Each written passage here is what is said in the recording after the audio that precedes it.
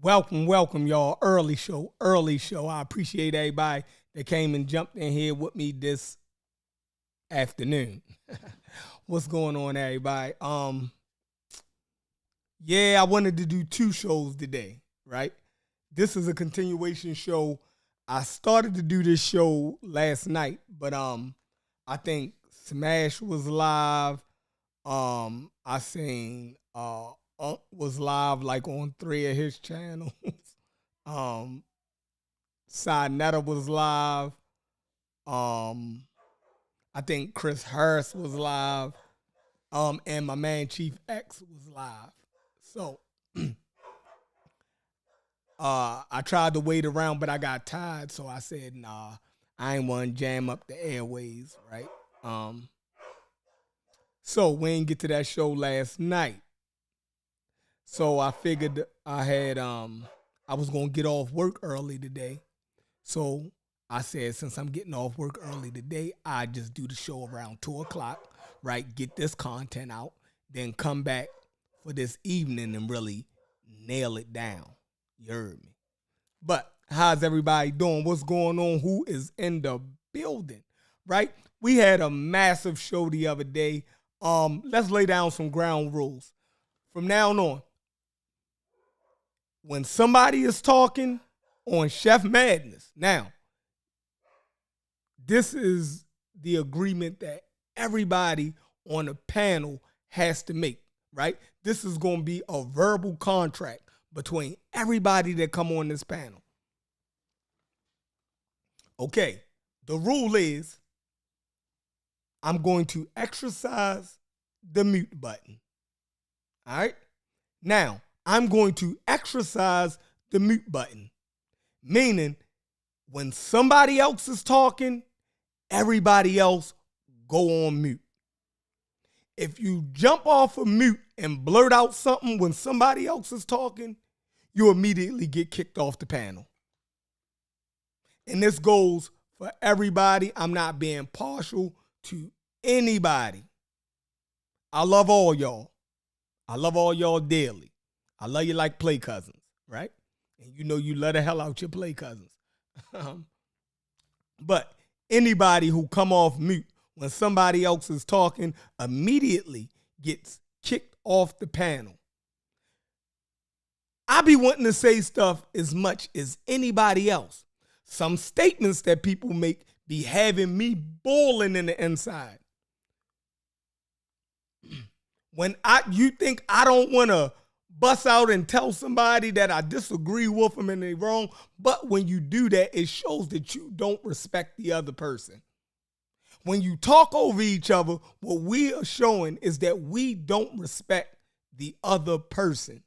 We have to respect each other, right? Even if we think each other is batshit crazy and dead ass wrong, right?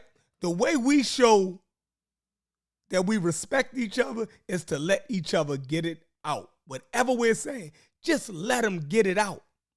I was talking to Unc earlier, and we was on an agreement that, yeah, the best way, if you think somebody is pseudo and you think somebody information is wrong, the best way to properly get them is to let them get the whole thing out. Let them get the whole thing out. That way they can't backtrack, right? That way they can't act like they wasn't saying what they were saying. Let them get the whole thing out, and then you got them. If you know they about to fuck up, let them fuck up. Let them put their own foot in their mouth. So, I messed up a good show by not muting everybody. And I take ownership for that. When I listen back to the show, right, the first part of the show was great. When I opened up the panel, I just let everybody talk and run over each other, because for me, I want everybody to feel like they can come on here and speak their mind, right? I want everybody to feel like this is a place for them to get their ideas off. Now, the reason why I do this is because most of the time in our communities that we live in, right, in the real world, all right, the people that come on these panels and listen to these shows, for the most part, we only got 2 or 3 people in our circle, in our real circle, that we can have these type of conversations with, right?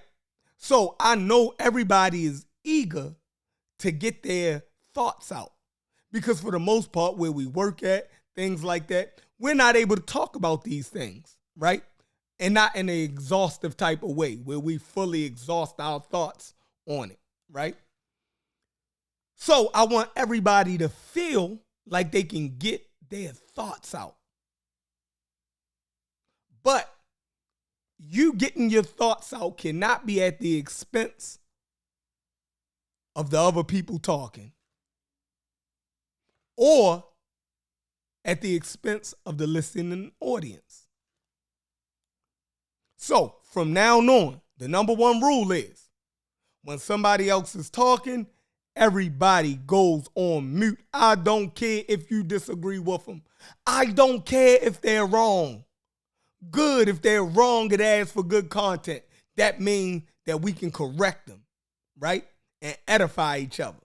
So, the number one rule on Chef Madness, right? Everybody gets to speak. Everybody gets to speak, but don't nobody get cut off across the board. All right? How y'all doing today? How y'all doing today? I didn't even change this stuff. Let's see. Let's change this up. And we're going to get right into it. I'm making an intro video. I think it's going to be fire. I'm making an intro video. Hopefully it'll be done by the time I go live again this evening. Let's see. All right, we'll say for this show, for this header, we'll say we have our history all screwed up.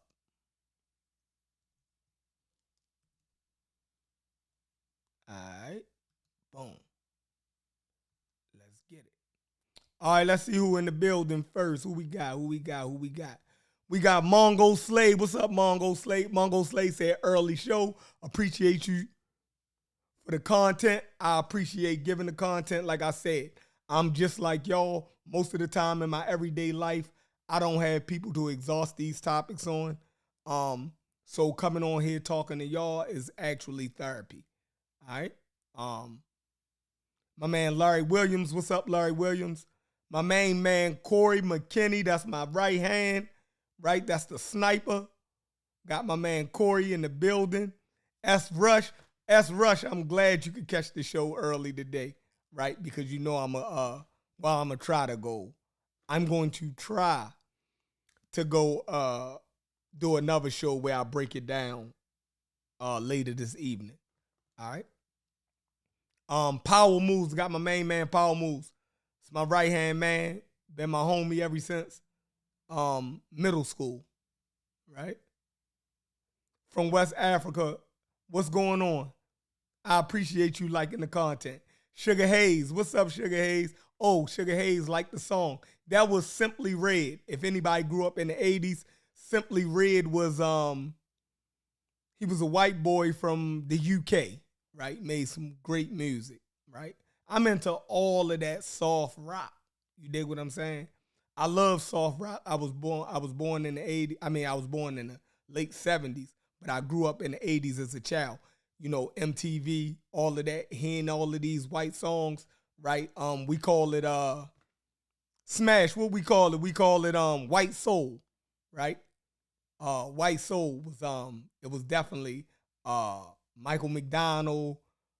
We had people like Hall and Oates. Hall and Oates is fire, right? Love Hall and Oates. Yeah, we had Michael McDonald, Hall and Oates, Sting, you know, yeah, we it was some tough white boys out in the 80s, definitely. Yeah, that was Sugar Hayes, that's Simply Red. Holding back the years. Gullah. Yeah, Gullah. Yeah, a lot of people don't know about that. And Gullah, you young. That's crazy because Gullah in his 30s and Gullah even know who Simply Red is. That's what's up. Um, Sunny Side Dallas. Sunny Southside Dallas says, Chef, did you hear Smash response? Yeah, definitely. Definitely. Yeah, I was on the show. I couldn't really respond because I was working. I had clicked in, then I got another call. I had something I wanted to say, but I couldn't work had took over. But yeah, definitely watch Smash Show. I'm just I appreciate smashing them for even addressing my content. I appreciate Psychopathia. It was a show that we did last week sometime. Psychopathia replayed a lot of it and critiqued it. I mean, that's what it's all about. I'm glad my content is worth creating conversations, in our whole network of channels, right? Whether I'm right or I'm wrong, you dig what I'm saying? I'm glad I'm adding to the conversation. So I'm cool with that. The critiques is fine. The critiques is fine. Shakira, what's going on, Shakira? Peace, peace, peace. What we got? What we got?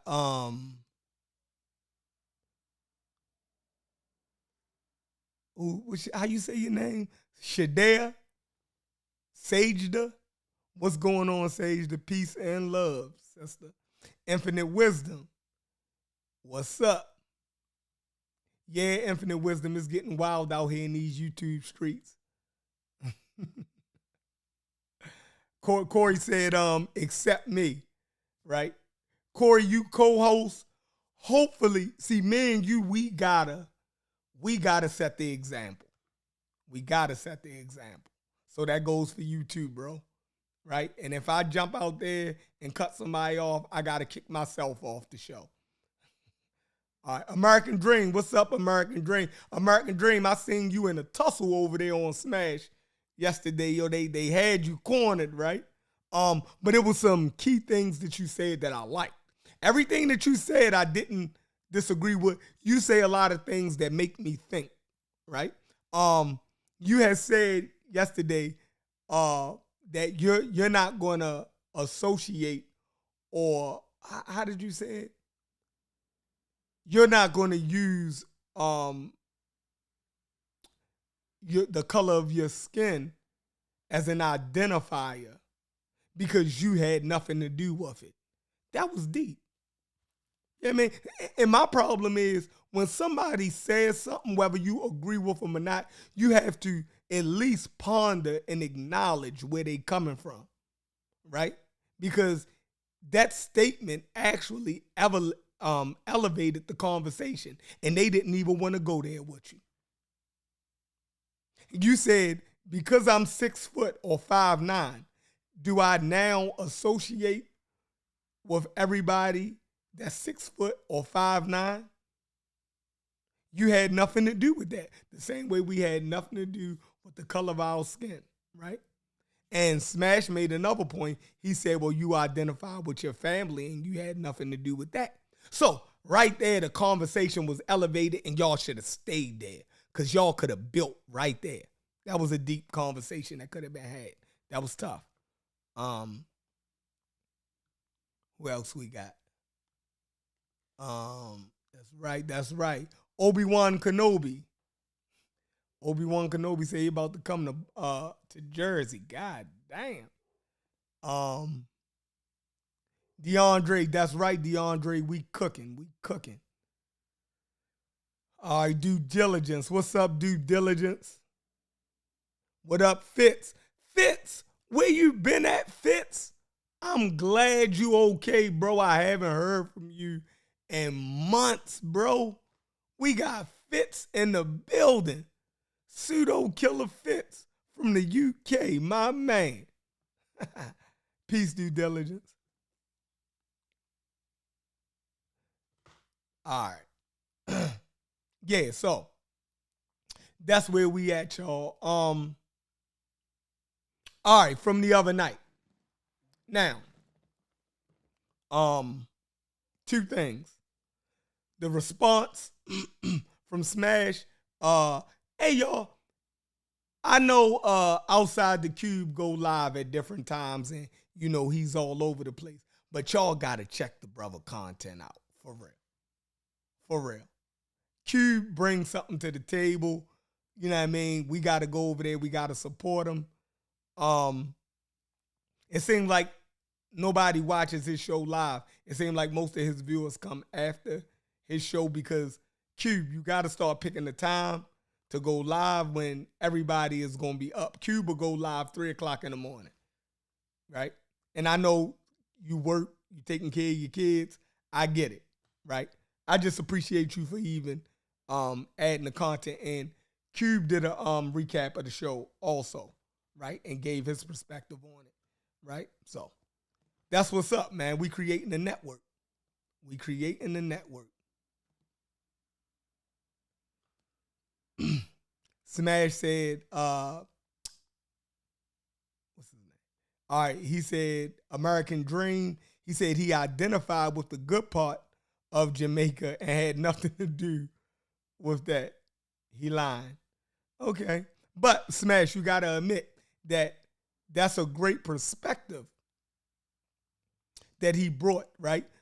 Whether we agree with people or not, right? I love when somebody adds something to the conversation that can build the conversation up,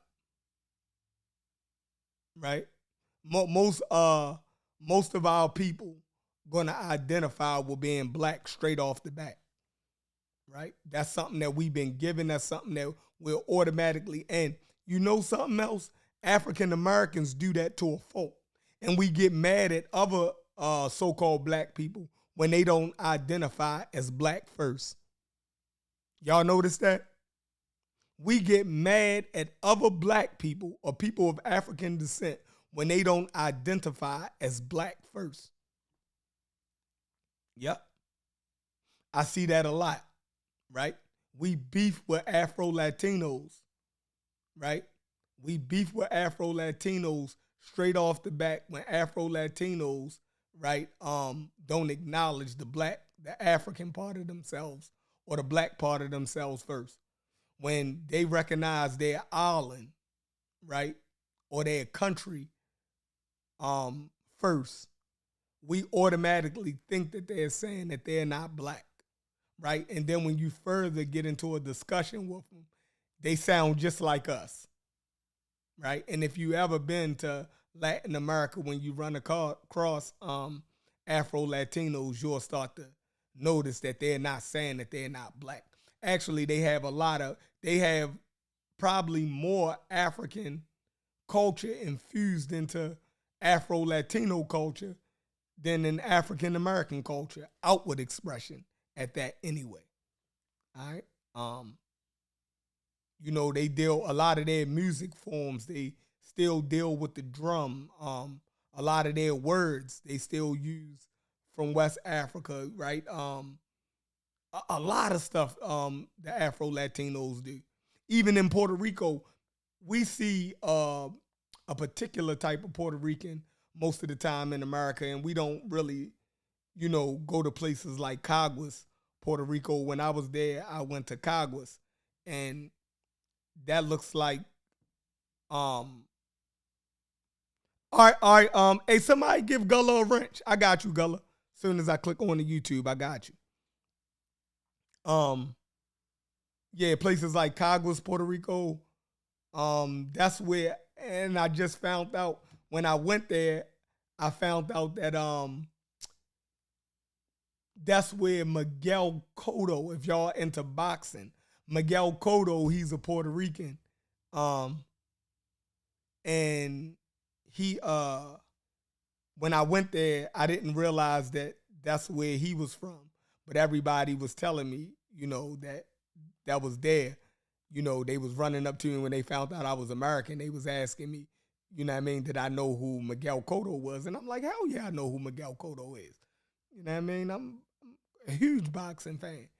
Um, yeah, and he's from Caguas, Puerto Rico, right? They very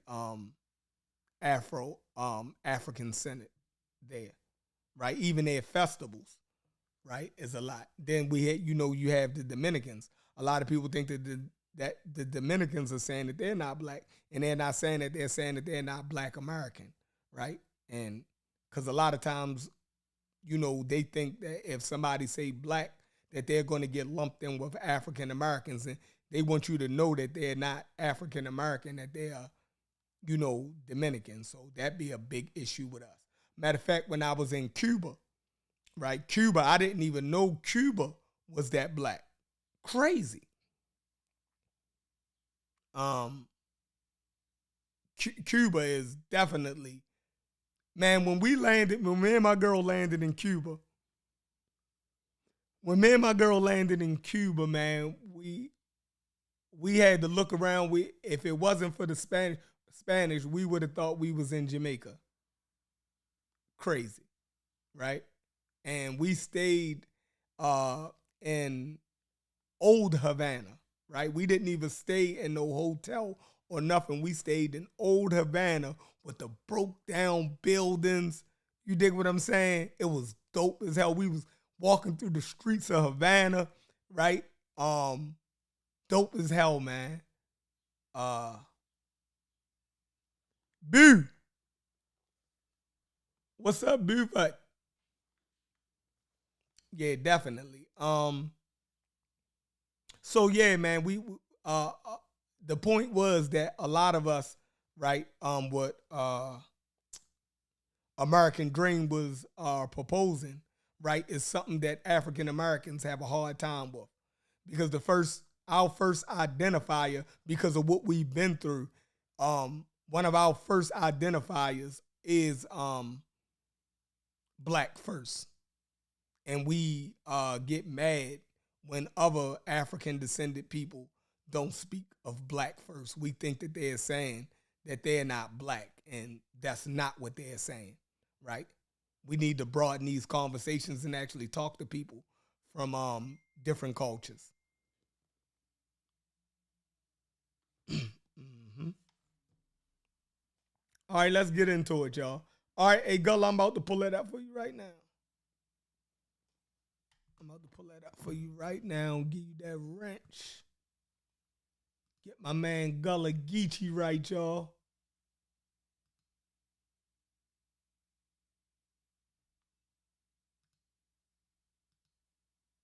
All right, how the sound look before we get started, y'all? I done spoke to everybody I could. How the sound, does it sound good before we start? Is my levels, do we look right? Is everything kosher? With Gullah.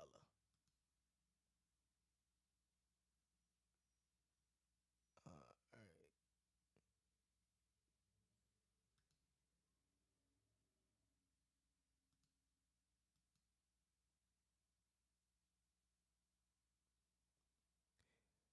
Yeah, it definitely will. It definitely will. Me and my girl been into traveling. My baby mother, I don't. My baby mother ain't my girlfriend, but me and my baby mother used to travel a lot. That was one of our things. Oh, everything sound good, and yeah. When I go places, I like to stay where the people stay at. Right? I don't. I want to feel the culture and how the people live. That's the best way to experience it. Right? Best way to experience it. It's a little dangerous. You feel me? You better make sure your knuckle game right. You feel me? Because anything could happen. Right? Anything could happen. All right, they said the um Khalil Sadiq said traveling the diaspora will change your perspective. It definitely will. Right. So my man Stu Pease, what up? My man, American Dream, I definitely understood part of what you were saying, right? Your your perspective didn't go on deaf ears completely, right? I think you and Smash was at a point where y'all could have elevated the conversation, but people jump in, they get mad at you. You dig what I'm saying? And it fucked up the dialogue because what you said it made me think, and then I thought about other black people that I met from outside the United States, how they didn't use black first either. You dig what I'm saying? So black was like the third thing that they said when they talked about who they was, right? So, like I said, African Americans, that's just where we're at, all right? And it's because of our perspective, probably. And let me say this before we really get into it. Um, Now what I'm about to say is not a fact, so y'all don't beat me up, right? Don't beat me up. Um, Maybe one of the main reasons why we identify as black first is because we are a minority, right? In a country that we feel never fully accepted us, right? I think they made us wear black more than anything else. So for us, just like look at how we use the word nigga, right? To greet each other, whether we greet each other in a loving fashion or when we have a disagreement with each other, right? In our pleasantries, any type of way we use the word nigga, right? So it could be because our predominant culture or the majority use nigga and use black as a way to categorize us. Now we identify as nigga. We do it to ourselves. It could be the same way that we started identifying as black, right? Because it was something that they put on us and now we identify with it. And we get mad at other people of African descent for not identifying with black first, right? But maybe that was something that wasn't put on them so hard, all right? Because you got to think, in most of those places, they were probably majority. And then think about, and then I think the biggest problem come from Afro Latinos, right? That we have the biggest issue with, right? Now with the Afro Latinos, something else happened in Spanish culture, right? In Spanish culture, the Spanish kind of accepted the African a little bit more higher up on the rung. They didn't harp on it as much as a reason to hold people back. So I don't know. I don't want to get into it. I'm gonna fuck it up. But we could do a show on it. That wasn't what I wanted to talk about. So I think I'm gonna do that conversation a disservice because my thoughts ain't together yet. All right. All right.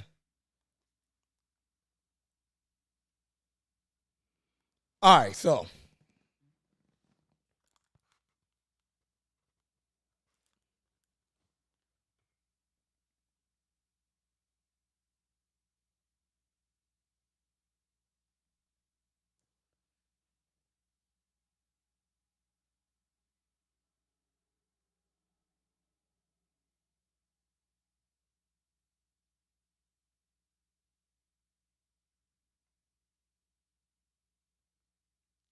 all right. Yo, this crazy.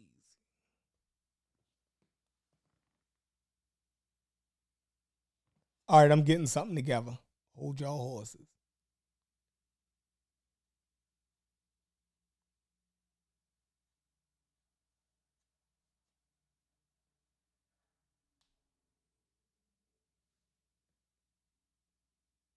I mean, the pork and. All right, here we go.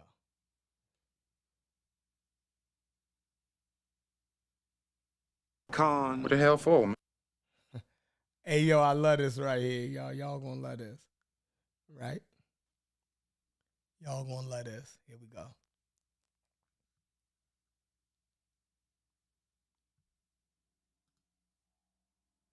Let's go to the iPad, y'all.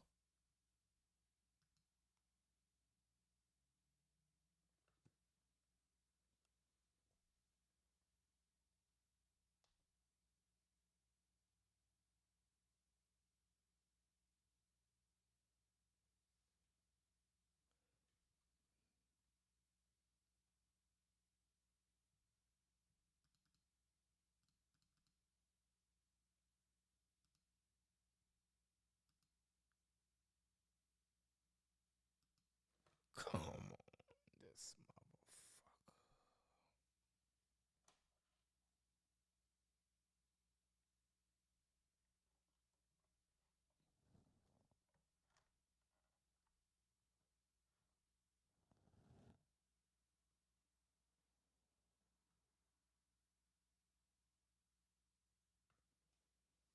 Yo.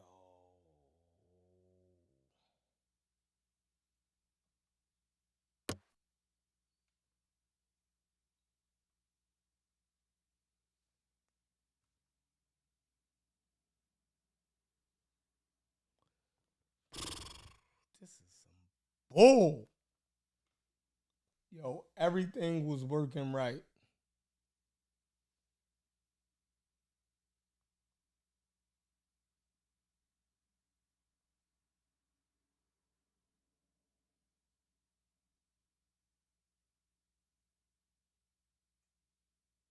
That's crazy.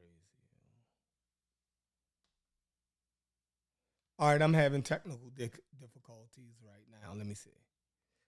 What y'all talking about? Let me fix this. All right, Ricardo says,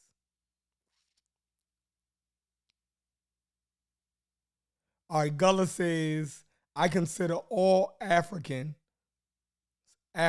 of the Americas African American. We are U.S. African American. I can agree with that. I can agree with that, Gullah. We're all African Americans because they're all Africans of the Americas, right? They came over on the same ships as us. I totally agree. They're Africans of the Americas. I agree with that.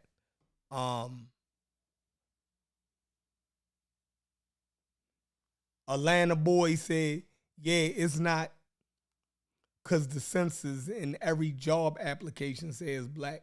We just made it up. No, I never said we made that up, but I agree with that. Everything says black on it. Khalil Sadiq said, facts, we use color as our primary identifier. Yep. Ricardo Robinson, what's going on? He said, Shafreen, I need to get your opinion on why is Unc welcoming a charlatan snake oil salesman, con man, liar, and pseudo Ali Muhammad back in the unconscious community and promoting his debate with Jabari. I don't know. Hey, look, y'all definitely can go over there and ask Unc that. But I think they doing good business over there. Ali Muhammad is going to draw a crowd, right? So he's worth talking to. If Jabari want to have that conversation with him, I think somebody needs to address him, right? I think somebody needs to address Ali Muhammad and show where he's, misleading people at. So that might be one of the reasons why Unc is accepting Jabari. I mean, not Jabari. Ali Muhammad into the community. Look, he could be just leading them to the slaughter. Right? Because remember, for the longest, Ali had left. Right? He left the community, so he wasn't engaging with everybody where he could be challenged again. Right? Ali brings a big crowd, right? And he's uncensored over there with his crowd. He get to say whatever he want. So, Ricardo, maybe they just leading him to the slaughter. So people can see his information. The people that follow Ali can actually see his information get challenged, right? And dismantled. Because right now, he's uncensored, right? There's no checks and balances on what Ali Muhammad does right now. So that could be one of the reasons. If I was Unc, that would be my main reason, right? That would be, well, one of my main reasons. All right. But yeah, y'all definitely can go over there and ask Unc that question. That's definitely a good question to ask. That's definitely a good question to ask. Shit, I'm gonna ask him myself. You know, what the hell you doing promoting Ali Muhammad, right? But I don't think he's promoting Ali Muhammad's information. He's promoting the debate.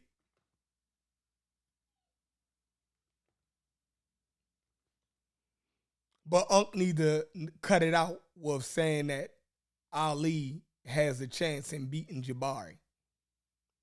No, he don't. That's disrespectful. Ali sounds crazy, right? And if you feel as though you can defeat Ali Muhammad with no problem, what will make you think that a goddamn historian and college professor of history can't defeat Ali Muhammad? We disrespectful. Who else we got in the building? Because I'm trying to fix something, y'all. Donnie Williams. What's up, Donnie Williams? All right. Gullah said Haitians and other American Franco nations and Brazilians are Latino too, not just Spanish. I agree. Francophones are Latinos also. I can agree with that. Francophones are Latinos. Why? Because French is a Latin language, just like Spanish and Portuguese. Right? So they could be classified as Latinos. We think that Latino just means Spanish. It doesn't. As anybody that speak a Latin language. I agree. Gullah, you a sharp dude. All right.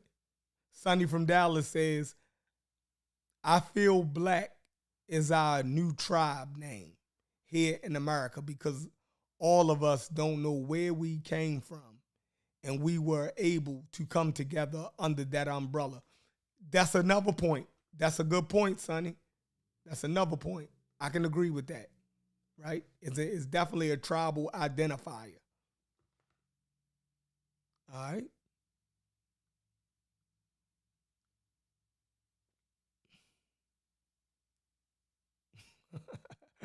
Donnie said YouTube gonna need a restraining order, right? At all this work I'm putting in. All right, I agree. We're gonna build this channel up, man. We're gonna build it up. Right? I'm here for it. Right? I'm here for it. Sugar Hayes says she don't like the African American classification. I think African American is the best classification for us. Out of all of the names that was proposed to us, I think African American has been the one that felt the best to me. Right? I think it readily identifies, you know what I mean, who we are, you know, and our condition. Right? Got my man Unbiased in the building. What's up, Unbiased? Man, y'all go check out Unbiased. Unbiased got about 7 channels, for real. It's hard to catch up with Unbiased. That's my bro. Rasta Man, what's up? Rasta Man said Ali Muhammad is a pseudo charlatan. Enough said. Okay, I agree.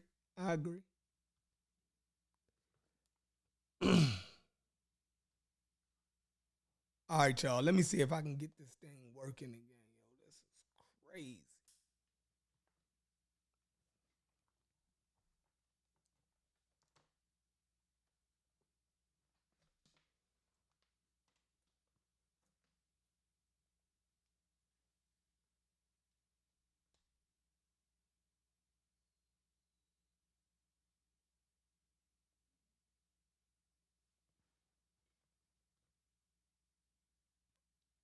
Yeah, African American is the best.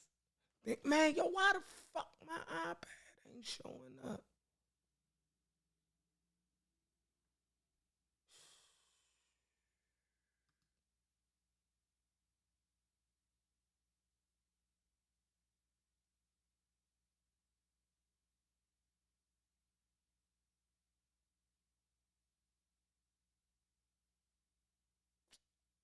Yo, it's not even showing up.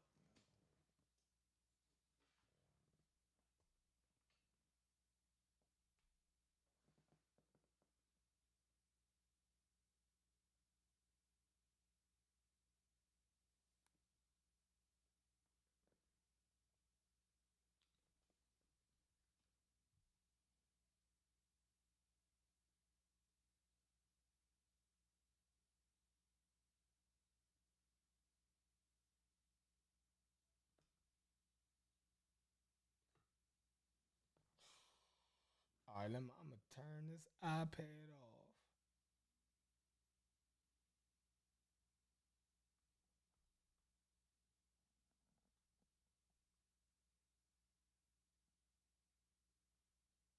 All right, we're gonna turn the iPad off and then we're gonna turn it back on.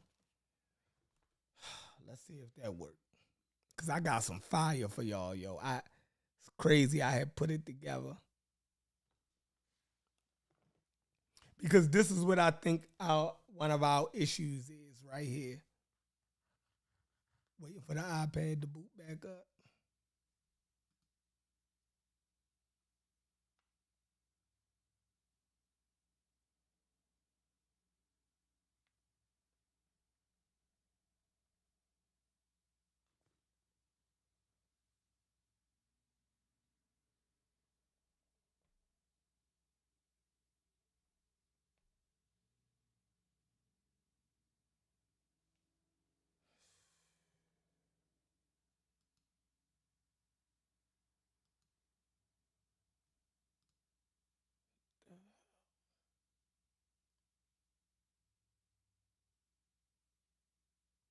Oh.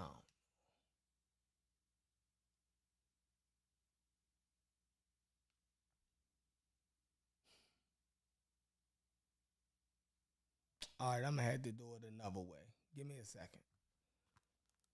Oh, fuck. Because I need y'all to see this shit.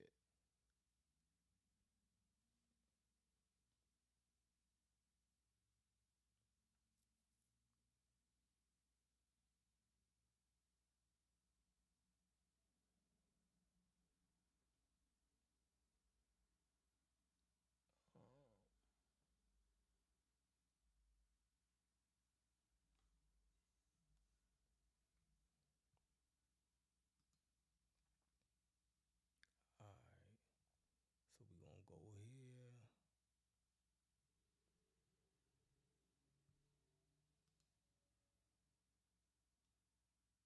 On the history.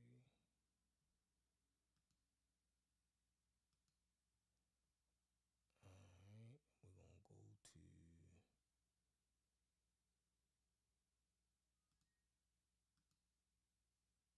boom. All right, here y'all. I got it. We're gonna go in another way and do this. We just gonna go to here. We're gonna do a screen share. Right? We're gonna screen share Google Chrome. Okay. We're gonna put a custom.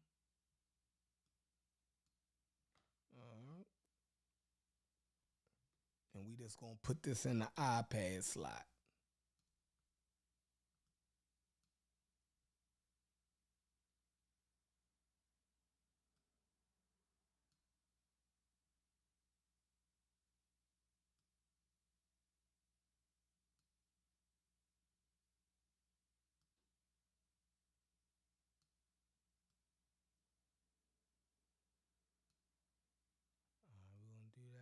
that.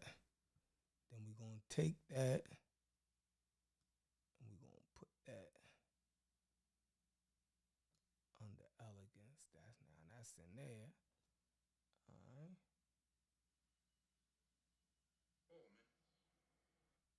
Boom. Y'all with me? So that's how we gonna have to do that. All right. Now we're gonna boom that.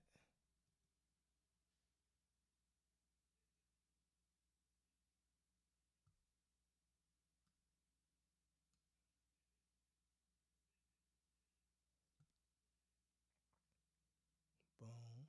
All right, that's right there. Now we gotta do this like this. Go to the Bluetooth. Connect the roadcaster. Boom. Bow. All right.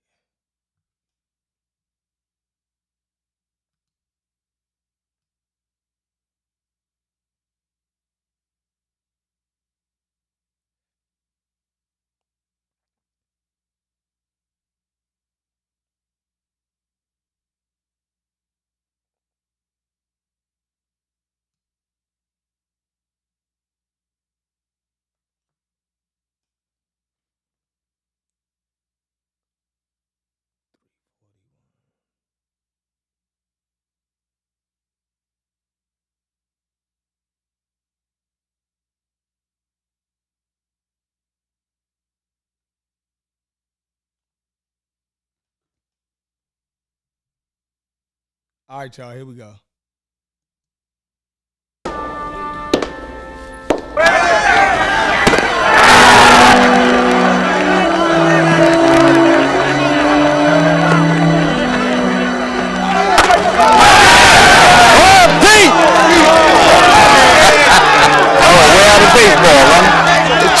What's the score, my man? 10-1. We're murdering them.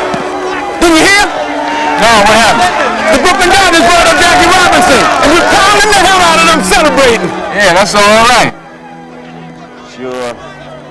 White man throw us a bone and we're supposed to forget 400 years of oppression.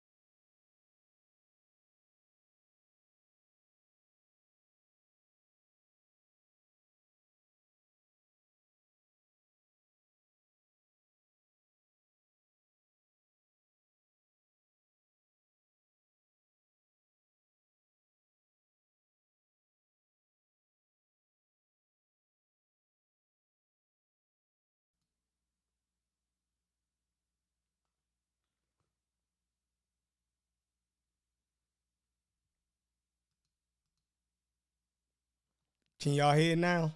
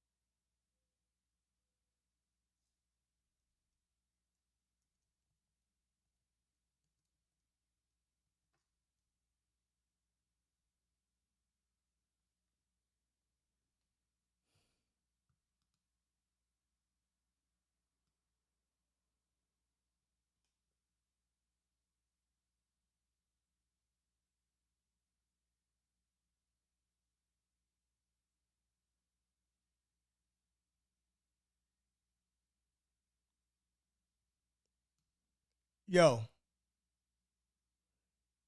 Hold on.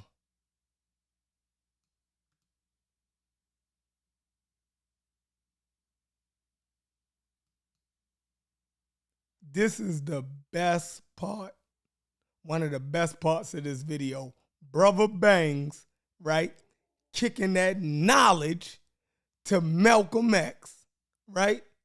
This is the best part, y'all.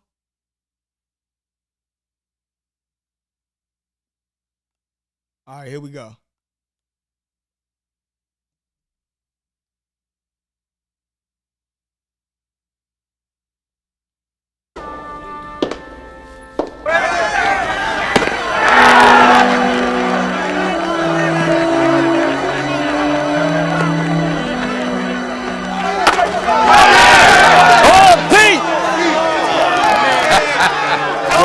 Baseball, huh? Check. What's the score, my man? 10-1. We're murdering them. Didn't you hear? No, what happened? The Brooklyn Dodgers brought up Jackie Robinson, and we're pounding the hell out of them celebrating. Yeah, that's all right. Sure. White man throw us a bone and we're supposed to forget 400 years of oppression. Yeah, but a Negro playing in the big leagues, that's something, ain't it? I told you to go behind the words and dig out the truth. They let us sing and dance and smile. And then they let one so-called Negro into the majors. That doesn't cancel out the greatest crime in history. All right, so y'all can hear now. All right, here we go. Let's back it up. Y'all got to get this, right? This is what I'm leading with.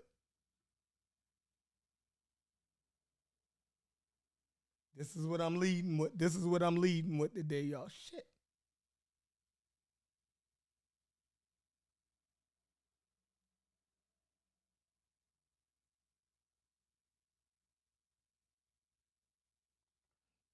All right, let's go.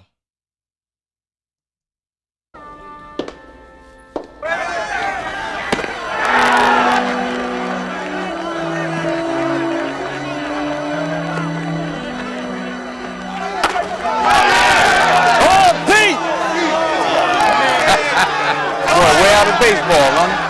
Check. What's the score, my man? 10-1. We're murdering them. Didn't you hear? No, what happened?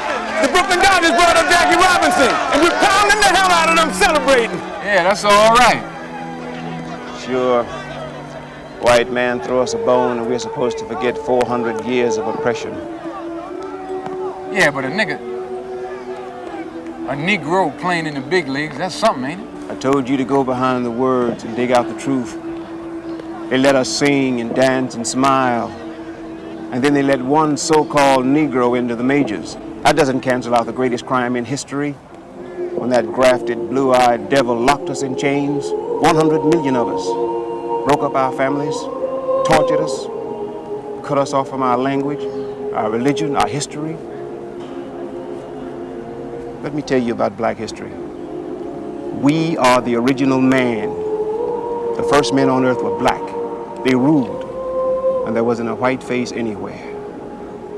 But they teach us that we lived in caves and swung from trees. That's a lie. Black men never did that.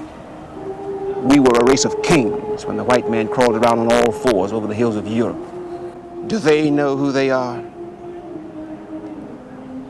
Do you know where you came from? What's your name? Malcolm Little. No. That's the name of the slave masters who own your family. You don't even know who you are. You're nothing, less than nothing. Who are you? Look, hey, shit.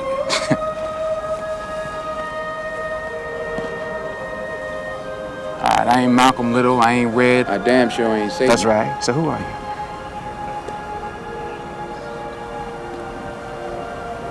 I don't know. We are a nation, the tribe of Shabazz, lost in this wilderness called North America.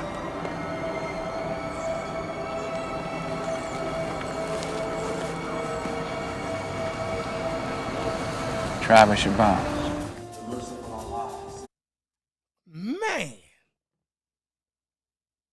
Tell me that shit don't give y'all chills.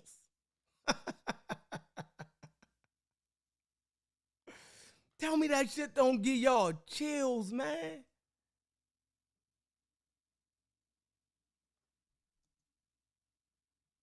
Hold on. Man, Spike Lee killed that. Whatever them niggas was feeling back then, Spike Lee made you feel that in that moment, right? He made you feel the transformation that Malcolm X was going through, of hearing his history for the first time. Don't matter if that history was true or not. Doesn't matter if that history was true or not, right? It was a prescription. And it set Malcolm X and them on a path.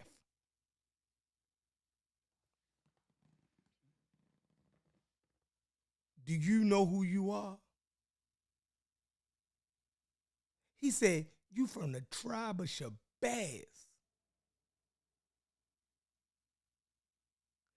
That shit, that pseudo shit was the most powerful shit I ever heard in my life.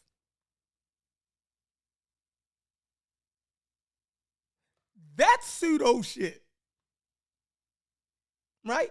Because if you never heard anything about where you came from, if you was only told negative things about yourself, right? Or your people, to hear that for the first time would be mind-blowing.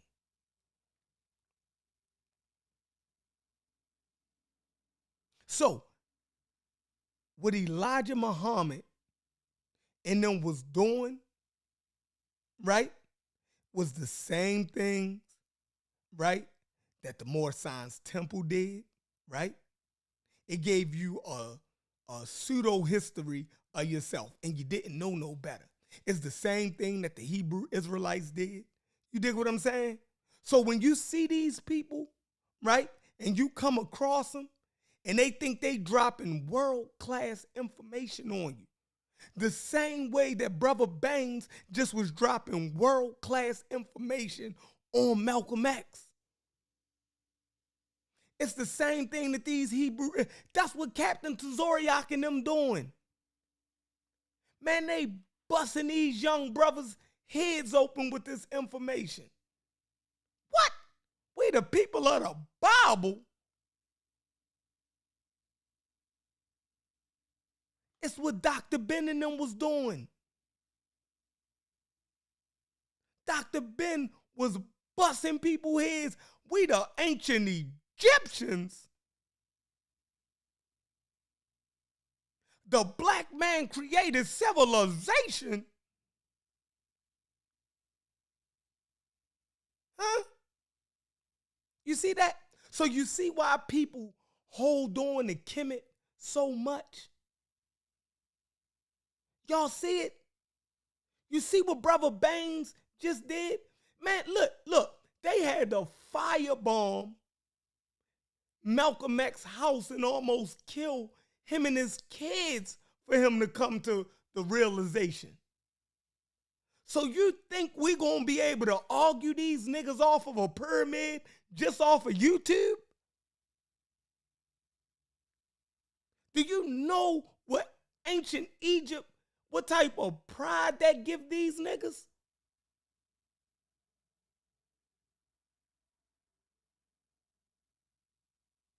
Do y'all get that?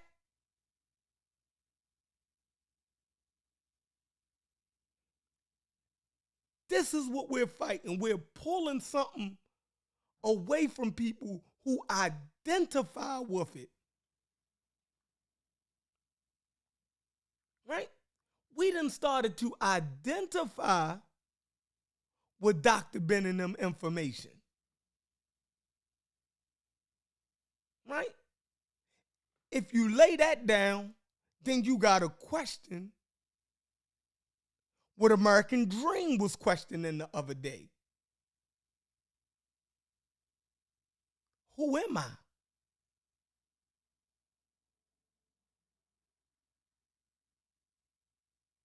That's deep. That is deep. Bruh, hey Rasta man, you can put your unk on. The same way a Christian, right? The same way a Christian can put his cross on. The same way a Jew can put his whatever that 6-point star is. The same way the Nation of Islam people wear that crescent. You can still rock it. If you find enlightenment, right, and comfort in ancient Kemetic teachings, right, culture, spirituality, whatever, then that's what you find comfort with. I wouldn't take that away from you. The same way I wouldn't take the cross away from my grandmother, right? But we're into giving correct history.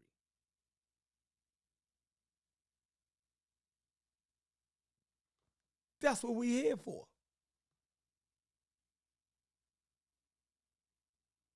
That's what we're here for. Man, what Brother Baines just did, I ain't in the Nation of Islam. And I don't believe in the tribe of Shabazz.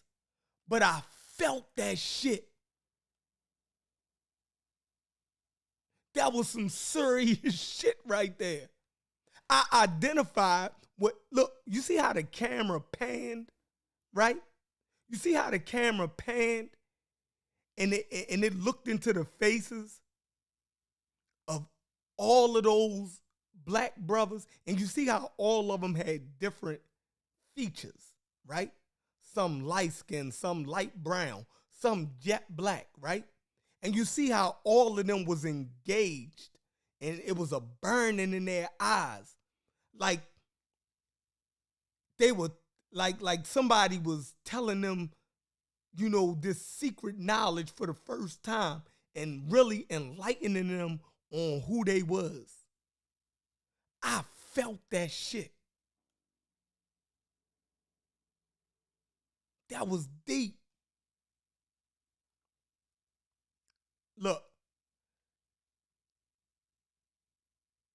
every John G. Jackson book I read was fire.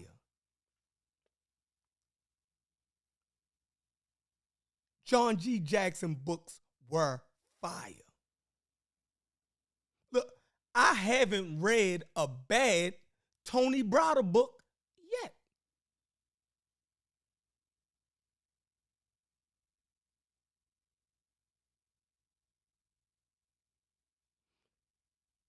You take some of the information, you throw it away. You throw the rest away. Right? Man, listen, I come back from the days of Naeem Akbar. I remember Naeem Akbar was one of the dopest dudes in the goddamn conscious community. Yeah, Naeem Akbar was from the Nation of Islam. He was a psychologist. Right? He used to go on speaking engagements in the 90s, right? He used to go on speaking engagements. He used to always be featured most of the time when he traveled with Francis Cress Welsing, right? Francis Cress Welsing book is so fire, they made a movie about it. The ISIS Papers. Everybody loves, right? The ISIS Papers is mentioned in two of black people cult movies, cult classics, right? You have the first movie that it was that the ISIS Papers is mentioned in is Eddie Murphy movie Boomerang back in the day. If you ever watch Boomerang, the movie Boomerang about him being a player, right, and then getting his own medicine when he found a female that was had just as much game as him, right? Played by Robin Gibbons, right? So, and Halle Berry ended up being his ultimate love interest. Great movie. But in that movie, Martin Lawrence, right? This was one of Martin Lawrence's early film roles, right? Eddie Murphy used to put everybody in his shit. Eddie Murphy was the shit. It still is the shit. I love Eddie Murphy.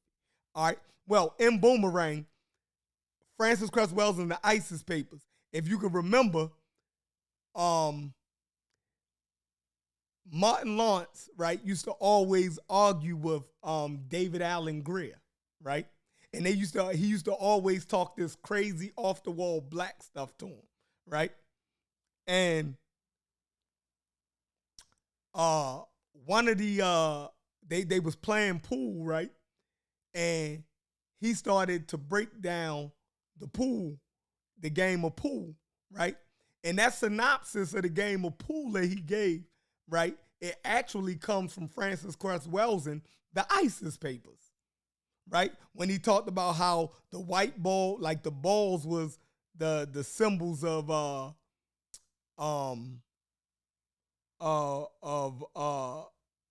you know, your balls, your procreation, right? And how the white ball and the green, the green of the pool table is actually the earth, right? And how the white ball's goal is to knock all of the other balls or colored balls off the planet. So it was talking about white genetic dominance, right? And that you don't fully win the game until the white ball drives the black ball screaming off the table, which is the earth. Well, that's Francis Cress Welson's, right? So Martin Lawrence, he was breaking that down. That actually came from Francis Cress Welson. And some of the writers on Eddie Murphy movies was people like Keenan Ivory Wayans, who is a deep brother. Y'all gotta check him out, right? Keenan Ivory Wayans, also, who else? Keenan Ivory Wayans, Robert Townsend. Robert Townsend. Y'all need to check him out, right? He made Hollywood Shuffle, right? Different movies, black exploitation. He would always make movies where he would Robert Townsend would have plays on black exploitation films, right? And show how, you know, kooky they was, right? But there was always a message in it. Robert Townsend was a deep brother. He also made The Five Heartbeats, right? Which was a play on the Dells and the Temptations combined. And it was actually one of the best movies about 60s rock and roll singers or R&B singers. But anyway, Robert Townsend and Keenan Ivory Wayans, I'm sure that they had a part in writing those particular parts in that movie. So that was Boomerang. Check it out. And then another place where it was mentioned that in another cult classic in the black community is Baby Boy with Tyrese Gibson, right? And Baby Boy, in the beginning of Baby Boy,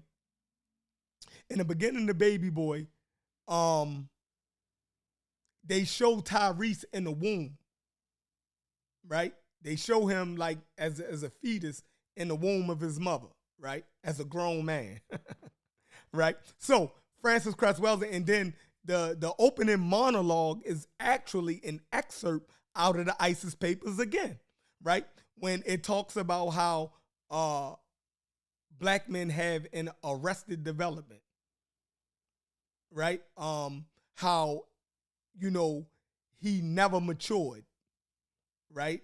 That white culture seeks to always suppress black men from reaching a state of manhood and maturity, right? So in it talks about how, you know, we have the baby boy complex. That's what the whole movie was about, right?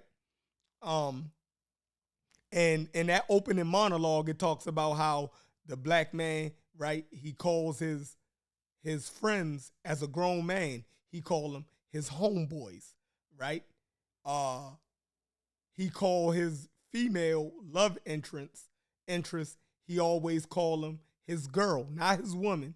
Like black men call their love interest their girl. They call their male friends that could be grown men. They call them their boys, right? And they call where they live at the crib.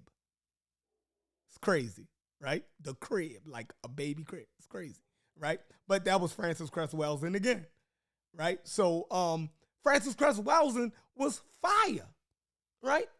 Now, we know that don't none of us live by that now, right?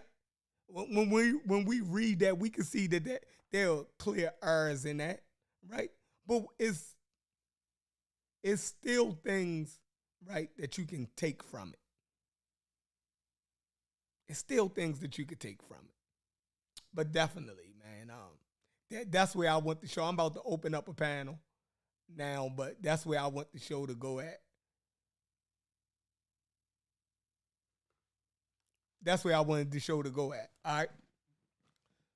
So let me open up Zoom for my brothers, and we could talk about what we was talking about last week. Now remember, on Chef Madness, our new rule. All right, hit the like button, subscribe. Anybody who not subscribed, please subscribe. We gotta get our viewership up over here. But our main rule over here is never overtalk each other. When somebody has the floor, they have the floor. We respect each other over here. And the greatest way to show each other respect is by letting each other talk. Okay. All right, let me get my Zoom up. And I got to get something to eat, so I definitely need a panel because I need to run and get something to eat.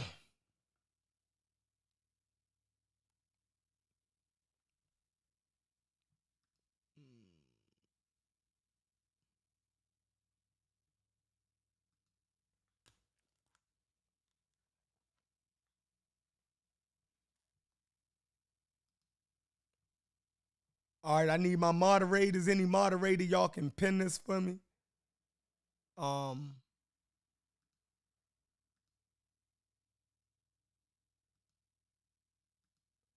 Pin the link in the chat for me, y'all. Yeah, Ratchet 42. I'm definitely gonna practice the horn, right? But they act like they don't hear the horn. So everybody is getting muted when somebody else is talking. If you come off mute, you're getting booted. Don't overtalk each other. I know these niggas wrong. I know they wrong. I know you want to get them. We're going to get them. Chill out. Somebody pin that for me, y'all.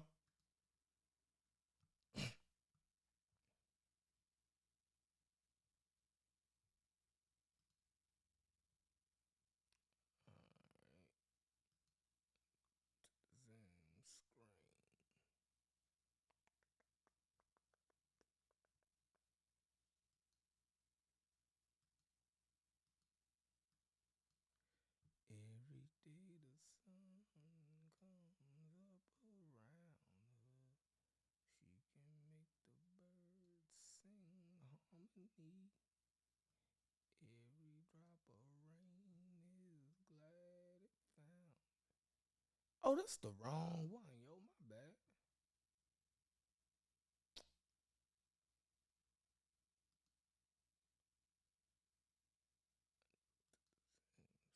There we go. I was on the wrong screen.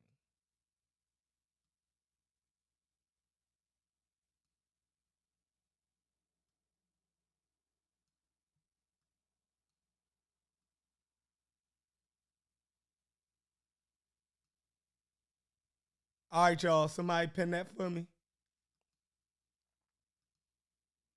And let's get it cracking.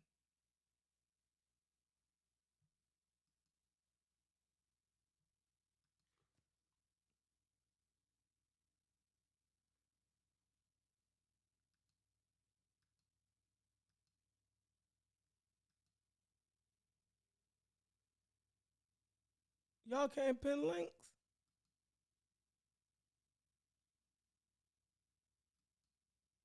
All right, there it goes, pinned. All right, yeah, yo, who want to come in here and kick it with me? I got to go get something to eat. We're going to do about 40 minutes, light conversation, then we getting on out of here. We're going to go over to Smash channel and beat him up over there. You feel me? All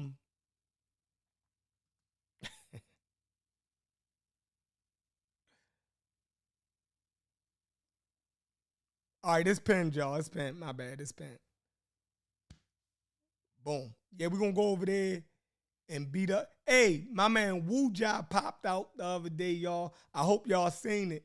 I jumped in this chat. You know, Wu Jai ain't been live and he been missing in action. We got to put out an ABB, but he did if y'all can go check out the sesh, he did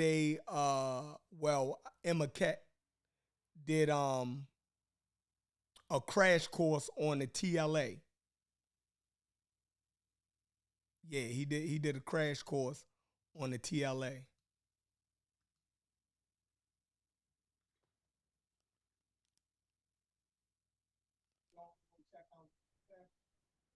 Smash, what up? Hold up, let me turn off the YouTube. Can you hear me? Yeah, I can hear you. Hold on. My bad. What's up? You can hear me? Yeah, I can hear you. What's up? Nothing, just tapping in. My man. Yeah, Wu Jai went live the other day. Well, they went live on his channel. They did a crash course on is a new TLA out. They said, and they was showing people, their way around it and how to use That's it. wonderful, wonderful. Mm-hmm. Yeah, I'm glad Wu popped his head out. Yep. So did you see the new TLA? Christopher showed me it. Okay. So you still using the older version? Yeah, Christopher. I think that's Christopher Withers who showed me. He whipped it out. But I mean, all the tools that we could get, the more tools we could get, the better. Facts. Yeah, I seen your recap.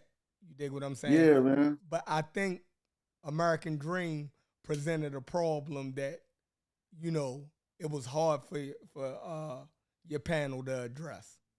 Yeah, but he wasn't talking about the subject matter that ex-architect was talking about on your show.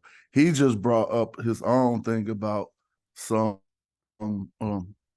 inferiority complex that, that's a different subject matter. Right. Now what ex-architect was saying, now think about this. Now I disagree with ex-architect, but I'm not Ngozi. I don't deal with all of the genetics the way that they do. But he was saying that sub-Saharan Africans, that North Africans are not Africans, right? And they don't have no connection with Africans. It was crazy, right? Yeah, he wrong. He ultra wrong. Yeah, so I think where he read that at, I think it was saying that North Africans cluster more with Southern Europeans and Western Asians more than they do with Sub-Saharan African. But that don't mean that they not African. That's where he was fucking it up at. But he never let you, fully get it all the way out because he'd jump over everybody. And I think that's where he fucked it up at. I think the documents state that Egyptians and North Africans cluster more genetically with the back migrations from Southern Europe and the Levant than they do with Sub-Saharan Africans. Because and that's the thing, though, Smash. Because most scholars say that the Sahara was more of a barrier than we and the conscious community give it credit for. No, that's not true, bro. Go ahead. I mean, I know you be watching my show, so why Facts. we don't give credence to all the new scholars? Mhm. So one of the main problems y'all do is in order to support your argument, yo guys have to use antiquated material because it ain't really no new people saying what y'all saying. And so when I be showing that like I do it right now and we're gonna just ignore it, it's gonna be the new scholars saying that that was never really the case, and this was all some colonial view of ways to separate Nubians up out of Egypt. Okay. Now, so let's break this down. Let's get some clarity. All right. So you're saying that the antiquated view knew of the old view from the 1900s. You saying that they knew about genetics? But I'm sorry, what did we? I thought we was talking about the sub-Saharan. You said they couldn't come up that much. We wasn't talking about genetics right now. You had just made a claim that people in the sub-Saharan couldn't cross up as readily. I don't remember how you said it, but I'm Yeah, paraphrasing that's what what I I said. remember. That's what I was saying. Yeah, we wasn't talking about genetics just yet. But that would be the genetics. I mean, I don't get it. It would be the genetics, but I was just making the claim saying that the people could I didn't say Egyptologists made any claim about genetics, but they said that the antiquated thought was that there was this impermeable boundary that we just spoke towards that would keep people in so quote unquote sub-Saharan Africa in the South. And they saying that that theory is just not the case. All right, so are we just talking about Egypt or we're talking about North Africa in general? Yeah, North Africa in general. So the cold part is that theory was brought into existence just to for the separation of Egypt, but they have to run it across the whole Sahara. But All right. we all know about the trans-Saharan slave trade, which would let us know if we was logical thinkers. What they're saying is Africans couldn't cross it, but the people who wanted to capture them could. Hey, Smash, but during that time they had the camel by then. They ain't had a camel all the time. Mm-hmm. Gullah, what's up, Gullah? What's good with it? Yeah, I agree with you though. I don't think it was. I think it was like times where people, people did move. Of course you had people that moved sporadically. Especially during the Green Sahara period. But the transatlantic slave trade was easier because they had the camel. They had the mobility of the camel by then. Yeah, so I think we're talking about in ancient times. So y'all then went back to the Green Sahara, but that's a good place to start at because we're talking about the formation of these populations. So if these populations, right, in sub-Saharan Africa, if they were in place, a Logic, I think you got the show playing in the background. This is some air or something.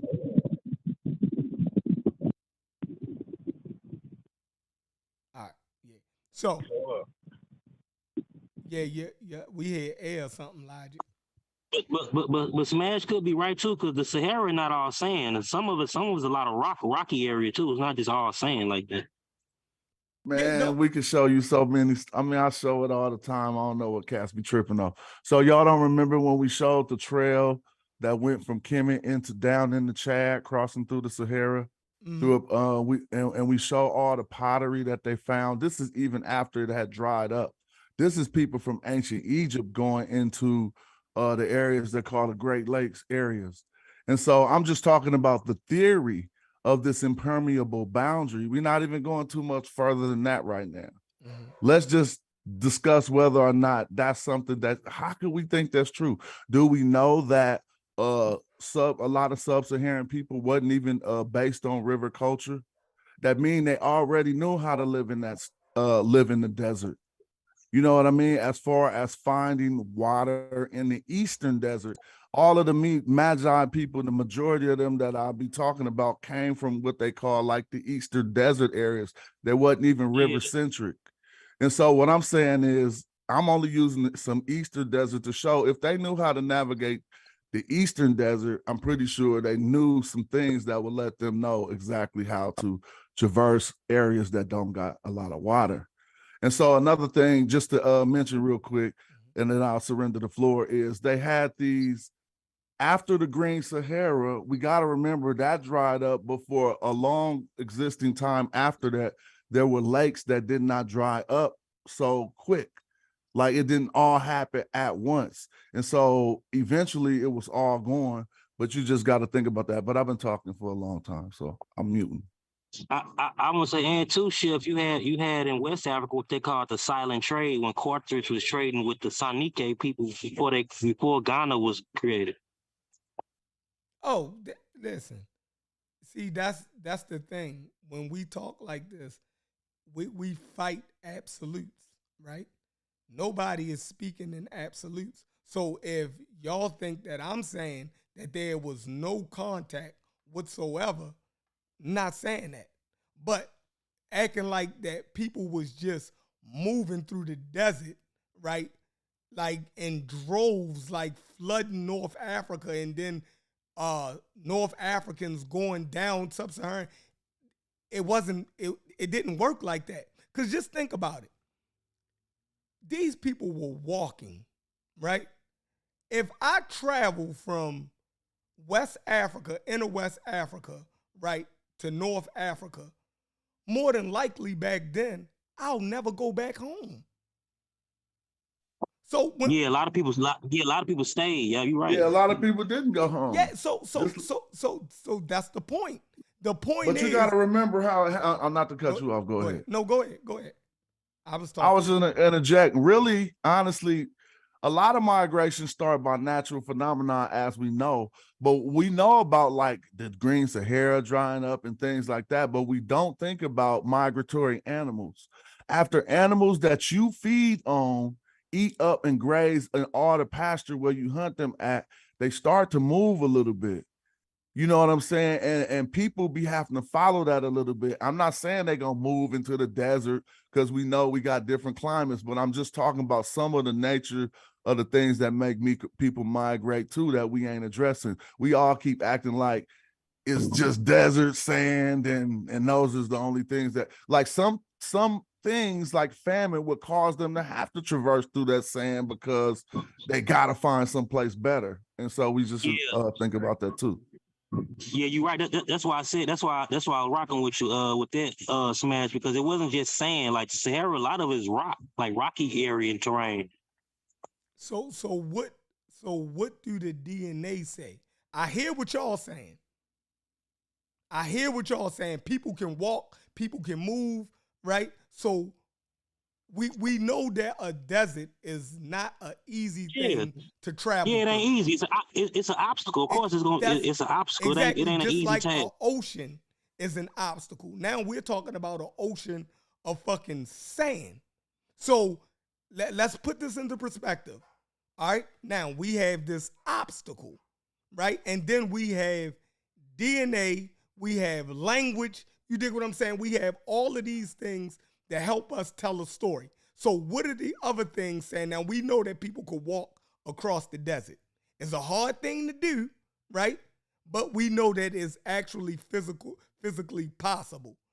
You know what I mean? It's very slim that you can make it across, but it's possible. So I'm not ruling that out. So now we look at the DNA, we look at the language, right? And we look at culture. Now, do any of that tell a story of how much movement was going on right there also? Y'all can go ahead, whoever wants to start. I ain't jumping out the gate. Go ahead, somebody. Go ahead, Gullah. I'm trying to find a publication for us to look over. Okay. Gullah or anybody? I mean, well, Logic. Since ain't nobody, go ahead. Who's that? Logic? Yeah. This ain't really my lane. You know what I'm saying? I kind of somewhat follow somewhat of the conversation. Mm-hmm.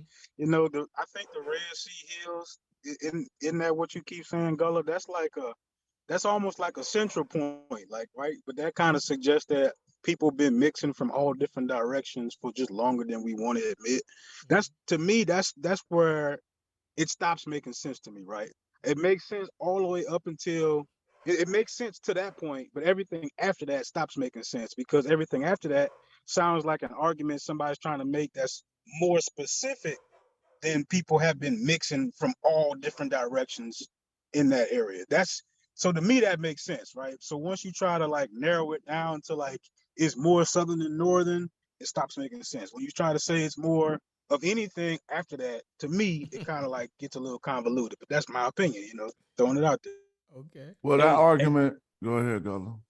hey, Chef, I want to say too, to correct that fool you had on your show the other night, according to Christopher Ehren's new book, what I'm saying, technically, so even though the Horn of Africa is, it has its own unique terrain and ecosystem, it's technically still a sub-Saharan Africa. And Afro-Asiatic languages come from the highlands and the Red Sea Hill area of that region. And North Africans, they migrated to those regions, mixed with some ancient population that was already in those areas. So it'd be impossible to say that North Africans, Egyptians have no sub-Saharan African connection. That'd be absurd. All right, so check this out.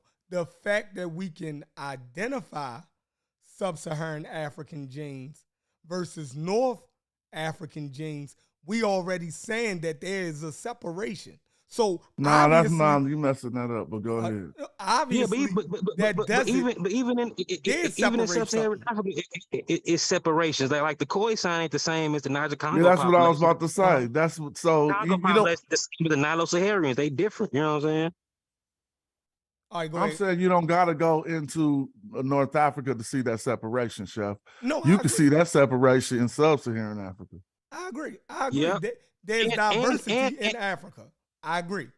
There's diverse populations in Africa. My bad, bro.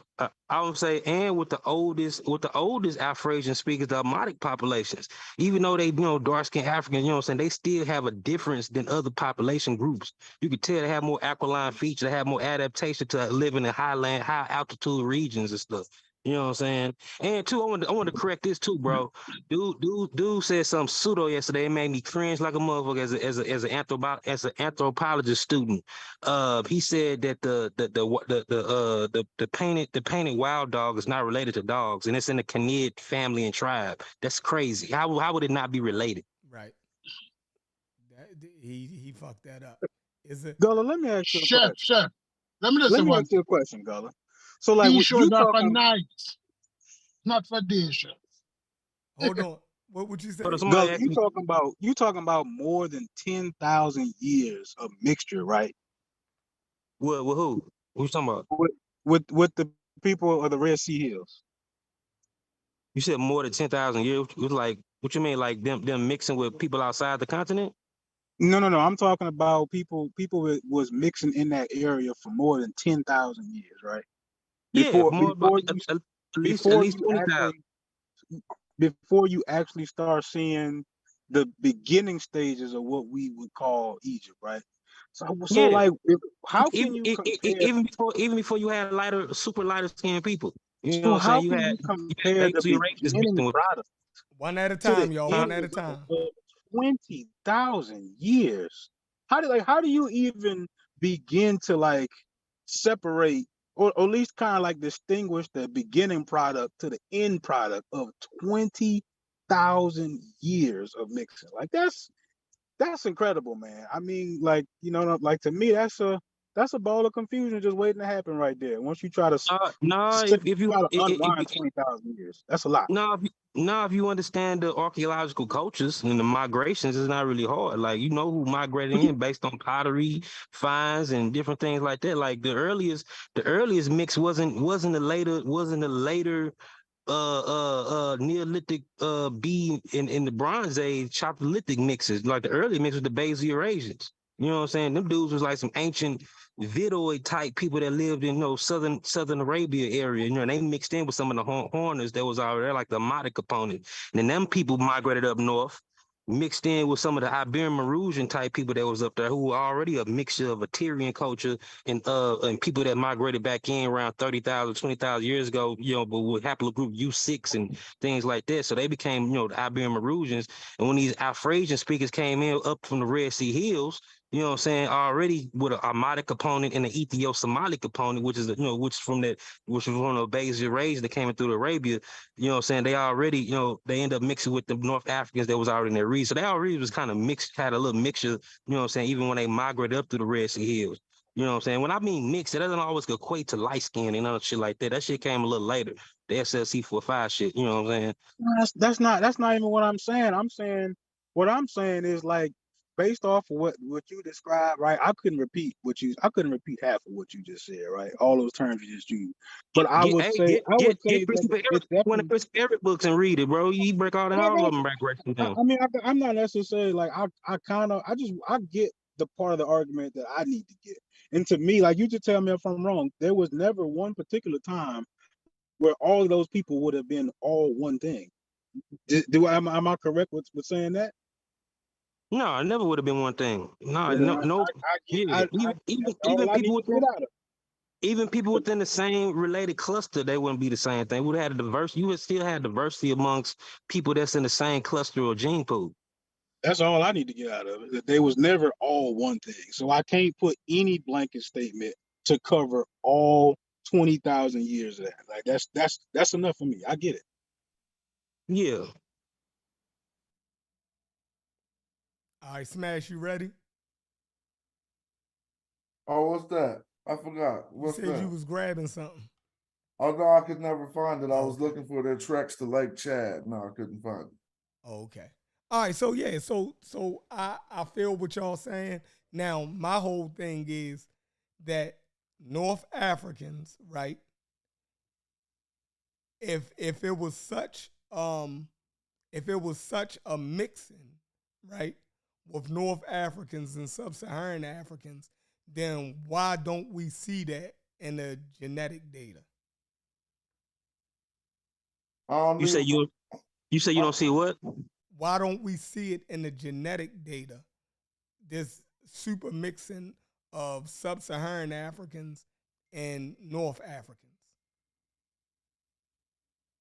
I mean, you see you see some mixing, but you see it sporadically. You still have some L2 lineages, you know what I'm saying, amongst Tunisians. And it ranges from population to population in North Africa too, depending on what group group it is, But their roots, you know what I'm saying, most of the predominant, especially the paternal lineage, come from like the Horn area. They got E3B markers. So the paternal lineage is a product of, these dudes from the Horn. Years. That's 30,000 years, though. Who? No, the E3B, E3B got up there around 15,000 to 20,000 years up to North Africa. You know what I'm saying? Okay, so check it out. So because this way we always get bogged down at. Now I'm about to pull up an article, right? Now this article is going to read, that Sub-Saharan Africans don't cluster with North Africans, right? And that the mixture that you see in North Africans, right, happened during the Islamic period. So how do they know that? You dig what I'm saying? Like when the spike in it is shown in the Islamic period. Ain't that the same article? Yeah. Yeah, you gotta stop using that article. No, but it ain't talking about the mummies. They're talking about the 20. That's a result of the 2017 study. Chef. It's another article that go back to 2018. They talk about some of the ancient ancestral West African markers that was lingering in that in the North Africa area, but it got mixed into the Ibero-Mauritian populations, like in Morocco, what they call it, Tel Khalif or something. Some of those finds of those Ibero-Mauritians had like 36%. Hadza and proto, Niger Congo, admixture in it. And what's the time just from them, during the Greens Hera period. It's like around 14,000 years ago. So, all right. But you had ancient mixes, but people, got isolated, and they like North Africans, of course, they have their own, genetic gene pool as well. You know what I'm saying? Let me ask you a question, Chef. Go ahead. So to you, now, I'm not supposing or presuming that that's the same article. The results rendered from that Suleiman test in 2017 were multifold.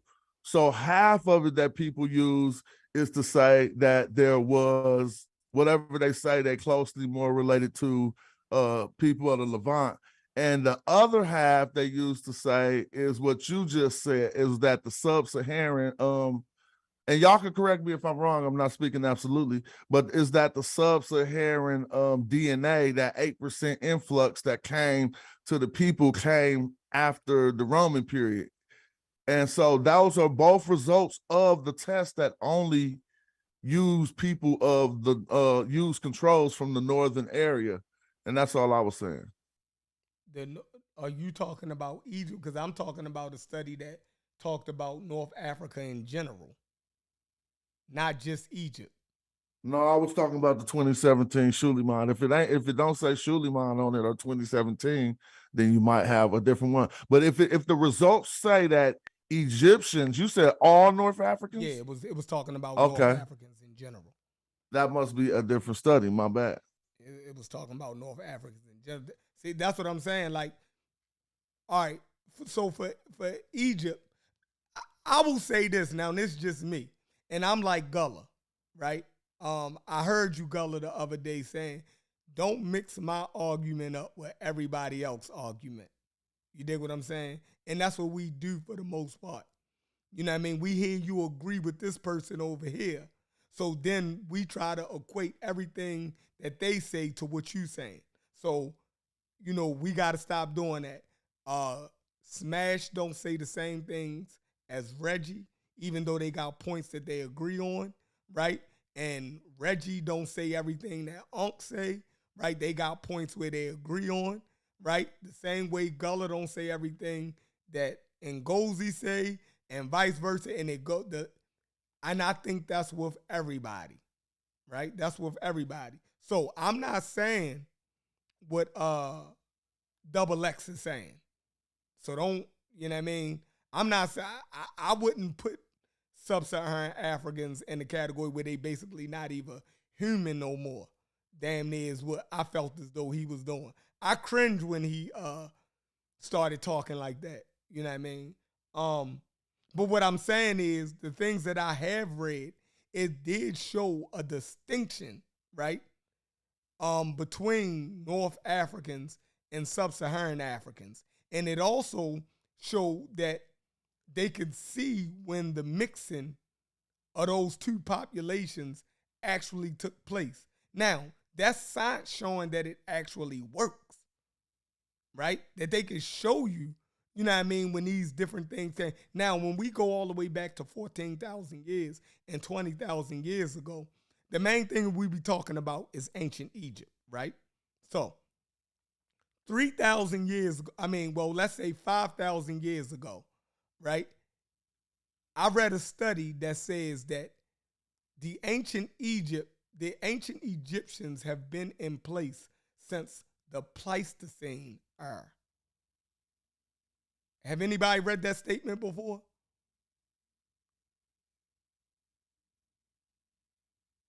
Hello? Yeah, I never heard it, and I disagree with that because you had ancient North Africans up there doing the Pleistocene, but how you gonna have ancient Egyptians if you don't even have Afro-Asiatic people up there yet? That's what The grain collecting came from the Red Sea Hill area. You know what I'm saying? The southern Red Sea Hill area from the Horn area region.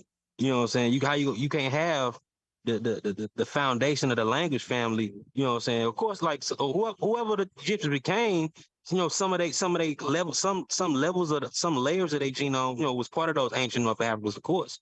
But the nucleus of their culture comes from those Afro-Asians.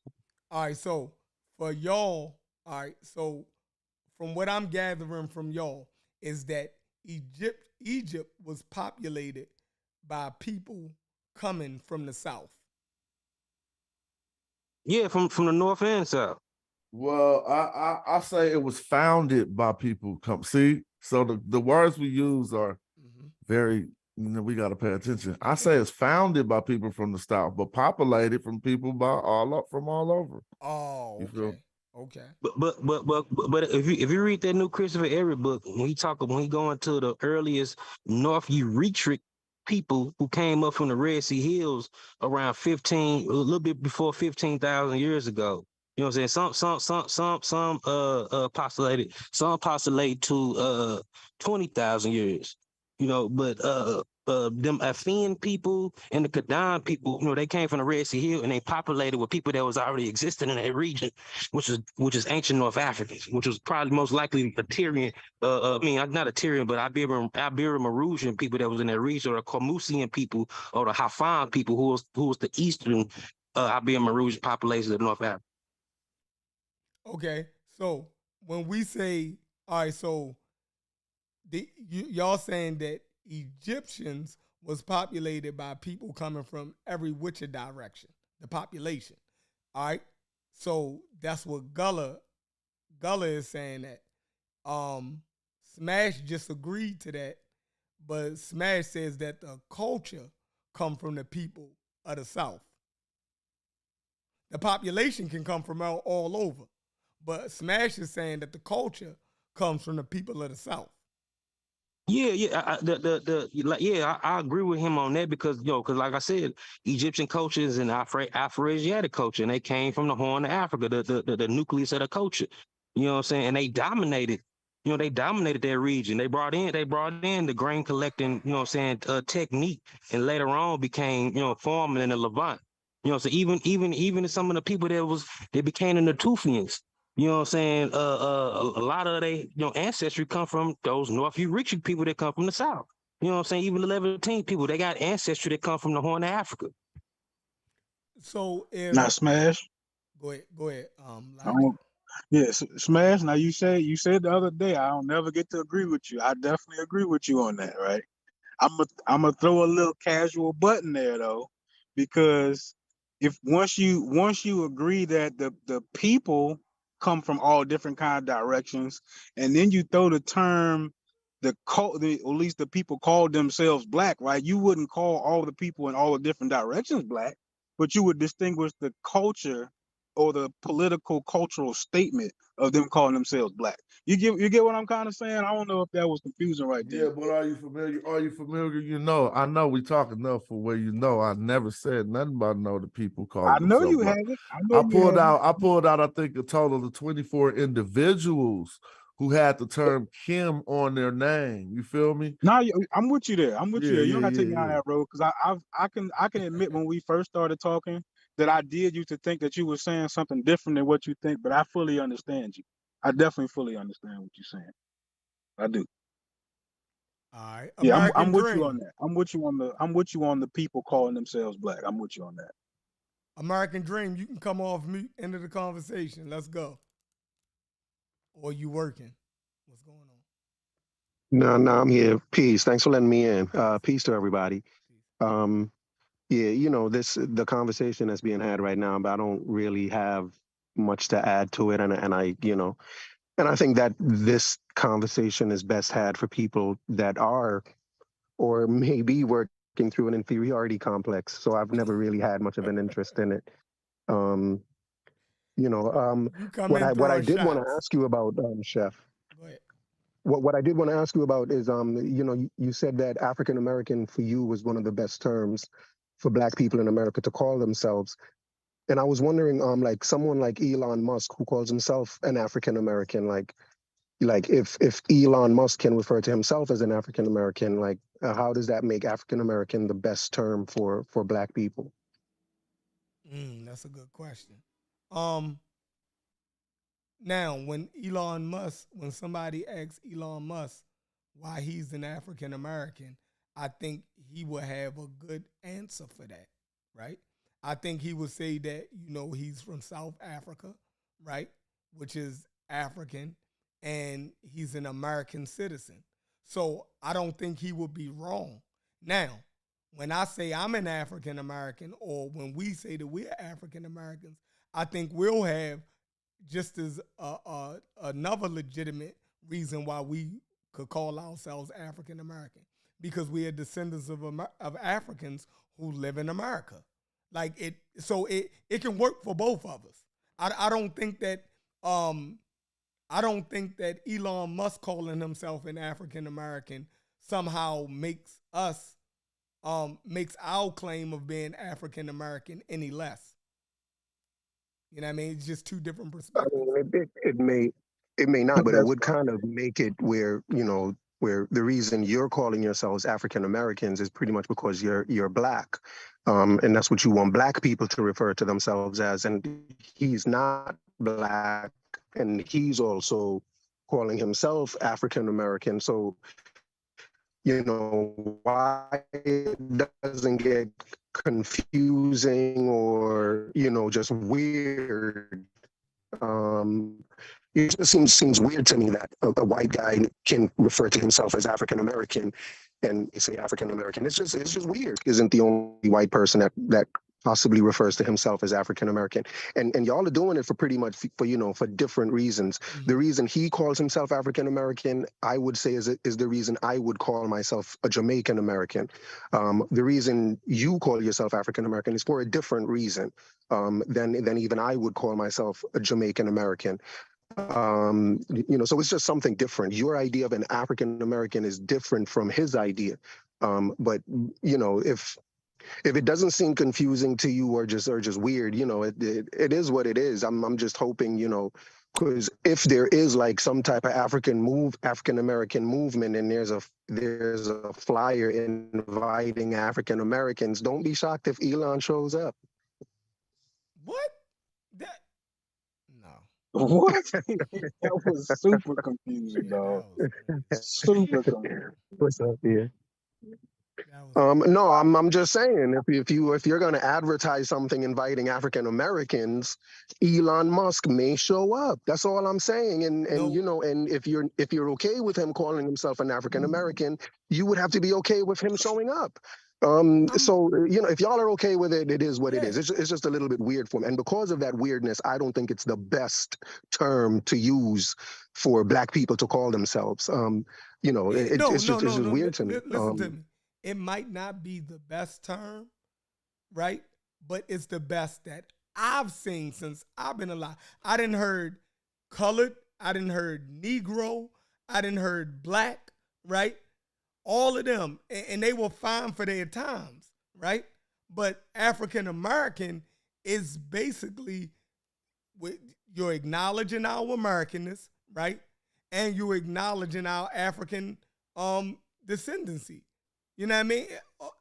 It makes sense to me. So whatever reason Elon Musk is calling himself African American, I think he would be excluded from anything when it's pertaining to us.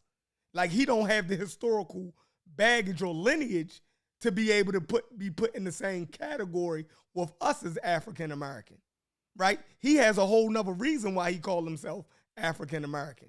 Not the same reason why we call ourselves African American, if you understand what I'm saying. But I don't have no problem with him calling himself African American for his particular reasons. I think Right. he's on Can point also. can I quickly like I fast do. forward this conversation a little bit, because I want I do. to get to Let me just say this. inferiority complex stuff. That's deep. Go ahead. Let me just say this, and it may relate to the inferiority complex. Like the reason African Americans, the reason we added on, or the reason that African was added on, in my estimation, is because Black people in America don't fully want to see themselves as American, or because of slavery cannot see themselves as fully American. So they're adding that on. But Elon Musk sees himself as fully American. Like when he adds it on, it doesn't take for him. It doesn't take away from his Americanness. When African Americans add on to the American, is to take away from it.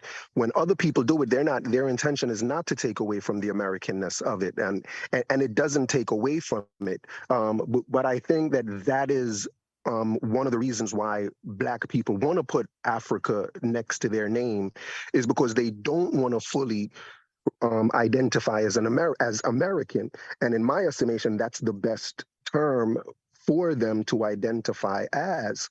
And that's where their power lies. And I think that the reason that they haven't really been expressing their greatest power is because they're not really willing to accept that they are fully American and identify themselves as that. They'd rather be kind of halfway in, halfway out kind of a thing.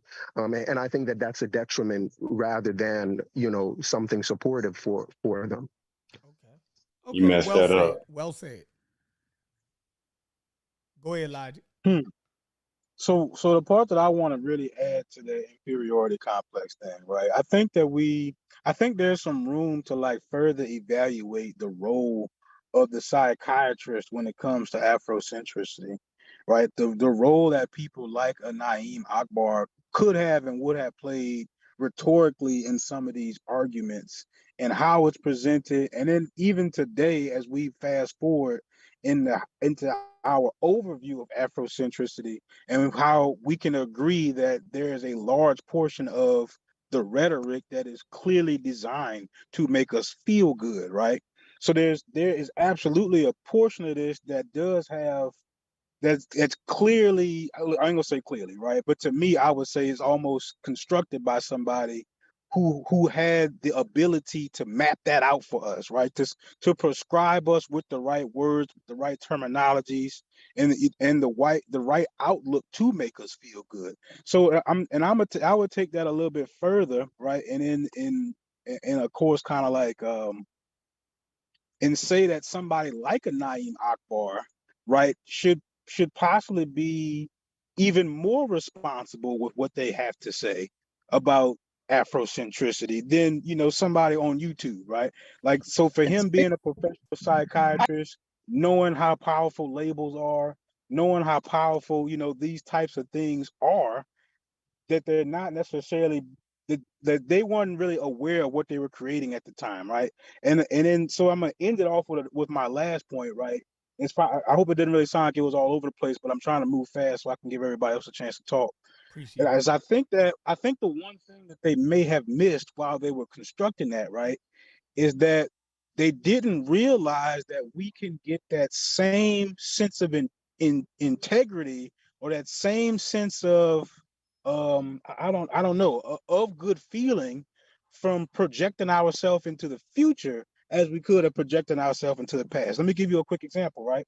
So if I want to become a certain if I want to start taking on certain attributes of my character, certain attributes of my life, right? I can evaluate my life, take those attributes into consideration and start applying them now, right? And move forward with those attributes. I can take all of that. My brain does not know the difference between me imagining my future and imagining my past. So whether I was a king in my past or I plan to become a king in my future, I should be able to take that outlook in the exact same way. So we don't have to necessarily be stuck in the past or stuck in what my aunt created 5,000 years ago. We can not even necessarily collectively. We can individually start to create our own self-image by projecting ourselves into the future. And I think that that's a big part of what we don't get to practice because we're so heavily entrenched with our past compliments, our past accomplishments. You can't create a goal in the past. You'll never be able to go into the past and correct anything, but you can take some steps to start to deal with yourself in the future or recreate yourself for however you want to be able to be seen, however you want to be able to change yourself. You actually have control with that, and You know, that's I that. like I I mean, like I like everything you're saying. The only thing I would kind of adjust is, for me, the best way to make sure I have a good future is to just be present and to deal with my present moment. The future will take care of itself. Like, as long as we take care of our present, be present in what we're doing. And I think, recognizing that we're American is the most present that we can be. And once we do that, we're gonna make history. Like, once we are fully present, we're gonna do great things, and we're gonna make history, and that's gonna take us into the future, whether we like it or not. So the future and the past are gonna take care of themselves. We just have to be more present and deal with what we are now. And I think that's the best way to be what we want to become, is to just be present. I mean, I totally get that. I think I'm trying to be more specific, right? So like let's take Mod for example. So I think there's a large amount of this community, right? That would say, and I wouldn't include smashing this. I would have one time I would have thought smashing in it, but I wouldn't include smashing it, right? That would say that we need Ma'at to recreate our morality from the past, right? To recreate some of these great civilizations that we had in the past, right? And it's a noble concept, right? But it's a little bit restricted because if you don't realize that you have the ability to recreate Ma'at right now, right? Then you don't realize that you really that you could just take that story from the past and do whatever you need to do with it. Like you don't need Can I ask to you a question, hang bro? on to it. Can I Say ask you a what? question? Can I ask you a Go for question? it. Would you like to go back to live under a pharaoh? No, But that's what absolutely not. recreating Ma'at means. Ma'at is about the pharaoh and living under a pharaoh. There I is don't no think people Ma'at don't without a understand it in pharaoh. that much detail anyway. They But it don't. doesn't matter. That's really what it's about. When you say we need to recreate Ma'at, what you're really saying is we should go back to the days of having a pharaoh. And who's going to be the pharaoh? Chef? I don't know. no, no disrespect, but I don't think we should go back to the time of Ma'at because that's living under a pharaoh and having no liberties at all. I don't want to go back to that time. Like I appreciate where we are today with all the liberties that we have, and believe it or not, people that want to take us back to Kemet, people that want to take us back to Israel, are really simply trying to take away the liberties that we have because what we have today are things that we earned fighting against that religious crap.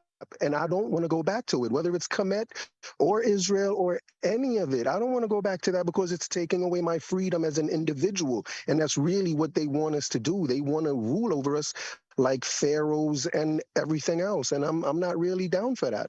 I like where I I'm at and I'd disagree with rather that, bro. progress from here. Yeah, yeah. I don't think the average conscious community person understands it with that much detail.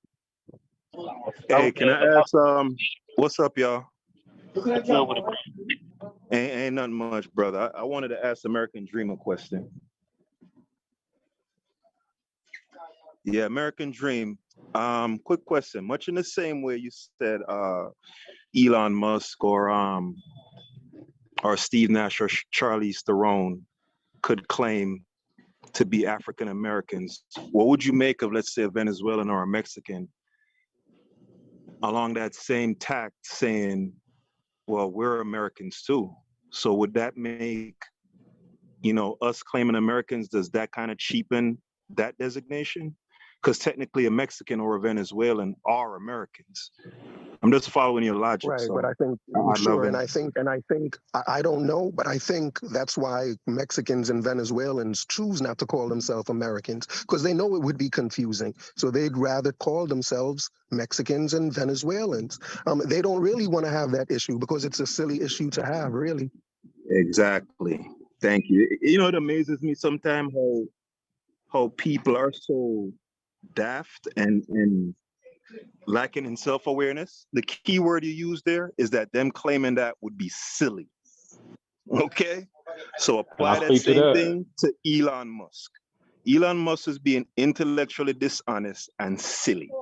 So could you please never bring that argument up again? Because it is remedial and stupid. I'm sorry. Let me respond to that. Yeah, I Peace. don't want to be. Eddie. I hate to be offensive, My but bad. I mean, certain things when you're making bad faith, disingenuous arguments, it just, man, it does something to me. It was in bad faith. It's Well, disingenuous and it's first of stupid. all, you're saying Elon Musk is doing the same thing as what you said that the Venezuelans were doing was just calling themselves Americans. Elon Well, Musk isn't calling himself just an American. He's calling himself an African American. So why are you trying to say they're doing the same thing and it's just as silly? Like you have to follow the logic, bro. Like you're actually being disingenuous and trying to make a false equality. What you're saying doesn't make sense. Elon Musk calls himself an African American. If you're going to equate it with a Venezuelan, you would say the Venezuelan would be calling himself an American American or a South American American, not just an American. Boy, you were slow. I'm slow. Yeah, you Is asked. that all you have to say? Hey, That's your only response. hey, You see, you don't have a response, so your response is I'm slow. It's actually you that's By the slow. way, By the way, Jamaica has disowned you, brother. Just so you know, I just got off See, the when you phone with don't the have an embassy. argument, you No, I'm just start telling you, I just insulting. got off the When phone you with the run out of embassy. arguments, you start to insult. You're I have like the rest just of them, bro. no, You're no, no American you're no team. Listen better to what than the I'm rest of saying. them. When you run No, out of listen to what I'm arguments, telling you. you Listen to what I'm start to telling throw you. insults. Listen to what I'm telling you. I we're Listen not just what got I'm off the telling you, phone bro. American. with You the can eat a Governor dick. General. Listen what I'm telling Your you. You name can has eat been a dick. removed from the You rolls. can get off the panel and continue to You're a eat the man dick without you a was eating country, before you came American on dream. here. Jamaica Can is I Man, can go I out. eat That's a speak? all I'm dick, telling you. bro. You're, Go Let eat you're me a out. speak dick. to American Out. Dream's point right quick, man. Yo, Peace to go the eat a panel, dick. everybody. Either bring some arguments or go eat a Peace. dick. You piece of shit. So you mind if I speak to what you Pussy said ass right quick, nigga. American Dream, man? Can y'all hear me? Am I Man, coming? I'm at work, these so I might bitch be ass coming niggas, in. yo, they run out of arguments Chill and then out, start chill out, chill running their out, chill out, dumbass mouths. chill out, chill Yeah, out, my chill out. Let me fault, speak to bro. what you said. My You fault, good, bro. but peace to no, you good, you good. Peace to everybody on the panel, man. And I'm at work. I may cut out a little bit. If I'm cutting out too much, just let me know and I'll just fall back. But I think where you just confusing the context is what I believe, because it's valid for Elon to identify as African American because it's a geopolitical designation, right? And that's valid.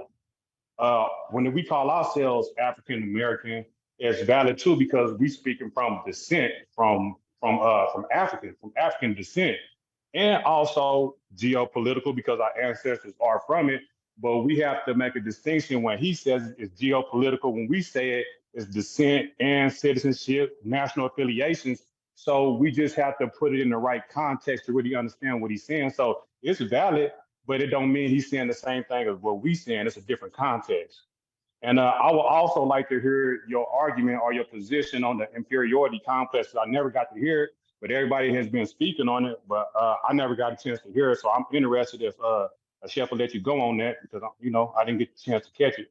But I think you No, it's on not your my idea. It's not my idea about inferiority complex. It's Dr. Ben who presented it. If not Dr. Ben, the other guy that was in the video that Chef played, he's the one that said the reason that talking about Egypt being black and Jesus being black, he said the reason why that's important is to combat the inferiority complex that black people have. So it's not my idea, it's his. I don't agree that black people have an inferiority complex. Maybe the ones that study that stuff, that is really interested in knowing if the Egyptians are black and are really interested in knowing if the Israelites are black, maybe they have an inferiority complex. But as a percentage of the black population as a whole, they are a very small portion. So to say all black people have this inferiority complex is crazy to me. I just don't agree with it. It's not my idea. It's Dr. Ben's. For sure. But what about the previous statements you made when I just put it in context? Do you get a better understanding the way that I put it as far as contextualizing the terms? Not sure what you mean. So you was trying to say that, basically Elon Musk's designation as African American is kind of wonky because we identify too, so it's conflicting. But I'm trying to explain to you that it's really not conflicting because his designation is geopolitical. It's political. It's national affiliation. It don't have nothing to do with descent like ours and in law, how we got our designation. But anyway, you probably But don't want to his is talk to more that. correct than yours. Like he's following the proper way of using it. When he says African American, it's because he actually comes from Africa. When I say I'm Jamaican American, I actually lived in Jamaica and moved here. So I'm a Jamaican American, if you will. When he says it, he lived in Africa. Like when everybody says it, that's what they mean by it. They lived in one place and now they're in this place, right? When African Americans say it, that's not what they mean. They mean something totally different. So African Americans are really the ones that are taking the usage of that type of thing of putting two things together. They're the ones that's really misusing it. Because when it's used Nah, that's not normally, true. okay. Well, I just want to, all you have to do is look in law, and it's legally a designation. So it's not even a term that we necessarily put on ourselves. But African American for people of African descent, as far as Africans as us, is valid. And you don't have to believe it because you're trying to say his is more correct. But geopolitical positions are just what they are. It's just like they We just can terms look it that up people though, slap due on people. diligence. Hey, what's going on, due Excuse me? diligence? I had stepped away. What's going on? Peace. All right, Peace. check it out. We can actually look it up. Let's see if other people apply the same logic to their names. Because if it's just African Americans, then he might have a point, right? But let's see. Now, the Asian American community. Have y'all ever heard of that? Yes, I know y'all have. All right. The fact that they use it, right? Are they using it wrong? Or is it just African Americans? Because sometimes these people are 3 generations removed from Asia, and they're still classified as Asian American. How is that possible, American Dream, if we're the only ones who are using it wrong? I think Yeah, I that's think I just his think that's belief. I think that's a general term too. But shit, a person from India could be an Asian American, or a person from China could be an Asian American. Yeah, Yeah, so and to we say would never one is call. more correct than the other is silly. Yeah, we would never say that they're wrong for using it. Why? Because we can see that that's where their heritage lies at. Yeah, you're right. Yeah, you're right. Right, Yeah. but Yeah, he's but making the you claim know, that when African Americans is using it, being that they're descendant from Africa and they use it, then we're somehow wrong, or we have an inferiority complex for actually trying to use something that we're actually connected to. That's crazy. And that right? something But was I'm talking placed about on us like, in law also. You know, you got to take into consideration it's a legal designation also. You know what I mean? Like you cannot factor that out. It's not something that we just slapped upon ourselves. We embraced it, but it's something that was slapped on us too. And I'm gonna let you go, but I didn't get a chance to dialogue with you about the inferiority complex either. But yeah, it's not something that we just slapped upon ourselves. It was something that was placed on us first, and then we just embraced it. yeah, well, you know, fundamentally, the main thing I'm saying is if you have conversations with people who refer to themselves as Italian Americans, whatever their designation is, they can tell you where in Italy they're from, who their people are there, like, and they have that information. African Americans don't. The reason why they even call themselves African is because they have no idea where they come from. So what I'm saying is the motivation of doing it is just something different. It's something totally, it's not the same. It's the When I say same. I'm Jamaican American, I can actually go back to Jamaica. Even my children who weren't born in Jamaica still can go back to my home and stay there for as long as they want. No, you But can't come African back to Americans Jamaica. don't You necessarily can't. have that. Yeah, Jamaica is man, still in shut your America, bro. stupid mouth up. You're a Rasta. A Rasta should be banned from speaking anywhere. Go worship Selassie some in a corner All somewhere. right, keep I'm it Gucci, y'all. Keep it Gucci. Real for Just real, realize you who actually keeps stretching starting that it, because Chef. nobody would call themselves a Kingston American. No, nobody would call themselves a Kingston American or uh, whatever city or nation or tribe they're from slash American. You stretching it. All right, we got my man Tuck, So in the building. Tuck, you want to add to the conversation? What's up, bro? What's going on, Chef? I just want to say what's up to you.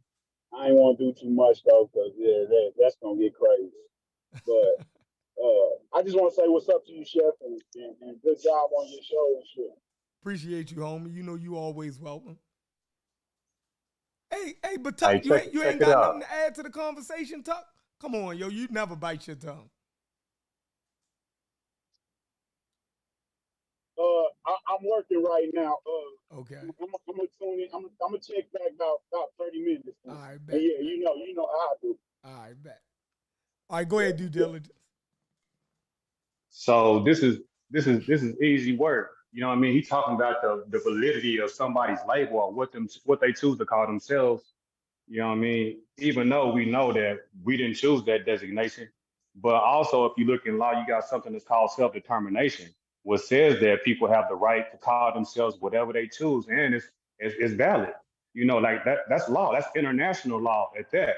So for American Dream to try to come and validate what people want to call themselves, and just because they don't know what specific place they from and stuff like that, it just don't vibe with me.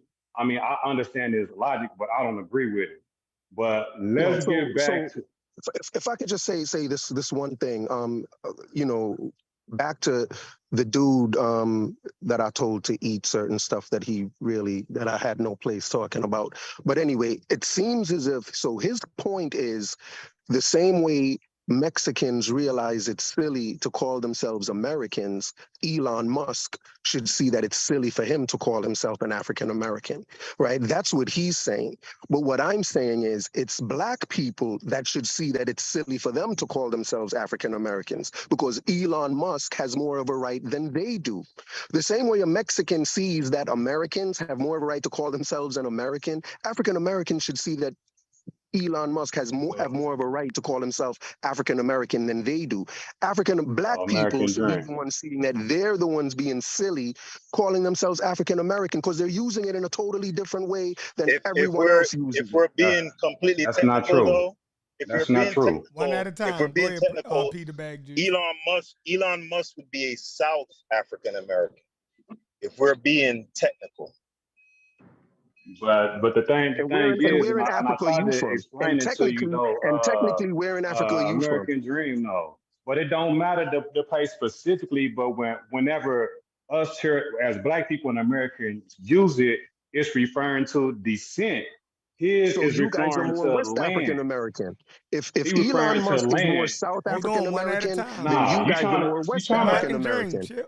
Let him get it out, you American trying Dream. to yeah, he don't want to accept. He want to talk over and want somebody else to jump in. My But if you fault, bro. just I'm listen to what sorry. I'm saying, I'm sorry. You right. Go I'm ahead. answering your question because you're trying to say as if Elon is more right than we are, and I think you're just being facetious at this point because I stated to More you white? it's You from say the more white? geopolitical more more right, bro. Oh, He's right, talking about right. Okay, my bad. a geopolitical designation, right? And then we got something that's called citizenship. Like we African Americans, that's citizenship too. So you're not taking these factors. You're just going off of what you believe and not understanding why these terms are there. You just saying you acting like we just popped up and start calling ourselves this, but you're not looking at the structure, the system around it, where these terms come into place as far as citizenship, nationality, and politics. So I didn't get a chance to speak to your what you talking about, Dr. Ben's inferiority complex. You said that a lot of black people don't, but so I have a good friend of mine who's from Ghana. He's from Africa, and he come from a generation of preachers. He comes from like 3 or 4 generations of preachers, like his daddy, his granddaddy, all that, right? So over in Africa, he, you know, he's tribal. They live in a village and all that type of stuff. So he know, like, from his perspective, he look at white people as bringing them Jesus, right? So they was grateful for that, right? So in his mind and a lot of his family mind, they felt like they were inferior to white people because they brought them God and Jesus and they was worshiping the wrong gods. So that in of itself would give you an inferiority complex. He didn't know white people weren't superior to black people or African people until he got here to the States. And then he said that almost made me cry when his brother had this conversation with me because he was so sincere about it. He thought that white people had some type of connection to God that he didn't, all type of stuff because they brought him God and made him do away with their gods. So and then you have to look at it from the American perspective too. You have people that do believe that they are inferior to white people because of God, because they don't see themselves as related to God. If you look at the pictures of God and Jesus, it's always in white form. So you may not recognize it consciously, but subconsciously it's telling you that God is not of you. You know what I'm saying? Slavery is condoned in the Bible. It says that, you know what I mean? So all of these things can give you an inferiority complex subconsciously, whether you even realize it or not, just from the imagery and the stories and stuff, if you internalize it. Do you have an inferiority complex? I think I may have once had. But you don't anymore? Nah, because I You don't started, anymore? reading. How did you overcome it? Because I started reading, brother. I started reading and getting knowledge of myself and knowledge of my people. I did think that, white people may have been somewhat superior to black people at one point in time. Yeah, that's real. I would say, Was it? hold on, American Dream. I'm sorry. Go ahead, Chef. I'm And sorry. that's just to be totally honest, because I try to be honest on here. I can actually I can actually remember me questioning myself and my people when it came to white people. Like when you first go to college, right? And you sitting in those classrooms and it seemed like people know stuff that you never heard before, right? And they the same age as you, right? And you start looking around and you notice, like, yo, damn, yo, I never, you know what I mean? Is they smarter than me?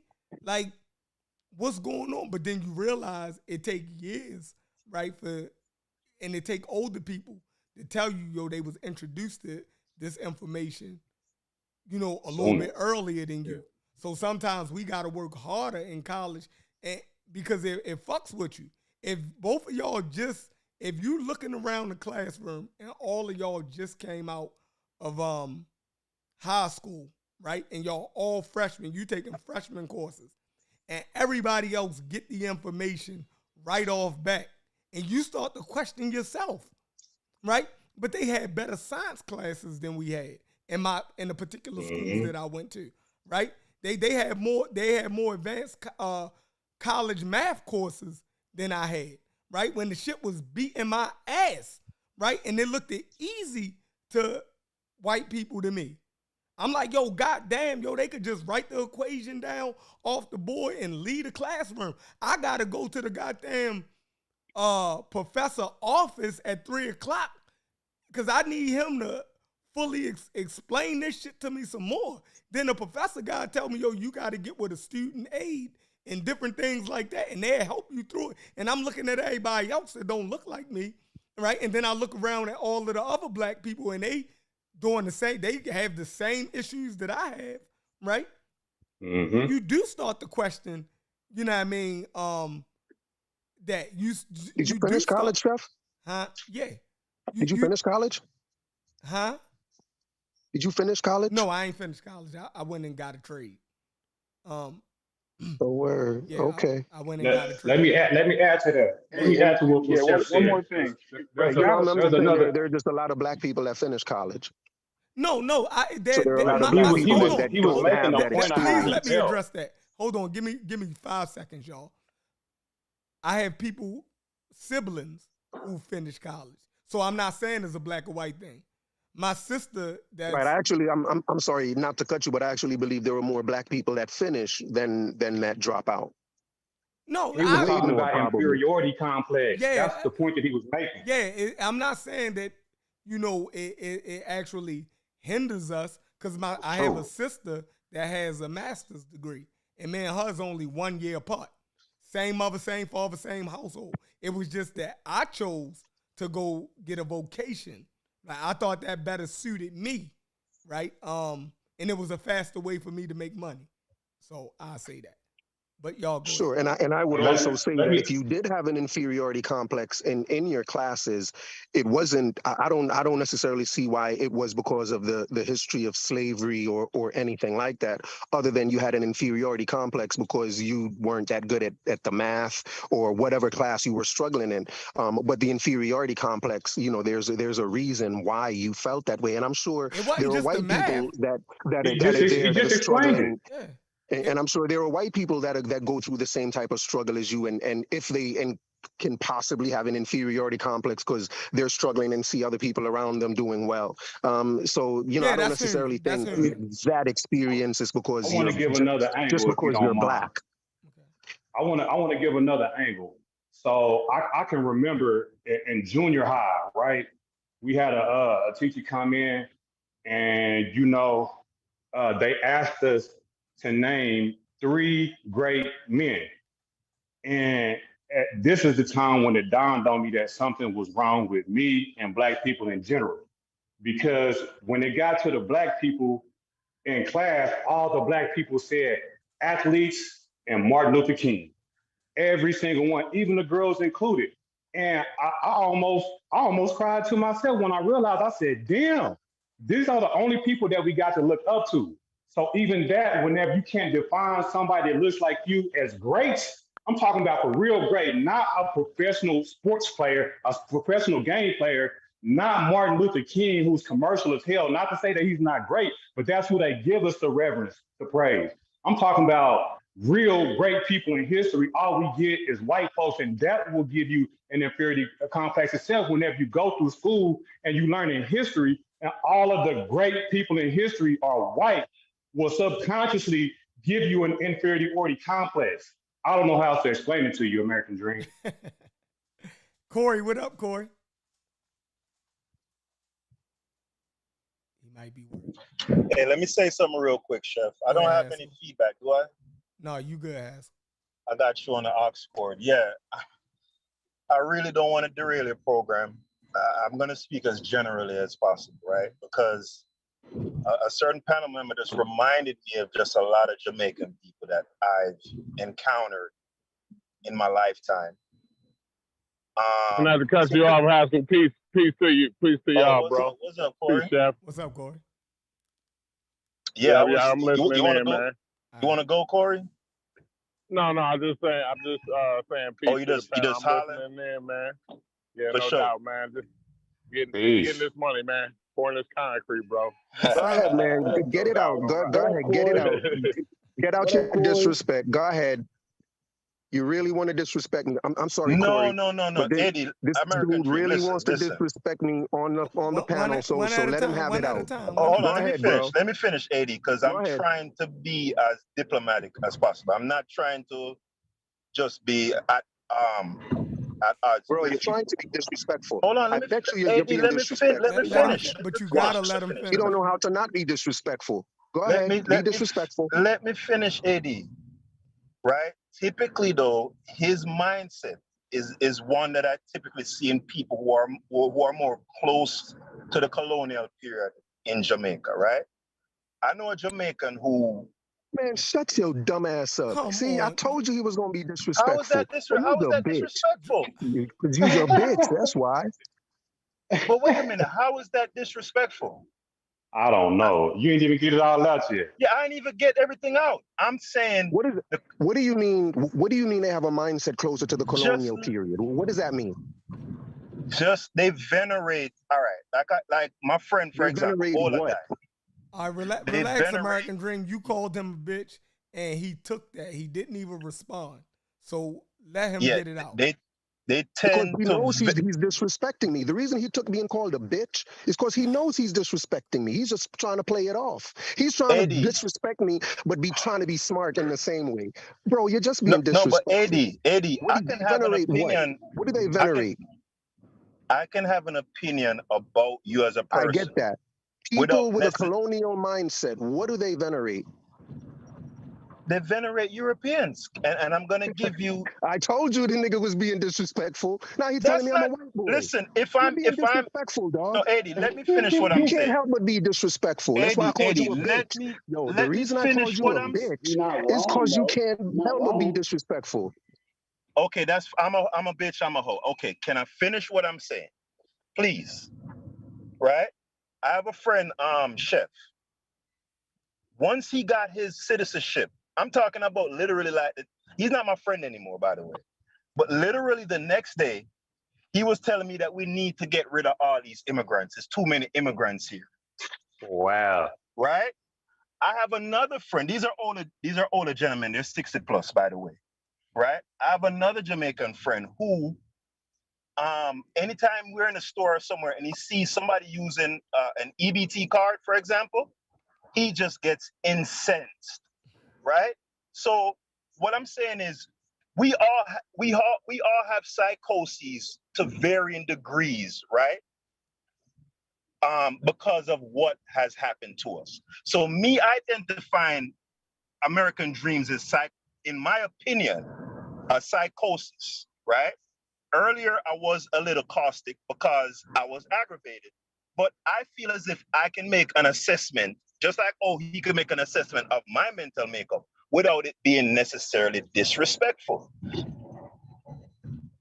Right? Because I guarantee you, AD, I can probably tell you, as far as like your political viewpoints, I pretty much can guarantee you they're in lockstep with conservative white Americans. I can almost guarantee it. Yep. No, I agree with your assessment too. Yeah, I agree. He's definitely one of those people. It's not wrong, right, or indifferent. In my opinion, again, American Dream. That's all I'm saying. So do You know, anybody? he like those black people. He like those black people when they get some money, they start looking down on other black people, start getting bougie and shit. I feel you. Like, yeah, I can see that. What you call it, Corey? What you call it, Corey? Kentucky bluegrass? What you used to call it, Corey? Corey pouring that conga. Oh, my bad. Hey, because think about it, right? Listen to the derision and the scorn with which he spoke about a homegrown religion from his country, right? Speaking about Rastafarians, I'm not a Rastafarian, right? And yes, there are precepts in the religion that are absolutely silly. Like they believe Haile Selassie is the literal reincarnation of Jesus. And even when he came to Jamaica in the 60s, they were bowing down to him and they were telling them, like, get these niggas away from him, right? So there's silly stuff. It's religion. But I don't think AD would have that type of derisive type of tone or things to say about a Christian, for example. And that religion is just as silly. You see what I'm saying? So there's a you know, sometimes when you're an exceptional black person, AD American Dream might very well be an exceptional black person, meaning maybe he's super bright, he's done really well for himself. In my opinion, people tend to lose perspective, right? You're doing well, you're making some money. Because I look around at black people, and to be honest, I can see that I'm a little bit more advanced mentally than most of them. It doesn't make me any better. It doesn't make me any better than them. And I'm still a part of that group, no matter what. Because if a racist white man want to do something to me, I can't impress him with my degree. You're a Negro. His family is a Labourite. He's a Labourite from St. Elizabeth. Oh, for real? Yes, seriously. He's Labourite from St. Elizabeth. That's why he has that level of thinking. Well, does he identify? Because remember, Labourites are liberals, right? No. So Labourites are the Republican. Pull yourself up by the bootstrap. No, social program. No. Actually, no, you're right. I'm sorry. PNP are the liberals. You're right. So okay. That's why you think the way you think. But the Americans won't get it. That he's a Republican. Okay. Generation of a Republican from St. Elizabeth who think that way. Pull yourself up by the bootstrap. What's going on, stupid? Anybody else. Right, so when we're looking at it, politics play an important part in Jamaica, how people think. He is a Labourite. Ask him. Hey, you know, Tariq abuses this word, but man, if it applies to somebody, man, because there are people who are tethers, man. I promise you they are. All right, so we don't want to stay on American Dream. He not here right now to defend himself. No. I think y'all. But go ahead and speak to the inferiority complex. What's going on, Stupies? Yeah, he's a Republican. He's a hardcore Republican. Trust me. But you know what? But Chef, speaking generally, right? Mm-hmm. Because like I said, there are plenty of Jamaicans who feel that way. So it's not about American and Americans too who feel that way, right? Right. Your Clarence Thomases or whatever, right? Mm-hmm. Where Chief X said, Chief X got some Republican. He's another one. Yeah, so we're not. I wouldn't put it just on Jamaicans. No, you dig what I'm saying? Yeah, that's what I'm saying. That's why I said there are Americans like that also with that mindset. And I just don't know how you guys died on the Chief X hill. Of all the hills to die on, a reprobate like that, I just don't get it. But whatever. I was gonna finish my point, right? the, oftentimes these hardcore Republicans, whether they're white, they're black, they're Jamaican, whatever, they're the most hypocritical people, right?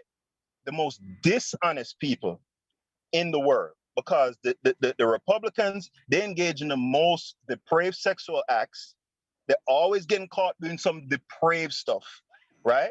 And my same friend I was telling you about, who has the issue with the EBTs and the immigration and all of that, he's 80 years old now. One of them is 80. And he filed for some public money to repair his house and asked me for help, right? So I'm like, why you trying to get government money to fix your roof? You need to pull yourself up by your bootstraps. Isn't that what you say? See, that's what I'm saying, man. That's my thing with those people, is just how it's one thing to have a position and to have convictions, but stand on it. Be congruent all the way through. The majority of them are just so fake. Yeah. Yeah, he got Right. So we're missing like I think a real crucial topic, right? That whole notion of us being disenfranchised to the point of we have an inferiority complex. You know, the only thing that I would add to that is that you're not assuming a posture of strength by being naive, right? Like it's hard as it is to admit that we all, to some degree, may have gone through our own little version of the inferiority complex, but it's built into society, right? Like it's built into our classrooms. We kind of grew up around it in different ways, you know. So I'm not really too. I don't agree with his hard stance on that nobody has, or at least that you could possibly not have some kind of inferiority complex. But I think that once you get to the bottom of that, like that inferiority complex definitely stops us from being able to look at the history as objective, right? Like so be it if the Egyptians were Caucasians, right? Like as bad as it sounds, like so be it. If that's what the information yields, like what would stop you from, from being able to move forward with whatever self-identity that you really need to have to be the person that you eventually need to be, right? Like what would stop you from being able to just say, so be it? They wasn't all black, or they wasn't all whatever I would have preferred them to be, that I identify. You know what I'm saying? What's the barrier that forces you to have to see yourself in this 5,000-year-old civilization rather than being able to look at it objectively, right? Like what is allowing you to gain that much from visualizing yourself as a part of this 5,000-year-old civilization, right? Like so that there's something huge there for us to kind of like be able to slowly unpack. But for sure, we should stretch that out a little bit and be able to get to the bottom of that. I agree. for sure. The dude Oh, my bad.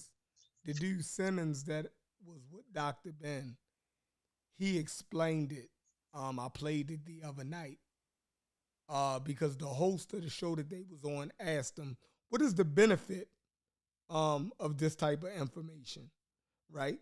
And the dude went into it about how it would give us our self-confidence and self-respect back. So you can see the motive. It's the same thing that if y'all was here that I just played the excerpt from Malcolm X movie, right? And the portion when he was locked up and they were in the yard and Brother Bangs started to break down and tell them their history, right? Or the history according to the Nation of Islam. And you can see the pride that was going into those men, right? As he was talking to them, telling them these things. Now, these things wasn't true at all, right? But it was replacing, the bad history or the lack of history, and giving them something that they could be proud of, right? When he told them that they were the lost tribe of Shabazz and that black men created civilization and this, that, and the third. You see the look on their face. Like I say, I'm not in the Nation of Islam, but every time I hear that part of the movie, it gives me goosebumps. It give me goosebumps because what people won't acknowledge, not y'all, but what people fail to acknowledge is that, you know, history do give you confidence. And the reason why history gives you, it could either give you confidence or a lack of confidence, right? Because it could tell you, right, if your people did something great in the past, then you feel like that same blood is running through your veins. You dig what I'm saying? You feel like, yo, I come from a mighty people. Why you think people used to always reverence mighty warriors and stuff that they descend from, right? If you look at Islamic or Arabic culture, right, they always put the Ibn on your name, right? Because the person that you proceeded from, right, that's where you get your credibility from, right? You're tying people back to history. So when we wasn't tied back to nothing that we could have pride in, we had a more low self-esteem, right? You don't know if you could actually do something, right? Because you're not tied to no civilization, right? The reason why the Chinese people were able to come back from colonialism so fast, right, is because their history was still intact. Even though they was dominated, right, by England, their history was still intact. Right? Their history was still intact. Facts. So they could always post back to our civilization is older than every other civilization, current civilization that's, you know, on the planet right now. The Chinese could always go back to that. They could always go back to that. They could always go back to we're the descendants of the Qing dynasty. They know that. That never was taken away from them, even in their colonization. You dig what I'm saying? So for us, that's something that was taken away from us. First off, we came from regions that wasn't too literate. I'm not going to say we wasn't literate at all, but we wasn't the most literate, right? It was sparse. Hey, Chef. Go ahead. Hey, Chef, are you saying that people need to admit that more that history get empowered? That's what you're saying? Say that again? They need to be more. Hold on, let me turn this off here. Hold on real quick. I was just saying, do you think people need to say that more? Do they need to act like the history get empowered more? You think they ducking that too much? You think that make them sound bad for saying that? That's they think they'll feel bad for saying that? Yeah, definitely. That's what history do. Why do you think that Americans, right? Look at American patriotism. American patriotism is rooted in the history of America. Why do we feel? Yeah. Why do you feel great about America? It's because of its histories, its triumphs, the things that it overcome, all of those things. That's why, and that's history. So imagine if you're tied to that history, right? Imagine if Let me add to that. What you say? I said, let me add to that because you're making a great point right now. Go ahead. You can go ahead. My bad. And I think another thing that we take for granted too, of how much politics is in history too, right? You know what I mean? A lot of history is people bolstering their own cultures up. When we look at other people's history, we can see that too, as in the Egyptians too. Everybody has their own political agenda with their history. Also, they want to make themselves look good. So I look at history the same way as I look at science, because we all agree that, you know, like scientific theories are organization of the facts, is an organization of the facts, organizing the facts. History is the same way. So it's not always right whenever we look at people and how they pitch history, because they get to frame the facts in a way that benefits them. And we have to acknowledge that. And we plan the cleanup crew now, because now we get to look at it and reframe it.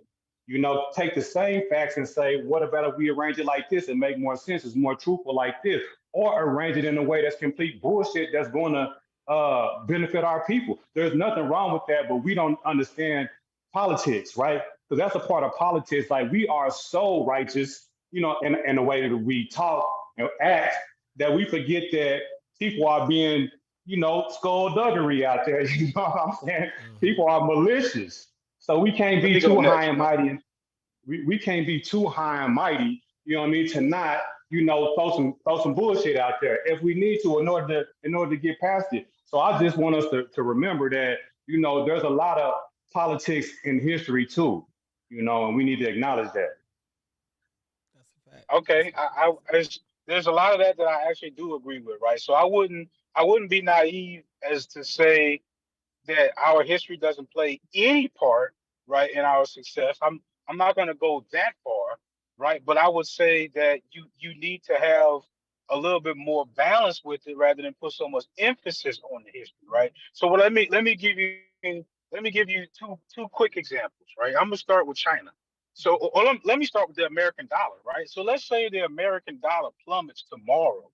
What is all the previous accomplishments of America going to do to save that, right? But let me give you another quick example.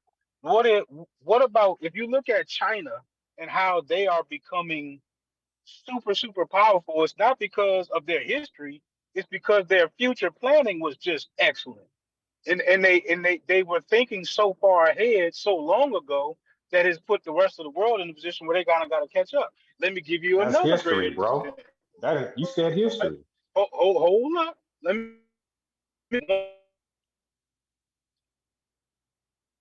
the best barber on the planet, right? And he knows his skill set. He evaluates himself. He knows what he would have to do to become the best barber on the planet, or how he can, just take steps, take strides to become better and better every day, right? If he focuses harder on that than he does on the last 5 heads he fucked up, then he will start becoming the best barber. Will be taking strides to becoming the best. Whether it'll allow him to one day become the actual best barber on the planet, he will eventually get as close as he possibly could have come just with that attitude, right? Like the last 5 people that he fucked up have absolutely nothing to do with him moving forward. Absolutely nothing to do. That's crazy. That's Absolutely nothing to do crazy. with it. What's crazy about That's that? So crazy. okay, I mean, I want to hear your opinion So too. let me. So tell me exactly It's gonna what be quick. you It's did. gonna be quick. It's gonna be quick Yeah, no, not because the that's how head. you learn and progress because you learn from your mistakes, and that's Absolutely nothing absolute to do. history. So that's crazy. That's Absolutely. he messed up. The previous 5 heads that he messed up allowed him to learn what not to do going forward. How can you say those two don't have anything to do with each other when they have everything to do with each other? You cannot have I one mean, without the they other for do. one. And I'm two, I'm that's how you I'm gonna learn. You give you that. learn I'll from give you that mistakes. quick point. I'll give you that quick point But that even they do. But I mean, we can look at it even both the ways, point right? that you made, If you a even shooter the out point there that Hold you looking on, made at one at a previous, leaderboard, time, y'all. One at a you can't time. focus Let on you. let Tuck go. I want to Let Tuck address your go. other point too, because you tried to make it You seem can't focus like on your people. misses, bro. You can't. Okay, so you tried to make it seem like the way how white people planned out their history and then became I said Chinese great. people. Well, whether whoever the people is, you have to admit that that is a part of politics and strategy, and it's a part of history because now you look at it in the present, like what they got to do with history. Well, whenever you say they plotted it out 100 years ago, that's a part of history. It's kind of a contradiction. If you can't see the contradictory in that, the contradiction in Don't that. do me that, dude. I started my statement out by saying we need more balance, and we can't put all of our emphasis on history. And you're putting all the emphasis on history. No, I'm not trying to put all of the emphasis on history. I'm just saying history is a tool that we use. It's That a just a hundred tool years. like anything else. Okay. So, Okay. all right. So, So to be frank about it, we are trying. At least the blueprint seems to have been put down by the Jews, right? So like their history is neither confirmable or unconfirmable, but they get out of it what they need to get out of it to produce the type of characters that they want to produce, right? That seemed to me that seemed to be the blueprint that we went for. So our history being true or fact has absolutely nothing to do with the product that they were trying to produce by saying that we had some type of affiliation with Egypt. Like so, but again, I'm gonna focus on it has nothing to do with it being factual, right? So, but their attempt was to produce something. They were more focused on the product than they were the accuracy of their actual statements. So with that being said, if once we get 20, 30, 40 years into the future and realize how inaccurate some of these statements were, right? So it forces us to reevaluate what we're saying. And so what I'm saying is that we don't necessarily have to emphasize history the way that we have been somewhat pre-programmed to emphasize it. And we certainly don't have to centralize it in Egypt to get the product that we're looking to have. That's me summarizing all what I'm trying to say. I don't really understand what you're trying to say, bro, and I apologize because you saying like you don't feel like history is one of the most important tools that we have in order to move forward to I did progress. not say it's not a tool. No, I said that that we can balance it. Let me reiterate. Okay, so I'm trying to understand what you're saying. And we can converse. You feel me? Because Let I me know reiterate it. But here's what you said. You said I'm putting the saying, emphasis on ahead, history, tell and me when what what I'm asking, you saying that we tend to put an emphasis on history. So, and then my response to you is, do you, obviously you don't, but I don't see how you can't see that history is one of the most important tools we have in order to progress the future, in order to move forward. Like history is one of the most important things. Like whenever humans started writing things down on paper for the next person to learn generations down the line, like that was like groundbreaking. And still is to this let me show day. you why you're confused. Which history are you talking about? Which history are you talking about? I'm I'm gonna talking show you why about you're it's. confused. I'm trying to answer. So you saying which history? It's not about which history. It's about history in general and creating a history, writing stuff down to so the people after you will know what to do instead of trying to recreate the wheel. That's what's substantial about history. That you don't have to try to recreate the wheel if somebody need the blueprints for you. Right. So whose history are you talking about? I am talking about everybody's history, sir. I just answered that. Yeah. So when you say everybody's history, you talking about West African history? Sir, so what you said was we tend to put too much emphasis. I'm asking you, why don't you see history as I'm trying to, but you want to stay stuck on what you're saying. I've answered your question. You said which history? I said all of history, history in general. But I don't understand why you don't think that history is supposed to be that important as one of You're the trying to find a way to put it back in my lap now. So let me reiterate what I'm brother. what I'm I'm not. saying. Go Yeah. ahead. I'm What not I'm trying. I'm saying just trying. I again don't. is we Go ahead. don't need to put so much emphasis on history. The way that the elders, Dr. Ben, Naeem Akbar, and the likes have programmed us to find our confidence in that part of history. We don't need to emphasize it so well. And that's why you're having such a hard time answering the question when I say what history, you would have instantly said history of slaves in America. You would have instantly said the histories of Africans. Like you would have instantly specified the history that you were talking about to answer my question, but you couldn't because you really didn't know what you were trying to say. So let me re-emphasize what I am trying to say.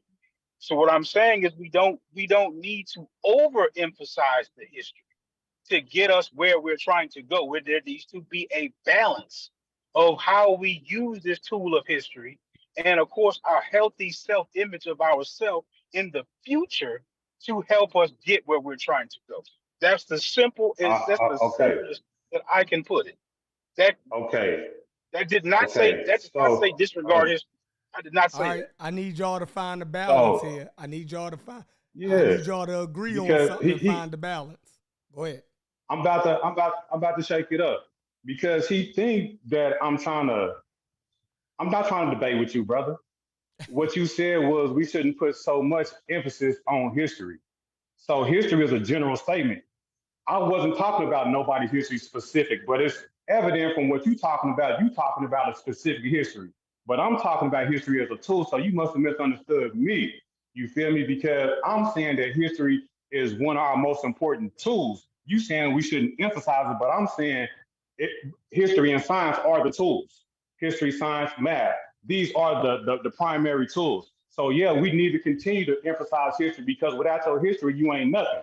You know what I mean? I'm talking about everybody's history. So I did answer your question, and it's not opposed to what you're saying. I'm just trying to get an understanding of what you mean. Why shouldn't we regard history as one of the most important tools. And I don't care whose history it is. That's irrelevant. But the thing is, I really don't. So you saying we need to balance it, but you didn't even say what else we should use or what we should put before it. So you don't even know what the hell you talking about. Hold on, fall back. So hold on. So the thing is, whenever you talk about we shouldn't reverence history and put it as one of our most important tools, now it's time for you to propose and put what's your idea? What should we use? I'm asking you now. I answered your question thoroughly 3 times in a row. I haven't changed. Go ahead. I thought you was done. I thought you was done. Go ahead. I answered your question 3 times in a row, and now I would appreciate it if you answer mine. So the part of the argument that you're not touching on, right, is how would I use everybody's history for my own confidence? That doesn't make sense.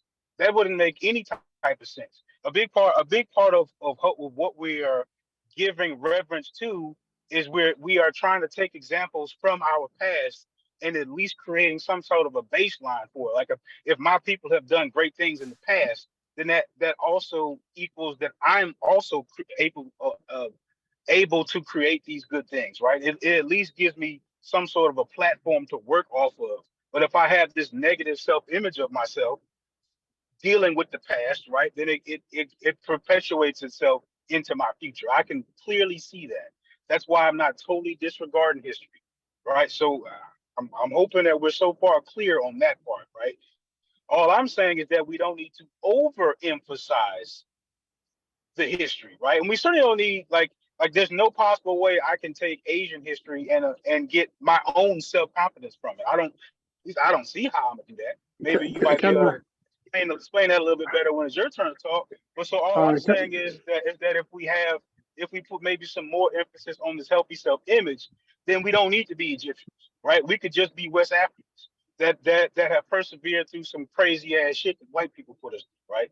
And we can take that as being enough to propel ourselves to become whatever that healthy self-image is, right? We know that our baseline is at the very least perseverance, right? We could at the very least work off of that. But I mean that's the short version of what I've been trying to say. Again reiterate, I haven't said let's disregard history. So but you never even attempted to even answer my question. No, you just reiterated what you said, but it's all good. But I'm gonna still answer your question because the question that you asked me is how we use everybody's history, and I feel like I won't be facetious at this point, so I'll just answer it honestly. Like, do we really got to go through this, or was that a rhetorical question? Yeah, Like, because is that even an the honest undertones question? of our argument is trying to use the ancient Egyptians to have our self-respect. That's absolutely the undertones of everything that we're talking about. So yeah, go ahead. So let me answer that. Hold on, let me answer this question. I'm gonna answer the question. I'm gonna get out of the way, Stupies. Let them talk, Stupies. We're having a conversation right quick. Yeah, because I thought you was badgering me, but I guess you're being honest. But it has to be apparently obvious that somebody else's history can't help anybody else in the world, depending on what is the history? What's the specific thing in the history? You have people that invented all type of gadgets, invented all kind of agriculture, did all kind of things, and you can take that and apply. Anybody can take from it. That's what humans do. We use other people's knowledge to progress ourselves into the future. Like, I don't even understand what you're saying right now. Like, how can you use somebody else's history in order to make yourself better? We all take from everybody. Like, that's what humans do. That's what part of being human is about. That's what being progressive means. That's how you grow. So you mean to tell me if somebody come up with a biomass invention overseas just because it's theirs, we're not supposed to use it? Like, I don't really even understand what you're saying right now. Okay. Can I say something, please? Can I say something, please? I'm good. I'm good with your answer if you good with mine. Because your question was what tool would I suggest that we use? And I keep reiterating we can put a little more emphasis, not just totally disregard history, but we could put a little bit more emphasis on that healthy self-image. That was me answering your question. I remember everything. I remember what you said. But go Can I say forward. something now, please? Can I say something now, please? Go ahead. There's a saying, a fool learns from his own mistake. A wise man learns from the mistakes of others. That is history. The Europeans have used Greek history to build their society. There's a subject that I did years ago, sociology. And it explains what is family, what is community. And family and community not only have to do with bloodline, but it has to do with history. History is the glue that holds society together, shared experience and growth. Now, when we speak as Black people, the first thing we did, whatever continent you came from, as a Black person who came over on the ship, the first thing Black people forget is the history of conquering slavery. Grandma don't know nothing about slavery. Grandpa don't know nothing about slavery. Great grandma, we forget that. We consciously chose to forget that what we did to overcome one of the worst atrocities that ever existed. We don't remember our history. People want to say that that is true or false, but go to any of your family and ask them, what about your fifth generation great grandmother? We do not know of it. Or go to a Chinese, they have a shrine. Go to a Spanish person, they have a shrine. Go to a European, he has a family tree that dates back to the 10th century. Not everybody, but many do can trace the ancestors back to 10th century. But we as Black people cannot trace our ancestry back 150 years. Who was the last slave in your family?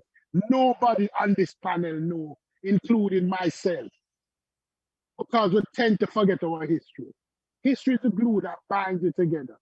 The Koreans don't like the Chinese because of the history that they share and the atrocities that the Chinese did to the Koreans 100 years ago, 200 years ago.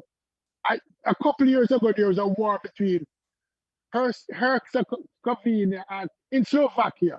When Czechoslovakia broke up, there was a war that wasn't started today, but it started 1,000 years ago. And people remember that those people persecuted them. And now that the country is breaking up, our history is not to be forgotten. And that was a war that was a result of 1,000 years of people remembering what glue holds us together in the West. The only glue that holds Black people together in the West is that, listen, we are going to become successful.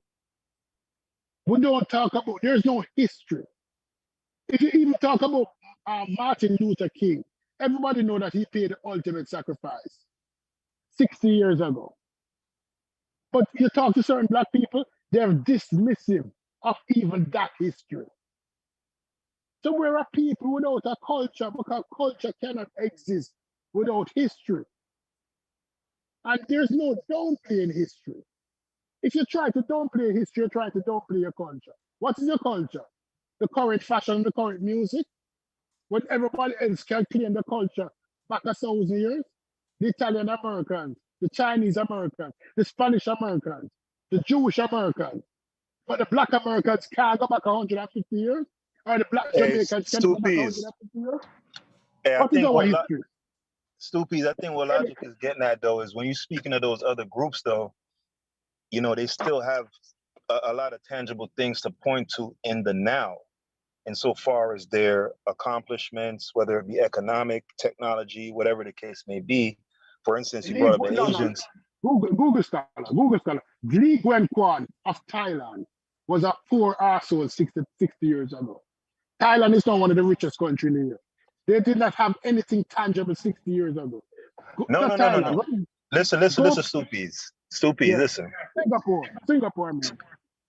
Yeah, we're speaking generally though. So if we're, all right, for example, what Logic is getting at is when your attachment to history starts to become like a psychosis, right? So like, like how brothers in this community, they'll put on the headdresses and side locks and, you know, all that ridiculous stuff. Now, to be fair, using the European example that you used or the American example, They have Use, George Washington at the Capitol in a all right. toga. You know, Okay. they have. All right. Use the Jewish example. Let me Hey, finish up my Jewish point. example. let No, him get use it the out. Jewish example. No, hold on, Stupies. Hold on, Stupies. So yeah, George Washington in a toga is just as ridiculous as Shaka Amos with a sidelock, right? Absolutely. Absolutely. But that's However, not our history. Hey, one at no, a no, I'm time. making the point. I'm speaking to Logic's point that he feels there is an overemphasis on history, and I am prone to agree with him, particularly when it comes to this little community here, right? They value it above almost anything else is what he's getting at. And my example with Americans dressing George Washington in a toga, even though they're not related to the Greeks at all, they're from Germania, right? Is that my point is that so long as you're doing the actual work in real time, right? Because yes, they have George Washington in a toga and they like to identify with Roman Greco culture, even though it has nothing to do with them. No, But but what that means? Move.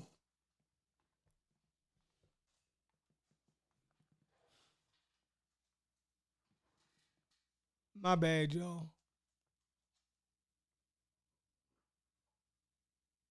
That shit blanked out. Y'all still here? That's crazy. Don't come back under my desk. Sit down. You did knock something out.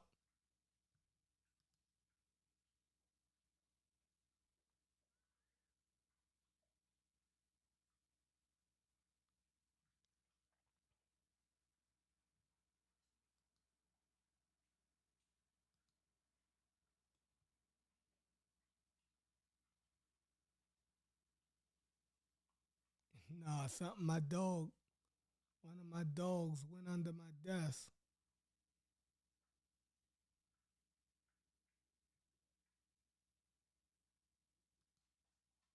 Don't come back under here.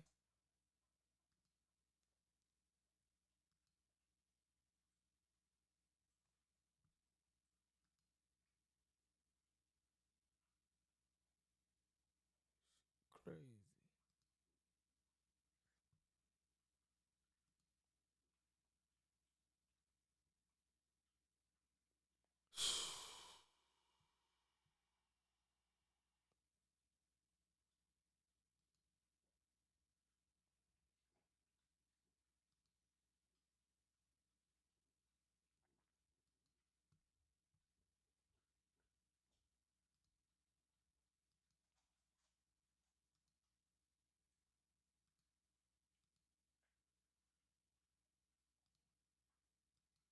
America Dream crazy.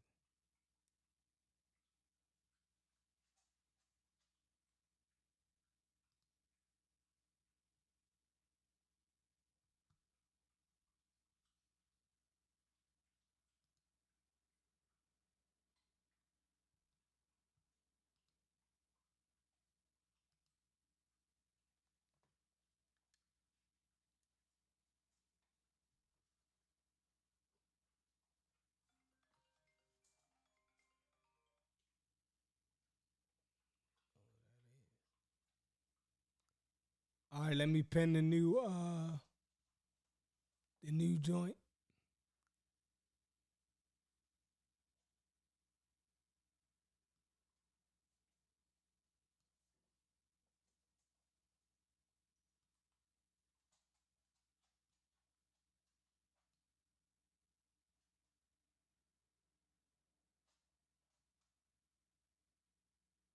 Chief X, what's up? Welcome to the building. I'm early today. I gotta jump on everybody. I was telling everybody I meant to do a show last night, but I seen all y'all was still live.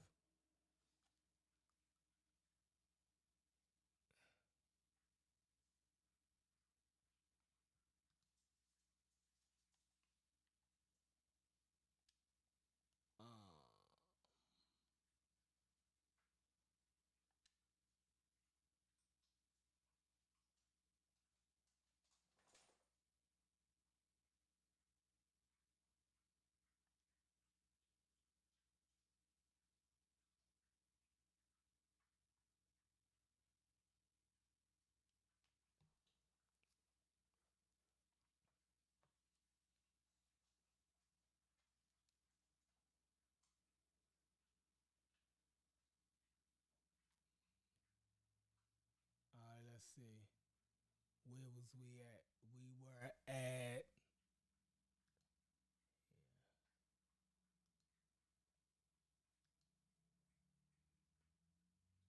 All right, we went over.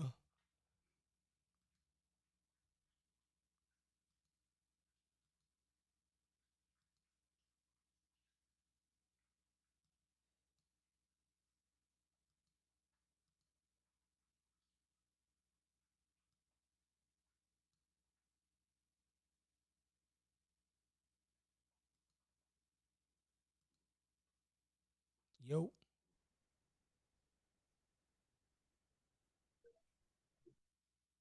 Y'all mics on? Yeah, I'm on. I was cooking too. What happened? One of my dogs went under my desk and knocked something loose. Oh, Yeah, man, y'all we was was. cooking too. But I think Do you, everybody coming back in. Everybody coming back in. hey, do you know where it cut me off yet? Cause I don't know how far. No, I was y'all I was. was still. No, You were talking mostly, about the Greeks, mostly. and the toga thing. They Okay. dressed what's the name in the toga? That's where you were. Yeah, they would. So I don't know. Do you want me to wait a little bit, Chef, or just go ahead and No, continue? go ahead. Go ahead. Cause it seems like you know people have an issue with showing reverence to history, no matter who it comes from, is silly. Like would negate knowledge that's going to help you. You know what I mean? And for him to make it seem like that, oh, okay, we taking it too far, trying to resurrect the culture. I don't see that as a negative either. Like whenever I see the Hotep guys, you know what I'm saying? Like it don't make me feel no type of way because they showing reverence to a culture that's gone. It's like that's all that is. And if they want to like hold it up and even try to relate themselves to it, even if they not directly related to it, like people all around the world do that. It's no different than a white boy coming and jumping on the show and he got on a FUBU Jordans and braids and all that type of stuff. Like people be calling that cultural appropriation, and I don't see it as a negative. You feel me? Like I'm flattered. Now I might not, you know what I'm saying? I might think he kind of corny if he trying to do too much with it.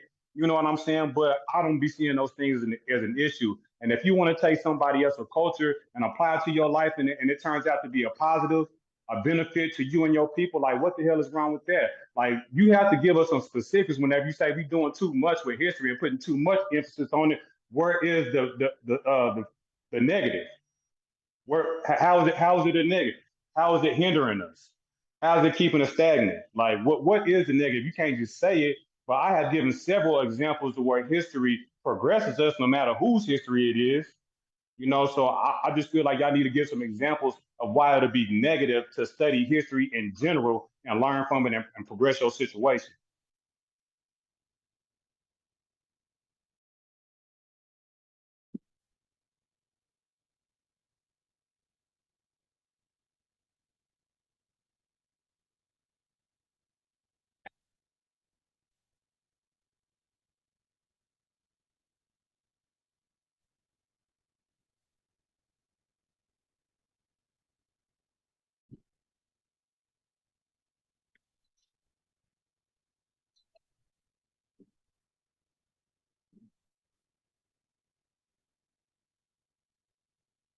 Is anybody else there? Everybody go. I can't hear We're nobody. here. Go ahead. We're here. Go ahead. Can you hear me? The floor. Yeah, I can hear you, P. Yeah, I was saying the same thing in the chat, Stupi, is learning from others' mistakes. Simple as that. Yeah. Yeah, how they trying to turn that into a negative is beyond me. Like, you got to get burned to know that fire is hot? I don't think so. I don't think so. For sure. So, For sure. So it don't really matter who it is, where they come from. If you can learn from their mistakes, that's a plus for you. And it don't really matter who you are or where you come from. Man, anybody saying that you shouldn't use anybody saying that you shouldn't put emphasis on history, like what's a people without their history? You can't even call them a people. You know what I mean? You cannot call yourself a people, a nation without history. You know what I'm saying? Like a people without history is just lost. You know what I mean? You can't even call them a. I mean, it's just silly, man. I'm sorry. Is this due diligence? Yeah, this me. I'm Peace. sorry. It sounds as if you were responding to what I said. I think I could be wrong. I'm just responding to. If you want to respond to what I said, go ahead. It don't matter if I was responding to you or Yeah, not. I'm because it interested. sounds as if you're. Yeah, the way I would respond would be to say that no one is like the response. The statement I was responding to is when the dude said he wanted to bring back Ma'at. There's a difference between studying history and trying to bring back history. Y'all hear me? Can y'all Yeah, hear me? yeah, Can but y'all hear I'm me? going. Let me respond. Yeah, I heard what you said. I Yeah, and don't all I'm saying see. is let me just finish because I thought you couldn't hear me for a second. And no one is speaking against people studying history and knowing what their history is. If you want to do that, that's fine. But what we're speaking against is trying to bring back history and live like the Commissions live or live like the Israelites live. And because that's what he meant when he said bring back Ma'at. And so that's what we're talking about, whether or not going back into the and start living like these people, whether or not that's the best thing to you for us to do to be successful in America. And I just don't think it is. And I don't think the groups of people that are doing it today, because there are some of them, we see them in New York City on the street corners. And I don't necessarily think that that's the best thing for Black people to do right now. You may Let me ask disagree, you a but that's question. not for me. No. You made a valid point, but here is the thing, though. American Dream. You can make advances to somebody else's culture or history too. So we can take my yacht and we can take the negative things that you feel about it and you think that are degressive, and we can take those things out. So I heard you comment and say, would you want to live under a pharaoh? A pharaoh ain't too much different from a pope or a king or a president, you know what I mean, to me. But anyway, my point to you is we can take old principles and apply them in the present and take out the things that don't apply today. That's what people do. So for me, when I hear people say, let's bring back I heard let's bring back those principles and start living by those principles, not up under a pharaoh. And I know what you mean because, the pharaoh is the representative of God and all that type of stuff, and you be under him. We can take all that nonsense about. That don't mean the principles of it is not just and can be applicable today. Now wait a Right. second. And so, I'm back now. Let me finish explaining what I'm trying to say. Right. So we really got two extremes happening, and they're both trying to accomplish the same thing with the same method. Right. So let's look at Orthodox Jews, the ones with the big ass hat on, the Amish looking ones with the curls on their side. Like they are doing it. Right. Like them dudes is actually living out their ancient culture right now. You can see it benefiting them economically. You can see it benefiting them culturally, right? You can see the impact of them doing it in their little niche. You cannot tell me that you can see a huge fucking whatever you're looking for by us taking upon like it doesn't do it for us. We are too far into the game for us to claim that all of that eponymous stuff as our own. First of all, you haven't seen the results in the last 50, 60, 70 years, however long that they've been actually doing it. That's the number one reason. It just doesn't apply, right? And if you were really paying attention to when Stu Pease was talking, right, there's some truth behind when you go back 5, 6 generations, your history is kind of fuzzy, right? So how much of my own history can I actually apply? I mean, not saying there's none that I can't apply, but if my history doesn't work the same way theirs does, right? I may not be able to, I'm not going to say disregard it, but I may not be able to emphasize it the way that they emphasize it. That may not work for us. But it also doesn't necessarily, it also for some reason it puts us in the mindset of being able to be naive to some of the devices that we do currently have, right? Some of the things that we can currently take advantage of to propel ourselves forward. because we're so busy looking into the past. Now I'm lumping the whole community together when I'm speaking like that. But ultimately, as a community, we are so entrenched in the past, whether it be Israel, whether it be Egypt, whether it be whatever it is, right? We 5,000 years into the past, Wrong. we're That thing. reading all about 5,000 years ago, and we are not participating today because we are so busy trying to incorporate 5,000 years into today. Like, why my eye? Why not local law? Right? Like what? Like, why doesn't that make sense? Why would I invest how I can apply my eye into my life rather than know how I can use the local law for my life? Like, you get what I'm saying? Like, that's why it's stagnating us. That's why we are putting too much emphasis into that shit and we're trying to pull too much out of it. That's what I'm saying. Not saying don't look at it. I didn't say it's not cool. I didn't say none of that. You overemphasizing what I'm saying. I didn't say throw it away. I'm just saying don't overemphasize it. Like that. That's all I said. What about the Hey, explorer? hey, What Logic. about the Good explorer? point. I just wanted to know, am I echoing? Am I echoing? That was grounded. Yeah, somebody That else. was grounded. No, I think that's No, just that's me. somebody else. Concrete. You hearing No, yourself I'm off. asking, am I echoing? I think you hearing yourself off. So I must be, I must be Hey. echoing. I think I am.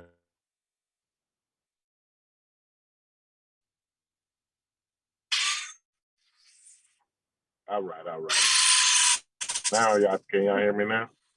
Yeah, man. Go ahead, add on to that. No, I didn't want to add on. I just wanted to. I wanted to see if I could be heard. So if I did want to chime in, I didn't want to mess the stream up by echoing and all that. Concrete Corey. Concrete Go ahead. Corey. Yeah. So Can I the, ask the you a bottom the question? bottom line to it is No, that we no, need no, to no, we need to distinguish all that history jargon as hobby stuff, right, and not liberating material. We need to make that distinction.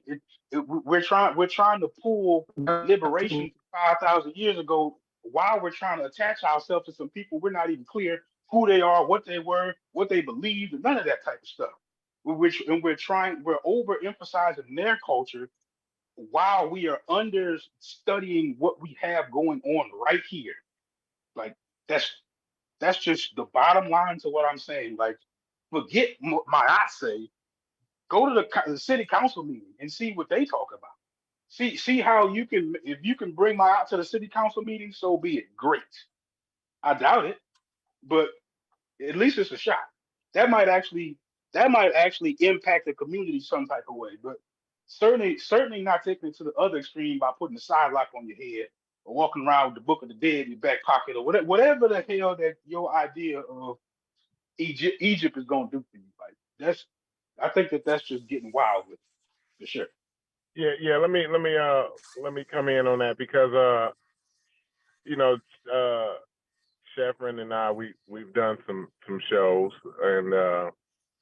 and I've looked at the channel and I see that Sheffrin was saying the other day that he got 1,000 views, but I didn't know exactly which show it was. You know what I'm saying? And so I'm looking through, and then I saw like which subject matter got the 1,000 views, right? And it kind of like what was going on within that show, but when we had our shows about the civil rights, when we did our shows about Selma and those things like that, first of all, we didn't get that much participation or feedback, you know what I'm saying? And it didn't get that many views, you know what I'm saying? So I just really, I realized as Logic is saying what he's saying, you know what I'm saying? Like those kind of things come to me, like we have our priorities not in the right place, and we're making history here. This is I think we're gonna be a part. This is gonna be America. It's gonna be one of the greatest parts of human history. This is gonna be revered thousands of years. I'm talking like 5,000 years. If we're able to, if we don't wipe the planet out, right? People look back at this time, and what do we want African Americans to have accomplished? You see what I'm saying? Like, we can't keep worrying about. And I heard what Stu P said, and Stu P's point was very, very valid too. I always love when Stu P speak. He always got a point of view to bring that I necessarily don't have sometimes, but it always enlightens me and brings me to a different place than I am, when Stu P speaks. So I appreciate that, Stu P. If nobody else tell you that, let that be heard by you from me, right? But and logic too. Logic always sparks my wonder, my interest. You know what I'm saying? And the things that it's more so like the way Logic speaks. He puts it in words that I can't put it in, right? So I think along the line that Logic thinks along, but the way he articulates it is very well. So I just wanted to give y'all that, and I just wanted to add that on. I appreciate the way the dialogue's been going, man. Everybody's been getting their thoughts out, and that's the biggest part to me. Whether I agree with you or not, whether I think you lying on me or not, I want to hear the full thing. So I appreciate y'all doing that, man. Big ups to y'all. Yeah, I appreciate the compliment and due diligence. I actually think that you're doing real good today, even though I don't agree with a lot of stuff that you're saying. This conversation right here is super dope. Like this is a good one. This one actually has some ability to possibly shift us in a positive direction. Right? Not saying that some of the other stuff doesn't, but the potential isn't, it doesn't carry the same type of weight as when we are talking about, when we can be honest and say, hey, we are trying to find solutions for each other. We are trying to attempt to figure out, hey, which is the best way to kind of move forward. And collectively, let's include as many people as we possibly can, but to some extent, you kind of have to really get the message to be able to do it, right? So now, so I would say for sure, in my opinion, you might be fighting some of the progress by holding on to the hobby, but that's my opinion. You get what I'm saying? You might disagree with that. I think my art is a straight up hobby, but we can continue. Let's continue the conversation. This is a really really good one. Like, I think when we really get deep into what we're talking about, and the longer we stretch this out, I'm telling you, really good ideas will come from this conversation. Like, we kind of can't expound too much about and have great ideas talking about 5,000 years ago. We might be able to learn some things that we didn't know, but I don't think it's really going to get the wheels turning about again what I'm talking about, emphasizing a healthy self-image moving forward. But yeah, somebody. That's big. I'm trying to get to some work to where I can talk. I'm at work, so give me a second. Oh, okay. Can I ask a question? Is that okay? Go ahead. Yeah, indeed, respect. So I'm wondering, right? I can think of a number of things that Christians, all Christians, and only Christians have in common. I can also think of certain things, a number of things that all Americans, or all Mexicans, or all Jamaicans, or all Englishmen have in common, and only they have that thing in common. I can't though think of one thing. I can't think of anything that all Black people have in common that they share only with them. I can't think of anything that they have in common, nor African American either. I can't think of that one thing or anything that they have in common that only they have in common, right? Because that's important. It's not just that they have something in common, but only they have that thing in common. And because Christians can claim that they have certain things in common that only they have in common, because Christians have that, or Americans have that, or any nationality can have that, I can understand why they would call themselves a people, because they have certain things in common that only they have in common. But because I can't think of that for Black people or African Americans, like I'm trying to figure out like why are Black people calling themselves a people if there's no thing that I can point to, or maybe y'all can help me point to that thing, because I want to say skin color, but we don't have the same skin color. No two Black people have the same skin color. Steph Curry is considered Black, and he's not the same color as I am. So we don't even have the same skin color, but we all consider ourselves to be one Black people. So if y'all can help me figure out what this one thing is that Black people I have in got you. common, that only they have in common, then I the got you. idea that we're a people can make sense to me. Hey, don't nobody answer I was that. gonna say a No, common struggle. My bad, Chef. Go ahead. yeah, I That don't was even. I don't even want nobody to answer that on this damn panel, yo.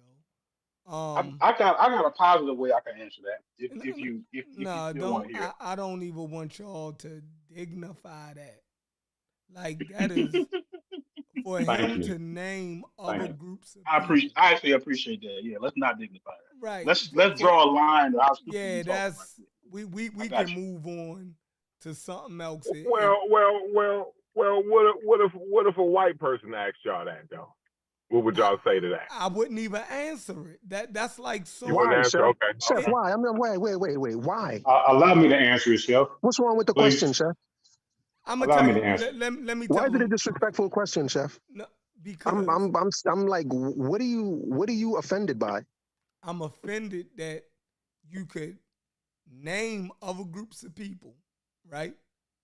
And see that they have a common history or thing that tie them together, but you fail to see what ties African Americans together to make them a people. That's like So tell Drop the me what bomb, it Chef. is. So tell Drop me the what it bomb, is, Chef. Chef. so. Tell me I what no, it is. See, I'm Chef, not I'm Chef, not going Chef. to I'd I'm rather you just tell me. no If it was that easy, you would have said I'm it already, Chef. no. It's Then disrespect. tell me what it is, Chef. I'm not going to do it. I think you're copping out. No, I'm not copping out. Let me do it. You are copping out. You Somebody don't else. have an answer. Just say you can't answer the question, Chef. If y'all dignified, Just say yo, you he's cannot gonna answer the No. question. no Just say hold you He on. don't answered the have an question. answer. He answered the question in his statement that he gave you, but you didn't recognize it. But before we Answer. What was entertain, the answer? What was the answer? History? okay, I What got was the you. answer? I got History? you. Are you gonna let me answer? But Okay, go ahead, because before I Chef didn't give answer, an answer. So you go ahead and answer. that's Well, fine, he, though, he's bro. trying. To be Before I fair, get you to did answer, We I'm gonna establish go the ahead and decorum. preface I the just stuff. complimented the No, decorum. let me. So before I answer your question, you should have to answer for the things that you say that other people have in common that we don't, because we do have the same things that other people have in common. And for one, it's history and heritage for one, but you have to take into consideration the diaspora. Why we don't have a common cohesive history. So that's why we're here. That's why we're here having these discussions, because we're trying to find the right way to move forward. So if we don't have a cohesive history like other people, you know why. But for you to turn around and then put it on us, like, why is the black people acting like we the people when we ain't the people? Like, you don't know what the fuck happened, nigga. That's why it's offensive. Silly ass. So you don't have an answer either. See, Yo, that's what y'all are it. funny as hell. See, So that's you don't why have an I answer said either. don't even do it.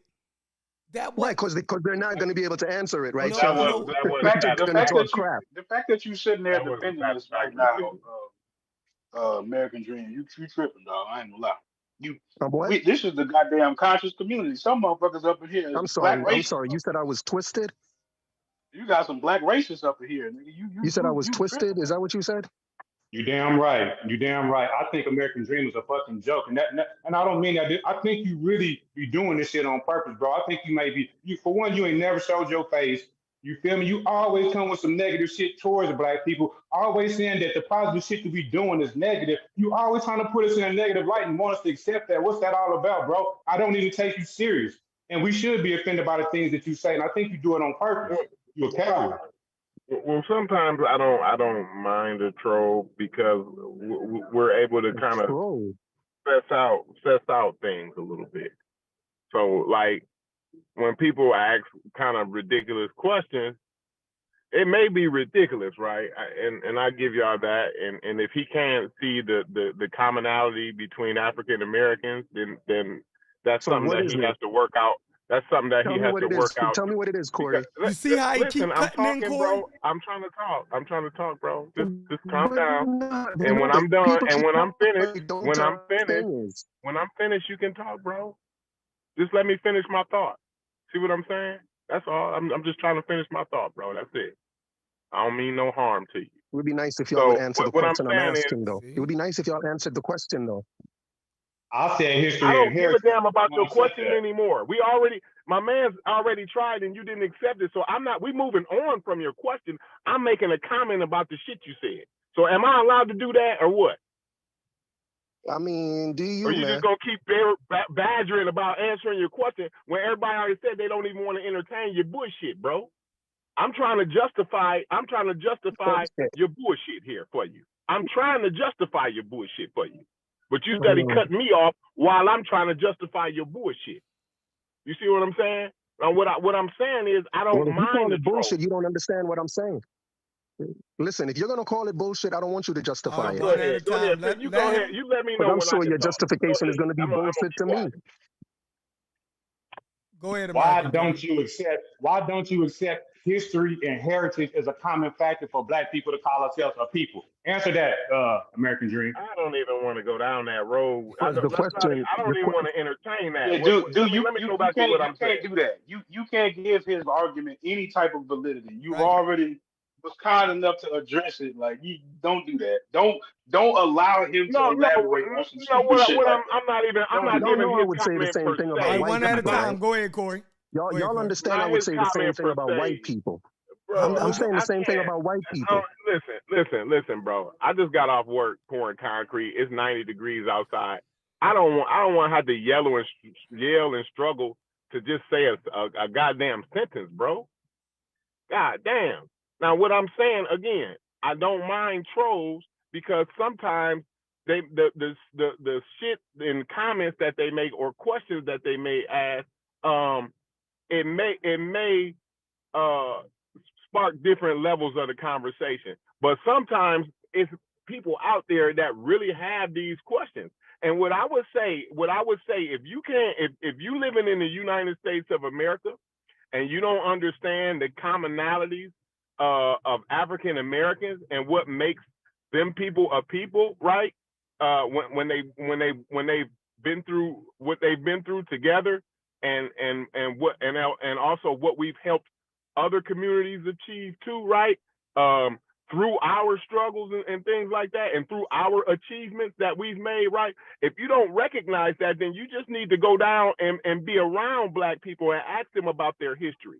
You see what I'm saying? Ask them about some of the things that they did and what makes community in the Black community. What makes a Black community? Go down and be around Black people to understand that, because that's what I would do if I would want to know what makes Chinese people Chinese people. Like what makes them together? Even though they live here in America, they may be from this part of China and this part of China, West China, South China, East China. You see what I'm saying? When they get here in America, what makes them come together and be a community? Because we got Chinatown. You can go down to Chicago, right? They got Chinatown's huge, right by the airport, right? Huge area, right? Everything in that motherfucker written in Chinese, right? But you see what I'm saying? What makes them a community? Because even in China, all of them they may not all relate to each other back home in China. But when they get here, there's some sort of commonality that brings them together and makes them a community. So what I would do is I would go down there, and I would go down and spend some time and figure out that if I was curious about that, rather than antagonizing brothers and sisters on the internet being a fucking troll. If you was genuine. You see what I'm saying? But if you're trolling, then I see why you on the internet asking stupid ass questions. But if you're genuine, then you should take the path that I just put out there for you. Well, if understanding what makes the Chinese in America come together and what their commonality is, if understanding that for you is difficult, then I understand why understanding anything would be difficult. I never said it was difficult. I never said it was difficult. I never Do said you that know was why? difficult. I said if I wanted to do that, Do you know if why? that was a question of mine, I said if that was a question of mine, brother. If that was a question, then that's But that's not that's not the question I asked. But that's not the question I asked. if that's what I But would, that's if not the that was a question I asked, question. Corey. So But for you Corey, to that's not the reiterate question what I I said in a asked. positive way just lets me know what your aim is. You But that's reiterated not what the I said question in I a asked, positive way, Corey. and I will be appreciating that. But I'm gonna go on mute because I want to have the decorum. You go ahead and continue and reiterating what I've said in a fucked up way. Go ahead. Yeah, look, Indeed. American Dream, you was having a The fire ass. Chinese? Let me just say Having a this. Let me just fire say this, conversation. please. I want Let to me get just at say him. this, I want to please. get at him. What's up? Let's have a conversation. I'm offended now. What makes the Chinese in Chinatown? What they have in common is the fact that they're all Chinese. It's their nationality. And I already said that I understand why nations would see themselves as a people. Because I said Americans, I said Jamaicans. Maybe I should have said Chinese as well for y'all to get that. That's why Chinese people. That's the commonality they have is their nationality. They're all Chinese, and that's what they honor. Well, And I'm the sorry. question. Let me Black just people finish, is the please, only Corey. one you can't do that for. Let me just finish. Right. Black people don't like black people don't What have a is it that nationality. Only one you so can't do listen, that for. You fuck Jamaicans ass are nigga. people where is black a motherfucking country? African Is black a Americans country, are. Corey? Definitely a cow. Corey, you're saying black is a nationality? Corey, American. That's black is a crazy. nationality? No, Are you saying You black is African a taking a American is hard a nationality? stance nationality. on some real stupid ass shit Are right you now. saying black is For a real. whoa. Are you saying black is a nationality? So let me ask you what you're trying to say, because what you're trying to say right now in front of the whole I'm world is that asking black Corey a people ain't question. Is shit. Corey That saying black and is that a we not no nationality people. like And Chinese? you gotta African understand. American. I'm African American. That's my nationality. When I What go country is called internationally, African America? What country is African America? What country is African America? You come from a country called African America? You fucking idiot. What I'm the country is idiot. Dinka? What country is Dinka? African American is your nationality. What Dinka. country is called African American? What country is Dinka? What country is Asante? You What? see, dumb you is, you fucking idiot. That's not their nationality, though. When they call themselves Asante, that's not their nationality. That's my nationality. That's my No, nationality. it's not. When I travel internationally and a motherfucker asks me, who am I? I'm an African American. I'm from America. That's my nation. I'm an African That's a nationality. American. That's There's my no nationality. country called African American. I ever came for fucking Elon Musk with the bullshit then. I don't There's understand. no country called African America. It don't have to be no y'all country people called yelling back You're African trying to American. amuse yourself right now, bro. How is there no country called African America? You're trying to How is there no There's some country more called African scientific America, ways but to African use American both is your statements right nationality? now. One at a time, though. I This is know hell. y'all How don't is there no respond trying to country amuse called yourself African Always have America, sabbatical. Hey, but African hey, American Corey. is a nationality? Hey, Chef warned y'all, and y'all fell for it. Y'all let him suck y'all back in, dog. Who is Y'all let this, him suck y'all Bag back in. Juice? Bro, your name is Bag Juice. Who the hell named you? You named yourself Bag Juice? Yeah, You Peter named Bag yourself Juice. after sugar and water in a bag. You named yourself after sugar and water in a bag. Go sit your dumb ass down All somewhere. right, AD, Of all the names you could come up American with, you Dream, I'm named gonna have to yourself I don't want Bag this to Juice. be an argument show, and you just poking Yeah, up bro. at me. Yeah, don't Why you coming at me? I'm not arguing. They're the ones always arguing with me. Why you coming at me, Chef? cut. You know Y'all what? don't kick The thing him off. is, Don't kick him off. you badgering people with questions that ain't adding to the conversation, right? You So, just are can't failing answer the to add question, to the Corey. conversation for sure. Corey, just I admit you don't have the an answer to the discussion question. that I think Logic and Stu Pease had a difference in opinion about history, right? Am I correct with that, y'all? Slight difference, not a whole. Yeah, slight difference. And I love the discussion that y'all was having on that. I think that's where we was gaining the most fruit at, right? Going back to whether we all know who the fuck we is on this panel. If a nigga don't know who the fuck he is, then that's your personal problem. You need to work that out amongst yourself. We're not gonna work that out on this panel. I'm gonna have to take the reins on this one, Sheffrin. We're not gonna work out his personal problem on this show, bro. On this channel, period. So You know if who you are, but you call yourself a nigga? Hey, You American know who Dream, you are, but hold you on call real yourself quick. a nigga. Hold on, American Dream. You know who you are, Corey, but you call yourself a nigga. ask you to leave or either kick your ass off, one of the two, bro. You know who you Because are, they but were you call having yourself a nigga. I know exactly who the fuck That's I am. interesting, Corey. You You're a know, nigga. you was supposed to be filling the place back You're a up, nigga? so I need Wait, to you're a know who nigga, Hey, Corey? Quincy hey, is. But he Corey. filling the place I back need to up. know who I am. Yeah, we used to Hey, have this Corey. for Hey, let me before your let me time, though. let me But play it let me wasn't play full, devil's but it was advocate real quick. some of the Let me rooms play they was devil's full, but advocate I real most already quick, of them tried was Corey. that. bully I shit. already tried that, Haskell. Yeah, yeah, It didn't yeah. Let work. me Yeah. let me let me let me have Corey, a can bite of this. I say something, Corey? Let me have a bite of the Can I apple. say Hold on, something? Stupies. I No, Because think no, Haskell let me wanted it talk. real quick Give me too. a chance. I yeah, think let Haskell me get You a wanted ask bite me of the the man. apple, Stupies, because Mhm. you know what American Dream was getting at with his lead in question, in his personal cosmology, the way he sees the world is that um ultimately a fixing he believes that we should just identify as Americans, right? That's it. And anything outside of that, in how he sees it, is superfluous, and it doesn't do any good, right? Now he brought up the idea of nations.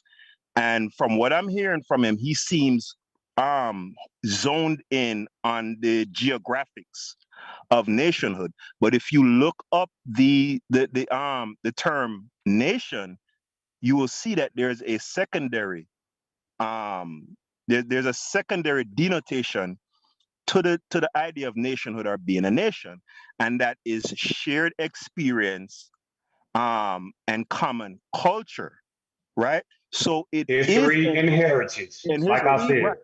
So it is entirely possible for a nation to be inside of another nation. But I believe AD takes great umbrage with that idea, particularly when it comes to African Americans.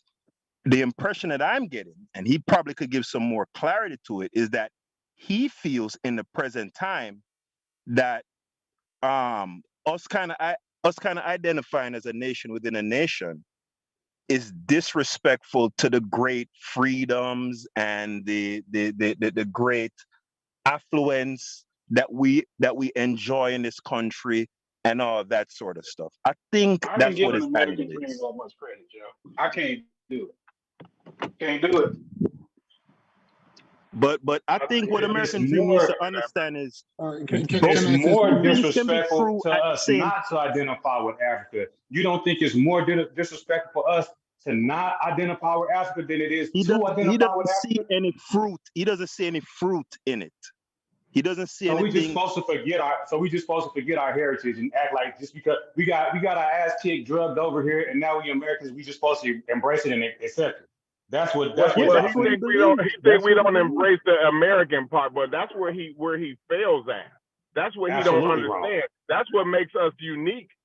That's I what mean, distinguishes us. That's what what makes us a people is the American part. That's why we embrace that. That's why we talk about our great American history over here. You see what I'm saying? So I think Absolutely. he's highly mistaken. I think he's mistaken, right? But after Haskell's finished his point, Stu Pease wanted to go. Yeah, I'm almost done, Stupies. I was Can gonna he say, get to respond at any time, or yeah, should he just he's listen gonna to come y'all back to your talk about American him? No, Dream. we done heard you already. Yeah, he's gonna So y'all come just back to gonna your talk American about me? Dream. Okay, go ahead, Corey. You want to talk about me? Go ahead. Oh my God, You this guy, man. you making good content to talk about. We done heard the silly shit already. We know you're gonna come with some more silly shit. So we just want Haskell to finish his point. That way Stu Pease can get in. What I was You gonna find the finish silly up shit with, to be what good what I'm hold content. on, American Dream, have some kind of civility, no, brother. Like I know we don't particularly like each other, but we're on a panel. Let's have some civility, right? Why didn't you just say that to Corey when after he called me silly? Why American, didn't you say, because you're Corey? the Why don't you one have some? interrupting me. Because I'm the American one Dream. interrupting. I'm the All one. right, Yeah, American because you're Dream. not the one being disrespectful. Please, can If I you were being go, disrespectful, American Dream, and then Haskell's you gonna Stupies probably can finish his interrupt too. statement. Haskell's gonna finish his statement, and then Stu Pease is gonna go. Let's move it on. right. I All wish right, y'all would just so make your statement about perfecting. Can y'all do that? Is it possible? Damn, No, bro. all right, he could have y'all been might have to done, get but him out of here. you kept interrupting. So I mean, you gonna keep prolonging it, or He's you being gonna Yeah, get he it gonna done? keep disrespectful at prolonging it. this point. Yeah. Yeah, so I was gonna finish up with this. I can't envision people who hold the viewpoints that identifying with Africa is superfluous and not beneficial or whatever the case may be.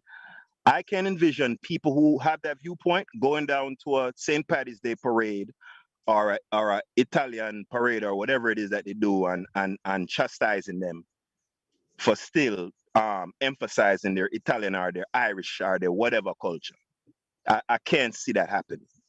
So that's the end of what I'm saying. All right, my turn now. Thank you very much. I really appreciate this, Corey. I was looking at something because I saw his name, and I said to myself, what could this name mean, American Dream? And then I look up the definition for American Dream. And then I look up what was it built on. And it says the American Dream was built on the ideals of democracy, liberty, opportunity, and one more. I can't remember the fourth. But when I look at it, how democratic is it really? When in black state, there is gerrymandering among racial lines. He disregards that, right? Liberty. When a black person is 10 times more likely to stop by the police, especially in white neighborhoods, is that liberty, right? Opportunity. When the one opportunity that we had in our favor as black people in America is being taken away, affirmative action.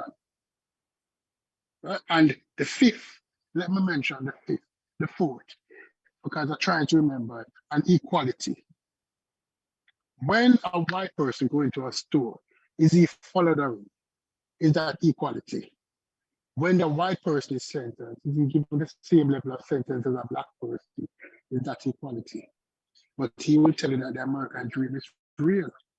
But I'm going to ask you the question, who is it realer for? Is it realer for the white person, or is it realer for the black person?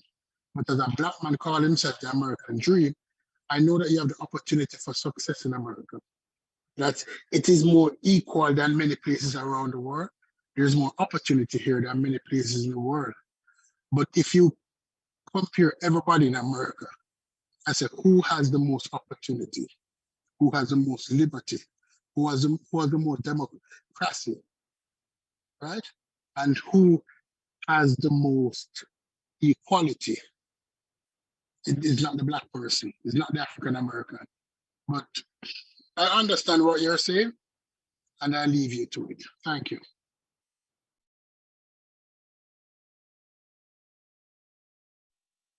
Hello?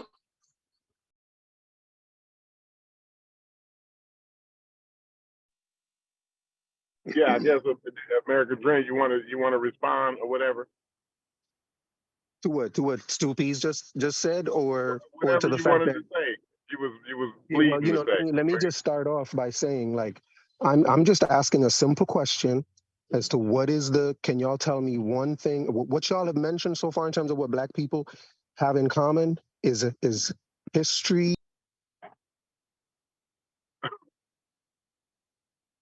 Yeah, you mute American Dream. We all came off the ships. I'm not really come on. Yo, but American, if you're listening, to answer your question is shared experience and culture. I know you're gonna pivot around that.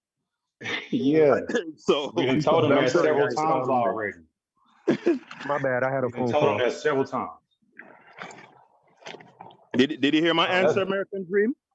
No, I was actually in the middle of, so I had a phone call come in. I didn't hear what anyone said. They said that an hour ago, or like they said that before I got on the panel, and he didn't accept that. So. Yeah, I know he doesn't accept. So let me just finish what I was saying before you ask me a question, Peter Bag Juice.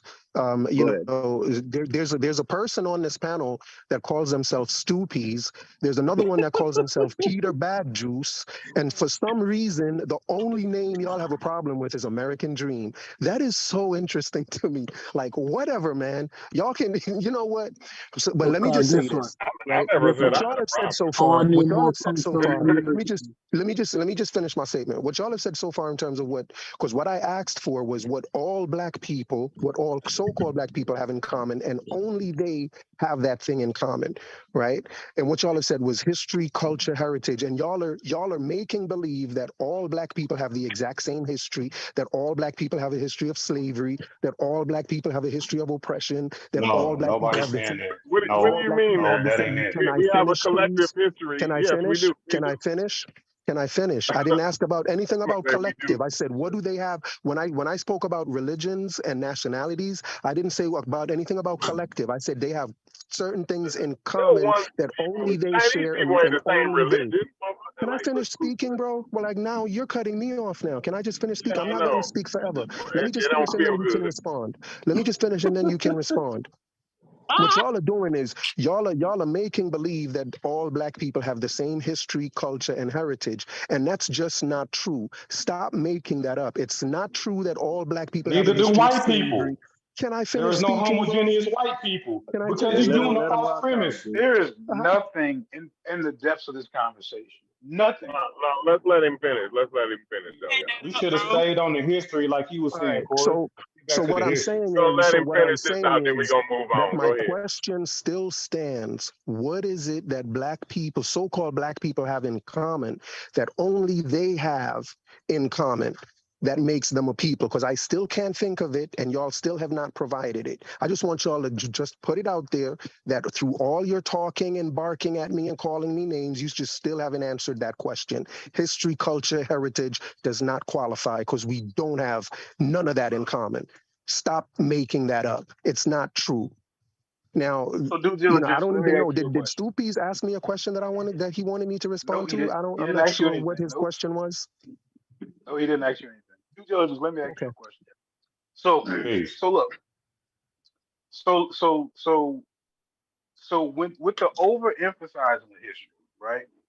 So let's briefly imagine that the lack of progress is actual damage, right?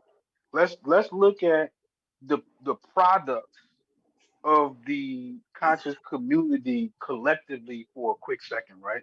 You got Shaka Amos, you got or let's just talk about all the people that are considered scholars and teachers, right? And actually put that under a real eye and see if you would call that an accomplishment. We're talking about un how would you say non-credentialed experts calling themselves scholar that are mainly teaching blackology. Would you call that a success? So, You asked him. nah, he I asking can me. be asking that to anybody. I just wanted to redirect the But conversation. so what you said was the fact. I'm trying to really gather what you said, like put it in a nutshell. You said let's look at our success, our progress, and but you kind of pointed out people that's into like the hotel people, right? If you Hmm. focus on those people, it's some noise in the background. If you focus on those people, then you can look at that however you want.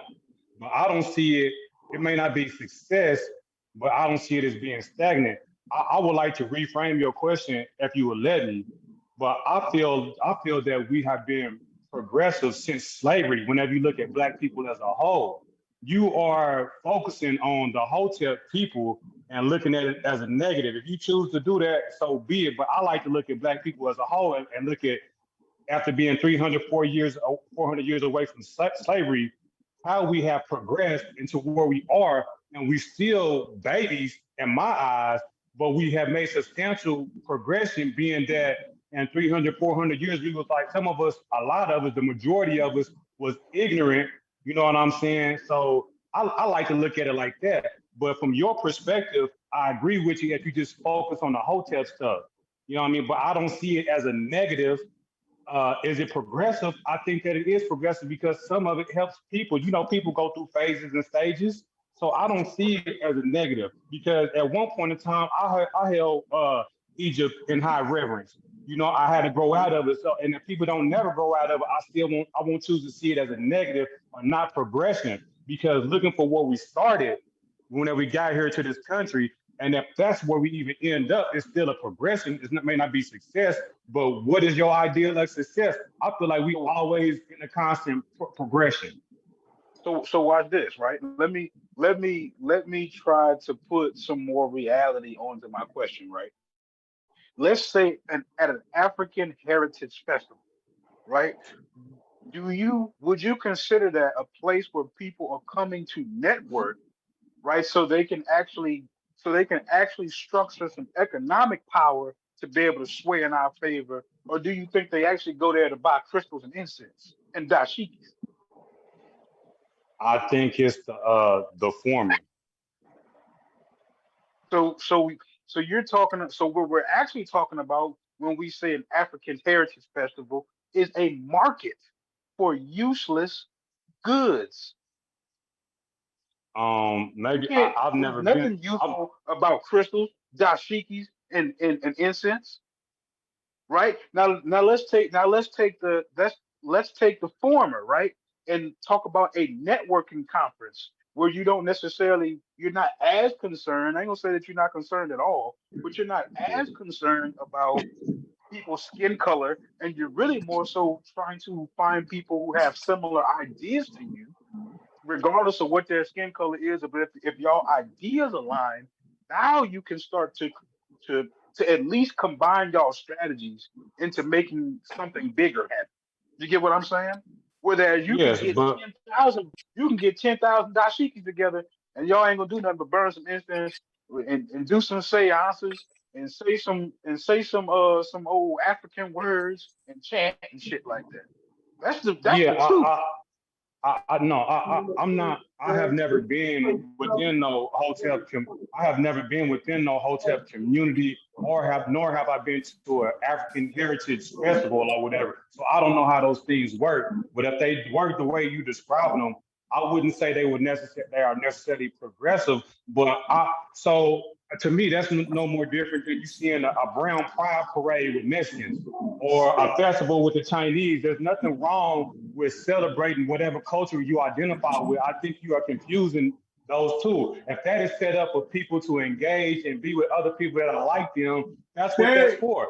Then you have other things that you use that are for networking and more economic. There are certain things that set up for those type of events. You know what I mean? So I don't see what you mean. I think I'm why not are you saying that there focusing? isn't. Go ahead. Why Go ahead. are you I choosing? thought you were Why done. are you why? I'm sorry. I just answered several of your questions, No, and I you want to did. ask you Yeah, back. you're doing good. I thought your point was done. Go ahead, finish what you're saying. So I want to ask you a question back, unless you want to ask me something else. But I don't understand why you focusing on people that's choosing to identify with Egyptian culture and calling it a negative and saying that it's keeping us stagnant. Like, what can you expound to me? Like, why you think it's such a negative for Black people to try to like what Jabari is doing, right? I'm I I'm don't I'm see. about I I'm see. about to. I'm about to. Okay, so let me land. So let's take Jabari for example, right? I do not see Jabari as a negative, but he represents the Hotep community, but I don't see Jabari as a negative. I see him as a plus, even though I don't agree with the spiritual side to what he do. I don't agree with that. But he's giving people a place to come to identify with each other. He's helping them grow. He's giving them principles. He's doing stuff to help them. And his way of doing it, you might not agree with, but it's not a negative. You just don't agree with the path that he's taking to bring people up. So what is your issue with it exactly? Like, why do you believe that it's stagnant? Because everybody, everybody should embrace the culture that they are in and hold it up high, even if it's bullshit. Okay, so the second part of my example was a networking convention, right? So let me elaborate a little bit more about the African Heritage Festival. So everybody that comes to the African Heritage Festival typically does not bring their own ideas. I don't know if you've ever noticed that, but typically we're only bringing ideas of some ancient culture or some ancient wisdom or something else that some other teacher has taught you, right? But when you go to this networking conference, that's a place where you bounce your ideas off of other people, and y'all find strategies to help you kind of move forward. See, like the so here's my problem with Egypt. Egypt is not ever is advertised as a part of Black liberation. That's my largest problem with that shit. My biggest problem is that some kind of way we feel like in the scrolls or in the nuance of the history or in the something something that there's some larger lesson that we need to pull out of that and apply to 2023. And that's the undertone of it, right? The fact that it's not separated as a hobby of people who just like looking up ancient cultures and like taking a deep dive into ancient cultures is that people aren't looking at it as a hobby. They are looking for it as a way to liberate themselves in 2023. That's my big problem with it, right? So if you I are get you. if I get you. and that is the part of it that makes it stagnant, is that there is that thin line of confusion of people looking back there and trying to extract too much from Egypt, Yeah. right? And Nah, I instead agree of, with and you. you are putting that much emphasis on that, I'm saying that there is limited application for my eyes in the city council hall, a place where you can make some huge differences in your community, into your future, into the all kind of stuff, right? You don't have to necessarily be no lawyer to do that. All you had to do is go there and participate. It don't cost you no money, right? You can go there and start reading the documents and fucking get yourself enrolled. Like there is nothing stopping you from doing that. But the fact that you would spend hours upon hours reading stuff to get on the internet and bounce these ideas off of other Yeah. non-credential experts is Yeah. it's a lot. Now I see what you're saying, logic, and I understand your logic, and I like your logic. I have to absolutely agree with you because I don't do that. If I look at myself, I feel like it's uh it's it's not beneficial too. Like I jump in history not to get the cultural stuff out of it. I get the things that's applicable. Excuse me, excuse me. So I definitely see what you're saying, and I agree with you. Now, there's some things that do need to stay in the past, and even when I try to use Brother Jabari as an example, like the spiritual side of it, the spooky stuff of it, I don't agree with. But as something in general, like for people to have some pride about themselves and to feel like they can identify with other people that's like themselves, I see that as a positive. So let me ask you specifically though, Logic. Oh, no, no, What no, hold, no, about hold tech? on. Let me just give Because you. Let me just give. Go ahead. Go ahead. Go ahead. I don't want you to one lose control. thing, because you went back to your point when I asked you that question. I want you to take somebody like Brother Jabari. How do you see him in general? I just want you to be honest.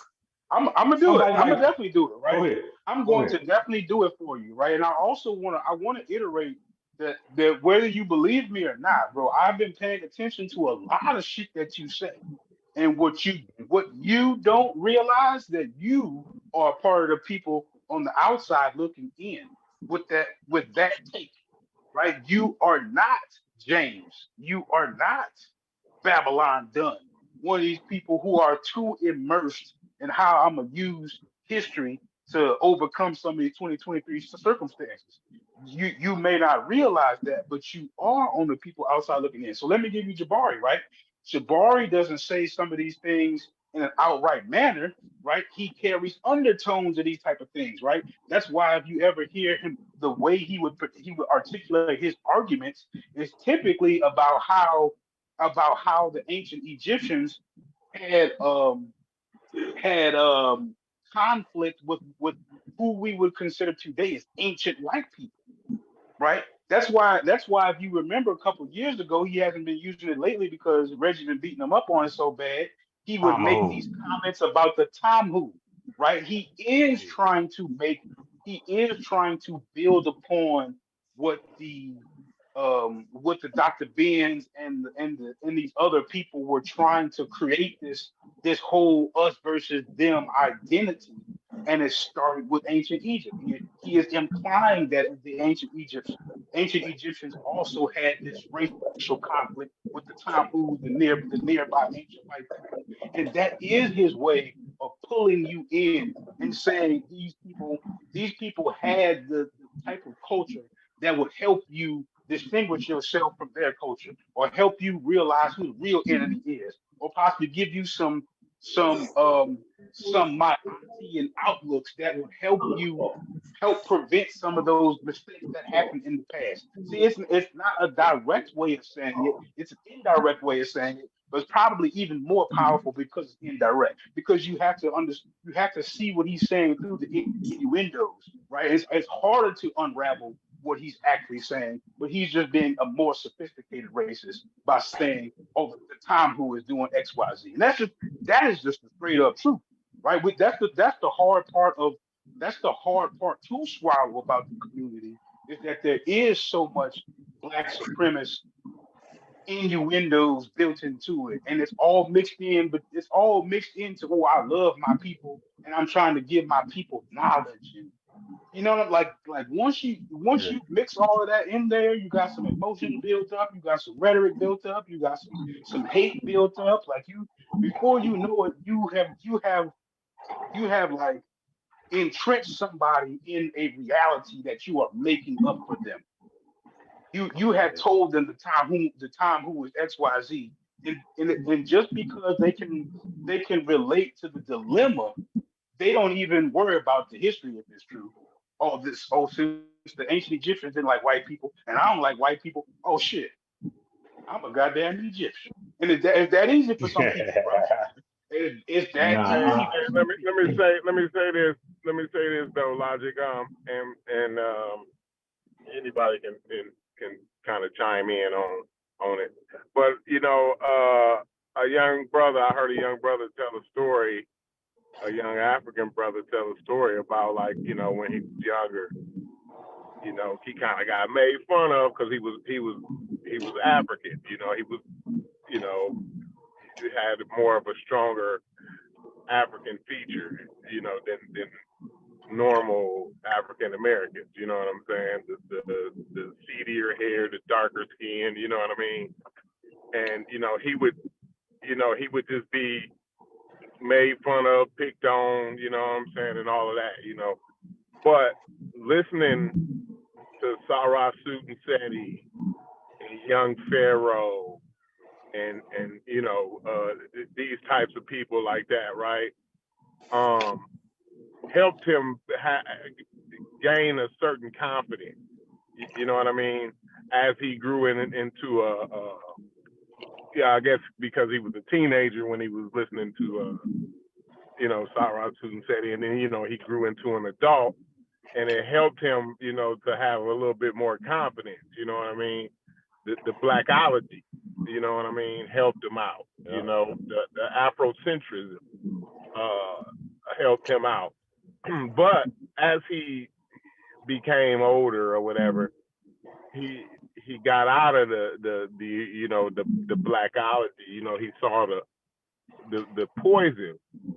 But is a positive side to that. You know, the overemphasizing the blackology helped him to have a certain confidence about himself. And you know, hearing that kind of touched me, because me being half of my family being from Africa too, you know, being from Ghana or whatever. You know, I got a little bit of that, not so much, but a little bit of that too, you know, so I could relate. And and so I can understand how that blackology helped his self-esteem, you know what I'm saying? So what do you think about that, Logic? What do you think about that aspect? That's why it's so hard for me. That's the part that I struggle with. But go ahead. I want to know what y'all think about it. Let me say something. And Logic, So before real you quickly, go, hold I on. want to Let tell me you. answer that. I Okay. want to tell you what I'm not gonna go, but before we veer off, I want to tell you what I agree with, not so much what I disagree with, because I do agree with you on some points. But go ahead. So what I am saying this, right? I can read through this article, right? On I'll put that in the back chat if it helps anybody. But your brain, right, cannot tell the difference between you imagining yourself in the past with the Pharaoh hat on, or imagining yourself in the future sitting in the Oval Office. So what I'm saying is that you can recreate yourself in the future the same way you can recreate yourself in the past. So I'm not saying that you need to totally disregard the past, but I'm saying that if that's the main benefits that you can get from Blackology, you can you can find something to work towards in your future that gives you the same thing. We just don't know it. We just don't realize that in the moment, right? I'm telling you, and if it's and I could if you think, look, if I'm tripping, tell me I'm tripping. But I would Nah, also you're not. almost say, Nah, you're I not. would also almost say that if it's not doing that for you, then maybe that goal isn't quite big enough yet, right? It should be big enough to submerge you in progress the same way the story of ancient Egypt will submerge you to start reading goddamn scrolls. If you become that immersed in your own future, then you will slowly chip away at those negative thoughts that are stopping you from gaining that confidence, right? You know what I'm saying? You at the depending on what stage you're at in your life, you definitely get to a point where your physical appearance doesn't, not necessarily doesn't mean as much to you, but you have your routine, right? You go buy your shoes, you go buy your shirt, you go buy your hat, you do what you do, you know what I'm saying? And beyond that, it's just you carrying yourself, right? Like everybody's in some kind of a, I ain't gonna say a costume, but you know what I'm saying? It's more about how you carry yourself than it is just like your physical attributes as a man. You know what I'm saying? That's how shit happens for me. You know what I'm saying? I'm not sure what everybody else's experiences are, but I can relate to what you're saying too about some of the self So confidence issues.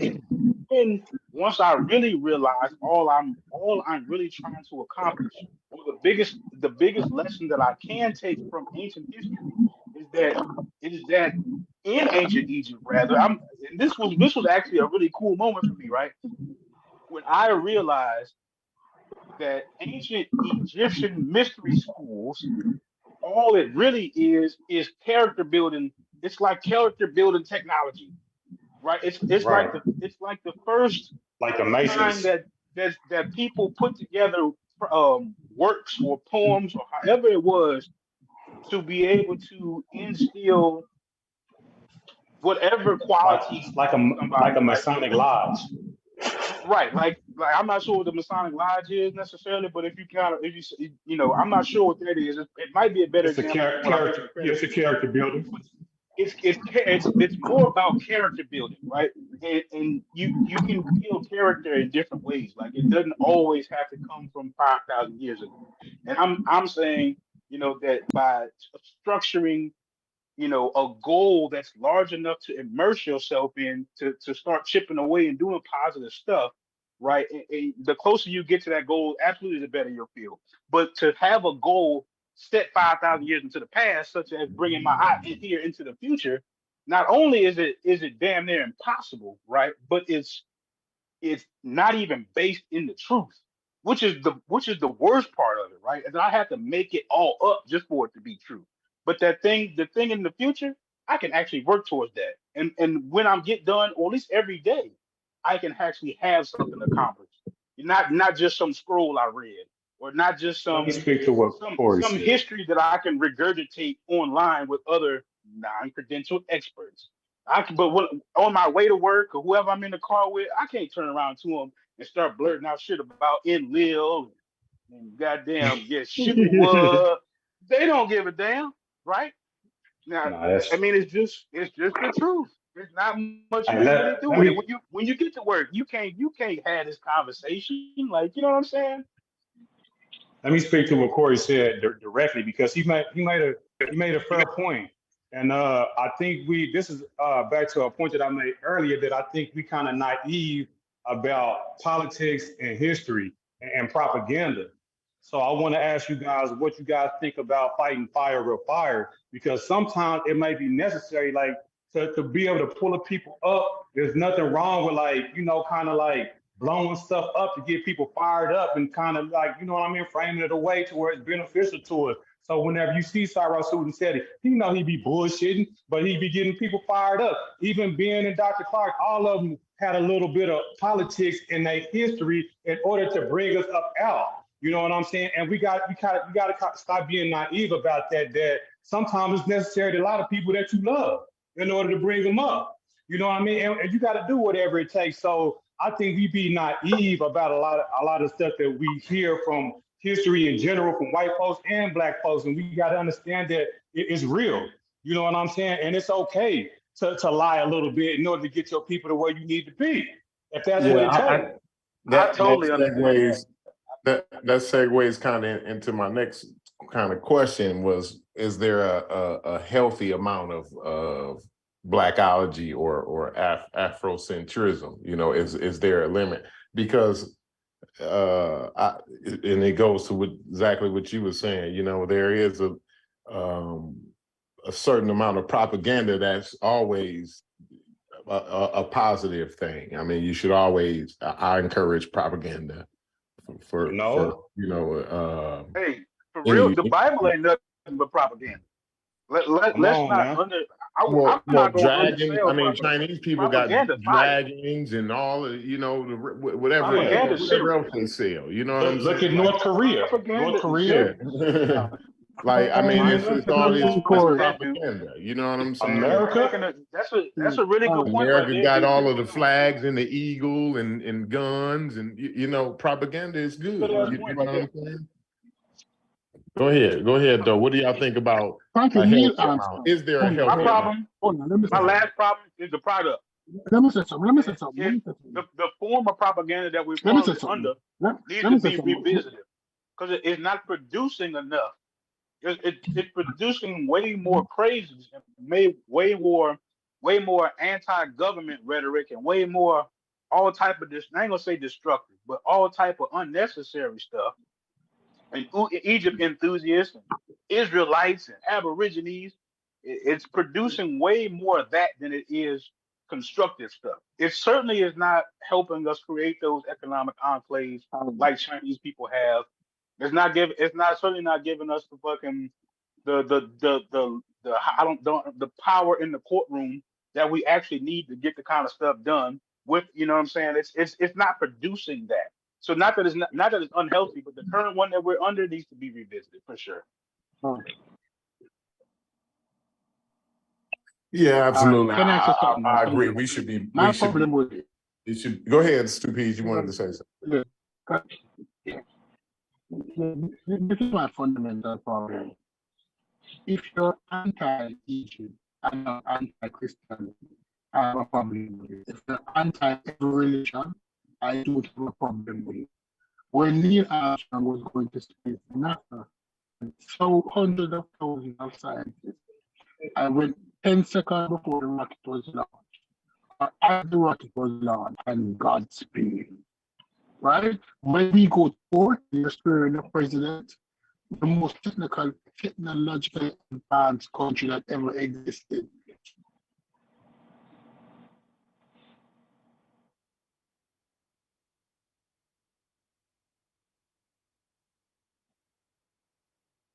Was it me or did he get a little robotic there?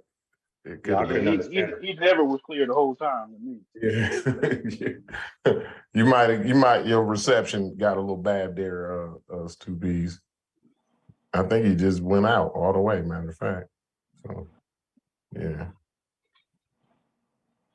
Now I'm with it. I felt like some time ago, I was trying to structure an argument that would help other people maybe realize what I'm trying to say rather than just directly say it.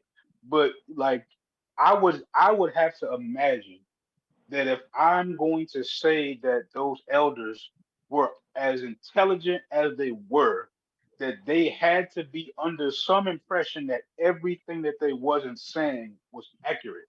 And they had to understand that they were absolutely putting more emphasis on lighting that fire in us than giving us accurate information, which is cool, which means I align myself with their agenda, right?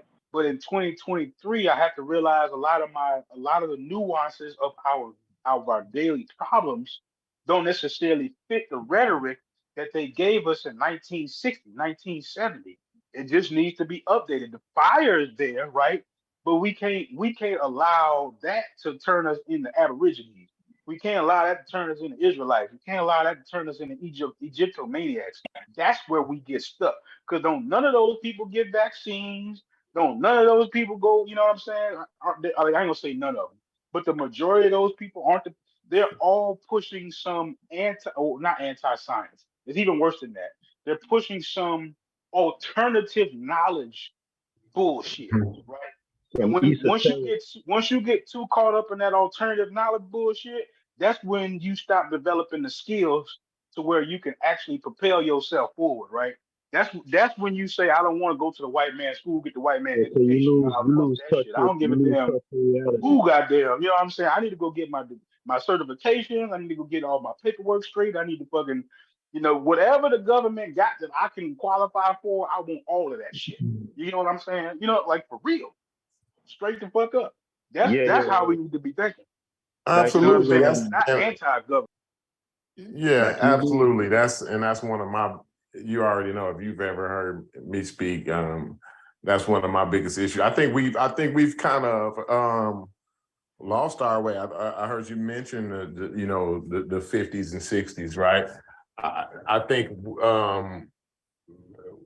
we don't have the drive anymore that those people had in the 50s and 60s to progress in the way that those people did. I mean, they got us in a way into where where we at today. We kind of lived off the inertia, if you will, from that push that those people that from those people gave us, right, up until now. And now we're seeing, since we haven't been given any more resistance, that inertia is given out, and we pretty stagnant here.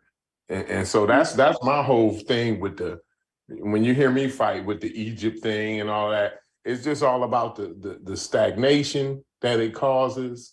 I heard you was talking about something earlier, and it made me think about our conversation before. Oh, you talked about the festivals, the African festivals. That made me think about the conversation that we had a couple nights before, when we talked about the habit of the trinket buying. You know what I'm saying? Somehow we get distracted with the trinkets and shit. You see what I mean? And so we weren't. And when you talk about those the 50s and 60s and some of the 70s and all of that, right?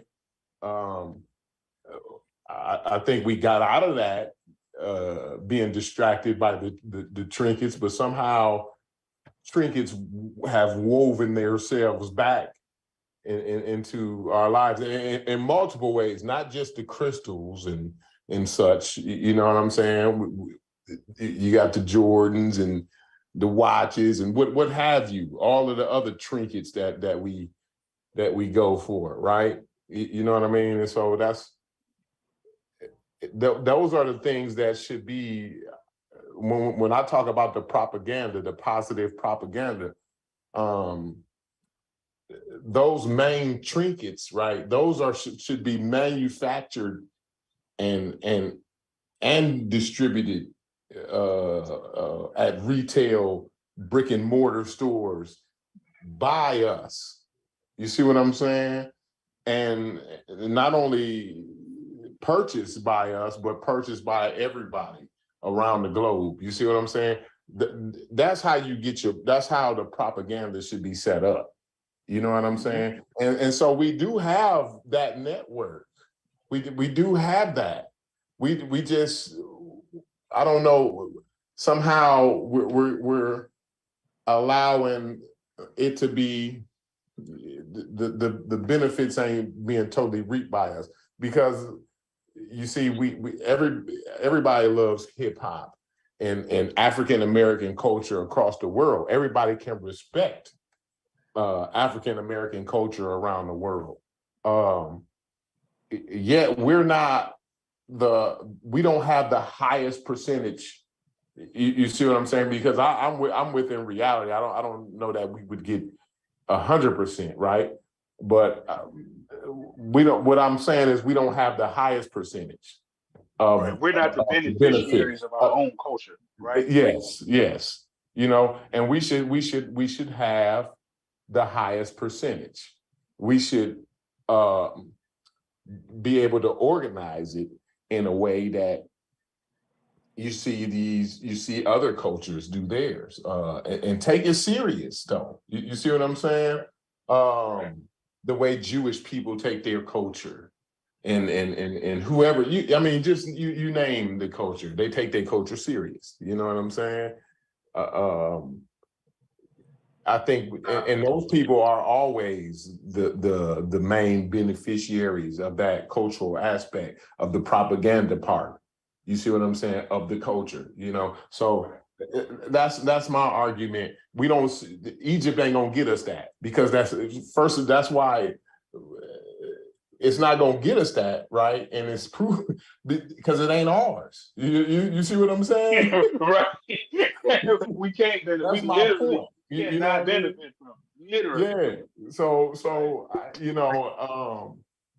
That's all I got to say. I don't want to go on a long diatribe or nothing like that. I totally get what you're saying. Like Yeah. that celebrating nothing over there is going to elevate our future at all in no type of way, which is, I ain't gonna say in no type of way, right? You may be able to get some trickle down effects, or maybe some I'm not sure what else you can really get from it, but you're not gonna get nothing directly from it. I tell you that. And I don't want Something to that you done made up in your head.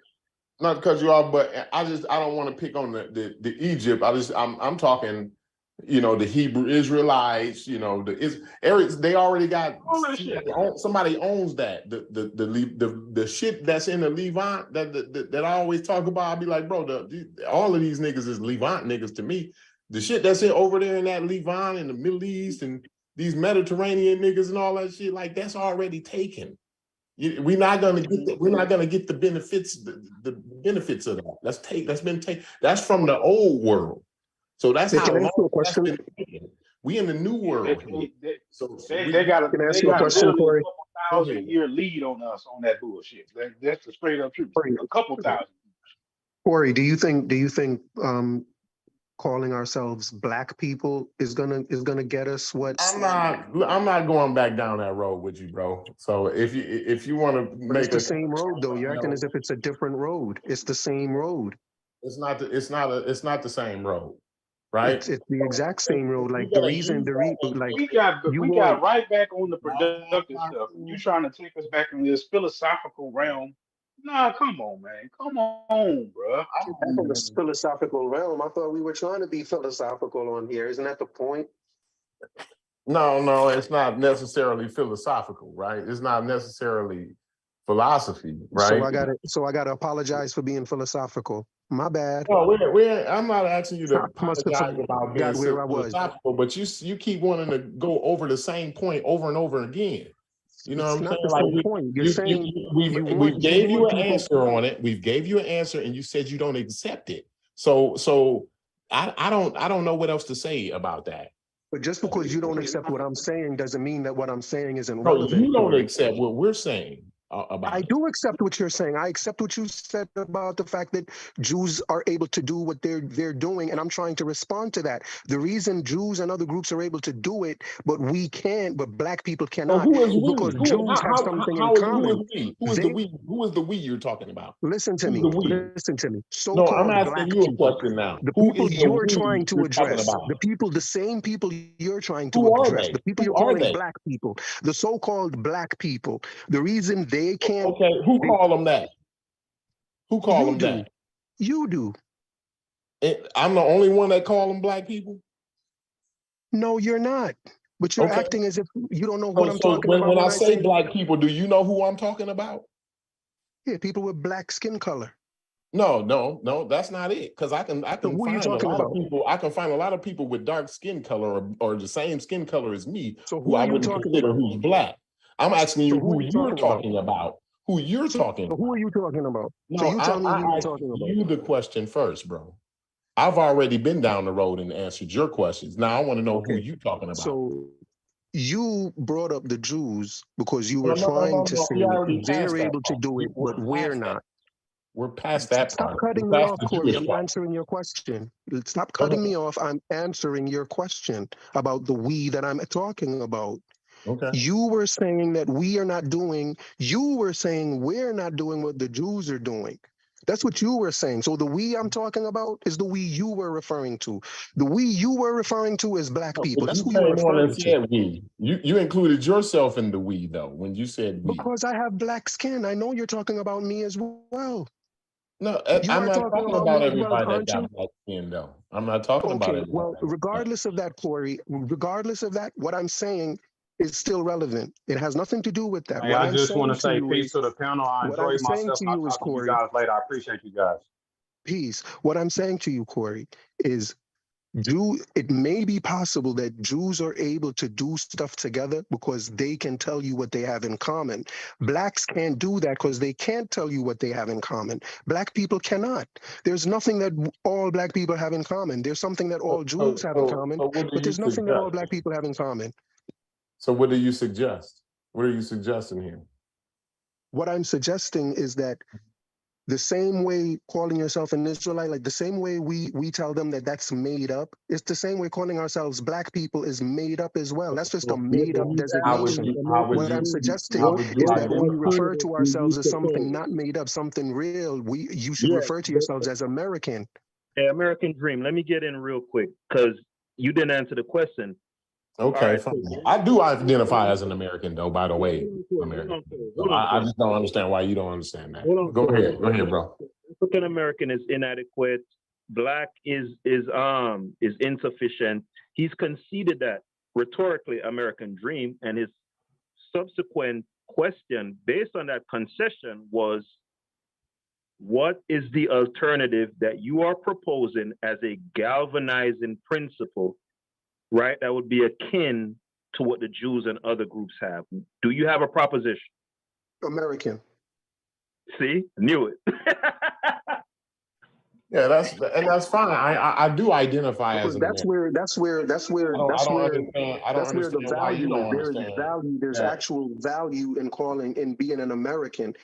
That's where the value lies. Like I know I'm this trying to figure conversation out started. who said they didn't identify as an American though. I've never heard anybody say You that. said Yeah, you were an that's African where your point American. falls You all said the way you off were the an hill. African American. You didn't say Nobody you here were is an saying that I American. they're am an African. American. I am an You didn't say you American. were an I'm American. You said also you an were an African African American. American. Yes. AB, an I African can What only I'm do American. telling one you is thing. that's a hindrance for you. Like See, whether that's you the good realize thing it or about not, being an American, bro. Corey, See, Corey. you ain't been over here that long. Let me tell you about being an American, bro. And as an American, I have a right to identify myself, right? And so I am an American, right? But I'm also an African American. I can be more than one thing. So okay, I am an American. I've already identified that. But if you want some nuance and you want to go into a little bit of nuance of things, right? Then I'm an African American. Okay. Corey. So in that encompasses my heritage and my presence. You see what I'm saying? So I don't understand. I'm having a hard time to understand how one could object to something like that. Yeah, I don't know. American Dream, you don't Why? think it's possible for two things to not necessarily be mutually exclusive? Like being an American and paying some sort of respect or identifying with, past recent history. Do you look at those two things as mutually exclusive? Necessarily why is it impossible to do both or be both? Yeah, I hear people say, "Well, I'm Irish American." Let me just White people say they respond to Irish him? American all the time. Yeah, I Can I want to hear respond to him though? Black Greek in Yeah, my I family. really do. You see what I'm Is saying? it Well, is it possible to do both American Dream? huh? Is it possible to do both simultaneously, in your opinion? Or are they just mutually exclusive, in your opinion? Of course, it's possible to do both. They have been doing both. What I'm suggesting is you will get better results. Like this whole conscious community is talking about why isn't the so-called Black community progressing as it should? And what I'm suggesting is a part of the reason may be because they've attached this African thing to their identity. That may be a part of it, right? They can do it if they want. But what I'm suggesting is if they focus more on just being American, they would probably get better results. Because right now they are mixing, like they have, instead of concentrating on creating an American culture, they're more focused on wearing a dashiki, which is an African thing, and they're bringing in foreign things, and it just takes away from the American experience. And that may have something to do with why in progressing in America as they want to. That's all I'm suggesting, is that it may have something to do with that. So I mean, do you That think? to your I point, that makes understand a what little the sense. Daisikis and That makes a little sense. You should African have said that American an thing hour and a half do. ago. Like whether I agree with it or not, but that makes a lot more sense than saying what you've been Yeah, saying. I ain't gonna lie. right. That's Bro, what I'm that's saying. But look, cultures that's incorporate all aspects of other cultures all the time. So even if you look at continental Africa as being foreign to those of us who are descendants of slavery, right?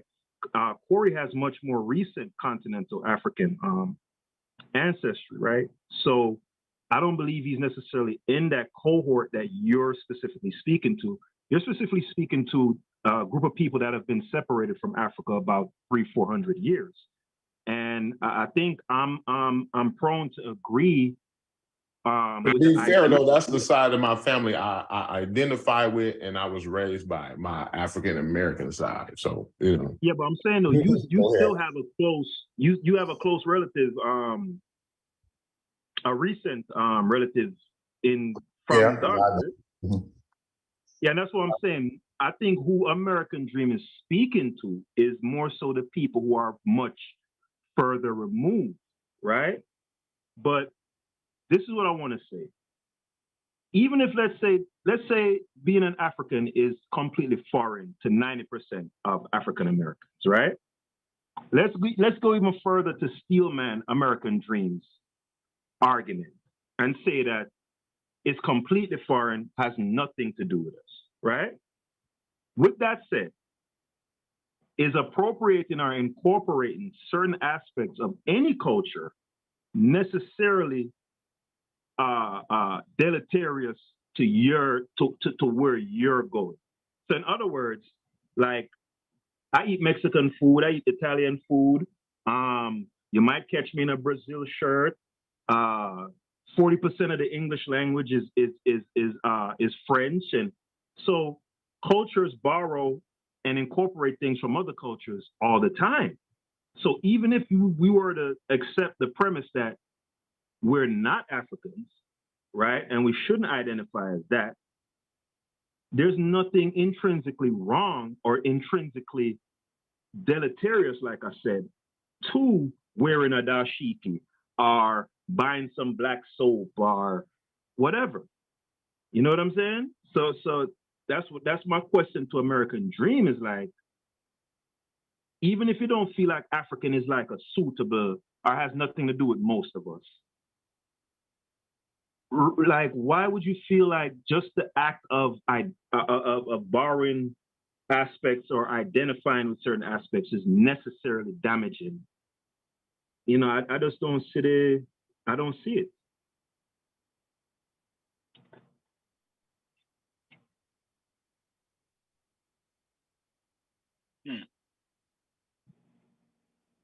You there, American We Dream? was making some good points.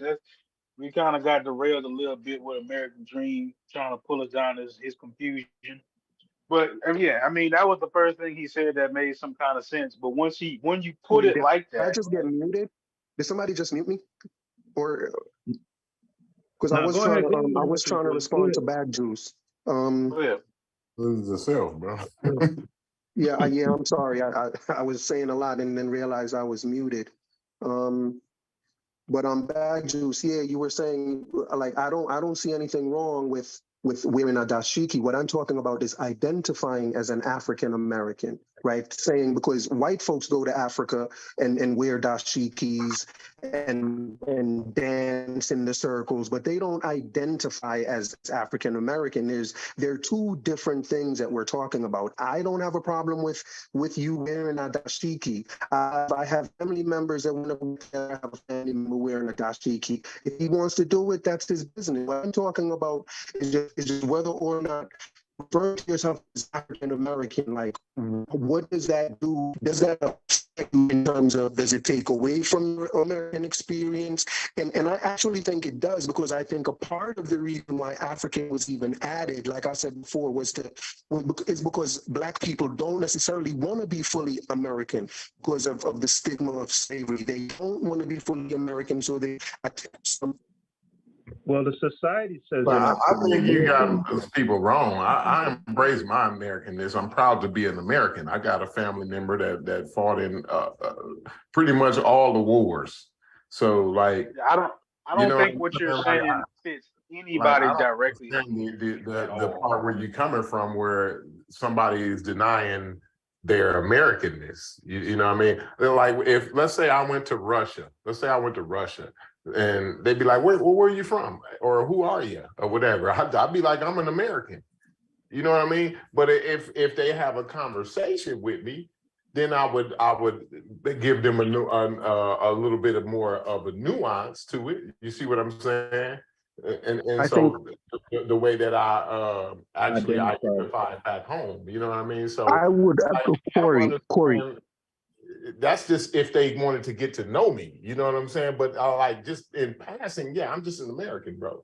So I right, don't but understand Corey, where you're coming I'm going, from, Corey, I'm going and to go out on a where how it's limb. going to be some type of hindrance to me by American understanding Dream, do you have the my same ancestry, sentiments? my Do you have the descendants. same sentiments about other Most groups Black people have a negative view of America. Most American Black Dream? people have a negative view I of don't know America. who Would you've you been agree with that, talking Corey? to. Most Black people are tax-paying, law-abiding Americans, bro. That's who most Black people is. You see what I'm saying? I don't know who They have a you've been negative talking view to. of America. Most Black people have a negative view of America. Or They might have a negative view of the history of America, and they may want America to be better than what America is. They may see America. They may see America for what it I could think is be. what he's Okay, getting at. what I got about a lot of background. I got a lot of but anyway, what about this statement, Corey? they might see America What for about what this it could statement? be, and then that they might be disappointed in the way that America is. And so you may be mistaken Let that me adjust my statement. Go ahead, bro. Most black people in the conscious community have a negative view of America. Okay, that's a small percentage of Black people. So the conscious community is like I said, a small percentage of Black people. So that's not all Black people. If you look at America, if you look at the armed services, you'll see Black men and women serving and honored to be Americans. AD, I got nieces and nephews right now. You know what I'm saying? That's following the footsteps of my uncles and their moms, and they, you know what I mean? Like it's, I see proud Americans. No, but there are more Black people that Corey. There are more Black women. people.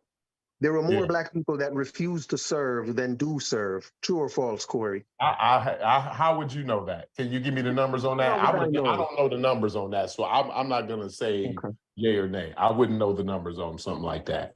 If you can show me those numbers, then that's There are fine. more Americans. There are more Americans, period, that choose not to serve than to serve. I wouldn't know the There are numbers. more of every race that chooses not to serve than to serve. Obviously, all America is 400 million. Obviously, we can't have 400 million people in the armed services.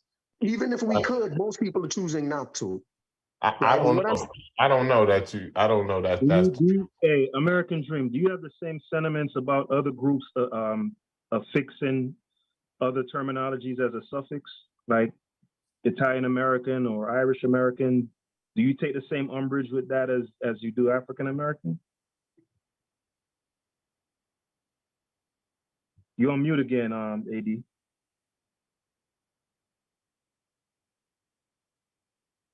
Anyway, yeah, Corey. I get Brother Logic, what he was saying earlier about the black people using the past or history or fixing themselves to certain histories as a catharsis or as a cathartic tool or like a therapy type of thing. I agree with him because he asked, when you look, you don't see much byproduct, right? So when you're little, a lot of time your parents will put medicine in sugary food or something to kind of surreptitiously, get you to take the medicine that your body needs. But there comes a point, just like with the example you gave with the young guy in SETI, there's supposed to be a progression. And I agree with Brother Logic. The 60s, where a lot of us were mentally, particularly in this little subsection of the black community, quote unquote conscious community, whatever you want to call it, we're still in the same place mentally as we were when Dr. Ben and Dr. Clark were on the scene.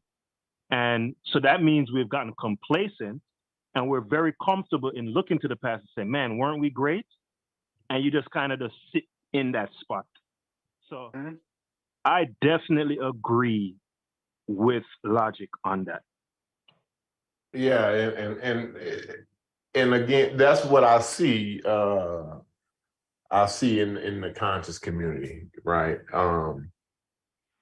I don't see a lot of that outside. I see some of it. I don't see a lot of it outside. But my what I've been seeing lately is it's been become what I'm fearing is it's been becoming a lot more mainstream now, and it's starting to not look so good internationally. You know what I mean? And just nationally too. Also, you know what I mean? We got people, losing contracts, and we got people, kind of being misled. As far as like what happened with the pandemic, and how many important people was lost during that time. You know what I'm saying? In the Black community, and so I don't think we can afford some of the things that maybe other communities might be able to. Weather the storm a little bit better because of the numbers. I think is the biggest issue. We don't have the numbers to weather those storms. So, that's my biggest concern is how it's becoming more mainstream lately. With the Blackology, and we got the Cleopatra thing. It's embarrassing a lot also too. You know what I mean? Corey, Ankh says it all the time. Like, how come we never, draw the inspiration of the almost inconceivable engineering Did you check upstairs? of the Mute out, American. Mute out, AD. You got mute out, my man. Yeah, we never focus like, okay, if you're gonna affix yourself to a culture, if you're gonna affix you can mute him, Corey. Yeah, I got it. Hold on, my man. Yeah, I was saying if you want to affix yourself to the Egyptians, right? Why would the focus be on their rituals and their rites and all of that when you literally have technological and engineering marvels that stupefy structural and manufacturing engineers today, right?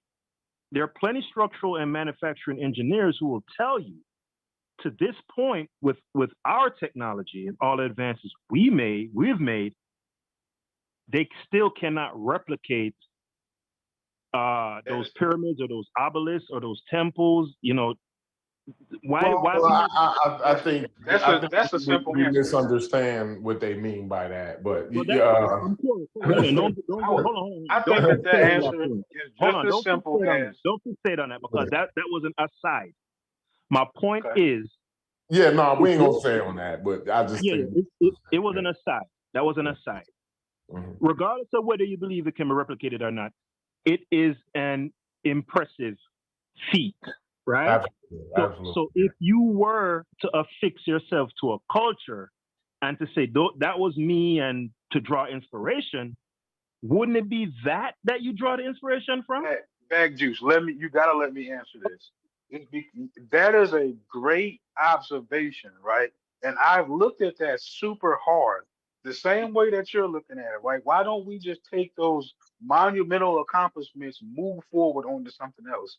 And the reason why is because you cannot rebrand that into a product. You can rebrand the religion into something you can sell. You can rebrand you can make trinkets out of all the other shit, right? But the substance shit that you should be looking at in the background, there's no way for you to do anything with that other than make a postcard, maybe, right? Because once you talk about that real shit, then you realize that you quickly need to move. You quickly need to at least go from 5,000 to 4,500. And once you get to 4,500, now you probably need to go to 3,500. You get what I'm saying? And before you know it, you in reality. But as long as I keep you entrenched and mystified with this religion, I can keep you back there as long as I need you.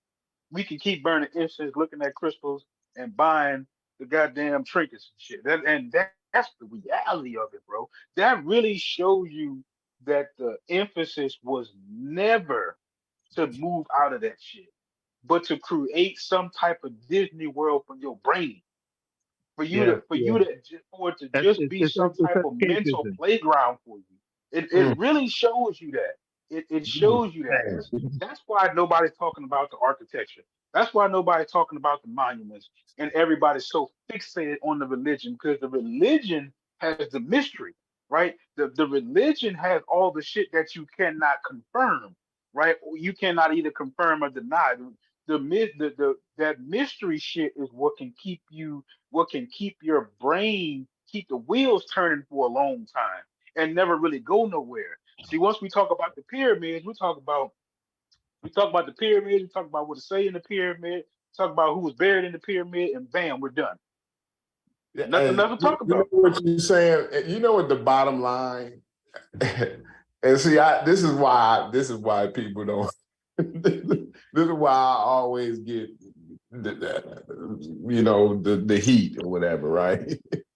Because when y'all boil all, because y'all talk so beautifully and nuanced and shit, man. I already gave y'all the credit on that, man. Y'all got the words, man. Y'all got them, man. But I'm just a construction worker, right? And I hear things. I was talking to Sheffrin one time about my career. You know what I'm saying? And the way I hear things. I have to hear things in a certain way because a lot of times when I'm on a major project, a lot of people's lives is in my hands, right? You know what I'm saying? So I have to hear things in a certain way. So I said all that to say, when y'all boil all of that pretty shit off of what y'all saying, and I'm just going to apologize ahead of time because I know some people going to be offended, right? But what y'all are saying is the conscious community is where the niggas come who don't want to do shit. Mm-hmm. Yeah, I mean, it's true. That's what the conscious community is, full of a bunch of, because everybody else, all the other Black men and women out there making shit happen. The conscious community is where people come to talk shit and complain. You know what I'm saying? And dream. So that's what I'm saying. What y'all saying is the conscious community is full of shit niggas. So that's all. Can y'all hear me? But go I ahead. can't hear you, bro. Yeah, we Y'all see can hear me? I hear you Yeah, now, Chef. I'm enjoying the conversation. Um, but that's some deep shit that you just Deep said, shit. Corey. Because you think about it, right? All of the shit that we go at, right? Those motherfuckers are actually the doers.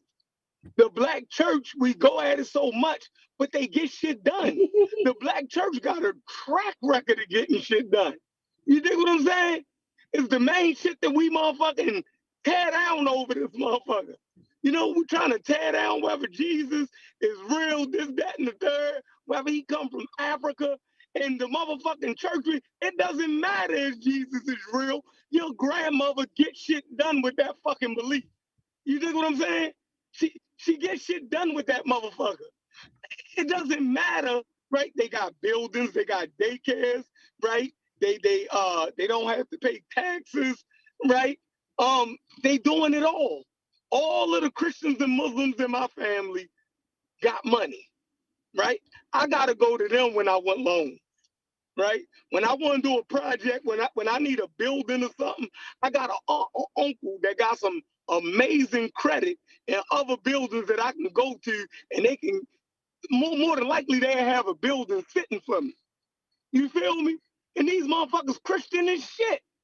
So that's absolutely true, Corey.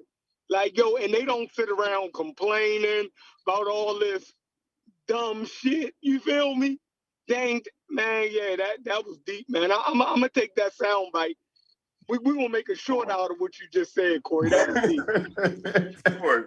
I tell you, I get myself in trouble a lot, man. But like I said, I just don't. I don't know how to say shit right the way y'all say it, and you know, that's just what I'm here. Like, That's what I'm it just is, a bro. regular guy from Indiana. You know what I'm saying? Like, I'm hood slash. I got a little bit of hillbilly in me. You know what I mean? Right, You right. know what I'm All saying? them Like fancy ass y'all terms. teachings and all that. Y'all got some beautiful words, but man, that's all I heard, bro. When y'all was talking. So you know what I'm saying? Corey, remember it was over a month Corey. ago. I was on Smash's show, right? And I can repeat what I said, right? What I said was the conscious community is full of niggas, right, that don't typically have anything intellectual to add to an intellectual conversation, but they get on here and they get to talk about Samaria, talk about Israel, talk about Egypt, and blurt off all the names and all the history and all that shit, and they ain't talking about nothing, yo.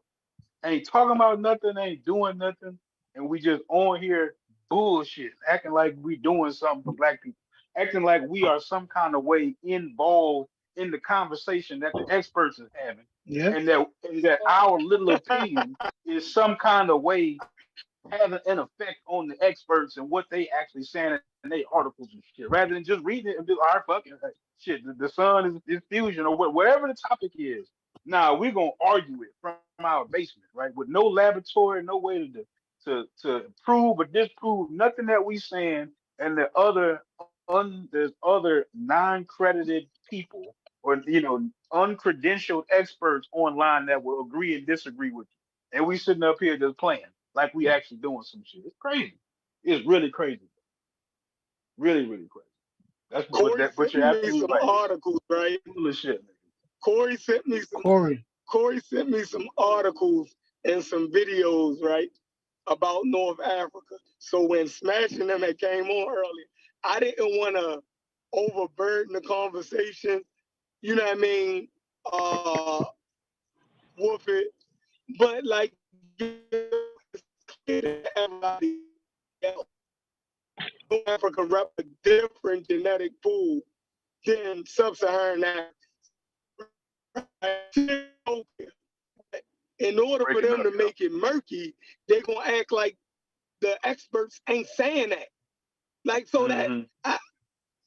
and I don't want to take something away from them if it's helping them. Like the old man said the other day in the video that I played, right?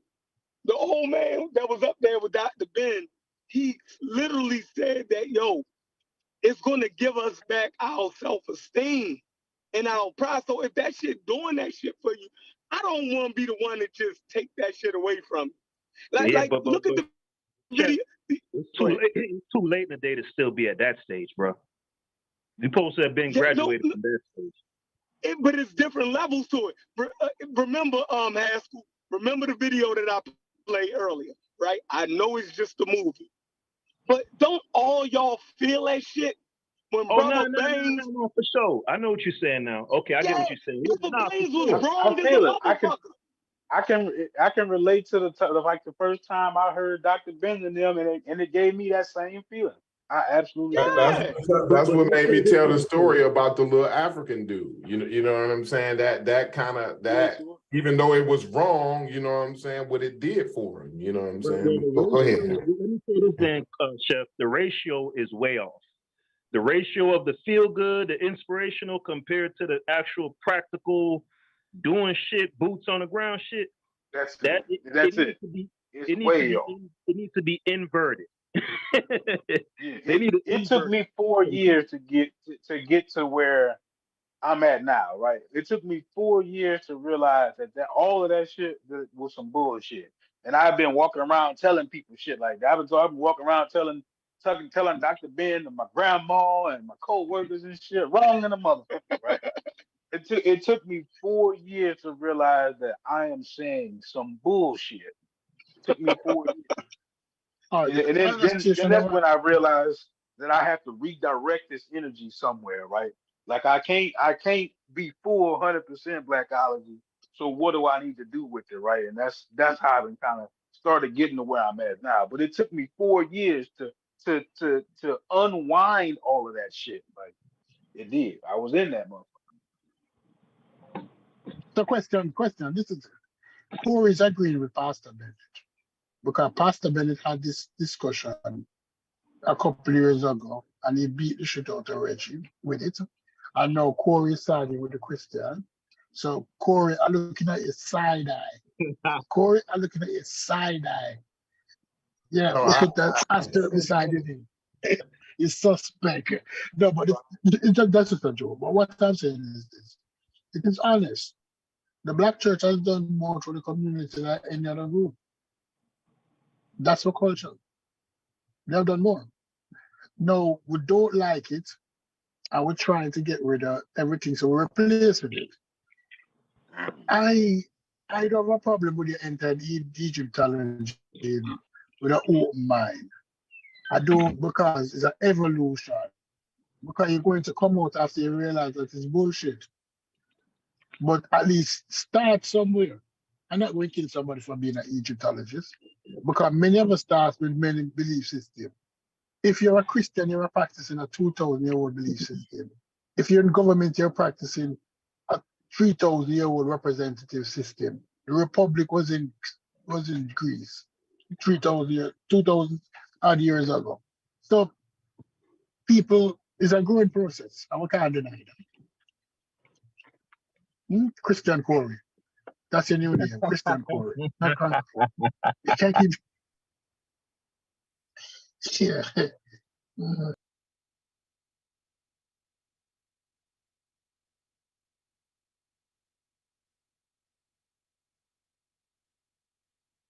Go ahead, everybody muted out.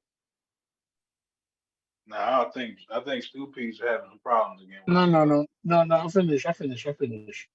I finish. So the next person can take the stage.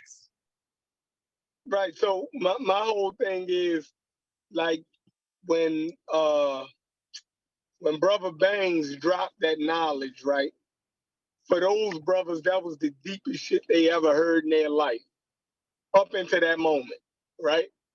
That was the deepest shit that they ever heard in their mouth, and they will argue that shit. They will argue you down, right?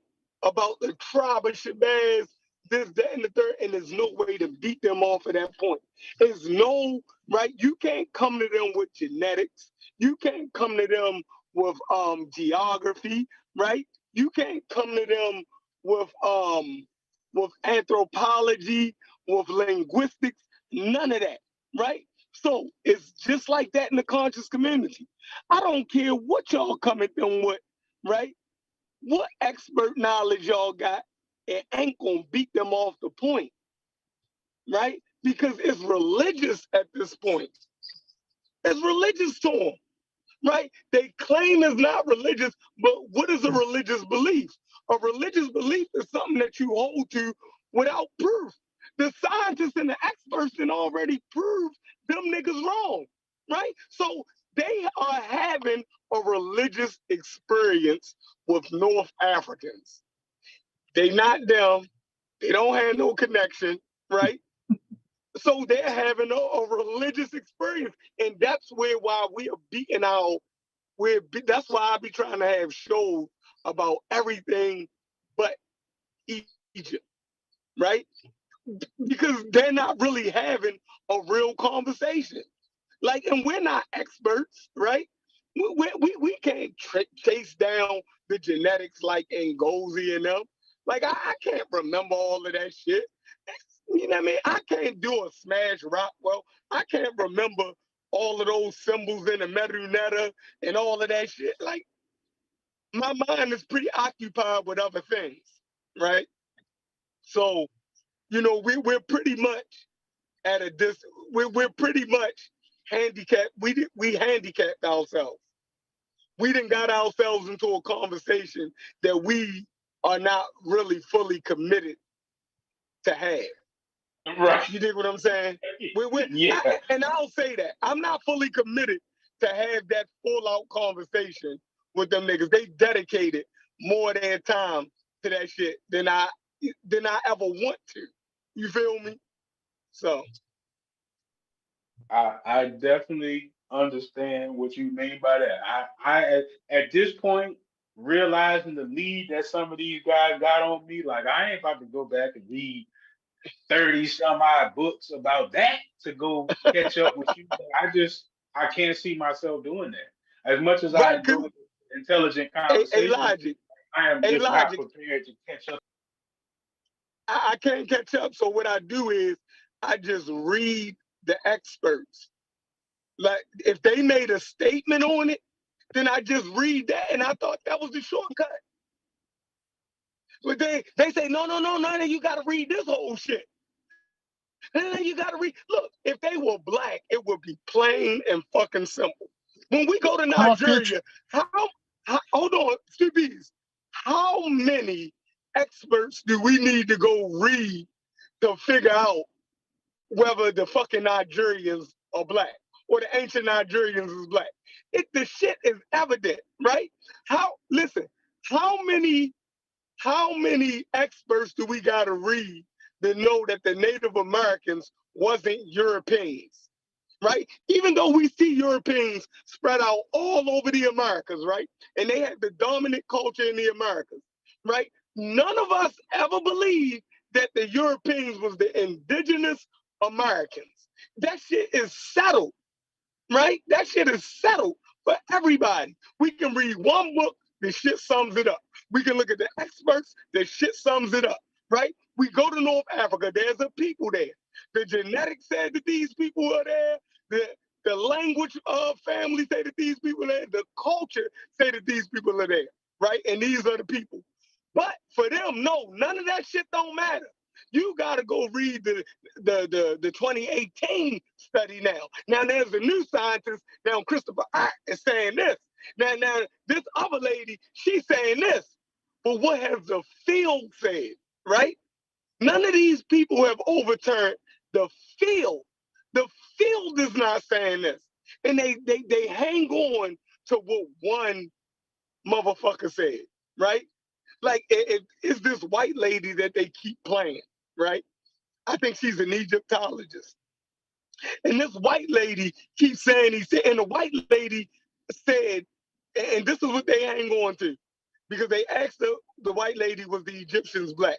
And she said she didn't say they was black. She said if they were in the 50s in the South, they would have to ride the back of the bus. Yo, you talking about Kara Think about that. I remember that fucking video. It was Kara Coon. Right, and they are hanging on to that.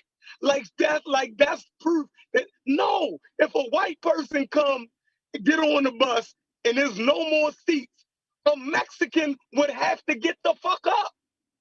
That's how that law works. Yeah. That's Yeah, how that fucking law works, all of Joe. that is saying is that you wouldn't have obviously put them as white people. That's really all that's saying. Exactly.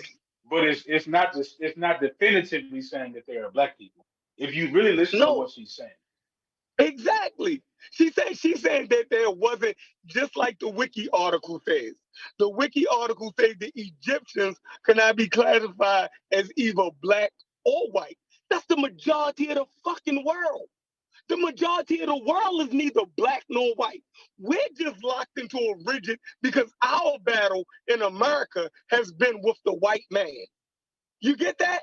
So we make that hard distinction, but the rest of the world does not fit into the category of black or white. You can't go to the Arabs and put them in the category of what we call black or white. They don't fall into it. They're neither black nor white. And we have a hard time understanding that shit. Chinese people, they're neither black nor white. The North Africans, they're neither black nor white. That's what the article is saying. But they're making it seem like they're saying that race don't exist. No, that Cairo symposium was not addressing the human race question. That Cairo symposium, they was addressing the black African or the black Egyptian or the white Egyptian question. And they had stated that the Egyptians are neither black nor white. And just keep trying to make it seem like they was denouncing race, like they knew all about genetics in 1972. No, they didn't. They was addressing what Diop had fucking said. Diop said that the Egyptians was black and they had pushback on it. And their definitive statement was, yo, the white Eurocentrics are wrong for trying to classify the ancient Egyptians as white because they're not white. And that black Africans are wrong. The motherfucking ancient Egyptians are not black either. And that's North Africa. North Africans are neither black nor white. That's my spill. Y'all go ahead. I'm about to run in Walmart. Yeah, I mean, there's nothing to Can disagree I with. can I say something? Can I say something? No. Today I watched a documentary on Greenland, on the people of Greenland.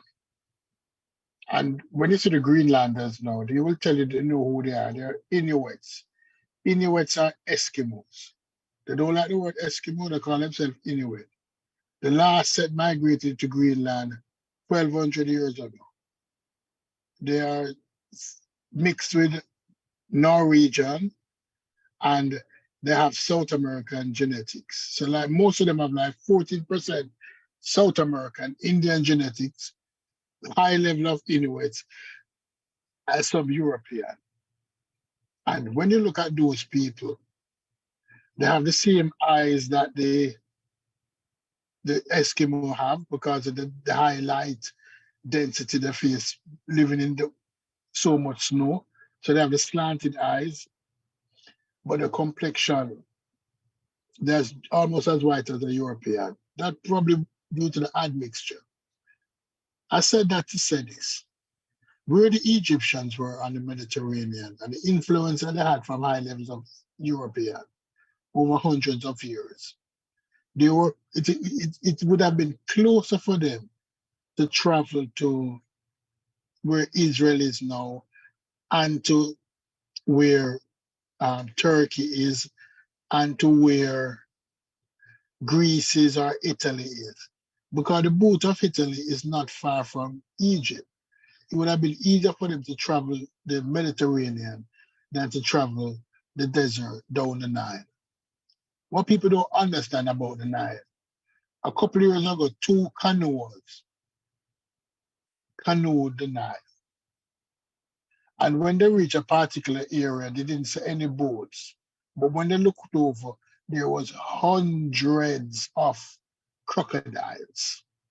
People think that traveling the Nile was going down the Mississippi River or going down the lazy lake at your water park. The Nile is a treacherous river. hippopotamus, alligator, crocodile. Crocodile and hippopotamus are two of the most dangerous creatures known to man. And you going down that Nile in a 30-foot boat or a 20-foot boat, when at that time a crocodile is 20-foot, 25-foot crocodile. It was a dangerous trek. Nobody was making that trek every day. No single person was saying that, oh, I'm going shopping up in Egypt. I'm going to get some papyrus, paper to write a letter to my grandmother, and I'm going to get some dates, and I'm going to get some watermelon seed. That was happening on a daily basis. Because traveling up the Nile meant it could mean your life, right? It could mean your life. Because I want everybody to go online and look at a Nile crocodile, and you realize that going up there in a play boat is not something that they did flimsily. That was a serious adventure. It's not like today. It's not like today we had a 45. No, it's not like that. And if you want to experience fight or handler, even with a sword, a crocodile could still get the better hand of you. A 20-foot creature, weighing 600, 700, 800 pounds, 1,200 pounds, a ton. No. Mm-mm. But people want to make it look like, oh, I was up the Nile, down the Nile. Yesterday, no, it don't work like that. It don't work like that. Traversing the Nile is a dangerous endeavor. But everybody wants to say, okay, no.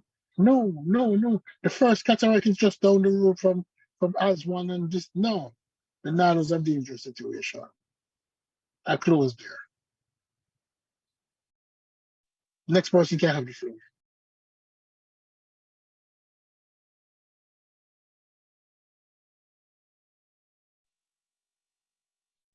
Yeah, I don't know what to really say about that.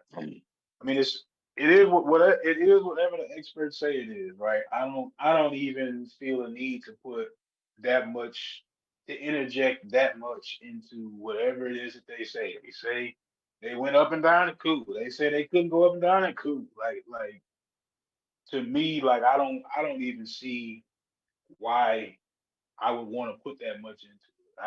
I don't feel like I'm getting enough out of it to have that nuanced an opinion about it, right? Like that's just me. That don't speak to everybody. But for me to have to go through all my mental scenarios and figure out if they could, they couldn't, if they was darker than me, lighter than me, what like cool, whatever the articles say, I'm down with it. Hawass want all to be Caucasians, cool, whatever. That's where I'm at with that shit. I ain't gonna lie. I mean, in the same breath now, don't get me wrong. It would be cool as a motherfucker if I could go around flaunting that black people built the pyramids and we were smarter than white people. But now that I know it's not true, it's just like fuck it, all right, whatever. You know what I'm saying? That shit would have been dope as a motherfucker, but hey, look, whatever.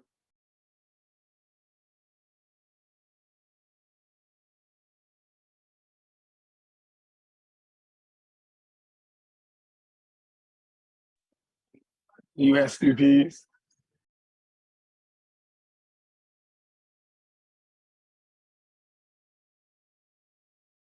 No. I understand that. But Sheffrin, look at it this way. Wasn't there great things in West Africa? Weren't we smelting bronze? Didn't we have bronze statue? Didn't we have other things that we were doing? We might not have been building in stone, but we were still building. We can celebrate West Africa. We Oh can. yeah, I wasn't saying throw away Africa because Egypt ain't ours. Um, so yeah, you can definitely study the region that we directly come from. That would be the smartest thing to do any damn way. And then guess what? We have so many greatness to study in the Americas. Black people in the Americas have contributed so much since their arrival in the 1500s. They was an instrumental part of the New World. Whether black people in Brazil, black people in Cuba, black people in the Caribbean, black people in America. We should be celebrating those. Not the toucan, this, that, railway, flying eye, one eye, bald pyramid building. No. Black people have done so much. If we celebrate one black person from the West every day, it would take us more than 10 years to celebrate everybody. Inventors, artists, poets, business people, entrepreneurs, sports people. We have tens of thousands of those people. Huh? But how much people can name 20 significant black people without naming an athlete? Not that they're not significant. In the areas of law, invention. That's another predominant reason why I say there's absolutely no reason to overemphasize history. We could talk to 10 successful black people right now in our general area. Which out of the 10, which one of those dudes do you think has some kind of like real passion for history? That can answer that same question that you answered, that you just asked in a significant way. Like I'm not saying history doesn't play a part, but like to overemphasize it, I think we kind of giving it too much credit, right? Like we definitely are. And that's the biggest problem with the whole conscious community thing, is that we're so entrenched in shit that happens thousands and thousands and thousands of years ago, that our own options that are right up under our nose go completely unexplored. Partly because we're afraid of the white man, partly because we're afraid of government. Some of it justified, some of it not. But as in totality, it is 100% directly telling us that these solutions aren't there right up under our nose, and we are never even become aware that we can look right under our nose and find some of these solutions, right? Like you're never ever ever, you can't tell me one weapon, not one weapon, that I can begin to use to fight racism. You can't do it. What weapon can I use to fight an idea? You can't. Like there's not saying that it's something to be oblivious about, but to set your goals to eradicate racism. So what are you saying? We should go kill all the stupid people? Like that, like it's not a realistic goal. Not to mention it, there is no president of racism. There's no one person that you can just eradicate and all of a sudden racism is gone. So you like not saying like, forget that it's there, but find your solutions. Like, you know what I'm saying? It's like it's almost not even a healthy goal to attempt to eradicate racism, to attempt to create a society where equality is at the premium. Not only has that never existed, but from all signs, it probably will never exist. There will always be some form of inequality in civilized culture, and that is just an unfortunate part of it. And we need to be focused on how to not be as um, saturated in the inequality as we are. Right? We need to find more ways to be a part of the capitalism that allows us to thrive, right? Like that is just the reality that we actually live in, right? We don't have to represent the bottom of capitalism in the numbers that we do. Like we don't have to do that. Like that's not something that we have to No, represent, the no, but bottom of capitalism. if we listen to American Dream, he would tell you that racism can be defeated by gaining the American dream, by the black person becoming more relevant and more successful in America, that the racists will have to stand back because he will be unable to touch them. That would be their talking point. That is If he the if he leaves it charisma. at that, which I know he won't, I'd agree with him, right? Powerful people are dictated by the support they have from other powerful people, right? So like if you got 1,000,000 poor people, like they have no power. But you got 10 rich motherfuckers, they can make some shit happen. You get what I'm saying? Like that's just how it works. Like that is not limited to color. That's not limited to geography. Motherfuckers with money and similar ideas can make shit happen. A bunch of poor motherfuckers can all be singing the same song, and can't nobody go get a bucket of chicken. Like that's the truth. That's Yeah, the truth. I would agree. If American Dream would say that, I would tend to agree with him on that. No, but And what that means is, to me, I don't know if it means the same thing to him, but what that means is kind of what Logic was saying, participating in, you know, the liberties that's provided here in America that you're able to participate in to so you can be able to realize whatever you make the American dream. See, I think the American dream is what you want it to be. It's not necessarily a one thing, but I think we can. What we're saying here is the bottom line is we can use the tools within America to realize our American dream. You know, whatever that may be for each individual. Yeah. Yeah, but concrete. Let's just be honest with each other. The reason why we work hard to educate our children is in the hopes that they would not go through what we went through. Is in the hopes that they will live in a better neighborhood. And if we define a better neighborhood, it's a crime-free neighborhood. It's a neighborhood. I'm not going down that path. Stop, stupid. Stop. Pull up. Right. But we want them to live in a better neighborhood. We want them to have better access. Right. But the problem is that it is no certainty. It is no certainty that although you might gain the wealth, you can keep the wealth. I don't like Kanye West, but Kanye West mouth cost him hundreds of millions of dollars overnight. He went from a billionaire to a couple millionaire, to a couple millions overnight. So therefore, the wealth don't mean anything without real power.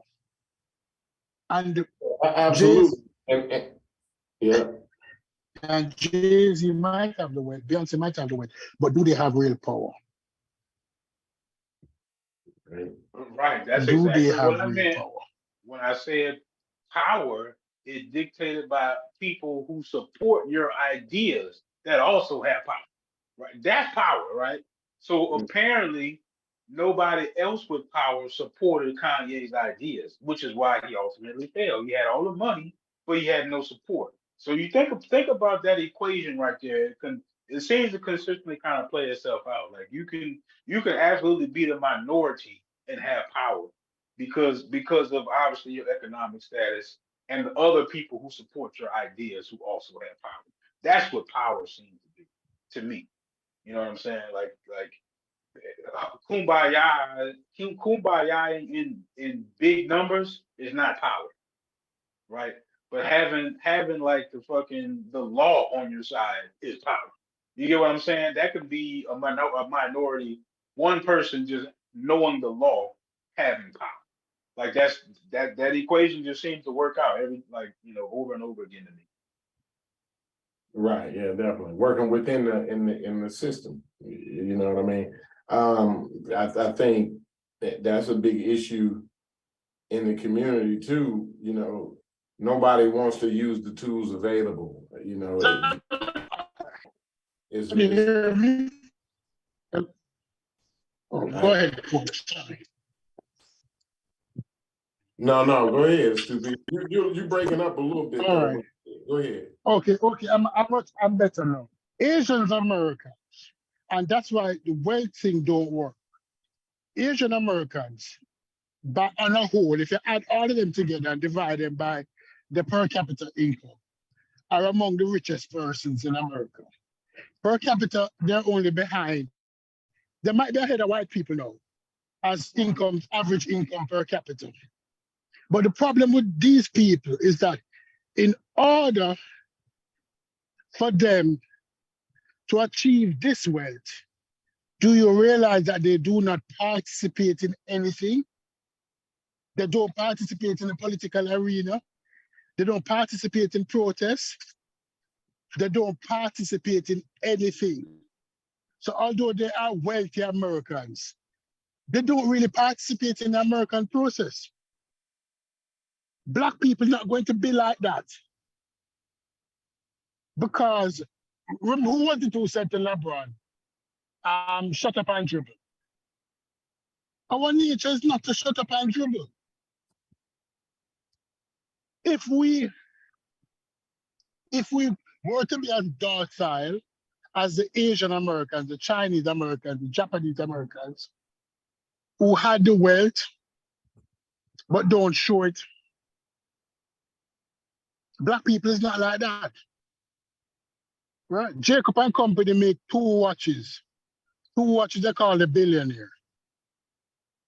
Floyd Mayweather own one, and the rapper who stole the drug dealer name, what's his name? Rick Ross, own the other. Right? We're not going to be docile even when we're wealthy. And the powers that be don't like that. The powers that be can burn it down at any time. They did it 1920. If they can storm the White House in 2020, they can't do anything. You're go court.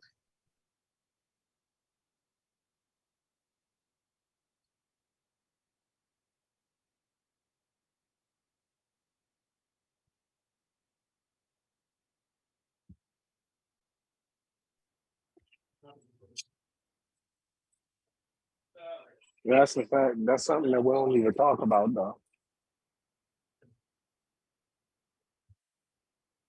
You know, that storming of the White House, that was, of the nation capital, that was crazy. That's stuff that we don't even think about doing.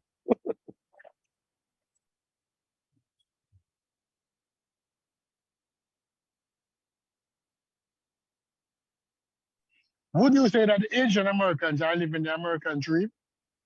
Anybody on the panel? American dream. Would you say that the Asian Americans are living the American dream? Some of them are, I would imagine. Right? I would also imagine that most of them came searching for the American dream. But is it possible that some of them aren't living it? It's possible, sure. Yeah. I didn't even ask you. What is the American dream? So that we're on the same page. For me, the American dream is pretty much, America is kind of like that. I don't want to sound cliche-ish, but America is a place that people can go to for an opportunity to be better.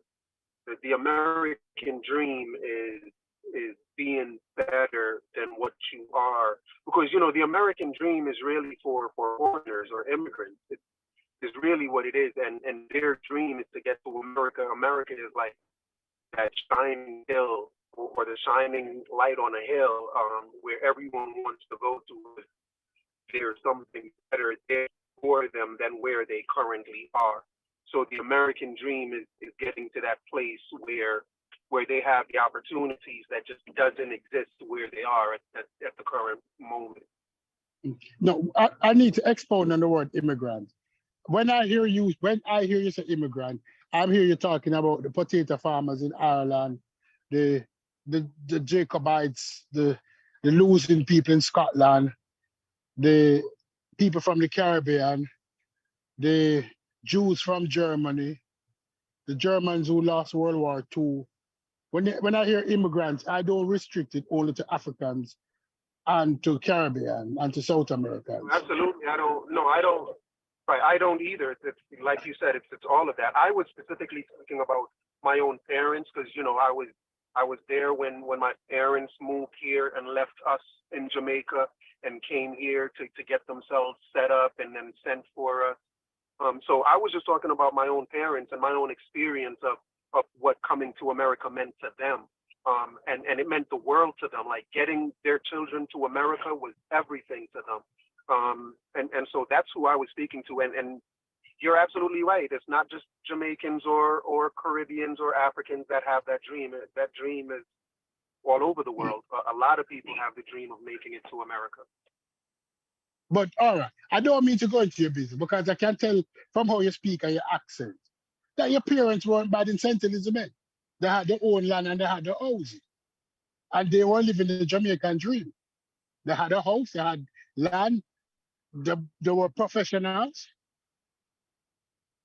By how you talk, I know so probably one was a teacher.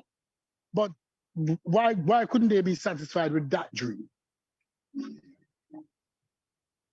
Well, they weren't as well off as you think. They weren't that well off. We had our home there, but it wasn't a mansion. It was like a 2-bedroom house at the time. And no, they weren't as well off as they wanted to be. None of them were really professionals. So they weren't as well off as they wanted to be, and getting to Jamaica was a dream for them.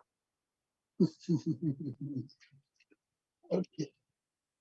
No, every immigrant come here for the American dream. I won't take that from you. Every immigrant come here for the American dream. Including you. I would even go out on a limb and say including you, and you won't leave America because of the American dream, because of the opportunities you have here that isn't offered to you in Jamaica. I would say that most really. Jamaicans are here because of that. Not really. It's here. But I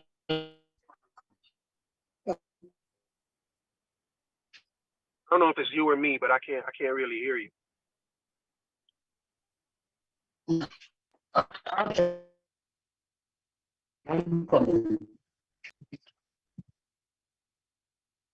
Yes, Two Peas. I don't know if it's me or you, but I can't hear what you're saying. Yeah. I'm breaking. If I tell you, it's so okay.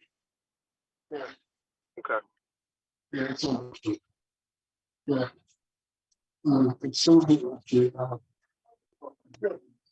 I know many come here for the dream, the white picket fence. They not have to worry about your financial situation or your retirement. To own the house. Yeah, and that's the dream, man. Yeah. And that is absolutely the dream. And I feel like I'm living that dream because I feel like I'm having the experience that my parents wanted me to have by moving here. So I feel like I'm living out that dream that they had for me. Because most parents have the dream for their children, not necessarily for themselves. They want better for their children. And that's also a part of what the American dream is providing better for your children.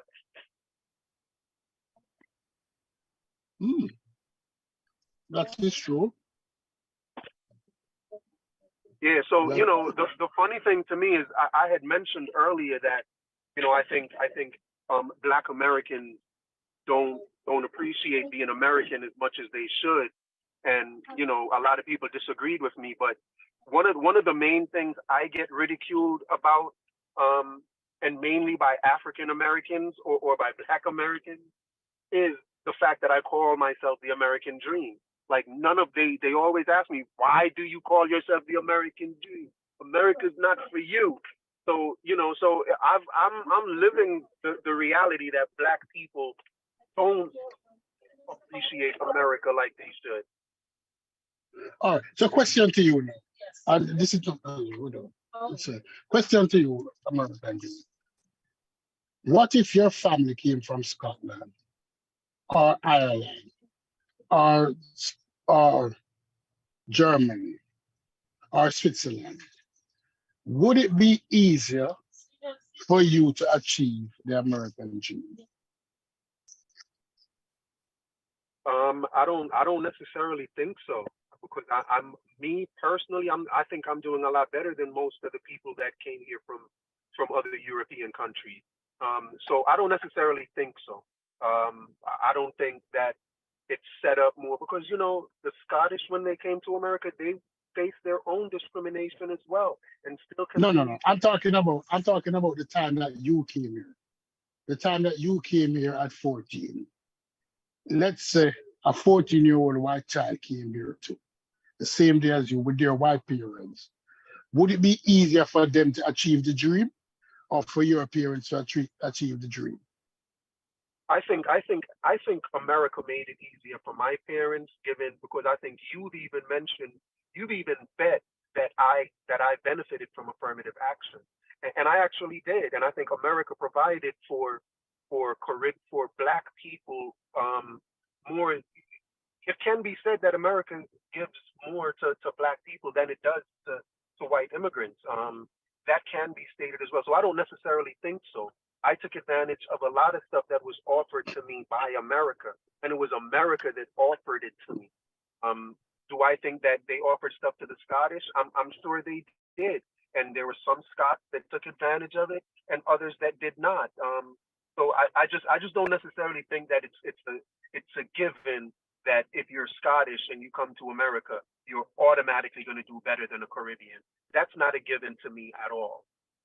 So what I'm hearing is that the color of your skin do not influence whether or not you can attain this dream.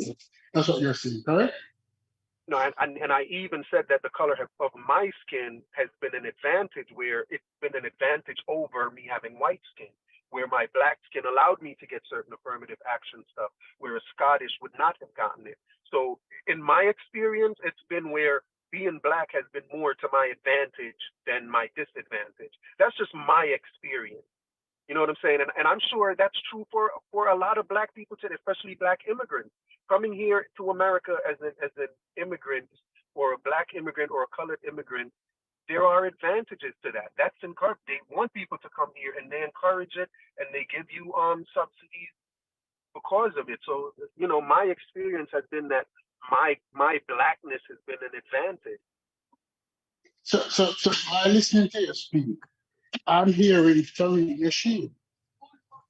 I'm sorry, say that Tariq again. Nasheed would say that by listening to that statement you just made is an agreement, is a validation to what Tariq Nasheed is saying, that immigrants are given opportunities over native African Americans, that immigrants have more opportunity for success over Native Americans.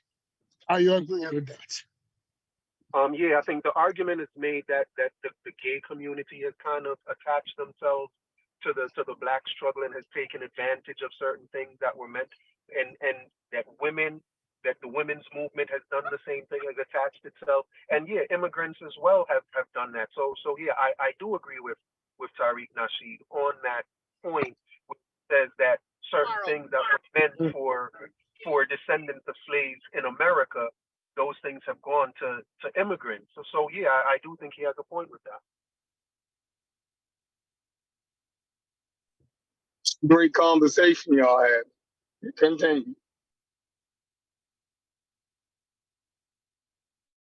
Yeah, I mean, yeah, I don't disagree with Tariq Nasheed at all because I know that I have benefited from affirmative action, and affirmative action has been, it was, I think, the main intention of it, given that it came out of the civil rights movement. The main objective of it was to help, Black people in America.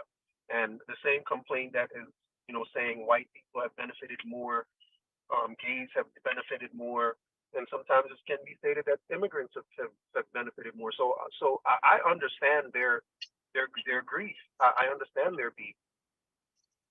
But that's my problem is it shouldn't be no beef, right?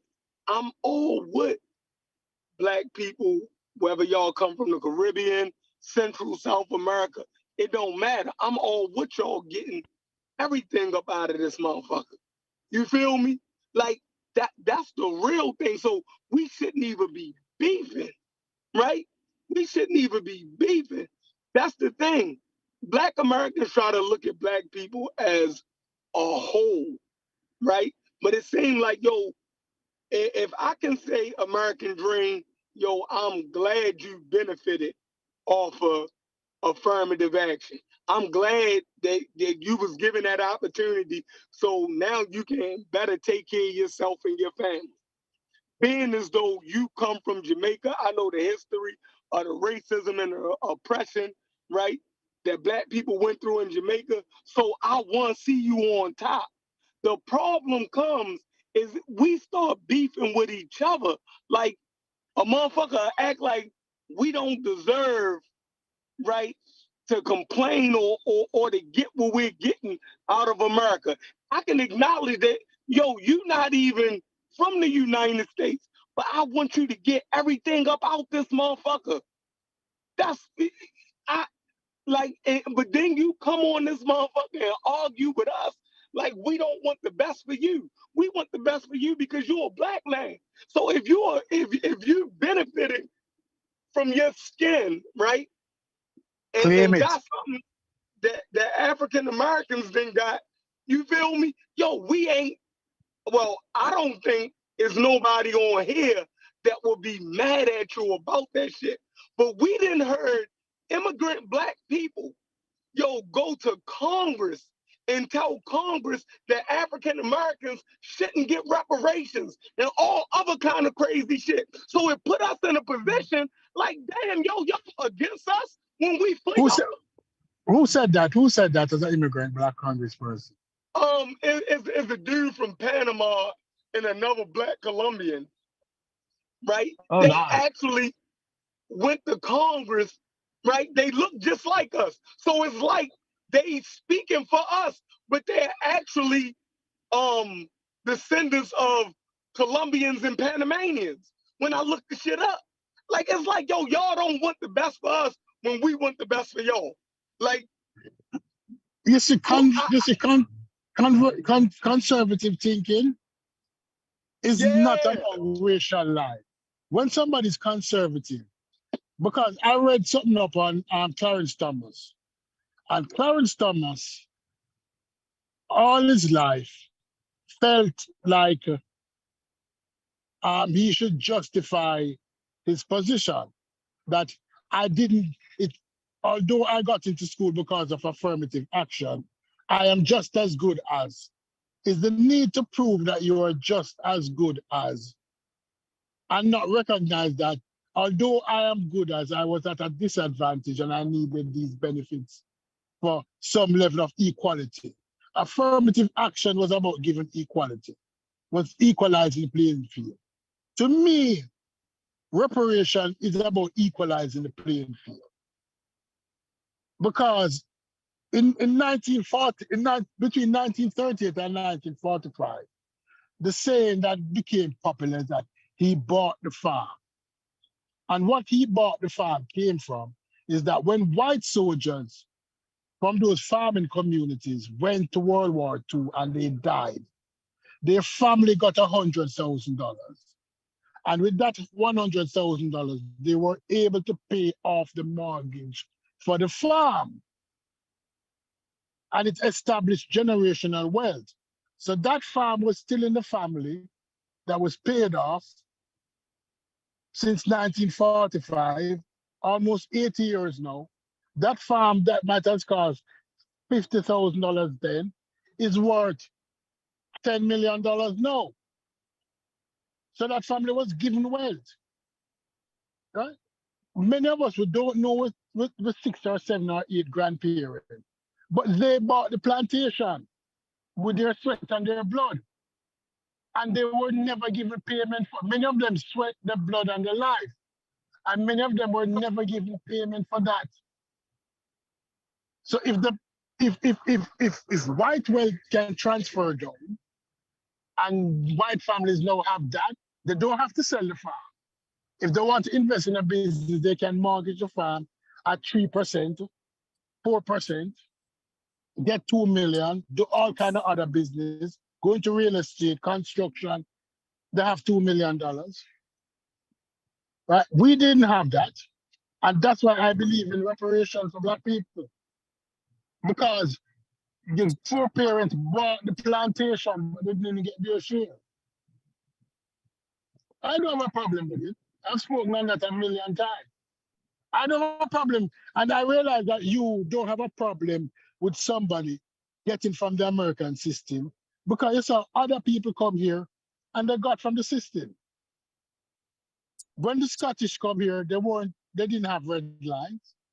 When the Italians came here, they were living in slums in New York. And within 20, 30 years, the whole dynamics of New York changed. The whole building practices, housing, everything changed to accommodate those Italians and those Irish which came over. The South wasn't set up that way. They didn't set up the South. The South didn't change 150 years ago to accommodate the 3 million, 4 million Black slaves that were in the South. They didn't do that for the South, but they did it for the Italians. They did it for the Irish. So anybody who's against reparation need to read history. That's my problem with it. When I hear people say it. And when you come from Panama, Caribbean, Jamaica, and you're saying no to reparations. I remember 30 years ago, Rastas in Jamaica were petitioning the Queen to listen, we need reparations. And people used to laugh at them. So these Rastas don't know what they're talking about. These Rastas were petitioning Queen Elizabeth. Listen, we need the money because you cannot just say we're free and your conscience free. When people want to think about it this way. The Civil Rights Act was signed in 1964. Most Caribbean countries and Latin American Black countries got independence in 1962, around the same time. Prior to that, in the 1950s, Black people weren't in charge of the direction they took. Although they had certain liberties, the Black man down south, he could have had money, yes, but did he have liberty? Did he have equality? No, he didn't. The Black man in Jamaica prior to independence, did he have real liberty?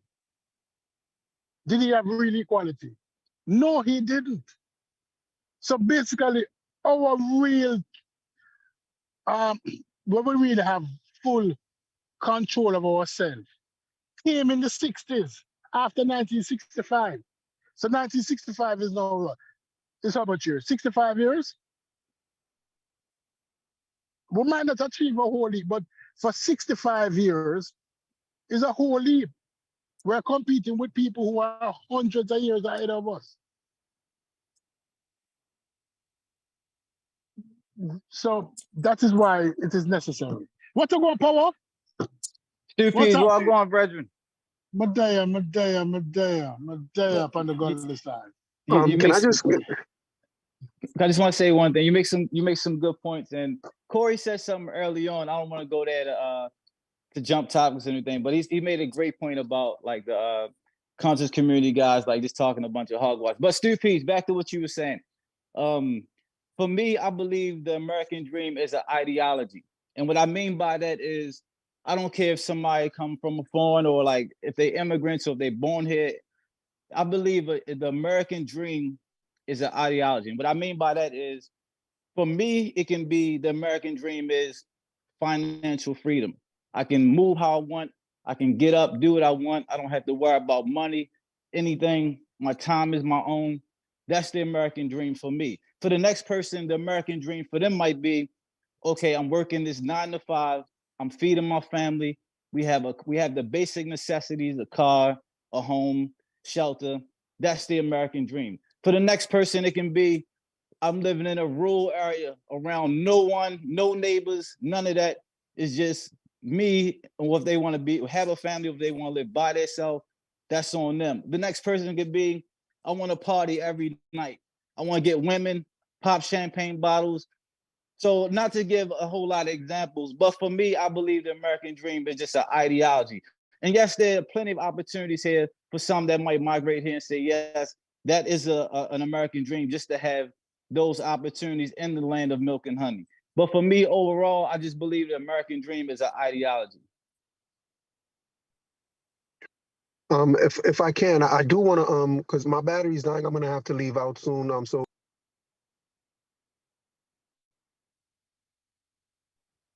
Go ahead, American dream. Go ahead. The floor.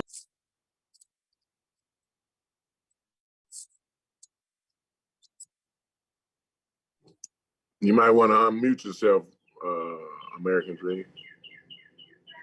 Or did your phone die before you got a chance? Yeah. No, but concrete word. Many black people have achieved the American dream. We're not denying it. But many more has not achieved the American dream. And yeah, I'm sorry, y'all. Yeah, go ahead. Go ahead. I'm sorry, Go ahead. Stupid. I just wanted to just get this thought out before my phone dies. So I just wanted to respond to the idea that immigrants take advantage of affirmative action, but speak against reparations, and how do they reconcile those two things? And I think the way they do that is by understanding that in an immigrant's head, affirmative action is still only relegated to no, they're inside. Oh, okay, bye. Okay, bye. All right, I'm sorry, y'all. So in an immigrant's mind, affirmative action is merit-based. It's still affirmative action is relegated for the best of that community. So it's still something that is earned. Even though I got into college through affirmative action, I feel like it was my hard work that put me in a position to even qualify to get that position. So affirmative action is still something that's earned. Reparations is not earned at all. There's nothing that anyone has to do to get this reparations. It's just given away free. So it's not merit based. And I think that's why certain people can be okay with one and not the other. And I think that that's where, it's not necessarily a hypocrisy, if you ask me, because one is merit based and the other one is not. And that's just how I look at it. All right, can I say this? Let me just say this. All right, let us be truthful. In certain communities, schools are great in America. And when you got to buy a house, certain things are put in place. They tell you about the schools in the neighborhood, they tell you about the shops, they tell you about the tribes. Now, many black people go to schools in certain areas where the school grade is below 5, below 4. The opportunity to excel in that school is very difficult. Earlier, Sheffrin said that when he went to school and certain topics that were discussed, he was learning it for the first time because his school that he went to wasn't equipped or was not facilitating students who are going on to further experience. So he was at a disadvantage. I had a friend who didn't go to school. And when he started to work, he went back to school on his own. And in Jamaica, you have to take these exams for these subject areas. Similar to like college, you have to pass certain amount of exams. And he went to school on his own for 2 years. And he took 11 exams, which is hard in Jamaica. And he passed 9 of them.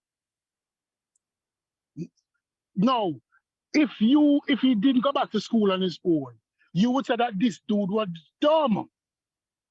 But because he wasn't given the opportunity from an early age, he went to primary school. I don't know what they call primary school up here, but he went to school like up to grade 12. No, up to age 14, he went to school. And then he went and had to help his parents in the farm. Because in rural communities in Jamaica back in the day, children didn't go to school on Fridays. Because on Fridays, they had to go in the field and help the parents. So he fell into that trap where he had to help his parents, but he went back to school. Affirmative action might be an opportunity but it's also an unfair opportunity if we look at it. Because why are you, if I have the opportunity to go to college, but I went to a shitty high school, how is that going to be beneficial to me? I won't be able to access it. So many people didn't get to access the college affirmative action because they went to shitty high schools. They went to high school where the textbooks were so old, outdated.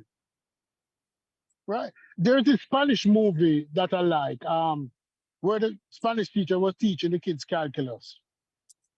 And in his high school, it was a big deal. But when he went to the high school, it was not, when he went to the white high school, it was normal curriculum. It was expected that they were going to the calculus. I got a small, I can't say issue, but something that I just feel like I need to insert into what you're saying, because I don't think I mean, I don't know how it's written, right, in the Constitution or nothing like that, but I don't think America was ever intending to be fair. I think that they've always leaned towards competitive. They've always leaned toward they want the quote unquote cream to rise to the top, and that's in all the areas, right? And I'm not saying that that's fair. I'm not saying that it's fair, right? But I am saying that it means that even when it comes to affirmative action, there are other people trying to fight to qualify for it, right? And this, if we had to be completely honest, it's not like affirmative action has some sort of unlimited money pool that they're digging it out of, right? They got a set number that they're gonna stop at too, even though it might be big in a motherfucker. What I'm saying, it's still designed to capture the people who are quote unquote qualified for it. I mean, that's just an unfortunate reality when we're talking about capitalism. I feel Can I like say something? I should insert that because because when we try to say it's equal or it's fair, I think that you might be doing what the system is designed to do, a little bit of injustice. Everybody can't win. It's just not possible. And that's unfortunate. But I think that if I'm not mistaken, I think that that's just how it's designed. Can I say something as far as reparation and logic? You hit on something. Do I think yes, we are owed reparations. Like if my ancestors built this country, and it's not like people say, "Oh, black people got their handout," like they want. So I said, no, this is something that's owed to us. So like, if my grandfathers and great grandfathers they built this country, I'm not going to work for a couple of months on a job and not get paid. Yes, this is what y'all owe us. Now, do they owe us that? Now, are they going to pay us? The reason why I don't think we are going to get reparations because this is a systematic. How things are set up systematically, they have to keep not they have to, but they keep black people at a disadvantage. So if they was to give us reparations, there's a form of power that can be formed if that was to happen. They do everything in their power to keep us at a disadvantage. So are we do reparations? Yes. Are we gonna get reparations? I don't think so, because I think they want to keep us at a disadvantage. I believe that at some point, I mean, like back when we had, Black Wall Street, things of that nature, they had to destroy that.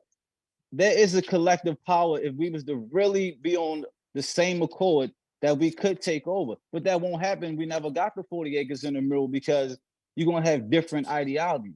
One person might want to eat this, one person might want to eat that. We're not gonna be all on the same accord. It would be nice if we could have that 40 acres in the middle and we could have our differences and coexist and still be in our own power.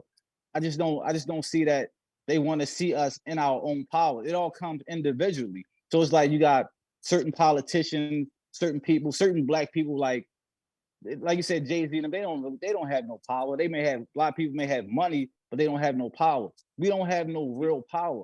And I think like I said, they want to keep us at a disadvantage. I just wanted to say that. Now, there's one more thing I want to insert. Now I'm gonna stick my neck out here a little bit. If y'all chop it off, fuck it. Then I'll be able to learn something from it, right? So let me ask you this. Maybe, and I would 100% agree. Before I say it, I'm 100% agree with you that they do owe us reparations, right? And I'm sure that there's something in the law that dictates that we should receive reparations, especially since other culture, other like the American Indians got some sort of exclusive package for Mhm. them. You know what I'm saying? For whatever particular reason, right? So let's say I'm not trying to read it in your pockets either. If you were offered a grant that sent you back to school that guaranteed you a job for $200,000 a year, I mean, I know you wouldn't consider it reparations, but wouldn't that drastically change your scenario moving forward? I would do that. That would be a problem for me. I would do it now without even having to get paid. Because I love to learn, I love to further my education. So that wouldn't be a problem for me at all. So, I mean, do you think it doesn't exist? I'm not aware of it. I'm not aware of it if it does. Logic, I'm going to disagree with you. There's a lot of things out there that we have no idea exist, bro. Yeah, I said 200. I said 200,000, but they are definitely currently releasing some things for disadvantaged people to go back to school, especially for some of these STEM and technology jobs, where they are paying for you to go back. But Logic, what about as a collective? Logic, individually. Again, everybody logic, can't win. Logic. Can It's I say not this? possible. Can I say this before you go any further? Listen, I learned this when I became a member of a union back in the day. And the union told me this, the workplace was unionized, that if I work 40 hours a week as the job demands, and I did 40 hours work, when Friday comes and I'm supposed to get my pay, the boss can't decide how to pay me otherwise than the agreement. And I can act anyway. If I want to shout for my money, because it is mine. If I want to go act bad, act like I don't have any sense, it is mine.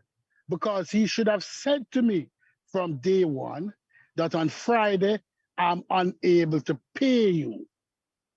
Right? When people, grandparents, great-grandparents of the fifth power, worked a lifetime without pay, and were told at the end of the Civil War that leave the plantation now because you are free, and the plantation owners were given subsidies and accommodations for all the slaves they lost.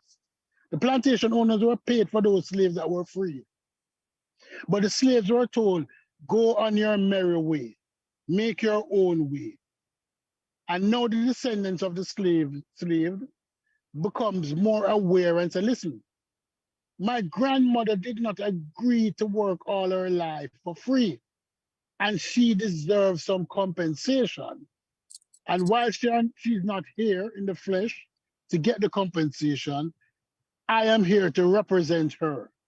You cannot decide how to pay me, because pay is not school. Pay is money. So if I want to take my grandmother blood, sweat, and tears and life and buy a Cadillac and crash it tomorrow, I don't think my grandmother would be mad at me. So no, I don't want any grant for the people. I'm not getting any, but I would prefer to see green bills that make out of cotton blend paper in the hands of the people. Hey, because me that too. is what the grandmother did want. And Grandma me don't too. want the school. I would 100% prefer straight greenbacks for my trouble. Right. 100%. I'm For not. my I'm not. grandmother's trouble. I'm not saying that we shouldn't get those greenbacks or to give up on it. But I'm saying in the meantime, right? Like while we work on the reparations, right? I would say strongly that you can. That Hey, due diligence, come call. back. My bad. I didn't see you. My bad there, Logic. I'm not looking in the back. I didn't see you, bro, boss. That's good. So yeah, you can call your local community development center. There's one in every city. It's also not advertised. You can tell them, hey, I am looking for government grants, and there is a 1-800 number that they will give you that you have never heard of. And these people will line you up. Like you have no idea how much you qualify for just straight sitting there. Like again, not judging you, But it's, how can I blame anybody for not knowing? You know what I'm saying? But there, inside of that same argument, there are so many things that are available to us that we have no idea of. There's so many. I'm like not saying that you need it, but there are all type of utility assistance programs. There's all type of rent assistance programs. There's fucking all. You're sounding like American Dream now. You know that, right? I don't give a goddamn who I've signed. No, I no, ain't gonna lie to you. no, no, no. I'm trying to be honest. I'm not trying I to know, I fucking. know, I know, I know, I know. I don't know what I you're just trying to put in. imply by saying that No, shit. no, no. I'm not implying. No, I'm just saying that black people, whether they're Caribbean or Americans, have different points of views, and we're not unmanning it. No, And I mean, I I'm appreciate just your saying. point of view. My largest point is that we get so we become indoctrinated to some more shit, right? We thought we was indoctrinated by white people, but we get really indoctrinated when we get to the fucking blackology. We fucking close ourselves off to the world, and some of these things that we forget are out there or don't even realize that are out there. Not saying that it will help, help you get the generational wealth that you deserve from going through what you went through in the diaspora. I'm not saying that. I'm saying in the meantime to keep yourself busy to possibly replace that blackology bullshit with some actual tangible shit. See, like my whole thing is that if your goal is big enough, right, and you start chopping away at it and you start seeing that success, then that's the confidence that you're looking for. That's the realization that, hey, I can fucking do this shit, right? That's the shit that I'm saying that we're actually missing, right? We could throw a little history on top of that too.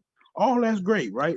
But having a big ass goal that's actually worth fucking making sacrifices for and all that type of shit, that's what a nigga really needs, right? If we get enough niggas like that start chopping down that kind of tree, eventually you will raise the floor of the entire community, right? See, we talk about not having no damn power, not having no money, but if we raise the floor of the community, of the entire black community, even though it'll still be full of diverse opinions and ideas, at least motherfuckers will have the resources to maneuver with those diverse ideas. You get what I'm saying? That's what I. All right. No, my Let me bad. say. That's what I Let was me saying. say. Now, you make a good point by saying we're not aware of our resources. And one other good point you made was everybody's not going to be able to win. It's going to be if we was to be given reparations, I feel like there would be some type of stipulations as far as like when they handed out stimulus checks, like everybody got filed taxes or something like that. So if we was to get it, I feel like it would be some type of stipulations. And I do agree that we should be made more aware of our resources that are out here to us. My bad, we Chef. absolutely should.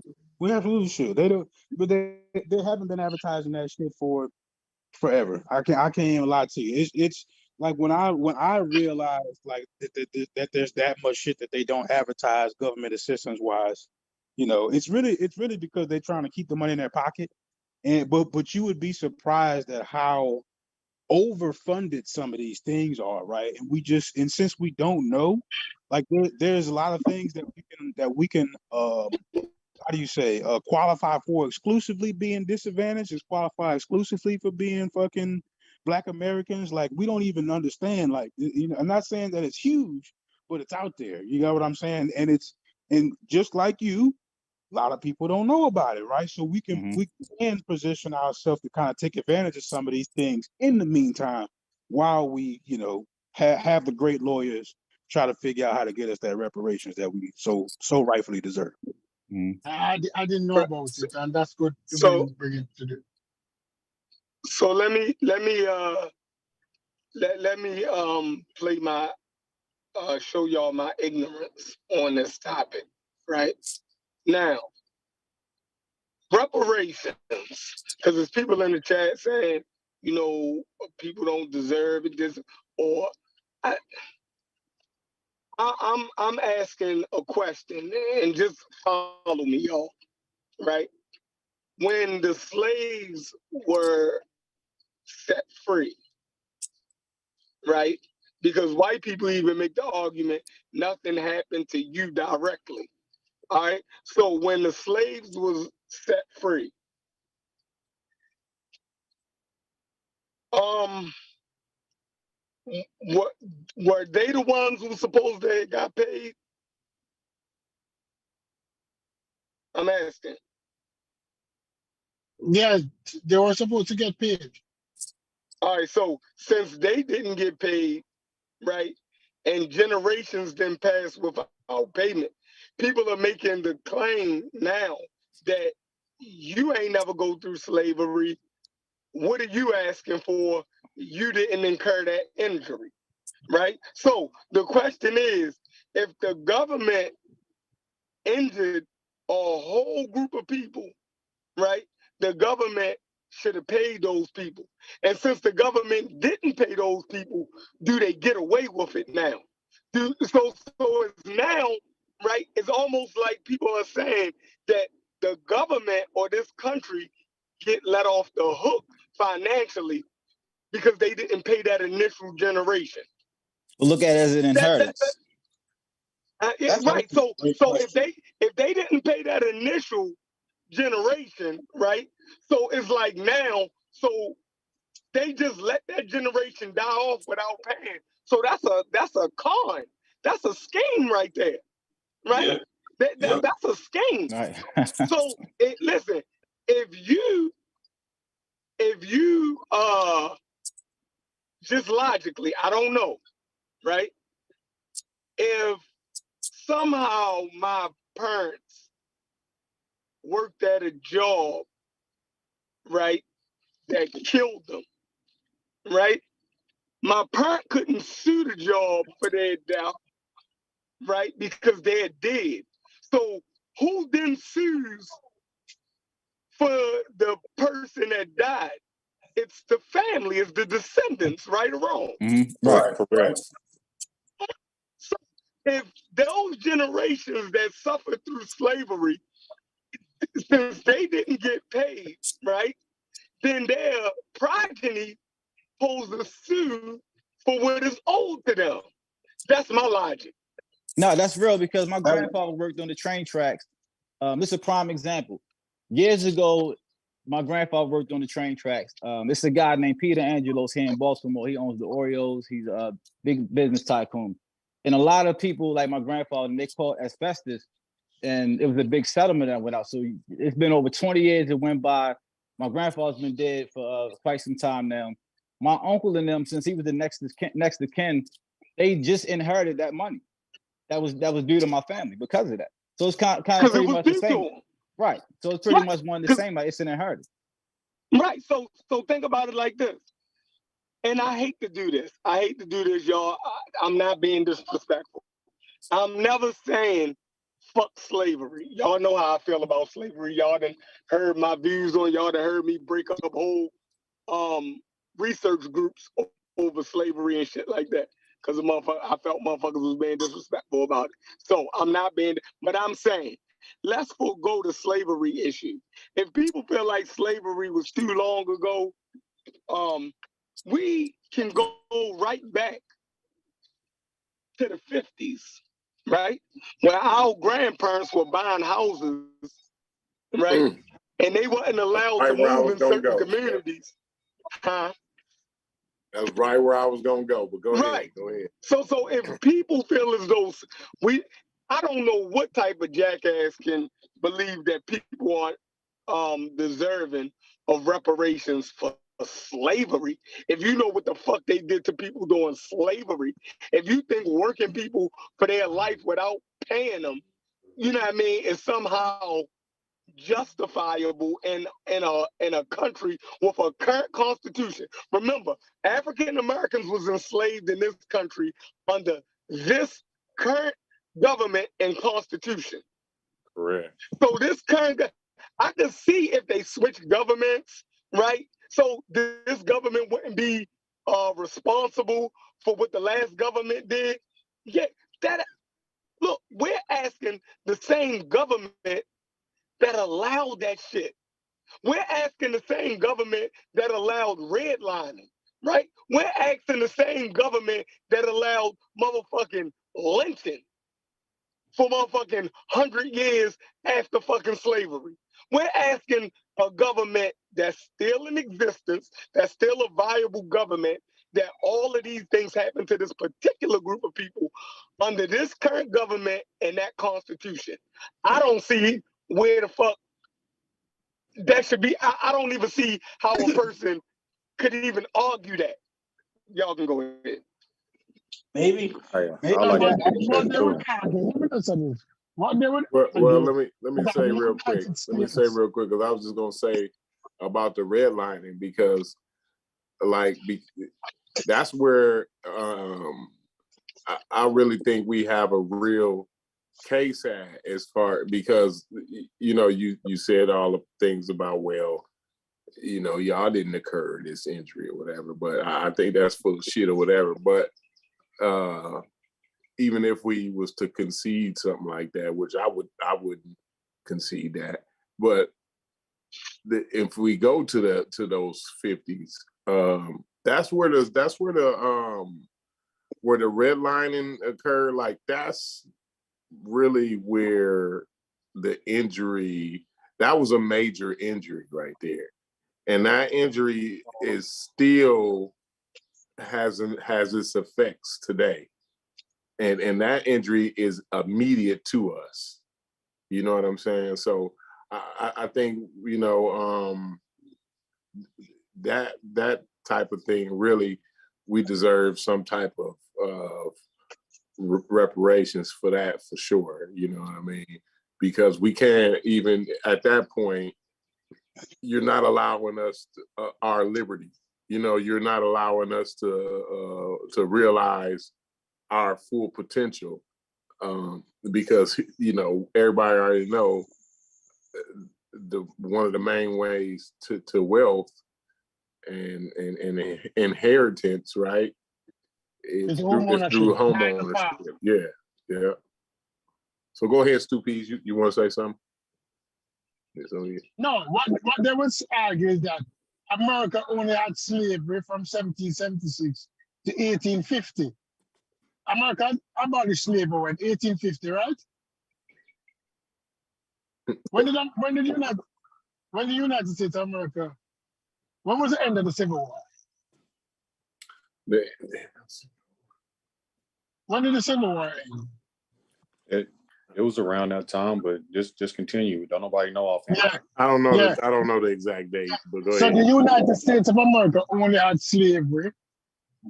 Out of the 400 years of slavery, United States only responsible for about 80 years, less than 100 years.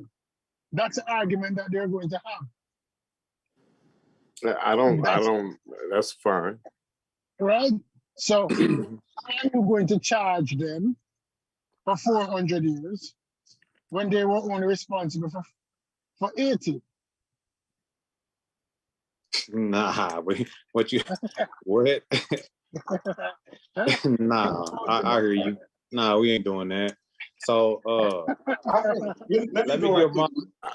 let me give my I don't think that lightens the damage. I don't think that would lighten the damage that it was only 80 years though. I don't see that lightening making it any better. So, you know what I mean? So I mean, they definitely gonna do the math though. So whenever you compare 80 to 400, then you know what I mean. Whenever they actually do the math. But let me just say this though, for one, what's his name? American Dream, man. I really wanted to kind of pull his coattail a little bit because the way he characterized what reparations are supposed to be was just bogus. It's just bogus. So if we gonna talk about it, at least let's understand like exactly what it is. Reparations is for crimes against humanity, right? So when you're dealing with slaves and shit, the people is already conflicted about us being a part of humanity. So of course they feel like they don't want to have to pay us and stuff like this. And the reason why I say I'm conflicted is because my pride, my dignity, my ego is not going to allow me to ask anybody for reparations, considering all the stuff. Like if it was something else other than the trials and tribulations that we went through slavery, okay, maybe I would ask for it, but I could never bring myself to, go kind of beg for no reparations. Not to say that if they get granted, I ain't gonna be the first one with my hand out though. You know what I'm talking about? So I would like fight behind the scenes or something like that for reparations, but I do think reparations is valid though. You know what I mean? But I just can't see me just, begging for it. But reparations is to repair the damages. It's like people admitting that they cause people irreparable damage and they try to do the best that they can to put them back to where they were. You know what I mean? So that's noble of a people to do. And people with civilized people is supposed to do this, right? You know what I mean? It's more than just the Jews who've got it. It's natives got it, Koreans got it, all kind of people have received reparations. But it's some type of issue when it comes to us, and we can't be conflicted on that note, whether we should get it or not, or whether we deserve it or not. You know what I mean? We should be conflicted on as if why other people got it and we can't get it. You know what I mean? Like that's the issue. So for one, I don't see myself begging, and we really should be beating down the door trying to get it. Like, you know what I mean? Because for the fact that they didn't see us as human, you know, and I'll put it the way Malcolm X said it. I still feel like we second class citizens, because why would you have to enact something called civil rights instead of just letting the rights that exist just apply to everybody across the board? That lets you know they still don't see us as equal, because they could have just been like, fine, y'all part of full citizenship, y'all got full citizenship, but they gave us something called civil rights, and we still don't really know what it is to this day. We know how it's supposed to operate, but we can't even say, I'm under the impression that it's not equal to regular rights, because otherwise, if that was the case, you wouldn't have had to add anything else. So I say all that to say is I'm conflicted about it. I do want it to happen, and we really got to understand what it is and what they're supposed to do, and our position on what we're supposed to be doing about it, because we're supposed to be like pressing a hard line. You know, when I say I don't want to be asking, I feel like we should be beating down, you know what I mean, the White House door. You know what I mean? Like, that's not something that you ask for. You know what I mean? And I'll yield the floor. I want to say that that's a really, really good question. It's actually a very deep ass question when you really think about it, right? Because other groups aren't as limited to these statutes of limitations and all these kind of things as we are. They'll fucking they'll go to battle and get that shit adjusted to where they need it so they can get results, right? Like, you know what I'm saying? Like, the statute of limitations have been moved back and forth on special cases. What's the parameters around that? I don't know. Like, I'm not that savvy in the law to be able to tell you, you know, what's the condition to where the statute of limitations can be pushed up or down. But I would say that it's, you know, less likely that is unmovable at all, right? So for it to be us restricted to how far back it was doesn't sound like that's an unpassable obstacle. I would put it like that, right? Because I know, for, like, you know, it's not a part of our culture to submerge ourselves in those type of things, right? Like nobody You got here, people in the back chat, Corey. I mean, in the back room. My bad. like nobody here would know who is like the group of lawyers that's working on that for us. Nobody here would know some of the direct challenges that we're facing currently trying to get out of that, right? We all have our street how do I say, our street logic about why or how we should get it, but we all can at least at this point recognize that claiming to be traumatized by the slave trade 10 generations removed from slaves, like that hasn't been working, right? So we just need to find another approach, right? Like that's the straight up honest to God truth, right? Like us playing traumatized is certainly not getting us reparations any more than it's getting, you know, more funding into the communities. It's our representation on that stage that's giving us the limited results that we are looking for, right? Like for whatever particular reason, we can't. Maybe and I could be misstating this, right? But we certainly don't seem to have the legal strength that some of these other groups of people seem to have, right? You fucking beat up a Jewish kid next week, like they gonna have some anti-Jewish laws on your ass. Like, that's just how that shit works, right? Like, you do it to a Chinese kid, the same type of shit gonna happen. Like, you know what I'm saying? But for whatever reason, I don't know if it's the quality of our representation or what that actually is, but there's got to be a lot more to it than just our circumstance as And actual lot, my bad. And Logic, I agree with you 100%. I just want to say one thing real quick with due diligence was saying we can't beg. I get what you're saying as far as your stance, like you're not knocking on their door saying you're not you don't have the idea, okay, I'm not gonna knock on their door and ask them for the money or whatever. But we can't beg for something that we're owed though. So a lot of times people they got that misconstrued by saying we're begging. We're not begging for nothing. It's just what we're owed. I just wanted to say that. Yeah, that's for sure. I just get my ego involved, man.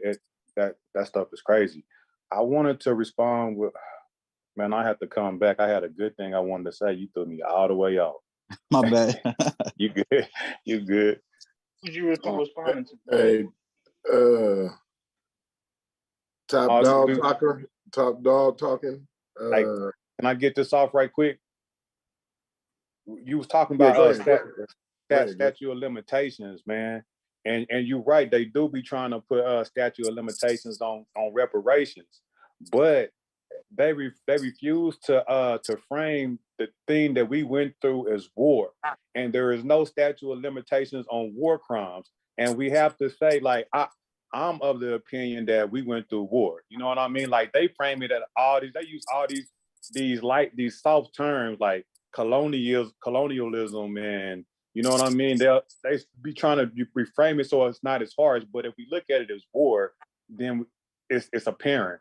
You know, it shouldn't be no statute of limitations because slavery has to do with war. You know what I mean? And inheritance does fall in place, talking about the law of inheritance. So if somebody died that is owed something, you're right, the next of kin is supposed to get that. And if we keep it in those terms, it ain't nothing to really argue about because, you know, it ain't no statute of limitation on war crimes.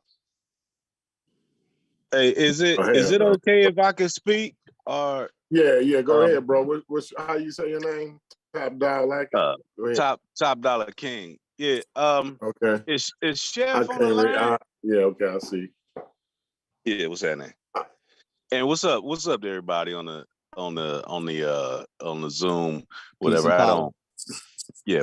Hey, peace and power to you too, brother. I don't call in to many shows often, but I listen. And this is kind of off subject, so I don't want to take you guys off subject.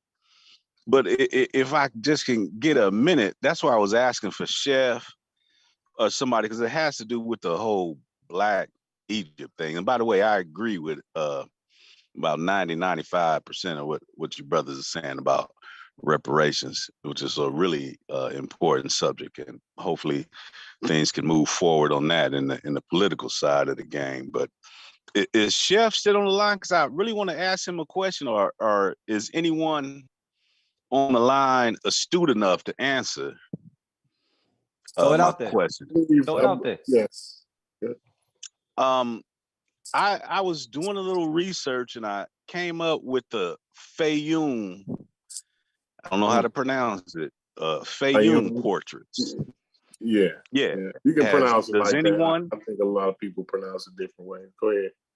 Yeah, is it pronounced like that, or what's the Fayoum correct pronunciation? Fayoum. Yeah, that's as far as I know. Now I could be wrong on that, bro. I'm not a Egypt, but that's the way I've heard it, and it's kind of the way I see it. This sounds like concrete. Is this concrete? Yeah. Okay, yeah, I've heard your voice a lot, brother. Respect your game, how you move. I was looking at the Fayoum portraits, and I was talking to a guy when he was telling you about the Arab invasion in Egypt, and that happened in 560 something. I don't remember the exact date, but the Fayoum portraits are before that invasion. So what can, if you know about that, and maybe if somebody can pull it up, I'm on my phone, I'm on my porch right now, man, smoking a cigarette and having a drink because I'm on vacation. This is actually why I'm calling in, because I'm on vacation. Yeah, I think we've all seen the Fayoum. We know what you're talking about. I mean, at least I've seen it. I ain't gonna speak. I think a lot of people seen it. So what is your take on that? Because when I was reading, and I know a lot of people say Wikipedia is all crazy. When I was reading on that, it said that those people, the majority of those people, I know it was some mixed Greeks or whatever, but they said the majority of those people on those portraits were the original Egyptians. I've talked to Unc about this and everything, and I just wanted to throw it in the conversation that the people that know more than me. What is you guys' take on that? Well, I think they're part of the original Egypt. I think Egypt is, like I said, it's a lot of mixed people that came together.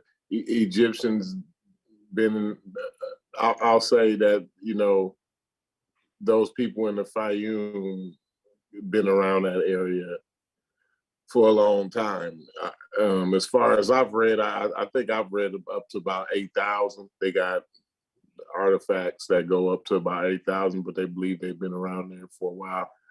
It was a period where they had been kind of not sedentary in that area, where they would come seasonally, and then over time, it became, you know, more sedentary. You know what I mean? So, yeah, the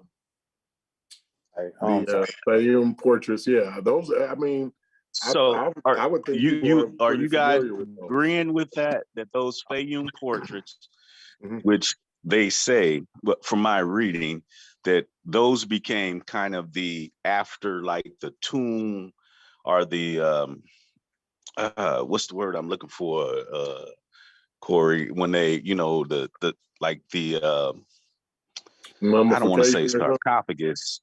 Yeah, after they were doing the mummifications, when they had all the gold and all that, it kind of changed to they had these portraits on the people's tombs. So are you saying you guys agree that those people, the majority of those portraits, and I don't know if anybody can show these portraits. Like I said, I can't right now. We know what you're talking about. Yeah. Do you guys agree that the majority of those portraits were quote unquote original Egyptian people? And I'm saying it because I'm just going to put it out there because I do probably a lot closer than we want to admit. And here and like so once you have these invader populations, right? When you got the Greeks and the Romans coming in, the Romans is way later, but when the Greeks come in, they're not all over the entire Egypt, right? And they didn't move out the original population.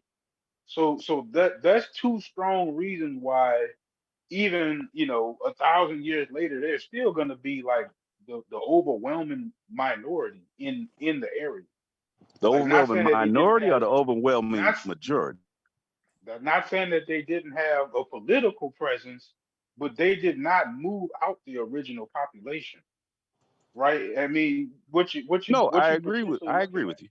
I mean, I'm saying it as clear as I can probably say it. So what you're potentially looking at is, you know, even if there is some admixture there, right, you're still looking at the original people being admixed, you know, for at max, I'm not sure how many years at that point, but they're going to represent mostly the original population, and you know what I'm saying? Most of these everything are and most of these people are not logic. Straight up Greeks. No. Right.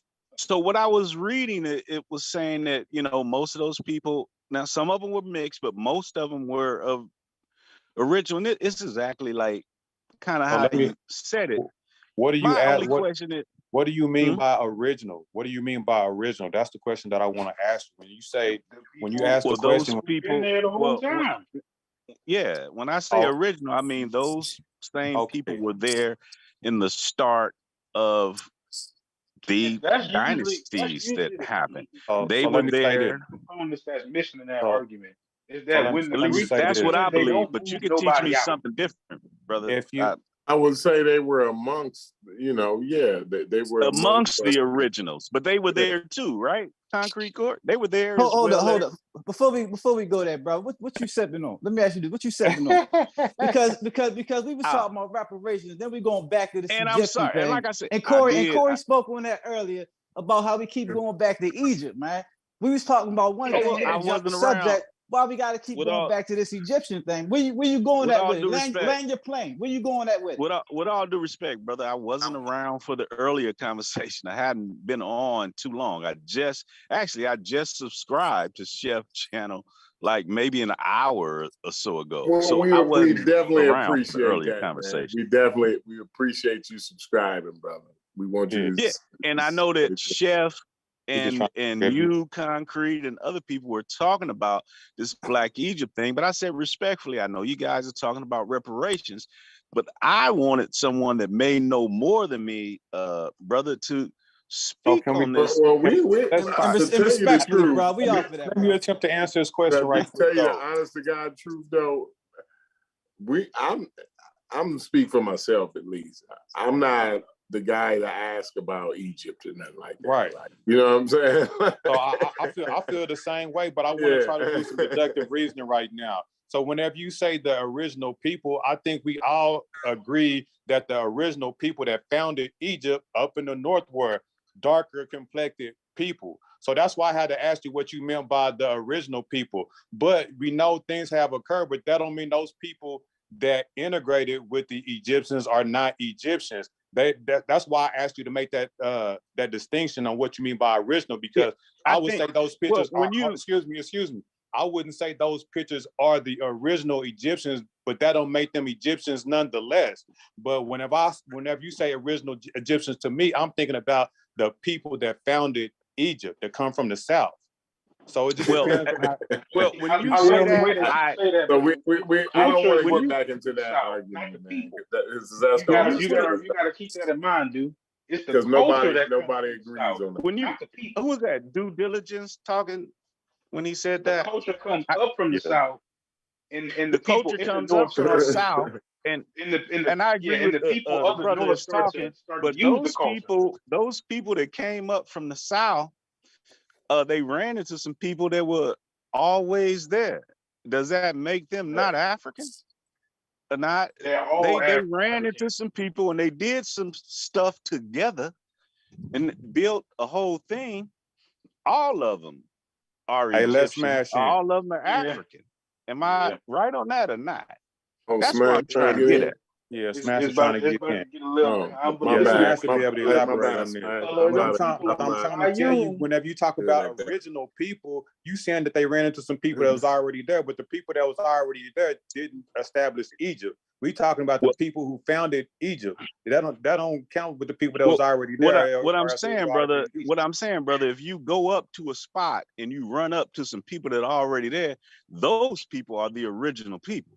That's what I'm saying. They're not the original Egyptians. And if they start something new together, then all of them are the original people going in a new direction. But that's not what happened though. Whenever we look at them, I'm wrong on that. Like, well, I'll let Smash elaborate more. But my perspective on those pictures were those are people that interbred with the Egyptians and came in later and started really trying to intertwine into the Egyptian culture. They wasn't already there and had no culture. These people came in once it was established and started coming in waves, coming in and as an invaders.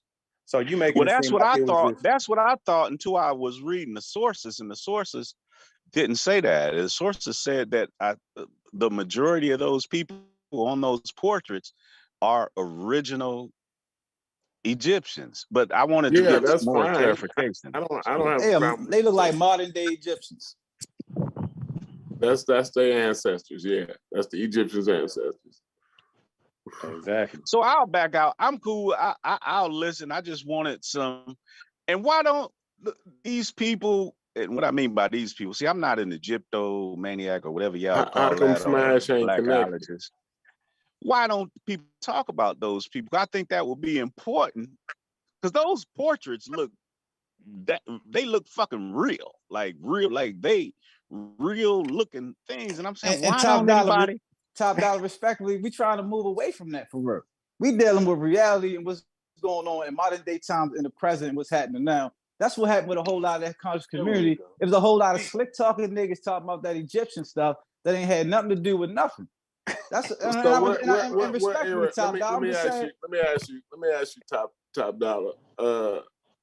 What era you from, bro? What's your age?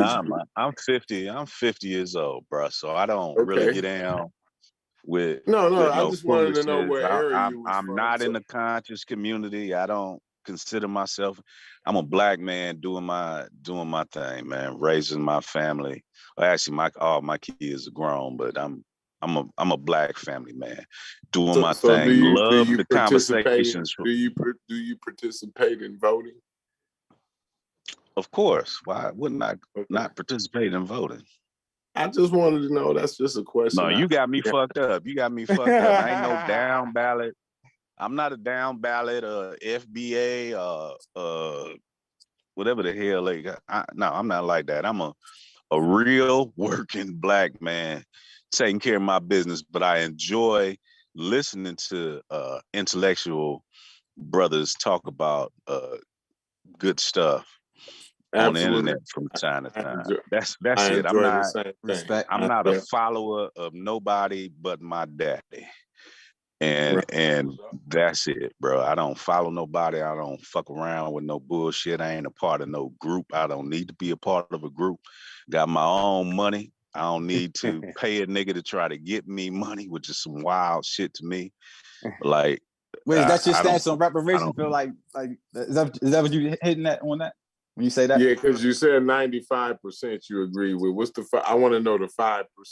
Well, you know what? I said 95 to be because I didn't want to be like in an echo chamber, bro. So I probably agree with more than that. So I want to hear. You know what I'm saying? With the nuance, because you probably got some. You probably agree, but it's probably some nuance there that you'd like to add to it. And I didn't hear the whole conversation, but I agree totally with reparations. But we going by what you just said just now. Hit on that. But what going by what? When you said the 95%, then you hit on that one part. I was trying to figure out. No, I just said I said 95. I didn't listen to the whole conversation. Like I said, I ain't been on here a lot. But right, but you made a statement though, so we were just trying to get what you was coming at with that statement. Well, repeat the statement, brother. What you just said, your last part, when you said something about the you feel like you're not owed anything or anything like that. So I was saying that's your stance on reparations. No, I didn't say. I didn't say I feel like I don't feel like. I said I won't. What was the last thing you just said? I said I won't pay a nigga to try to teach me how to get money. Yeah. That's what I was saying. I agreed that black people are owed a whole lot, everything, cash, education, housing, all that shit. I agree with all that about. Now I was trying to get a clear understanding. I just felt like you were throwing a little slur now. I was just trying to clear it up. No. I'm not happened. Smash you cut out, bro. You took a long time to connect, but then you cut out. I don't know. Maybe Corey, can I say something? Can I say something? Who is that? That's Chief X. What's up, Chief X? Go ahead. Hey, what's happening, Corey? What's happening, Corey? I just came in to ask one question, and I'm about to leave because I'm just at home doing some stuff. I'm not gonna stay on the panel. And I didn't want to bring this conversation back to this, but I'm just so curious to what people mean when they say this. And I'm gonna leave out after this. The brother Top Dollar, when you say came from the South, what do you mean by that? I mean that some brothers came out the South that may have been more darker complected, came out the South. Okay, so what is the South? What do you mean by the South specifically?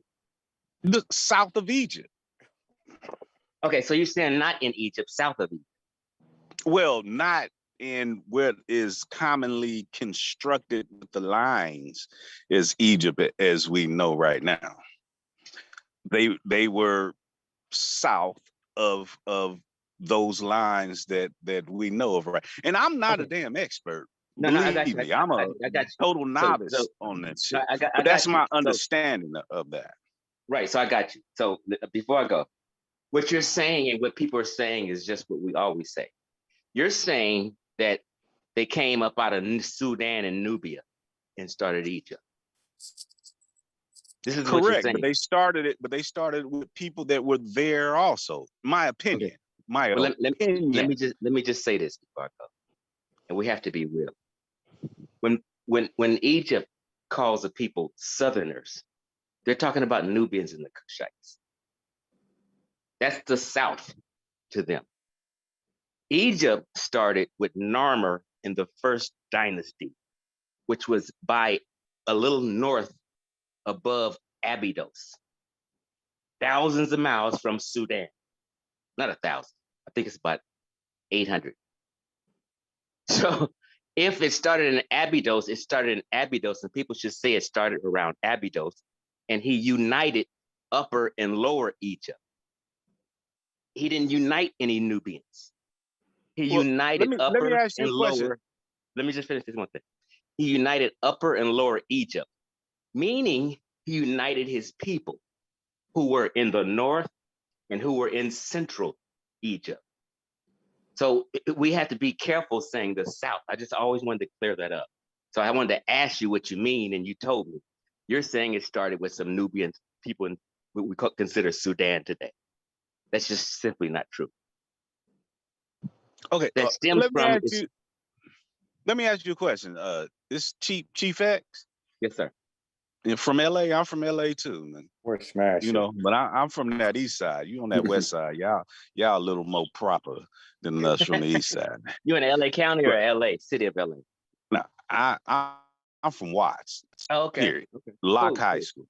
Locke Okay. High School, bro. Okay, cool. OG So, Locke High School. yes, sir. So let me ask you a question. Are you saying that there was never people going back and forth before that? Where people stopped from going and traveling north to south, south to north before that? Was there like a line that they couldn't cross? See, I Yes. don't know. Yes. Oh, there was. Yes. It was Okay. the first cataract. The cataract on Egypt's only cataract is where Aswan is at the border, like. And you cannot sell no boat passes, no cataracts. They had 7 cataracts all through Nubia down in the Nile.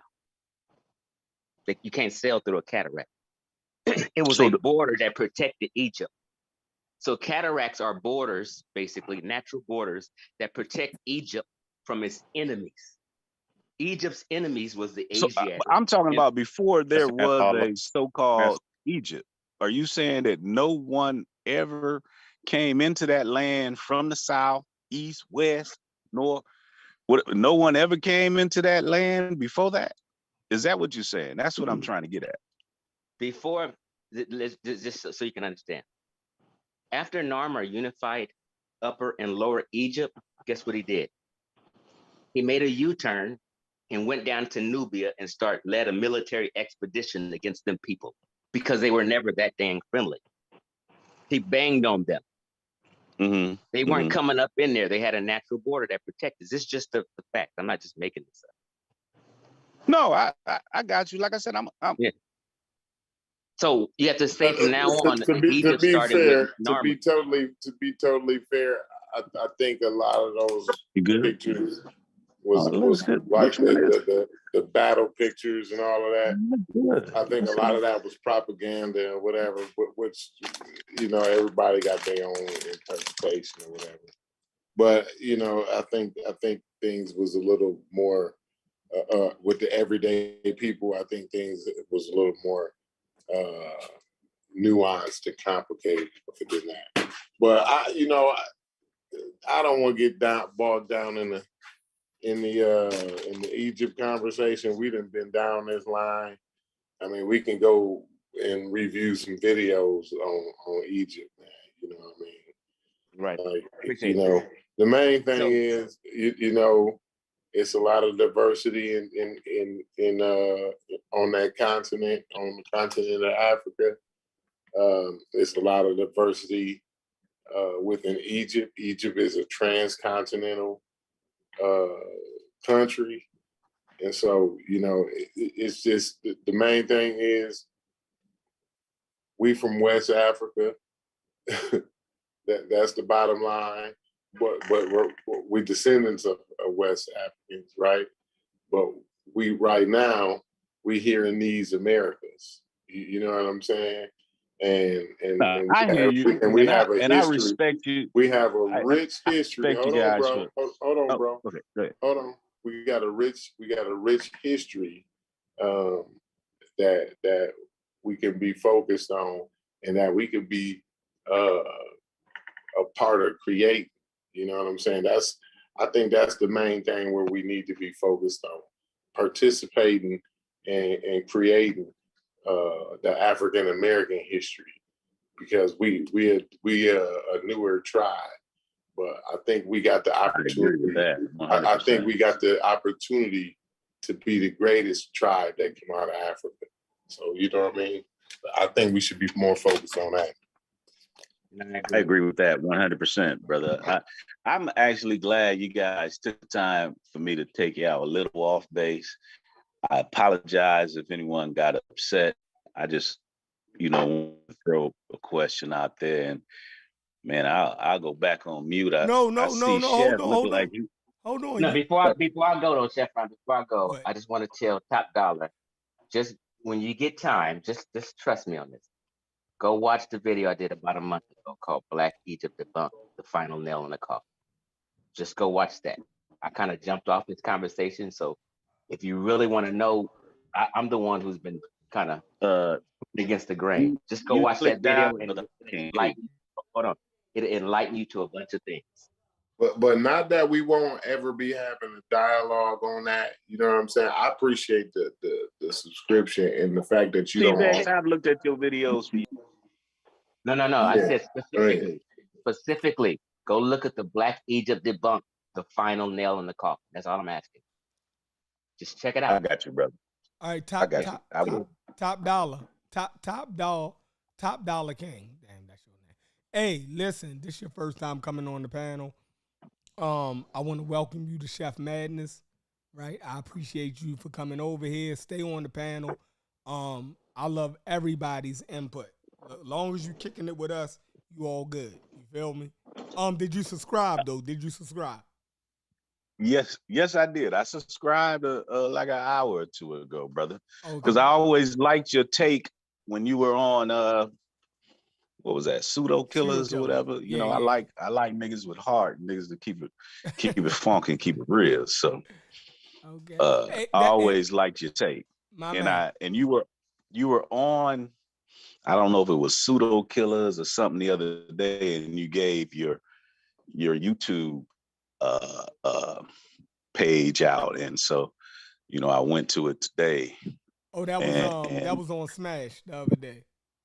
Was that on Smash? Yeah, that was on Smash. Yes. So I saw that and I was listening to that, and I said, yeah, let me subscribe to him because I like his take about a lot of things. And like I said, no one is in 100% agreement with anything, but I like your energy. And I like real niggas. Can I say real niggas on here? I like real folk. Yes, because I'm just a normal black man. I ain't gonna come in here and throw a degree in your face and say, listen to me. Oh, I ain't gonna do that. I ain't that type of cat. I'm just a normal black man. He came to ask you about the Fayum. About the Fayum, Chef. You had stepped away. He had a question for you about the Fayum portraits. All right, go ahead. Go ahead. Let me see if I can do something with it. What was your question? No, my question was, I never hear anybody, or I haven't heard anybody talk on the Fayum portraits. They're very vivid. When I went on Wikipedia, is saying that most of those people on those portraits were original Egyptians. Those portraits happened before the Arab invasion.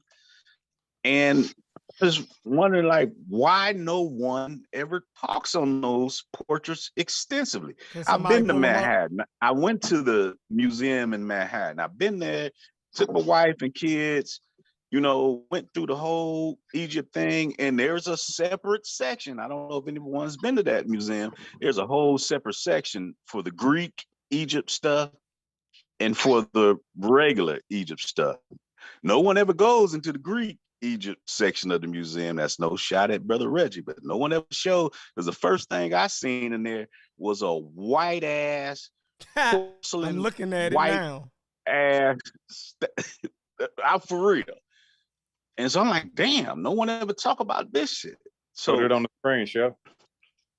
Somebody else gonna have to share it. The Fayum portraits, I can read it.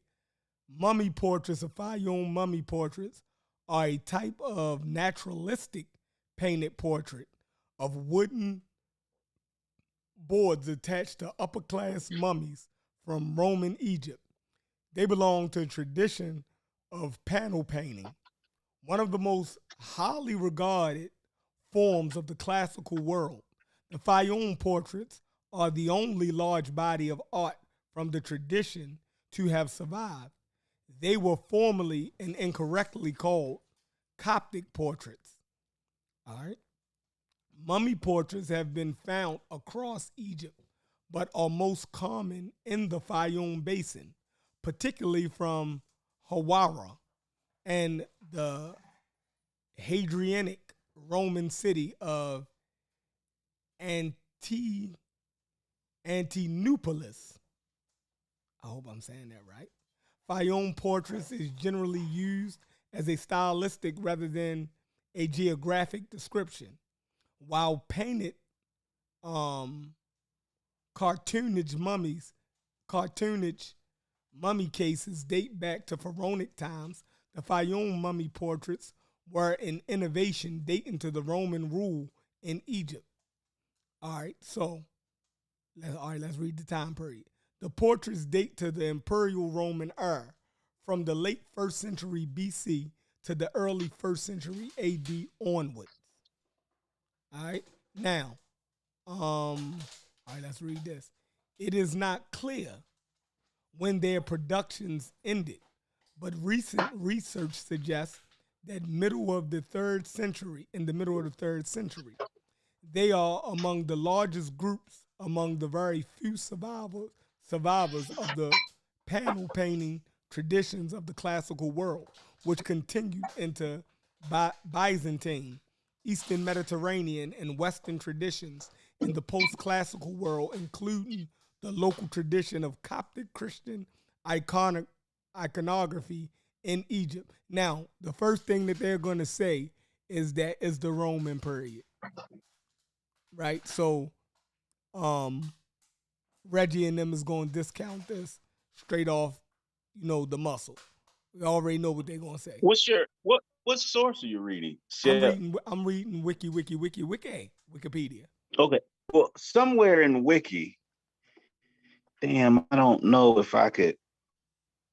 It says that those people, and maybe you'll read it when you continue reading. No, you can look up the Fayum region. You can look up the ancient Fayum region. That's probably what you was looking at, not the portraits. See, the portraits don't date back to when the people were in that. You know what I mean?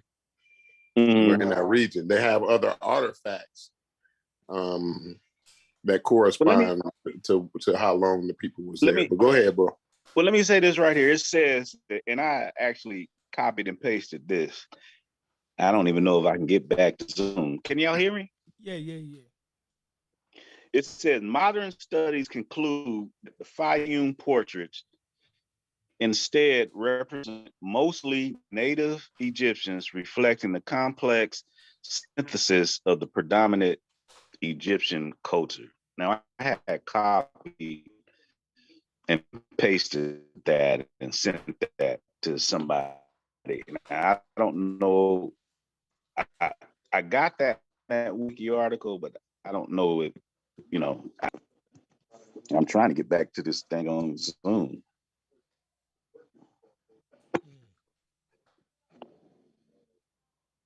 Some nice paintings. So that's all I had, Chef. Yeah, if these were native Egyptians in the 1st century. It's a little confusion though, with like when you Fayum portraits, Fayum is spelled Fayum. Right. Ancient Fayum is called Faiyum. So sometimes people confuse these two things. Yeah, they're going to claim that these are all Romans. I'm looking through the pictures.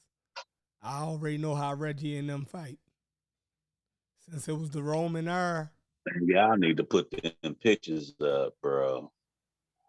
There's some of them you can clearly tell is white, but there's some of them that you can clearly tell that may be some of that percentage that were original. In my opinion, again, I'm a novice in this shit. I'm not a Reggie. Again, they were not black nor were they white. You see what I'm saying? So we have to be careful with that. But they were African, correct? Yeah, definitely. Yeah. So the Fayoum is Egypt. I mean, it's smack dab in the middle of Egypt. I mean, so it's just a lake area within you know what I mean, within the region. I think the Nile kind of floods it, and over time they had one of the kings or the pharaohs kind of diverted the Nile towards it and to control, you know what I mean, the way the flood went. You know what I mean. So it's the if you read on the Fayoum, it's got a pretty rich history. You know what I mean. So yeah, I mean, I can't remember, every detail about it, but it's a pretty rich history in that Fayoum area, definitely. So what I'm hearing from Chef, it'll pretty much be a non-starter with the Reggies, with the portraits. I mean, Smashes, and everybody. Yeah, I would say with the portraits, yeah. They're gonna go focus ahead, on though. they're gonna focus on the time period, right? And they're gonna exclude how they look. They're gonna claim that they were just Romans or other Mediterranean people, right? But I can accept them as Egyptians. They was in Egypt. I can accept them as Egyptians. But I'm saying that wouldn't help in convincing or to landing any points in an argument with the Black Egypt contention. They wouldn't accept none of that. And Fayoum is too north in Egypt for them anyway. So it's very north, yeah. Anything that far north, they gonna already dismiss, right? They want to be, somewhere down there around Nakata, right? So they can mix Nakata in with Nubia. Well, where's Aswan at? I've never been to Egypt. Is Where, at the is that bottom. Is south? Yeah, it's very south. It's the southernmost province in Egypt. Okay. But doesn't that make sense from what I was saying earlier, that people from the south came up, kind of mixed with some people in the north, and they produced a whole new thing? No, it doesn't. Is that it makes no total sense. BS? I'm really It's total asking. BS. Total BS. Okay. The South thing is a trick. Okay. The South word is a trick by Afrocentric. It started with Dr. Ben. It came from the South where the god Happy dwelled. He was talking about way in the beginning of the Nile. So he was trying to bring up Ethiopia and Sudan to be the beginning of Egypt. It's not true. So you're saying there were no people from the South that came up? Southerners are Egyptians' enemies. This is just plain. Listen, I'm not saying that there was no Nubians or people that you would call Nubian and phenotype in Egypt. That would be hyperbolic, right? And I wouldn't let y'all back me in. I wouldn't let them back me in a corner with that statement, right? The same way you have Mexicans in Southern America because it's close to Mexico, right? Where you share a border, there's going to be an area of confluence. So if you have people of Mexican descent, right, in Southern California and in Texas, that makes all the sense in the fucking world. And you would never hear me say that Sudanese or Sudanese people or Sudanese phenotypic people wasn't in Southern Egypt. We can read the source to say that Nubia starts in Southern Egypt. It's Southern Egypt and Northern Sudan. So yeah, they was there. But they I agree with that. Yeah. So when they say I'm saying I agree with that, but it didn't sound like you were saying that, Chief X, earlier. It sounded like you were saying something different. No, I'm saying, because you have to listen to the wording. You're making the claim, like Afrocentric, that they started Egypt. I'm not saying people on the border No, weren't in the boundaries. This is the claim you said. That's why I asked you. You said they started Egypt. I got you. I got you. I used Yeah. the wrong wording, but you're So were correct. they on the You are borders? And that absolutely wasn't, correct from what I yeah. So said. were there? Yeah. Yeah. So were they on the borders? And some people may be in what would be considered Egypt, lower. I mean, at the bottom, like southern Egypt. Yeah, I agree with Sheffrin on that. But once people saying they came from the south and started Egypt, that's a lie. Yeah, I would say they was all up and through there. I mean, I don't not necessarily. I'm saying like, yeah, you know, I wouldn't say they was just only, you know, down at the border, right? But well, I would say, you know, since ancient times, you know, they've been all through there, right? I do think that Egyptians, though, are Egyptians, and your Nilotes are your Nilotes. You know what I'm saying? So you have the you have to allow people to have their identity. You know what I'm saying? And that'd be my whole point too, man. So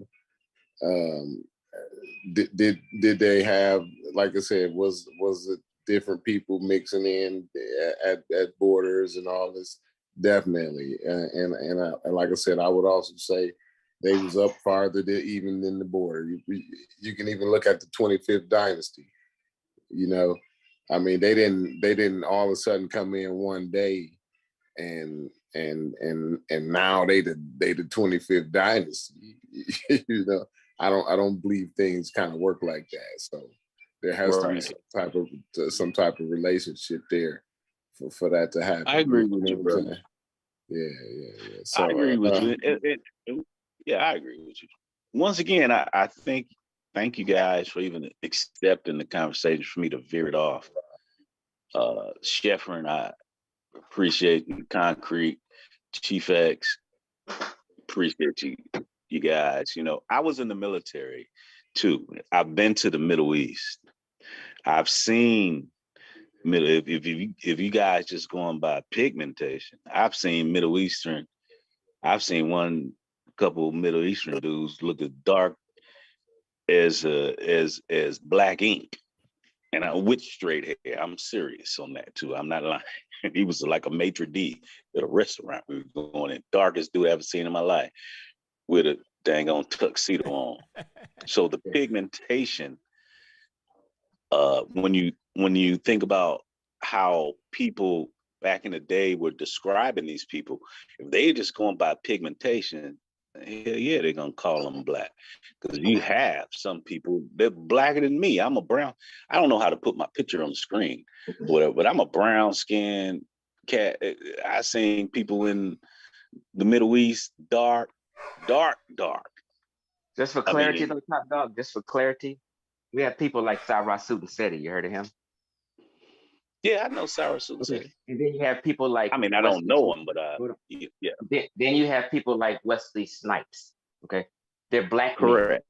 So we already agree with variations of melanin. So we're really not talking about the tint and their pigmentation.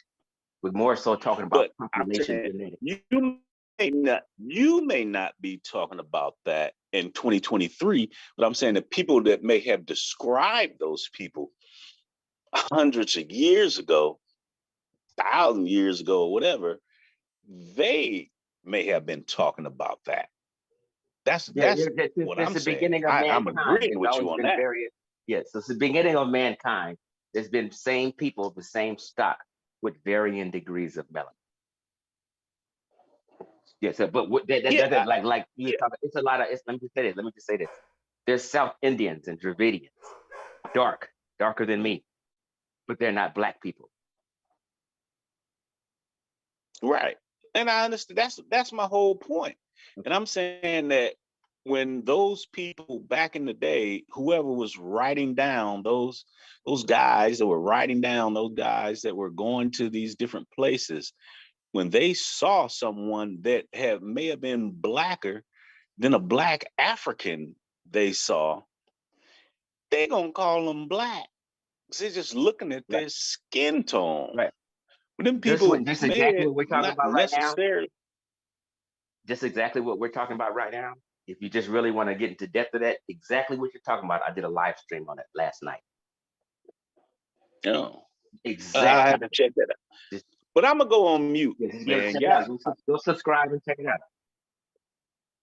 I already subscribed to you, Chief X. I told you I've been listening to you since go subscribe for a and check out. while. Since you be polite up on that. I think it was a vitamin D kind of something. I think he should hit the notification bell and hit Sheffrin's notification bell and hit all, so you get the notifications when Sheffrin go live or when I go live.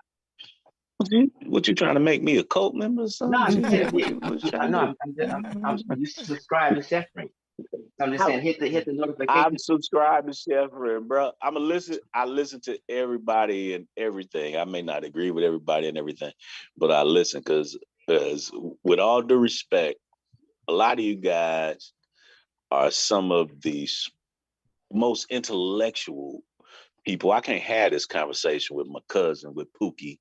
I can't have this conversation with D-Bone and them. So that's why I listen, bro. Why cousin have to name Pookie and D-Bone? Pookie. You know, Pookie. But that's the truth, though. That's why we all on here. That's why we on. That's why we're on this. Because the reason why I said that all of us have a Pookie cousin and D-Bone. And we're close to them. And we're very close to them. But we can't have a conversation. Pookie and D-Bone ain't trying to have that conversation. They don't give a damn. That was one of my points from earlier. When I first started the stream, I was saying that, for the most part, we engage in this. And one of the main reasons I do it for myself and I do it for y'all because I know people that's engaged in this or think about these things and is into this, right? It's not that many of us. So in our everyday life, people on our job, even the people that we live in our house, that live in the house with us, we don't engage. They won't engage us enough for us to get this shit out. You dig what I'm saying? So, I live in a house full of people, right? When I start talking about Egypt or something, they walk the fuck away from me. You dig what I'm saying? So, they don't want to hear this shit all day. You know what I mean? I'm in the basement. They shut the basement door. They don't want to hear this shit all day, right? When I'm in the shop, and I'm a barber. I can get it off sometimes, but then half the time people want to talk about Gucci Mane and motherfucking Lil Uzi Vert and every motherfucking thing else. So, you know what I mean? This is definitely therapeutic. So I appreciate anytime you want to hit the chat. Hold on. Anytime. Sheffrin. Go ahead. Okay, hold on. You used to come on Dagger Squad back in the day, right? Yes, sir. From the barber shop. Yep. You used to have the video up from in the barber shop, cutting hair. Yep. That was before you went on channel. Facts. She was a Dagger Squad member before. Yeah, I remember you from them time there. I was a Dagger Squad listener.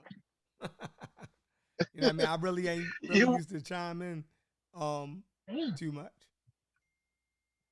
Yeah, you were listening. Garfield was the first one to give me a voice on YouTube. It was Garfield. I never spoke on YouTube until I spoke on the Dagger Squad, and he gave me the floor and let me get it off. Then I came on again. He you know what I mean? He gave me the floor again. So definitely, that's how I met Sheffrin, through the Dagger Squad. So we always give Garfield much props for that. Definitely for allowing us to have a voice. Definitely on these YouTube streets though. So shout out to the Dagger Squad and Garfield.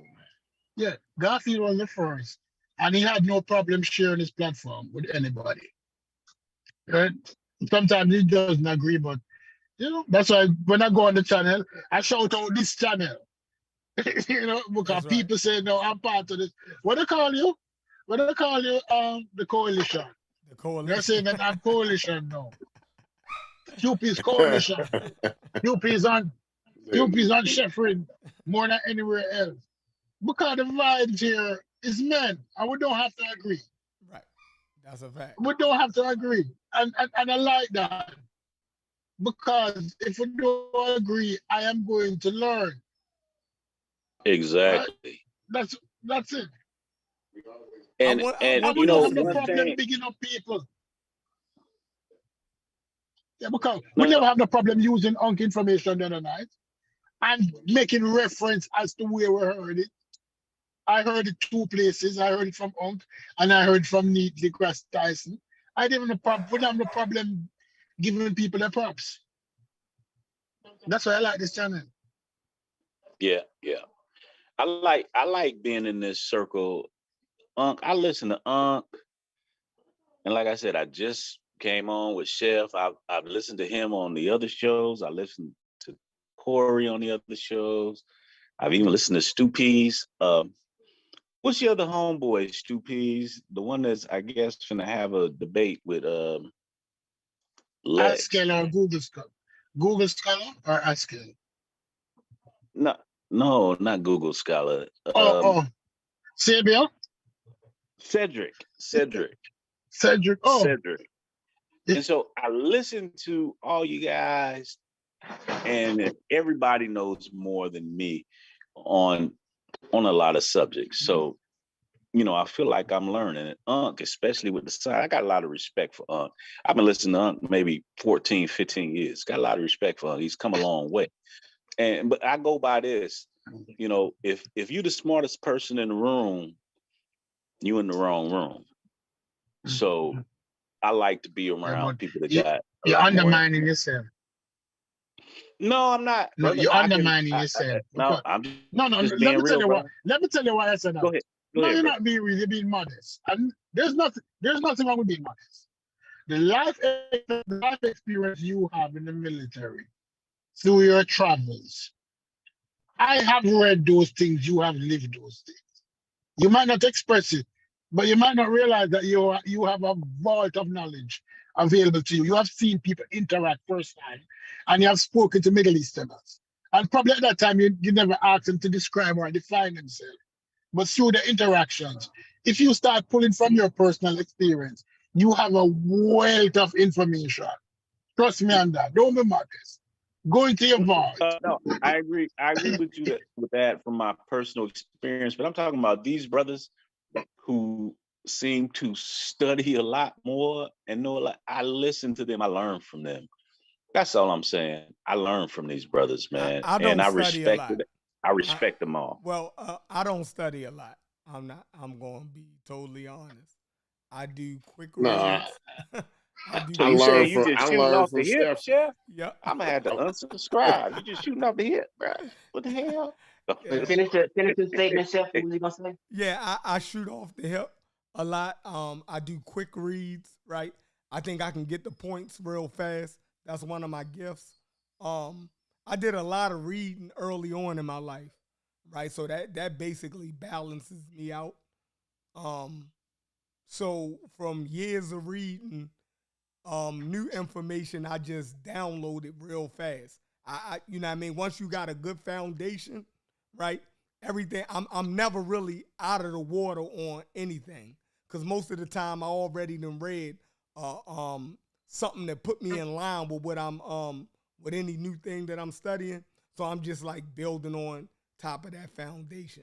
So you don't gotta work as hard no more, right? Like certain things I know I'm not gonna go into. Like I did enough to understand the different tools so I can look at the metadata.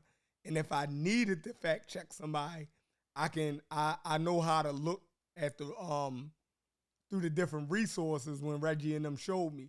I can look through it and I can parse something out to get the meaning. Right? I know how to look at the different Egyptian dictionaries.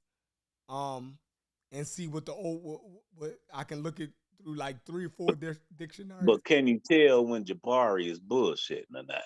That's the important thing. I can tell when Jabari is bullshit. Okay. Yeah, I can tell when Jabari is bullshit. But I don't think Jabari bullshit too much.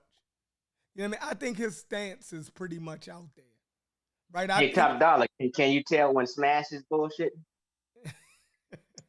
Yes. Smash Okay. is kind of open. I don't want to say open, but I like Smash a lot. Actually, You a don't like whole lot. Jabari? No, I like Jabari a lot. Oh, okay, But okay. I know when shit go off the rail a little bit when somebody is bullshitting me. Like, when they pulling that polite on a nigga, I know that. I'm too old for that shit. I know that. Did you ever This see nigga pulling Jabari debate the Christians at the church?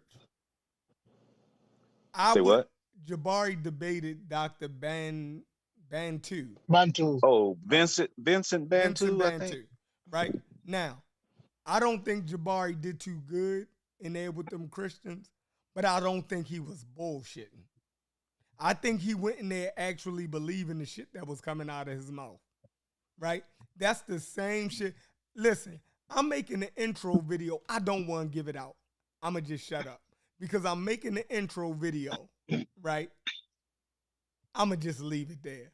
But I did something today before I actually went live, and it's going to be in my intro video, and I hope y'all enjoy it because I'm showing where this information came from. So I can't spill those beans. I know what you're doing, but I won't say anything. So Jabari is not lying. Like half of the stuff that Jabari say, I believe because Dr. Ben and them wrote books on it, right? Okay, I'm with you. I'm with you. Africa's he got one book called the African Origin of the Western religions. That's Dr. Ben, right? Okay. He got another book called he got another book called We the Black Jews, right? Like yeah. I'm telling you, like you got John G. Jackson, Christianity Before Christ, right? And he talks about the different figures, right? The and Marys. Exactly, in Africa or in Egypt, right?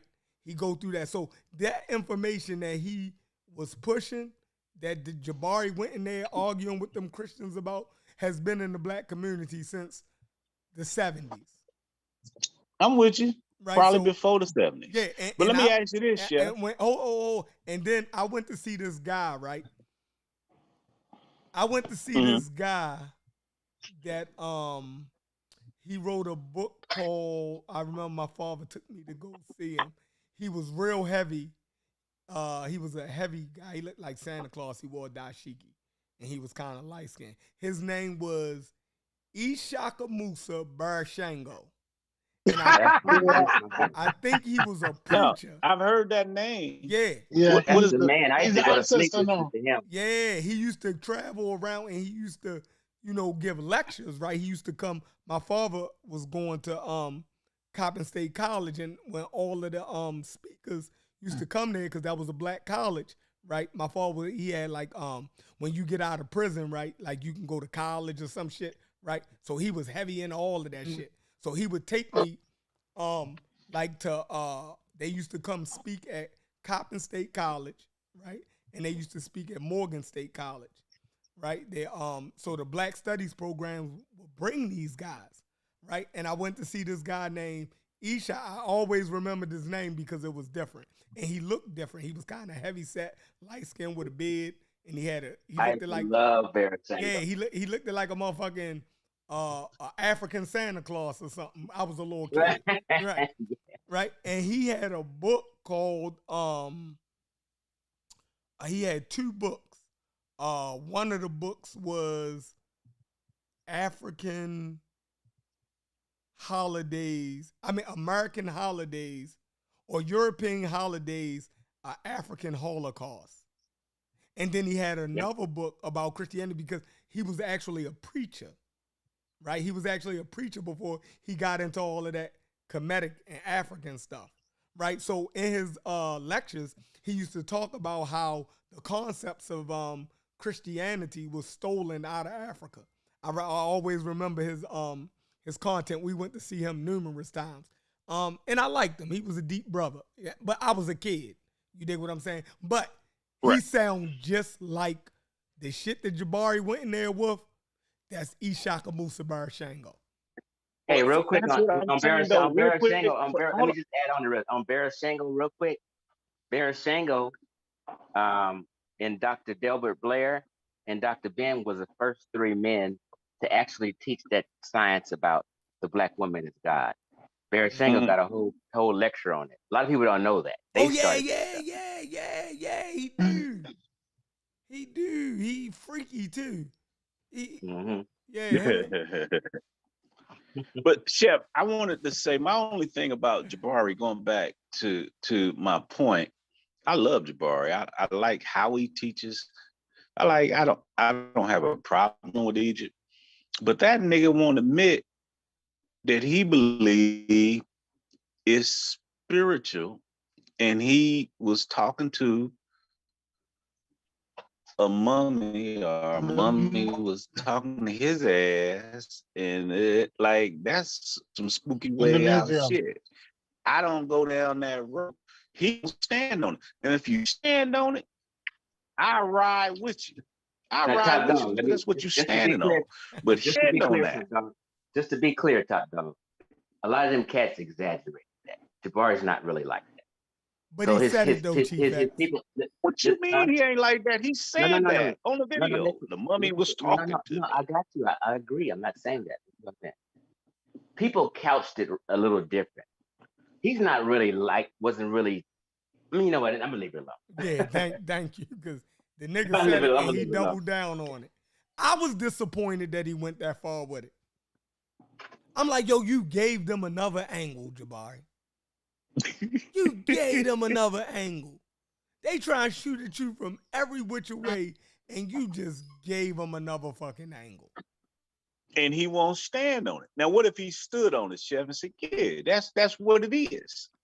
That's what I believe. That's what it is. Would you have a little? See, I'm saying that's the BS. If you say something like that, the man stand up on that and say, yeah, that's what it is. But he playing some trickery. Don't They all do trickery. Yep. All of them. But yeah, so my thing with Jabari is, I think Jabari actually believed that shit, and he got it honestly because I see the community that he came out of, right? The community that he came out of, even Dr. Not Dr. Leonard Jeffries. What's the other one name? Dr. Ben? No, he's still alive. No, the one who be on Sinetta all the time.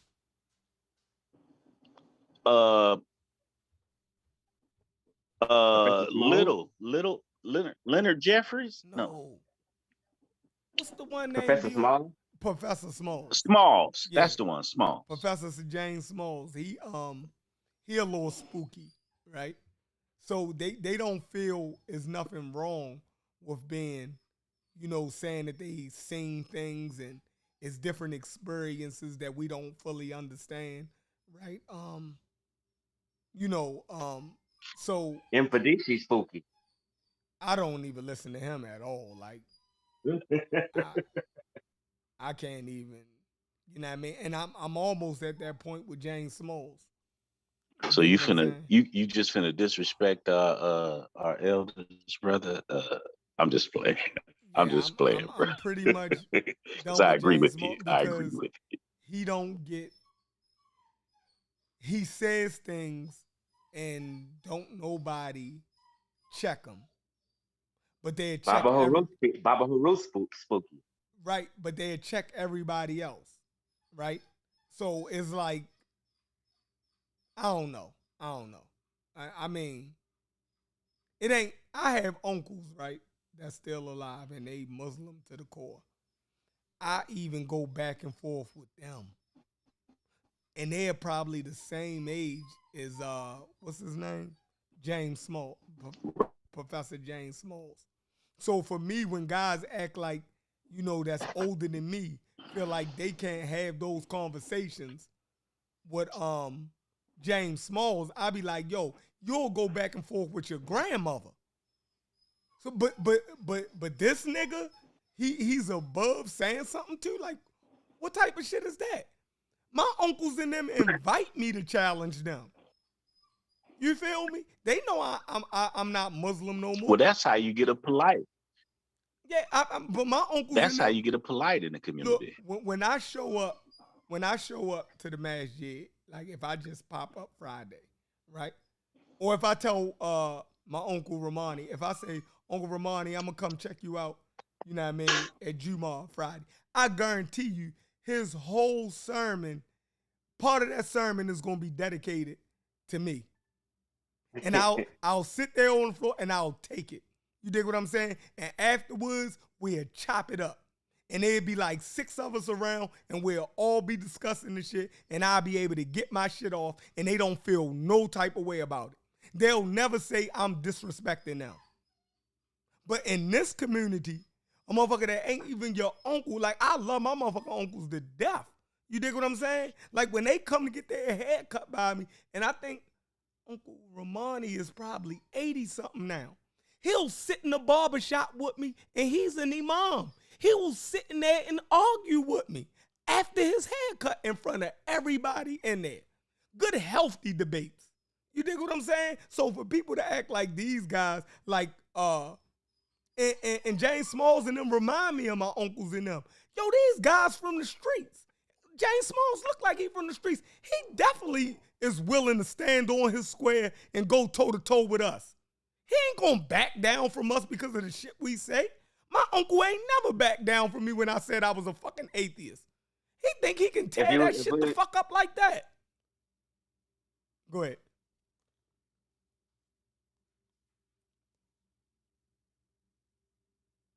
Go ahead. I was finished, y'all. No, I think that was Chief X that was saying something, not saying anything. Oh, okay. Now, this is what I have to say. What happened is that when Jim Small came to the conscious community, and when I use the word conscious community, I'm using it as a Sarnetta TV. At the time, academically, he was one of the most qualified person around Sarnetta. Right? He was the most qualified academically. So because of his qualification, you did not want to make him feel uninvited to the community or to You said defend everything he Sarnetta said. was qualified academically? No. Is that what you James said? Small. James Small. Oh, James Small. Okay. Yeah, James Small is one of the most qualified people academically in the community. Professor James Small. I think he has his doctorate, right?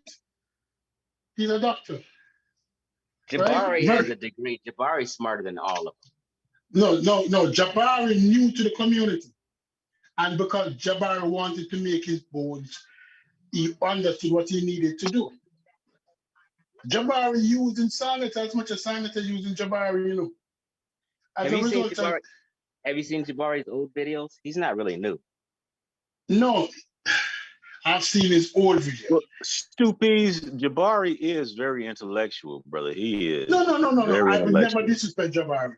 Jabari is one of the brightest people in the community. Intellectually, Jabari blows them all away. Nah. That doesn't mean he ain't a Reverend Ike. Let me just that don't mean he ain't a Reverend Ike, Chief X. Right. He No, I'm not saying that. That don't I'm not mean he saying ain't that a Reverend Ike. I disagree with Zolly.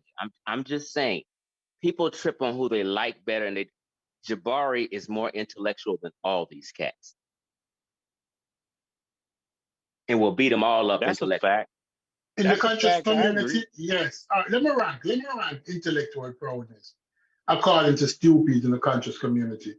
Everybody that I've heard in the last, it's not everybody. This is how I rank them, right? Let's go down here now. Let's look. I'm looking through everybody. I started from the lowest go. No, I start from the highest go in the community. Intellectual. I'm not talking academical. I'm talking how they think. How they think in the community. How people think when they listen to them, how they put themselves together, how they make the point. Jabari is up there. I would give Jabari up there. I would put Garfield up there. I would put Polite up there. It don't, notwithstanding the fact, what they say is pseudo, but how they address the issues, how they manipulate the point, and how they put it across. I put those three. 5G caused coronavirus. No, it don't, no. Yeah, but how he placed it across. Because intellectual people can use pseudo information and explain it and manipulate it in such a way that it completely makes sense to some people. Right? It's like you and your Second Amendment. 5G. It's a Second Amendment, 2A is garbage, but to you it isn't. And you use the fact. So therefore, we're not going to downplay somebody based on what the information they bring come. I'm talking about intellectual, how the person think. Well, I Then think in the we have next, to let me separate. finish, let me finish, please. When I finish, you can go. Then the next tier, I would put Unk in the next tier. So I'm putting Unk below Garfield, Polite, and Jabari. I put Unk, and I put. Please. Sincerely disagree with that. Yeah, I put Unk, and then I put what the other guy with sanity used to have, the old guy who had a brain surgery. What's his name again? He installed security cameras. He and Unk, and I put Larry. Yeah, I put Larry because I call them street geniuses. I call Unk and Larry street geniuses. So I put them below Jabbar. Street geniuses. Street geniuses. I put them below Jabari, Garfield, and Polite. Then I put Larry, and then I put Unk. Then after that, below that, I will put, who I put below that? Who I can remember. I'll put Lex. Oh my God. And Captain Tazarian. And then below Captain Tazarian, I put Reggie. The Reggie on the fourth tier. Let me ask you a question, Stupides. You're saying hold on. I don't like your list at all. Hold on one second. Are you saying that what's it, Lex Vortex is more intellectual than Tazariak? No, I put him and Tazariak in the same row. It's three separate tiers. Tier one. Wait a minute, let me just tier be clear. one. This was like when you hold on. Let me explain. You've been explaining for 5 minutes. Let me just No. Let me finish. When you're talking, nobody can go ahead, and they can't go on for long. Let me finish. Please, let me finish. This is what I'm saying. This is how I use it. No true story and no Rob Bourne. Them motherfuckers got facts for your ass. No.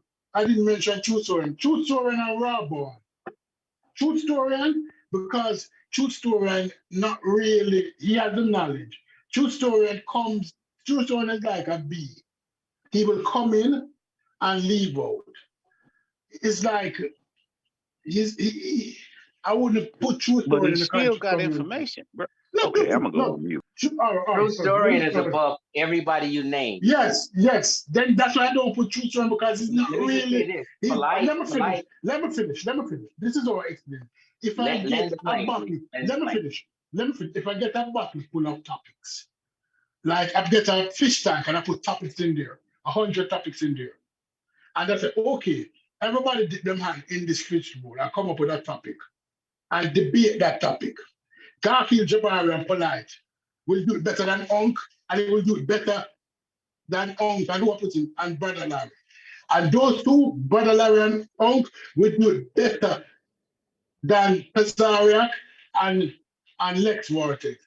And one of the weakest link in the community is Brother Reggie. He cannot put his hand in the fishbowl and come up with any topic and debate it. That's how I was measuring it. Now tell me that if I had a fishbowl full of topics. Okay, so sometimes we have to distinguish intellectualism from somebody who just has the gift of gab. I've never heard hold on, let me just slow down. I've never heard Polite really talk intellectual at all. everything he says is anti-science and wacko to me. I'm just saying to me, because I know All right. better. Okay, hold on. So out of everybody you said, I'm gonna just be real, and I might not even get along with True Storian, but True Storian and Jabari is better than anybody you named, in my opinion, as far as history. Hold on. You had True Storian at the bottom. You named so many people. No. I did put True Story in the list. Okay. Because True Story to me is Even not Rob about Bourne, is way more deeper than polite. People get the gift of gab confused, and they get thrown off and get enticed. You know what I mean, by certain people. It's Right. nothing intellectual about polite. It's just to me personally. Telling the truth. And matter of fact, I can toot my own horn. I'll blow 80% of them cats away. Who would you blow it? You can't blow it, Garfield. Garfield will kill you. You can't blow it, Jabari. Jabari will kill you. I didn't say that. Me and Jabari had a debate. You watch our debate. Me and Jabari had a debate. You. And No, Jabari will no, kill he didn't Let's kill not me. go down that line. Jabari You can't blow it, bro. You can't blow it. You can't please, blow it, Larry. slow And down. you can't blow it up. You keep Stop talking blowing about the old miss. everybody tried to let you talk, but you just interrupted people. We let you talk for No, 15 because you minutes told now. that thing. No, it's okay for me to give my opinion. You gave your opinion. Slow down. I'm just saying my opinion. You gave your opinion. We listened to you. Okay? I'm just tooting my own horn. You know, we don't have to argue about it. I think I'll blow all them cats away, just personally. Me and Jabari had a debate. I did not get blown away. People need to go rewatch that. What we have to do is, like for instance, I'm so honest and real. Hold on. I'm so honest and real. Even people I don't like, I'm not gonna lie on them. Garfield is great with the Bible. I don't know nobody better with the Bible than Garfield. He So won't you say that saying about you me, don't like but Garfield? that's just being like real him? and honest, even though I don't like him. People have to, if you don't like somebody, it's not, you don't have to always just lie on them. You can give them props, even though you don't like them. It's okay to do that, y'all. So this is my fact. That's a fact, brother. What's yours? No, Chief X is speaking facts. He's speaking facts. I know, but what's let him land. He's speaking facts. You know, we get caught up in a lot of this idolizing people. Like, to me, it's crazy how people thinking like, oh, what Polite got up in his bag, he finna get out of that. I'm like, he just another nigga on the street. He ain't finna get out of what he in. It's crazy to me. This nigga finna go to jail. Listen. Facts. This nigga finna go to jail, but niggas talk about him like he is. Hold on, brother. No, I'm not talking about you per se. I'm saying when I go on the internet, these niggas talking like, oh, Polite, he gonna get out of this, and he done paid the judge, or he done did all this crazy shit. I'm like, damn, these niggas look at Polite like he ain't a regular nigga like you and me. This shit is wild to me. All this shit on the internet about him talking about all his shit is wild as hell. Cause this nigga done took a plea deal, but niggas is talking about this dude like he got a trick up his goddamn sleeve. Like he a special nigga. That was the conversation. No, but I'm saying the conversation is when I'm Stu, brother Stu. I got 10 seconds, brother. I'll let you ride. I'm saying the reason why I brought that in is because certain people like the put extra. Your phone breaking up. Like, your phone's breaking up.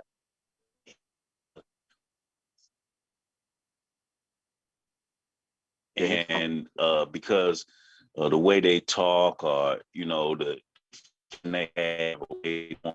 we put more shit on them and make them more of a human than other humans. And that, you know, I'm cool. Yeah, you have bad reception, Top Dollar. Hey, Chevron, where's Chevron at? What was that? You have bad reception. Your voice been going in and out for the last few minutes. Oh, okay. My bad. Is Chevron and Corey still here? Them cats be walking away and don't even say nothing. Yeah. Yes, they're still on. All right. This is what I'm saying. And they walked away. They're not here. They're not listening. They're not here. All right. This is what I'm saying. This is what stupid is. When I mentioned these names, I did not mention Truth Storian because Truth Storian is on a different level. And it does not partake in the conscious community. If he goes on Senator's show, you can count the amount of times he's ever been on it. He's not really a member of it. Right? He has his own thing. I don't include him because he's not a participant in Senator. He's a member just like everybody else. Okay, then if he is, I put if Truth you're on Storian. TV, if you're on Garfield, you're part of the conscious community. All right, okay. If them are realistic, I thank you for reminding me of Truth Storian. Truth Storian will be on top for his knowledge, especially on African communities in Americas and the African experience in America, and how he explains it and how he approaches the topic. That is how I measure intelligence, not by the information. It's by how people approach the topic. Okay. Because so, like for instance, Polite, he doesn't speak on any truth. Nothing he speaks on is reality. Whether it's history or science, he's always off and wrong. It just sounds good to people. This is what I am saying. This is what I am saying. Well, that's the same nigga that said 5G was giving you coronavirus. That's what he was saying, man. He talks fantasy stuff. Always has. I follow Polite from day one. There's nothing intellectual about it. He has the ability to be, but he misuses his gift. Where would you rank Dr. Ben? Who? Dr. Ben. Okay, say for instance, if you're just talking about real Egyptologists in the world, regardless of color, he's at the total bottom. No, I'm talking about his level of intelligence in the Black community. Poor, subpar. He was just the first. He was just the first to be talking Egypt stuff. But his as a scholar, he's a subpar. He's a subpar. Okay. That's a hell of a statement, Chief X. That's a hell of a statement you made there, brother. You need to watch Chevron show yet. Where would you rank Neil deGrasse Tyson? A brilliant man, a PhD, a real PhD, kicking some real science. Brilliant. This is how I measure Neil deGrasse Tyson. Is nowhere near deGrasse Tyson's class. No. Let me say this. Why Neil deGrasse Tyson is at the top of the list? Very few of us have ever watched a lecture. Because he's smart as fuck. That's why he's smart as hell. Let me finish, Where's please. Jeff and Concrete Corey? Yeah, brother. Neil deGrasse Tyson is one of the smartest men on this damn planet. Don't interrupt me. Let me finish, please.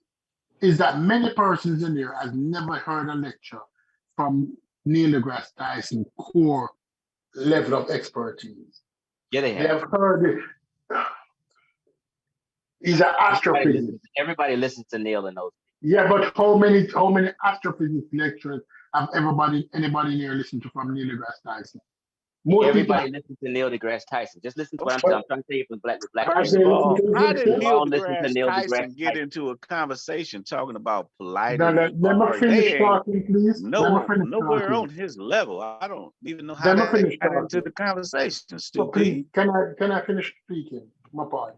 Neil deGrasse Tyson's level of intelligence is not based on what we hear about his core area of expertise, but his explanation on other areas. Neil deGrasse Tyson, other areas, when he gets new information, how he express it, how he internalize it, and how he express but how we interpret the information and how we send it out to the people.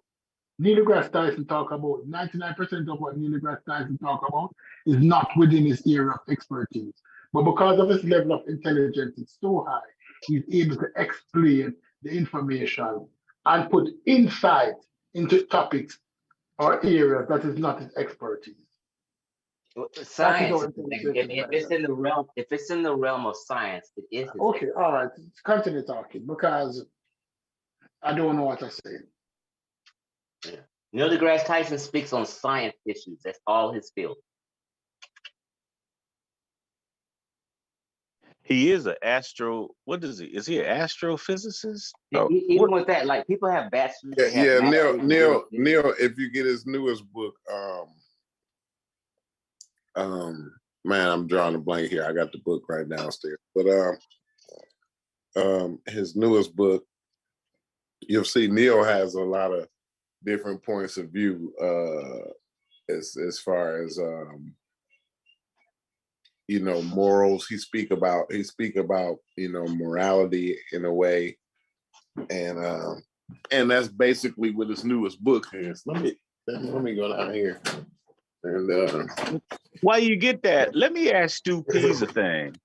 Are you gonna let Polite perform a surgery on your ass because he talk good? I mean, because he got some information. It's called the Starry Messenger. No. All right. It's basically a cosmic perspective of civilization, and so Neil has a lot of he talks a lot about other things, and he got a pretty good perspective on things other than just astrophysics. You know what I'm saying? So yeah, he well-rounded. He's very well-rounded. I recommend that book right there too. Let me answer this dude. Something on Polite. Let me explain why I hate Polite ratings. Polite might be pseudo as hell, but Polite is that dude in the class. If you have ever been to university, there's that dude in the class that you can rip a page out of a book. Remember the other night we had a conversation with a dude and we read the study and he had to go home. So read what are it you 2 going times, to 3 Polite times. for? You just called him pseudo and you saying you ain't. So what are you going to him for entertainment? If Polite was in a college class, they would laugh him out the class. Let me They would finish laugh him speaking. out the class as a I mean, fool. because you break your leg, your ass ain't going to Polite. I guarantee you that. I'm not going to Polite, but if I break my leg, I'm not going to nobody that's not a doctor who has been trained. If I break my leg, do you think I'm going to Neil deGrasse Tyson? If I break my leg, do you think Well, you're not gonna go for him for a broken leg, but I guarantee you, he wouldn't tell you to blow on your leg and light some sage up and heal yourself. Therefore, the analogy that you're reaching a little bit, dog. It's not empty. But to me, one of the baddest scholars, Can I finish speaking? one of the baddest blacks. Hold on, real quick. Slow down, y'all. One of the baddest scholars in the entire in Black America, to me, is Thomas Sowell.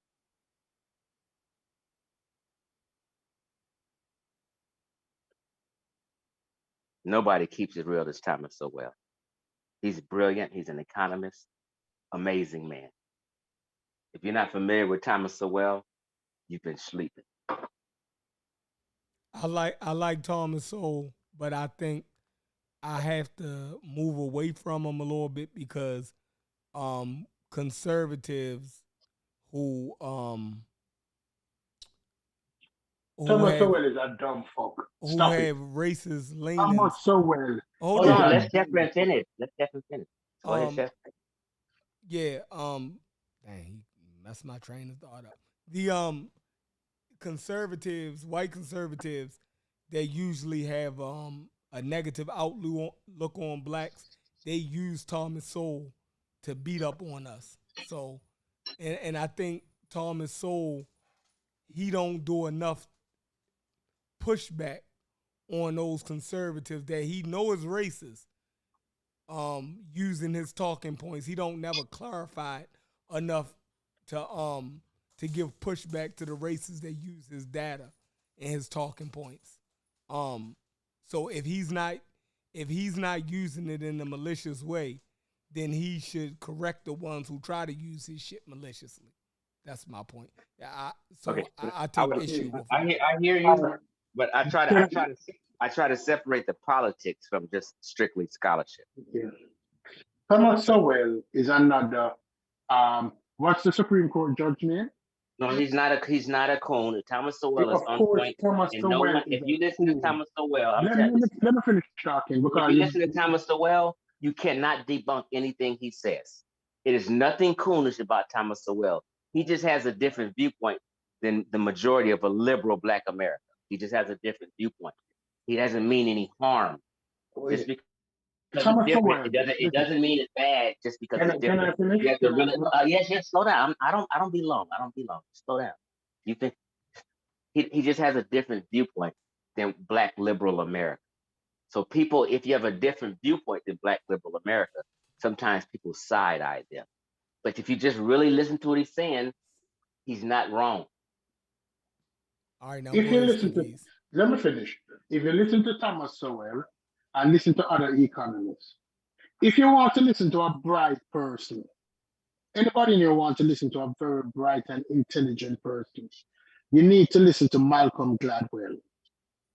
Malcolm Gladwell is one of the brightest Black men that walk this earth now. He used to write for the New Yorker.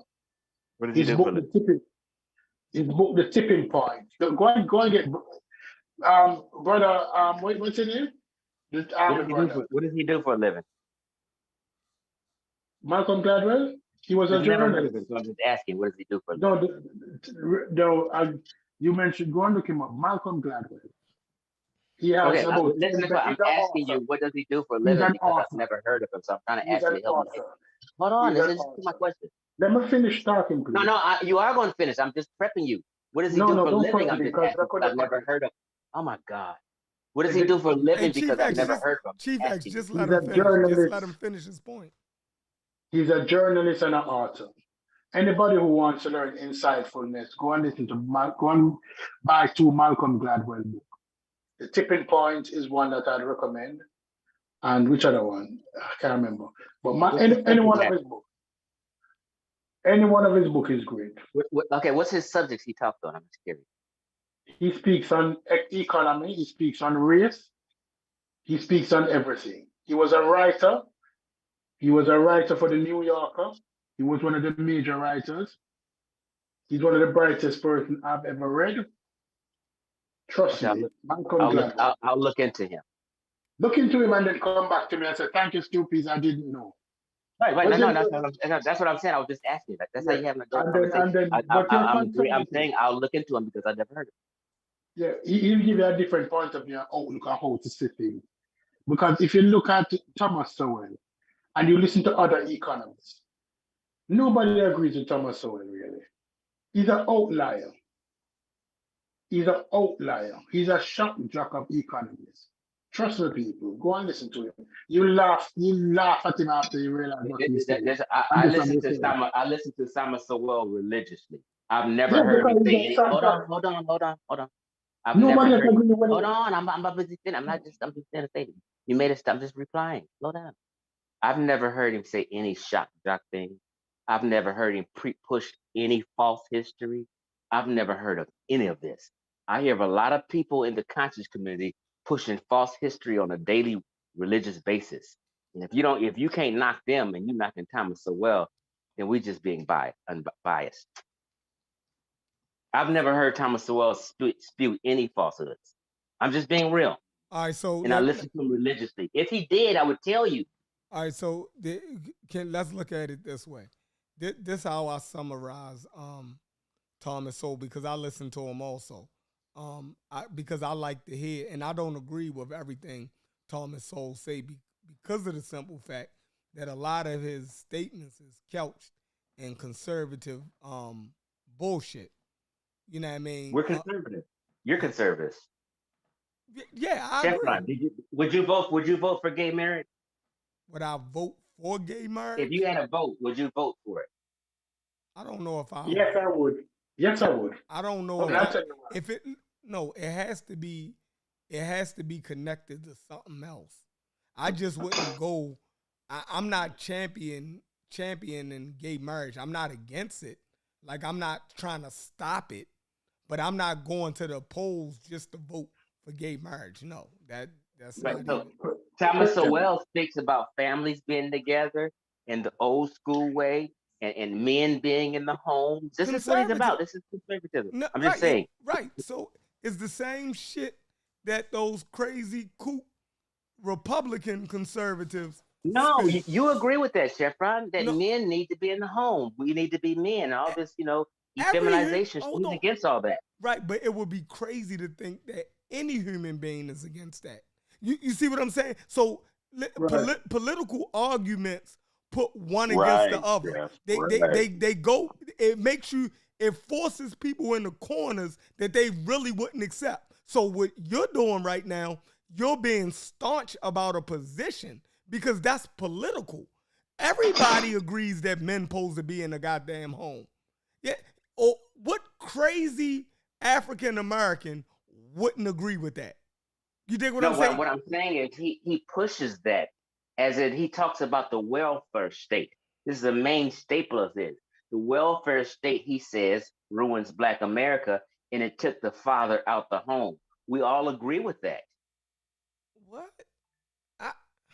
Okay, put it this way. Let me just make it clear. Okay, Well, Democrats. Chief X, I also think those numbers of the fatherless homes are skewed. No, is this top dog? Top dollar, brother. Okay, just listen to what I'm saying. You're overlooking what I'm saying. Just listen to what I'm saying. Thomas Sowell talks about the welfare state and how it messed up Black America. Okay, and when you listen to his lectures on that, he's not lying.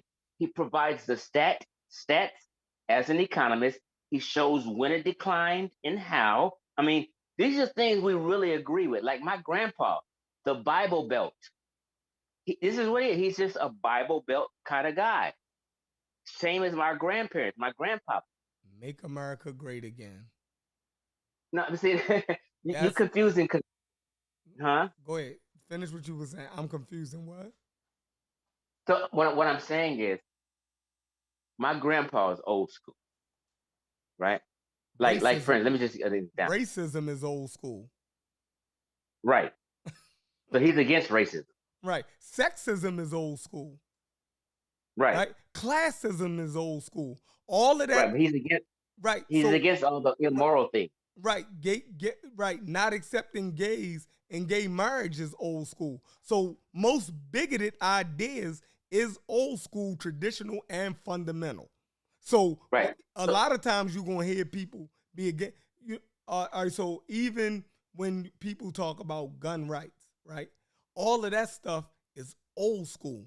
But guess what old school America is? Old school America is rigid and racist. So when Black people push old school America ideas, you're actually against yourself because the progression of America. Wow. This is why I subscribe to Brother Chef. He's spitting some real stuff. Let me and Chevron have this conversation because we both listen to Thomas about this. Just slow down, people. I want me to have this conversation with Chevron. Okay, for instance, Thomas Sowell is saying things can get out of hand and snowball, right? Mm-hmm. So we know how, gay marriage, and now they take it a step further. They teaching trans stuff in school to kids. He's against that, okay? So he knows how things get extreme and can snowball. So he's just saying, let's keep this stuff moral and appropriate for the fabric of America, okay? So he's against teaching kids about trans life and all this old stuff. You know what I mean? We're against that. We're conservative people by nature. So listen, the conservative, right? The morals, right? It was immoral at one time for conservatives to believe that Blacks could go to school with whites.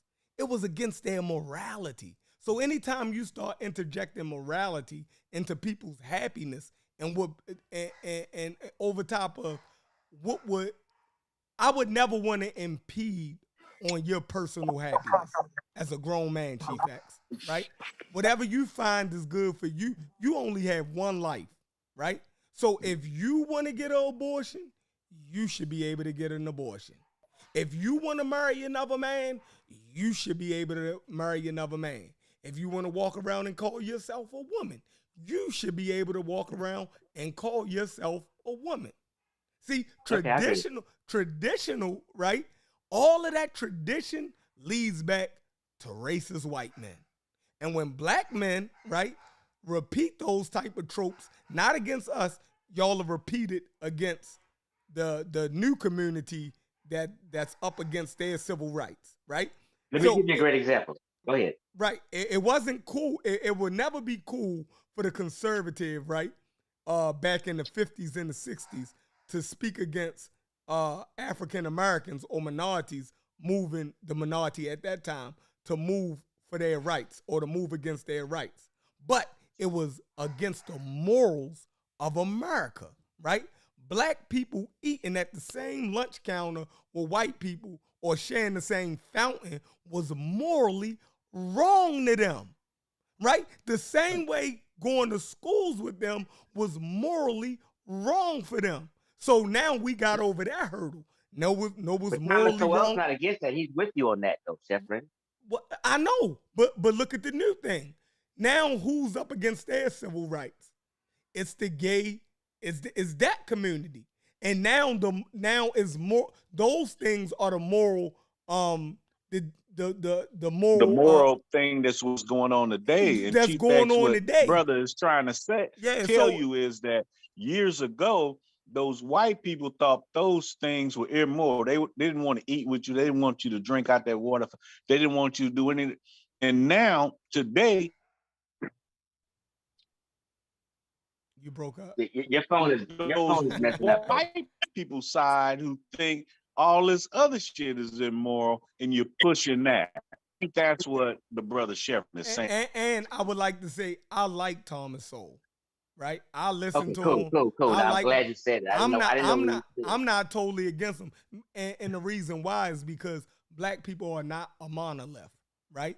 We have diversity in thought, right? And politics, and that's good. It means that we're American just like anybody else, right? And a person like Thomas Sowell can think and he can bang with anybody on the subjects that he speak on. So I'm not totally against him. He get it right sometimes. He get it right. Let me give you an example, though, Chef. This is an example, okay, of what it is. When Biden and Trump was fighting for the presidency, right? They chose who's going to represent Black America, right? Biden basically used Cardi B to represent Black America and all this WAP production, wet ass pussy, and all this liberalism and anything fucking goes, right? sound like I'm not about an anything goes kind of guy, right? Donald Trump was with Kanye West and businesses and making money and progressing and things like that. They both took different angles. I'm with that. I'm with that, like, conservative. I believe welfare should have a limit because I used to use my daughter as an example. My daughter was getting welfare and had her baby. And I told her, hey, you will never be able to get your own apartment collecting welfare. You have to get off of welfare and get you a job. You can use it for help. And she had to realize that little $600 a month would never allow her to get in her own apartment. She had to realize she had to get off of welfare and get her a job and make 3 times more for her to have her own apartment and take care of her baby and things like that. Other than that, she was going to live with family or me forever. So I'm personally with that do for self Nation of Islam thing. Nation of Islam do for self was a conservative movement, if people really look into it, right? And I just believe people should have a crush for a period of time, because if they have a crush forever, it stagnates them. So I'm with that conservative ideology on them type of topics. You hear me, Chef? Yes, sir. All right, hold on. Hold on. Let me get this in order. We have Corey came back on. We got Babylon Dawn and Google Scholar. Babylon Don, you was here first. Go ahead, bro.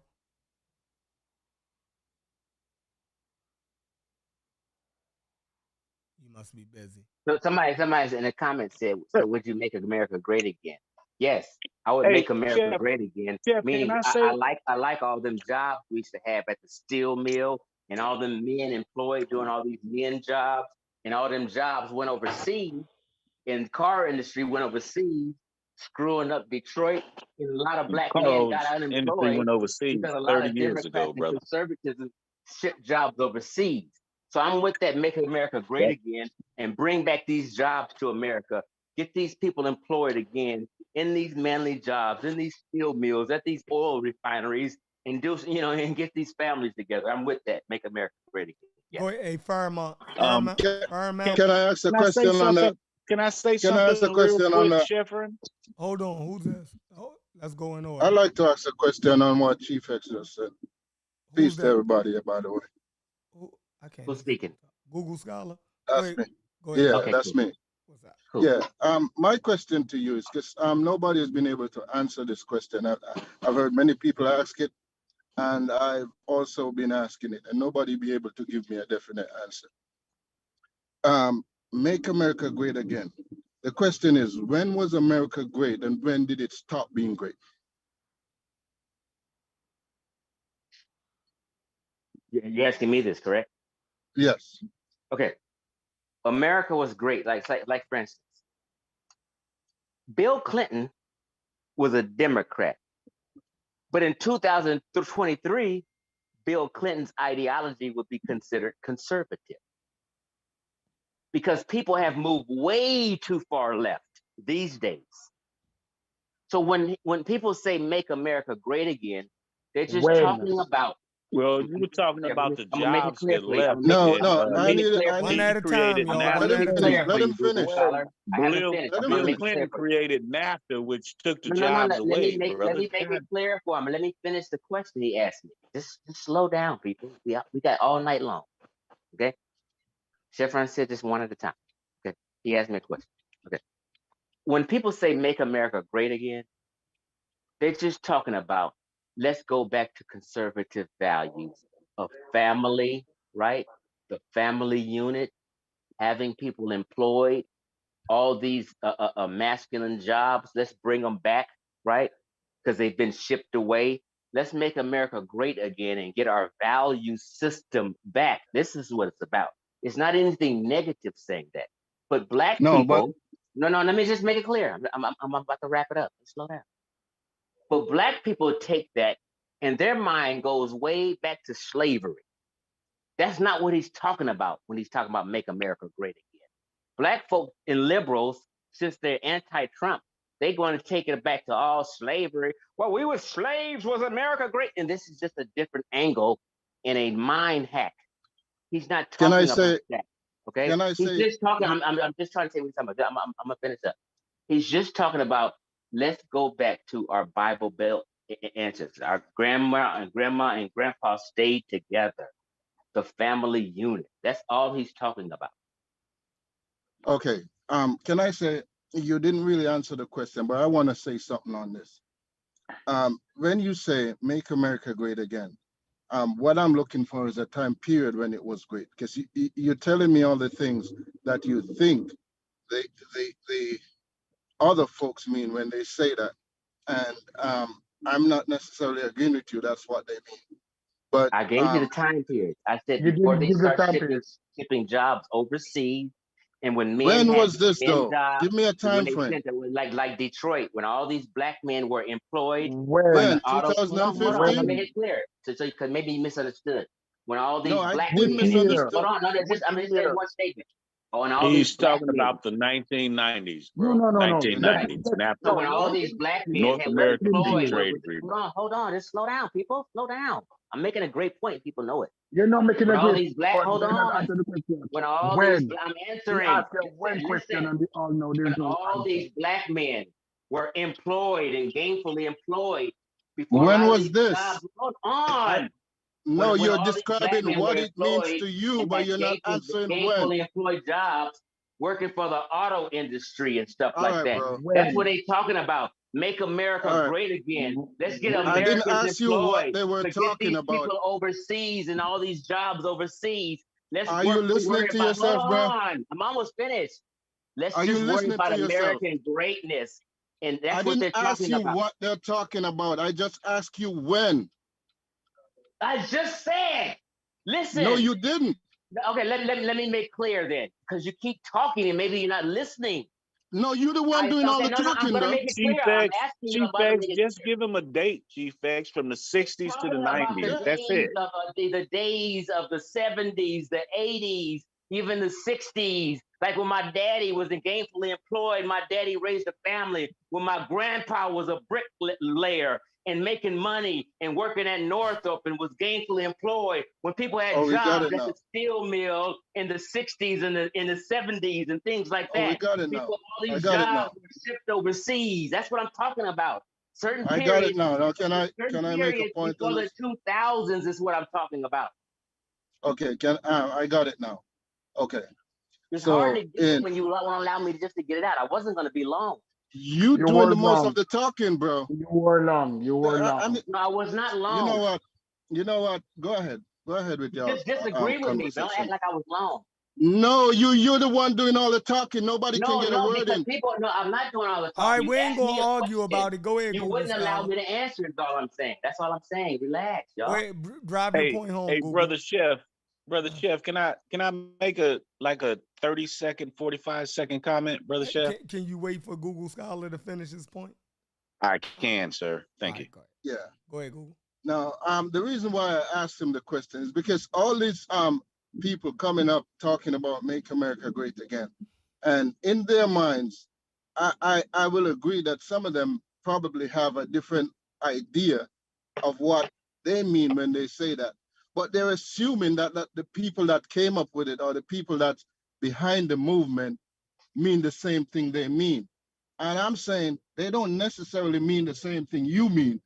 They can say that's what they mean, but it's not necessarily what they mean. And if you want to say, bro, Go ahead, Google. if you want to say, bro, just stop, cut it out. You haven't gave us what you think they mean. Cut it out. Okay, if you want to say make America was great in the 60s. The 60s was an era of civil rights, right? So if you're saying at the time when black people were being deprived of their civil rights, that was when the country was great. I handled that. You said black. No, you guys bro, let him finish his you know, point. they're not talking about oppression. When they say make America great again, they're not talking about oppression. That's what I'm saying. No, you are not talking about oppression. Go back to slavery. You are not talking. Oppression. They're not talking about oppression when they say make America great. What's Stop wrong that. with this guy? What's wrong with this guy? No, because you're not being honest. What's wrong with you? Right, they're not talking about They're not talking about oppression. They're not talking about go back to the days of slavery. They're not talking Chef, you about know go what? back to the Let days somebody where else go black ahead. I'm people done. were being I'm done with oppressed. this guy. This is not what they're talking about. This is y'all's fake narrative. Right. Hey, Chief X, let him finish. Okay, go ahead. You can get him when he's done. If he's wrong, let him make his point. We gotta let each other make their points. Go ahead, Google. But people have to explain what they mean. No, he can say whatever he How wants. can anybody explain what they mean when you jump in the conversation ahead, bro. and you Go ahead, take it bro. over Go ahead, bro. and you Go ahead, alone bro. say But you what you did gotta exactly say? what I was gonna say. You did. All right, go ahead, Google. Go ahead, man. You got it. You got it. No, I want to hear your point. I want to hear it. I do too.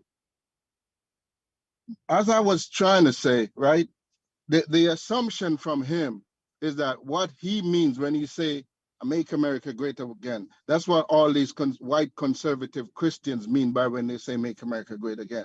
And I'm saying it's not necessarily so, right?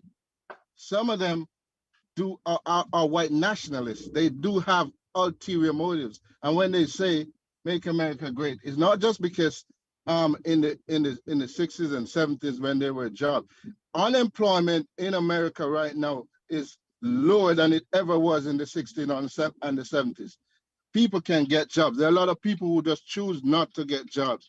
And it's kind of ironic to have somebody championing a movement that is to the exclusion of many groups groups that maybe Chief X don't fall under, but people like me fall under some of those groups. You get what I'm saying? I'm not an LGBT person, but I'm an immigrant. So certain groups of people who are being stigmatized and being made a pariah, I fall under that group.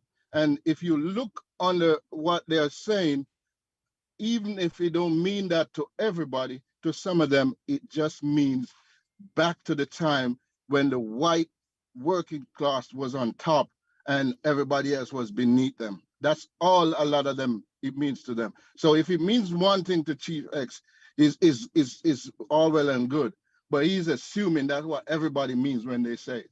And that's where I have an issue with. Can I add something to that? Go ahead. Go ahead. Well, I wanted to get in. Oh shit. Peace to you, Chef. Who that? Chef, can I get my? Can you hear me, Chef? Because you said Fairmont Group. the Google Yeah, Scholar. I hear you. Your phone is breaking up, bro. You got to get closer to some reception. I'm just trying to be honest.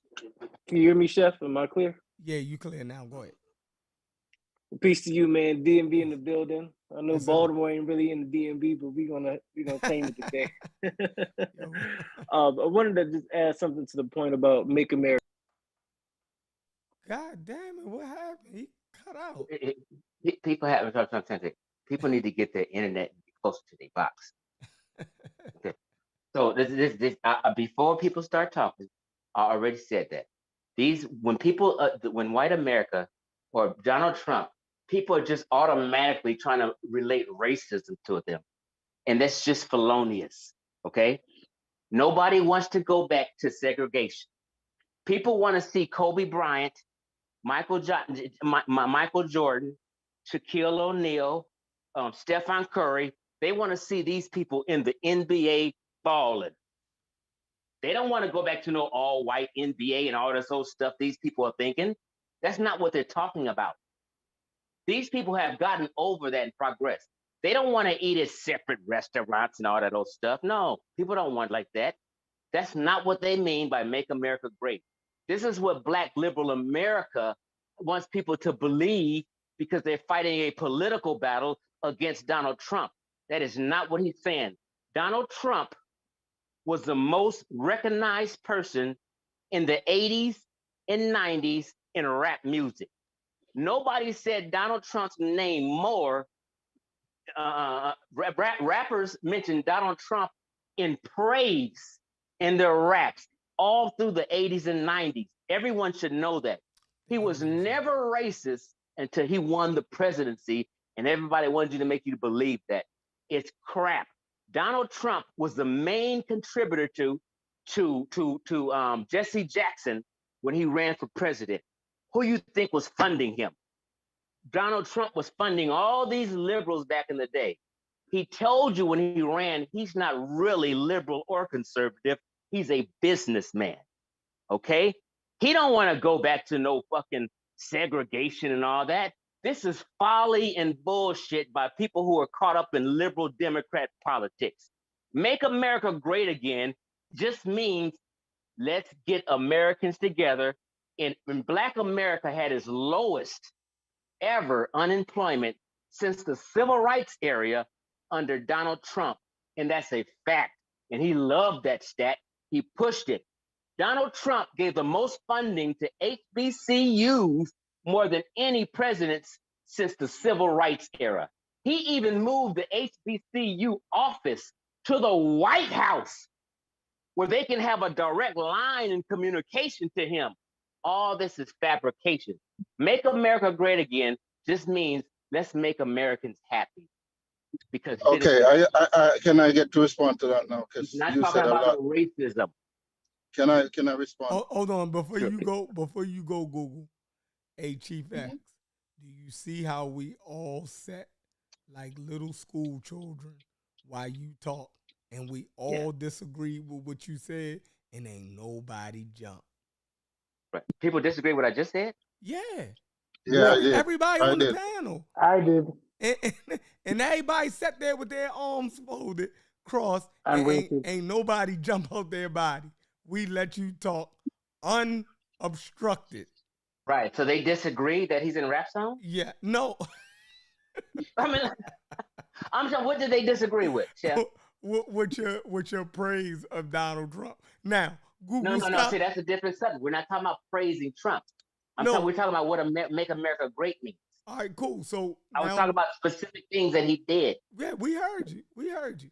So, how can they disagree when the stats say what I just said? What do you mean? That's what you say. I disagree. Yeah, I disagree. That's what What do you you say. disagree with specifically, though? All right, hold on. Let me say this before you go, Google Scholar. You said a lot, right? Now, if somebody don't address every point that you made, because you said a lot. You dig what I'm saying? I'll go after Google Scholar. What Google Scholar miss, I will catch. All right, so go ahead, Google Scholar. You got the Okay. floor.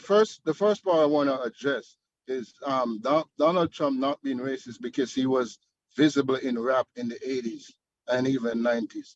That's not even a clear logical argument. That's a nonsensical argument because Donald Trump was visible because he was a public figure and he had money. So a lot of rappers caught on to that, and the rap music game, especially in the 80s, was about having a lot of money, having fancy cars and stuff like this. So it's logical that they would glom onto somebody like Donald Trump. And I'm not even here pushing Donald Trump is racist rhetoric, but the part of the issue is not that he's racist. He went into politics trying to win. He didn't start off by saying "Make America Great Again." He realized that the populace, that the electorate that he's trying to appeal to, love this kind of messaging and this kind of rhetoric, and so that's what he glom onto. If you notice, when he started his campaign, he started by attacking Mexicans because he realized that's what the people that he's trying to woo over, that's what they like. Donald Trump was a Democrat for most of his life.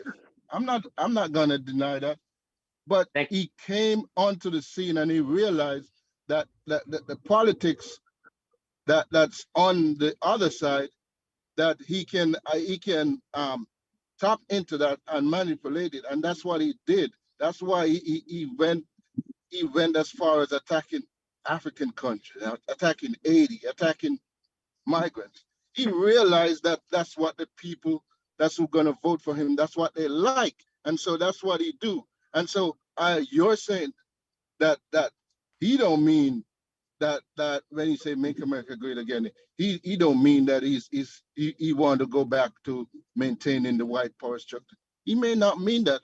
I can't get in his head. I'm saying the people who are supporting him or the people who are propping up the movement, that's what they mean. Okay, Chef Ron, do you know Obama's slogan? Obama's slogan was change. Yes, we can. Yes, we can. Yes, we can. Yes, we can, and change. No, yes, we can. No, listen. I'm not. Come on, y'all. It's not. It's okay to agree. I'm not making that big. No, listen. I can show you him at podium. No, listen. Slow down. I can show you him at podiums where the word change on signs was everywhere all the time. I'm not making. Just slow down, y'all. His slogan was change, and what else you say? I forgot. Yes, we can. Yes, we can. Okay, these are both of his slogans. Change from what? From what it is right now. Same thing is it's the same ideology Trump said. Make it great again. Change this shit because it's fucked up. It's the same thing. No, it's not. It's not even remotely close to being. Don't interrupt him because he want to change. Obviously, he want to change because it was good. I guess I don't know. Whatever. See, people, it's okay to to think about it. So you know what, you're right. You can't just say everything somebody says is wrong. Sometimes give people great credit for great points. I'm not making nothing up. People are just basically saying this is slogans people have. I don't know why people are against his thing. What's wrong with saying "Make America Great"? That's just saying let's make America greater than it is. That is a positive thing. If you want to look at it as negative and racist, that's something in your psychology. That's all I'm saying. You're All right, can I forgetting the go again now? part. It's not just make America great. Google. Let It's me make go now. America great again. All right, go ahead, Let me go. stupid. Go ahead. Let me go again. Words have meaning, and words. The beautiful thing, when man first learned to communicate, it was about communicating emotions of how he felt. When he fell from a tree and was in pain, the first thing you do is scream. Words have meaning, and words said to one individual may be interpreted different by another individual. We come to learn and understand that as dog whistle. Dog whistle is language that you may think is innocent, but it's not innocent. The slogan, Make America Great, would be good Again. enough. No. The slogan, Make America Great, would be a wonderful slogan. But when you add that word again, it now becomes a dog whistle, where people who once thought America was great in the 50s, when you had the Bobby Soxers and you had a convertible Chevrolet and you was going to the drive-through and they see that as the greatest America, yet notwithstanding the struggles of many people who did not live that life. When they hear the word again, it is associated with Peyton Place and Andy Griffins and all of those TV shows where Black people weren't in the picture. That again made a significant difference to many of the people who he was pandering to. He spoke in dog whistle language. Many persons might say he's not racist, but that's not true. And when given the opportunity to show his racism, he showed it with the Central Park Five. When given the opportunity to show his racism, he showed it through his renting practices. Nobody speak about that. But we say again, because we don't have a problem with it. People say, oh, he just mean make America great. If he meant make America great, he would have said it. But he did not say it. He said again. That means he was referring to certain population who was easily manipulated. Just like when he said, stand down, hold on and stand down to the Proud Boys. They understood the dog whistle language. Now, when somebody come on this and tell you that he wasn't speaking in dog whistle language, that we are not intelligent enough to understand when he's speaking to certain persons, it is disrespectful. You have the floor, Chief X. All right, so check it out. Donald Trump, that wasn't his original slogan. All right. Donald Trump was using that slogan as a reference back to Ronald Reagan. Mm-hmm. Reagan used that as a slogan. Now, if Reagan That's your was, opinion? huh? That's your opinion?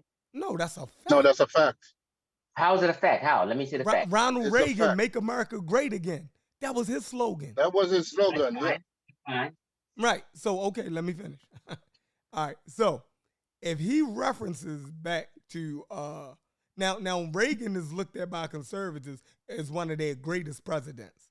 All right. So all conservatives nowadays want to link themselves back to Reagan in some type of way. All right. So, but when if Reagan came up with the slogan during his campaign, Make America Great Again, right? Now, Ronald Reagan ran in late 79, I think. And when you finish that, Brian, can I ask you a question? All right, go ahead. All right, let me finish this. So that was 79. He replaced Carter. Right. He beat Carter, right? Now, if Reagan was saying that in 78, 79, right, leading up to his presidential election, right, 1980, if he was saying in 78, 79, what was Reagan heyday that he was talking about in 78, 79, make America great again? He had to be talking about a time before 78, right? He had to be talking about before 78. What would be that time? It would have to be either Nixon or before Nixon. What the fuck was going on in the country before then? Civil rights. That's civil rights. It's like who said it's like a dog whistle? Who said that? I did. Stupid. That's brilliant. It's like a dog whistle. See, Chief X, you can't hear a dog whistle, right? Just like you can't hear motherfucking the whistle for the goddamn racists. You can't hear it. You don't know all of the lingo Nuances. and the nuances of it, right? When we White people can't hear it. exactly, Hold on, when- let Chevron finish, Right. and then I got a question for him. when we attach ourselves, who the hell is this? Fairmont, your internet, bro, you keep falling off. I'm gonna let you back in. When we keep attaching or when we just attach ourselves to something where it's at now without the understanding of where it came from, then we lose all context. So you're talking about just right now, Chief X, but that reference goes back to Reagan and what Reagan was, what, in his heyday, he was in the 50s. Reagan come from the 50s era, right? So what the fuck what was black people when he was growing up? People always reference a time when they were young. That's when the country was great. So if you're talking about, when you're talking about the 50s and the 40s, if I'm gonna stop right there. I think I made my point. You can go ahead and ask me. Here's my question. Here's my question to you. Let's go. Okay. So it can be 100 different things going on. Facts. I seen you do a lecture on Abe Lincoln and him freeing the slaves. Right. Okay. So it can be 1,000 different ideologies and things and events or whatever going on. If a person is just a liberal, their mind is going to be biased and automatically just say, oh, they mean something negative by it. Maybe he means something like, hey, he wants to make sure everybody's free like Abraham Lincoln did in the fucking 1800s. So these are false analogies and biased opinions. This is why I said, where's the fact? No one has any fact. So my question to you, Chef, is, right? I've heard you say and allude to, and I'm not going to say anything wild, Sheffrin, right now. Go ahead. We all really know this, what I'm about to ask. All right. And once you answer this question, just be honest with me, Chef. Have I never Do you been think- honest? Yeah, you have. Okay. Do you think black people are politically naive? I think Americans are politically naive. Right, but in general, you know, we are Yes. at the bottom. Yes, I do. Do you think black? Okay, we all agree that. I've heard everyone say this many times. You know what I mean? We don't have to change it just because we're having a discussion. We may disagree. Let's just be real. So if black folk are politically naive, right? And I've heard the stats, right, on how immigration harms black folk. Just freely letting anybody and their mama into America harms black Americans. And the stats are there. It says because all these Mexicans who are illegal, all these other people just coming over here and flooding America, they're taking a lot of jobs that black folk could have. And a lot of people always wonder why black folk is so welcoming to something that is detrimental to their children and their grandchildren, right? If these jobs are going to be taken by these illegal immigrants, why is black folk going against their interest? My interest is for my child and my grandchildren to thrive and have these great jobs. I don't want them to have too much more competition. And this competition is keeping people unemployed and things like that. This is just a reality, Chef. I'm gonna land my plane right now. Come on. Okay. So stats have shown that mass immigration and not setting some laws and rules in place like Trump was doing by just letting anybody named mama in, it helps us overall. Now, if you want to have a bleeding heart, you know what I mean, at the expense of your own children and grandchildren, that's on you. But I'm a person who is about the interest of black folk. And in the interest of black folk, I don't have a problem with just not letting illegal aliens in. If you get it the legal way, good. But this is all Trump was saying. So what Trump was saying was for your benefit, and people didn't even see it. Can I rebut? Can I When you rebut? finish, I Please. like to Yeah. address that I would too. like That was Chevron to my rebut to that first, and No, then no, let no, people. no. You don't. You're not. It's not Chevron, your can you turn. rebut to that first, please, and then Can let I everybody rebut, else? Chevron? I'd No, like Can to I Chevron chime may in not too. have a rebut. Chevron could say, "Hey, you know what? You got a point. It's okay to say that." Okay. I want to Yeah, rebut. Chevron doesn't yeah, I You know, but definitely it's want to okay for speak people on to that, say, sir. "Hey, you know what? You do have a little point there," and All just right. be Can I fair. rebut? No, Can I you don't rebut? have a point in my view. See, Yeah. that's what I'm saying. This is why we Can you can't have a stop talking conversation. now, Because I can T-Rex? say 20 things and people say you don't Yeah. have not one point at all. This is why Can you we have finish? Can you disingenuous finish conversation. speaking now? Can you stop speaking now? Yeah, Yeah, but we have let that's what somebody let's else have a speak. genuine conversation is all I'm saying. Yeah, but you And spoke. Now let somebody else go. no, I agree. I'm done speaking, but I'm Here we go. Here asking we go. before Here you we go. speak. Can we be genuine with each other? I do Or at not least have say, to you know agree what? with you on At any of least the So you you're points gonna I made a have. speak hold and then on. tell somebody how You to made a few respond. good points. At Does least that be make sense to genuine you? so we can have an adult conversation.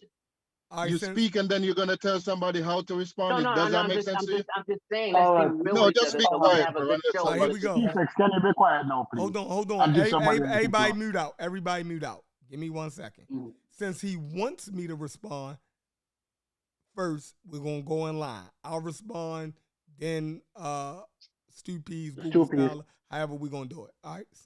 Since he want my answer first. All right, I'll say that you sound to me, what you're saying is it's basically like you want, it's like now I pose to fight the white man battle for him. Now he don't want to be racist. Now he want to turn me racist against illegal immigrants because that's the shit that he said. That's the shit that they used to say about us, that we was gonna come into their factories and take their jobs. You dig what I'm saying? So now you want black people to turn around and say to immigrants or Mexicans, really, right? You want us to say to the Mexicans what the white people used to say to us. So now white people they don't want to sound racist no more. They point to us. Look, they taking the jobs and shit that y'all was gonna get. Y'all go get them. Because it ain't good for us to say it no more, right? They on us, but if we get another minority to go against another minority, right, then we can like sit on our hands because we really throwing the rock, right? You ain't gonna get me. You can't sick me on another minority group. Like, what do we look like, dogs? You can't sick. That would be crazy for black people to sick on somebody like the white man is saying, sick them. Right? They your jaws. In our interest, Jeff. Our interest. Stop talking. Stop interrupting. No, Jeff. No, I'm talking to Jeff. I was just in our interest. But that's not my Jeff, interest. But check it out. That's not my interest, right? Now, if Mexicans come in and they taking low menial jobs, right, to work their way up, those jobs are on the ground level for everybody. That's just not. So it's like basically black people. You go take low menial jobs, right? That's where you belong at, right? Fight against anybody who want to be a janitor. That's your. But I'm not fighting against a motherfucker who want to push a motherfucking mop. Like, you think I'm going to deny a motherfucker who want to push a mop or cut grass? Why the fuck? Like, you gotta be a complete evil devil to say, yo, I'm gonna stop you from fucking being a janitor. I don't even think you're worth being a janitor. And it's basically like saying that's what black people should aspire to. Look, if we ain't past being janitors, right? If we ain't past cutting grass, right? Because they trying to come here and start on the fucking bottom. If we still trying to start at the bottom in 2023 and acting like those people are our fucking problem trying to fucking wash dishes. I'm if talking we're about still school there, teachers and DMV employees, Chevron state employees, government employees. I'm not just talking about low bottom stuff. I'm talking about Mexicans coming and taking all others. I'm not talking about low bottom stuff. they just American though at that point. No, I'm saying that. No, that's why I said legally. Yeah, so they did some. I'm talking If about they legal work people, fine. right, if they work I'm at talking the about the illegal people. So I said. right, so I'm not stopping somebody from I cutting made it clear, grass. Chef. Come That's on, my man. point. That's my point. I'm not stopping nobody from trying to cut grass or push a fucking mop or a broom. That's Nobody said crazy. stop nobody. You took it all wrong. No, you saying they are stopping. You Yeah, I'd saying that like to they're respond taking to that. our Let job. Chef now, But finish. I'm saying, if Jeffrey, you have a, Jeffrey, can I'm I go saying now, for please? our interest, if you have a flood of illegal, I didn't say legal, I said Go. illegal immigrants coming, a lot of these jobs and these things filter, whether it's from the top to the Can, bottom, it makes can, more competition, I'm you saying, say for it our already. You say children. it now. You say it already So now. Give I mean, somebody else I'd a rather my chance. children have it Sheffrin, easy can I than go now? hard. Sheffrin, can I go now? Stupid is going now. Go ahead, Now Stu, please. listen to this, Sheffrin. Go ahead. I'm going to explain two things here: legal immigration and illegal immigration. When Trump hit out on illegal immigration, he said nothing about legal immigration. Let me explain legal immigration to you. In the United States of America, 80% of legal immigrants who comes to the America every year come from European countries and Canada. That means it's white people. When these white people come here, they do not take entry-level job. They take middle level and high level job. I've never heard a black person said they are taking the jobs that we aspire to. White Europeans take the job that everybody aspires to. And 80% of the immigrants are white European. 20% are from the Latin America, that includes the Caribbean and South America, and Africa, and Asia. Majority of immigrants who comes here legally and get the best jobs are white people. We agree. But nobody says that. No, the second step with it is that when Mexicans come here and they come over, they pay tax. When illegal Mexicans come here and they work, they are taxed both at the salary level and when they buy goods and services, they pay consumption tax. They pay the general consumption tax. When you pay that 6%, in some states as high as 10, they pay that tax. Thousands. You wouldn't come all the way out here if you didn't need some new tools. Yeah, thousands of Mexicans every year pay that tax. And guess what? If They you will can, never benefit from the system. These people go back home to Mexico and never benefit from the system.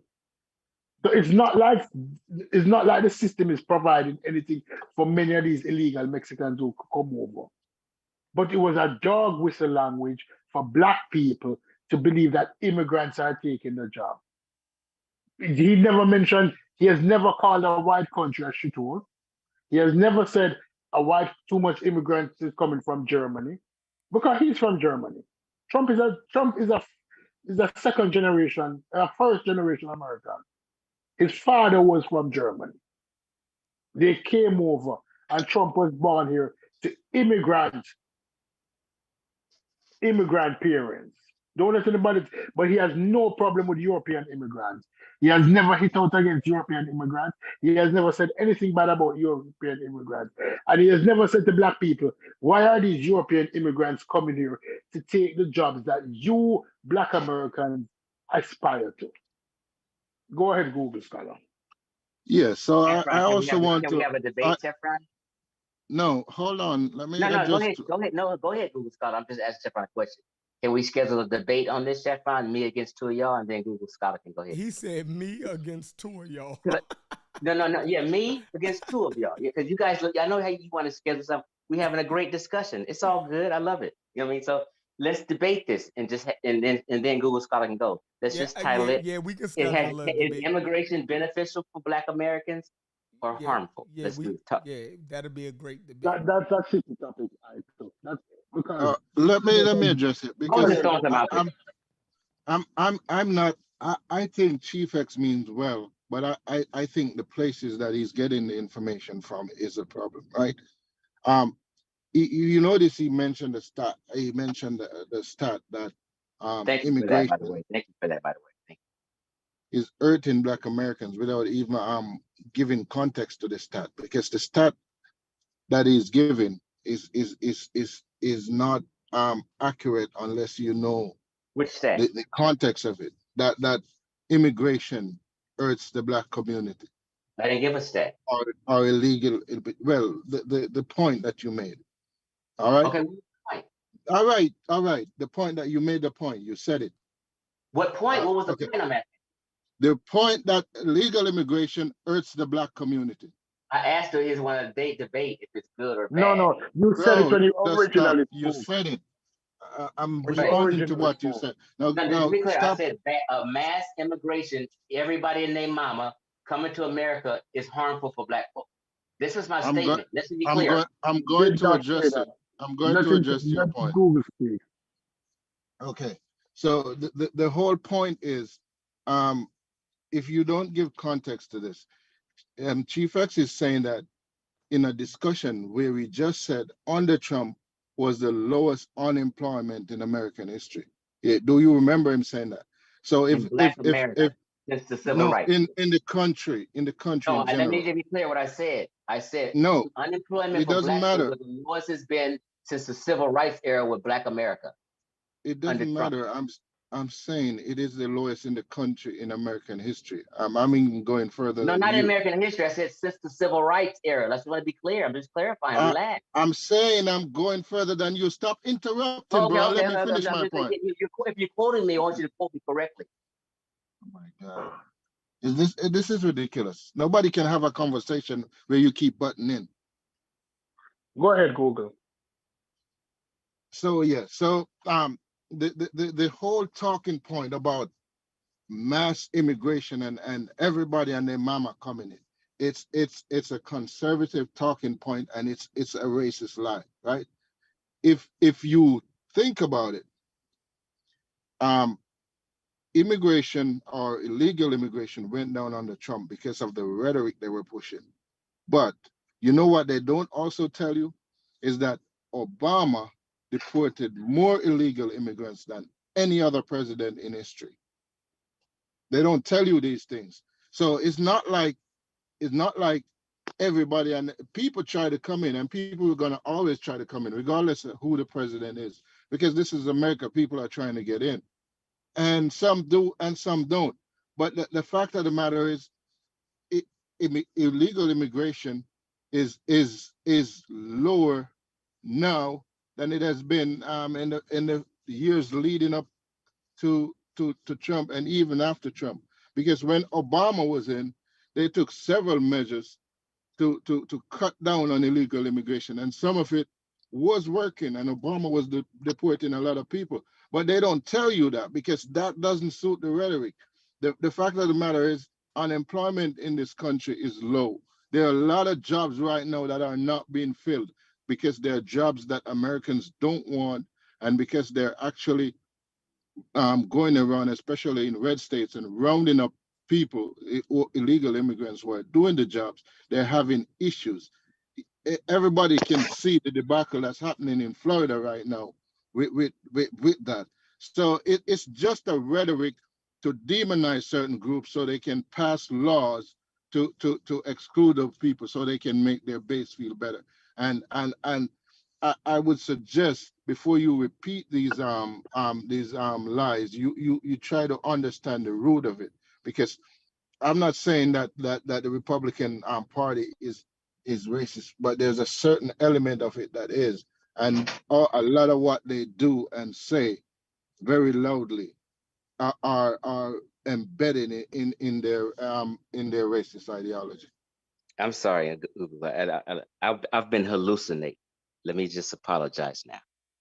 I've been hallucinating, and I just thought I heard black people for the last 20 years crying, talking about all these immigrants, and they get over here and get all these loans, and we don't get to get all these loans. They give them to these immigrants. They just give them to them. I haven't heard that over the last 20 years. I just been hallucinating. No, that's black Is people that a talking fact stupid. though? Is that a No, fact though? That's not true.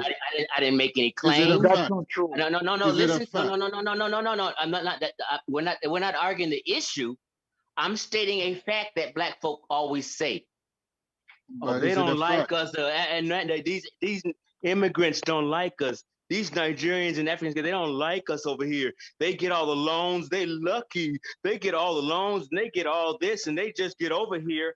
I've heard that for 20 years. And if you guys can't be honest about that, then we're not having a genuine conversation. Is it a fact though, Chief X? You heard it. Is it a fact? Chef Ron, at least you can be honest about that. No, those same people that claimed that they was Egyptian for the last 20 years too. So now we're gonna listen to these niggas. What loans are Nigerians getting? That's what he's That's not fair. This is what niggas been talking about. It wasn't true. That's not fair, sir. Whether ahead, it's hey, true or Firemark, not, go ahead. I'm not arguing if it's true. I'm just stating what people have been saying and be crying about. I just heard people on Sonetter talking about this the other day. I'm not hallucinating. But what loans are the Nigerians getting? Since you are regurgitating something. I don't have a problem with that. No. I don't think they're just getting all these loans. I'm just saying what people say. Therefore, you're spreading a lie. You're muffled a little bit. Spreading a lie. Yeah, because that's the propaganda too. That's the propaganda that's been spread. No, but since people can at least agree that, this is how I know we're not having a genuine conversation. Because people know that's what people say. What are their sentiments when they say that? Why would they say that, Chef Frank? Hey, y'all, hold on. We coming up. Hold on. You muffled, Stupies. Hey, y'all, we coming up. Keep telling him that. He thinks people talking over him. Yeah, we coming up on 6 hours, y'all. We gotta shut it down. You know, I love talking to y'all. Yeah. Yo, we've been going since 2 o'clock. It's 6 hours. Yo, I'm not being me. Next time, keep the shows in the night. I love the night shows. Okay, my man. Yeah, it's all good. I was listening since 2 o'clock too. Yeah, that's crazy. It's been 6 hours, y'all. Hey, I've been look, listening since 2 o'clock. before You went everybody live go, you went live at the perfect time because nobody was live. So it was perfect time. hey, so it jumped off, and look, we finally hit. Garfield was live.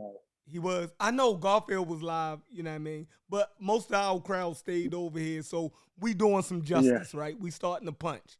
We starting to punch up, you know what I mean? We starting to punch up, y'all. So, look.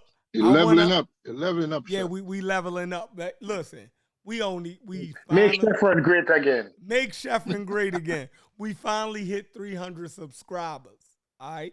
We finally hit 300 subscribers. I hope I'm doing a good job. I'm trying to give everybody a voice, right? I want everybody. You're doing great. You're doing great. I appreciate that, Google.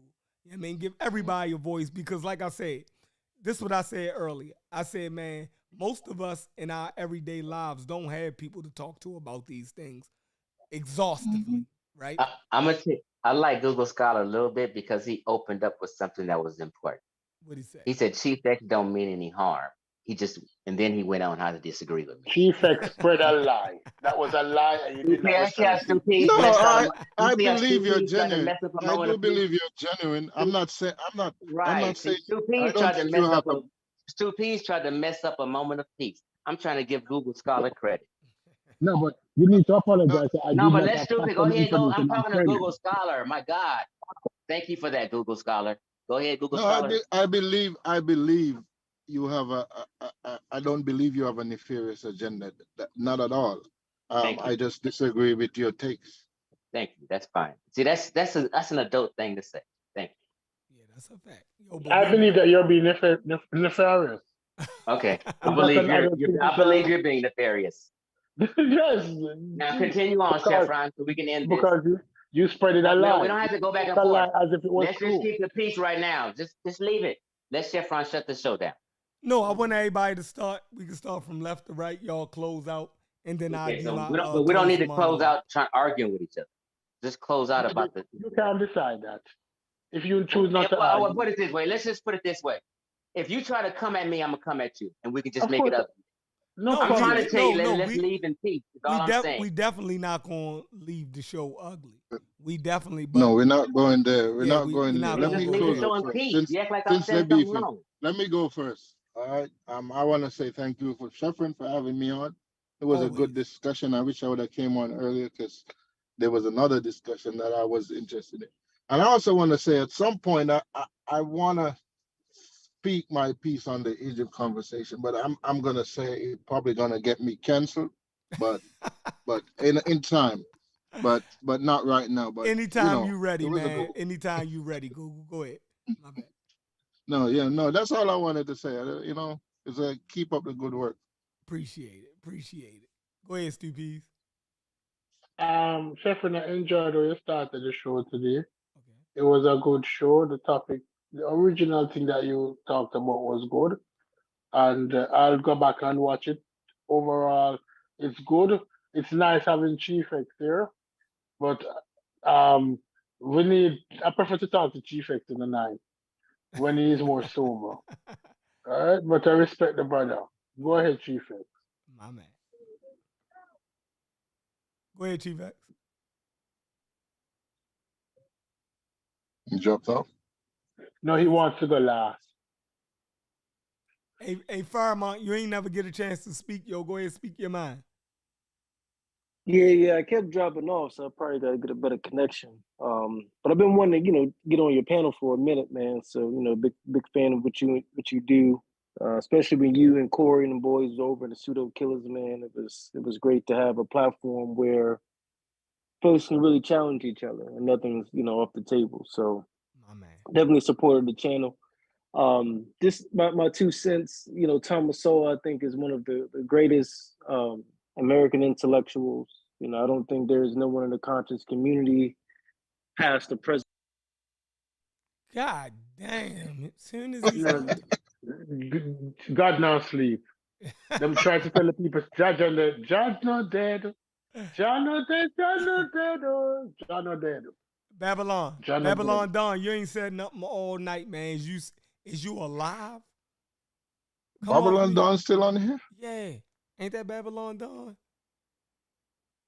Chief X said his phone died, so I guess that's it then. Okay. No, Babylon Don, is you sleep? Is you okay? Are you okay? Babylon Don, are you okay? Are Babylon you okay, Don. Babylon? Thomas Sowell is hey, Corey, where you at, Corey? Corey probably can't come off. His wife probably got him in the headlock. all right, Chef, we need to put Thomas Sowell on trial one night. Okay. Just tell me I don't know who is, but he sounds like a Republican based on what he's a Republican whistle. He's the original black whistleblower. He speaks the language for black conservatives. I got a fire book bomb. I got a fire book bomb. Called black rednecks, white liberals, black something. Yo, the shit is fire. We're gonna read some excerpts. We definitely can go over Thomas Sowell because I don't agree with everything he say, but he's a dog whistler. Yeah, he's a dog whistler. But he got some good work though. He got some good work also. He got some research that I really fuck with. Now I don't fuck with everything, Bomb. You know what I mean? But he do got some shit that I fuck with him on. No, I have to check him out. He mixed truth with a bag of misinformation. And his quotes, he has like 25 top quotes. You need to read them. They're like double. He talks in a lot of double speak. If you read the book 1984, Thomas Sowell would be one of those people who the aristocrats. He double speaks a lot. Wait, 1984 isn't that like that's that book? The Orwellian book, right? He's that kind of dude. He double speaks a lot. Yeah, 1984 is fire. Another book that's a cult classic. Orwell, right? Yeah, George Orwell. Orwell. George Orwell. You need to, anybody in this community, 2 books you need to read before you start thinking. Animal Farm. That's what I was about to say. Animal Farm. You need to read Animal Farm. And you need to read 1984.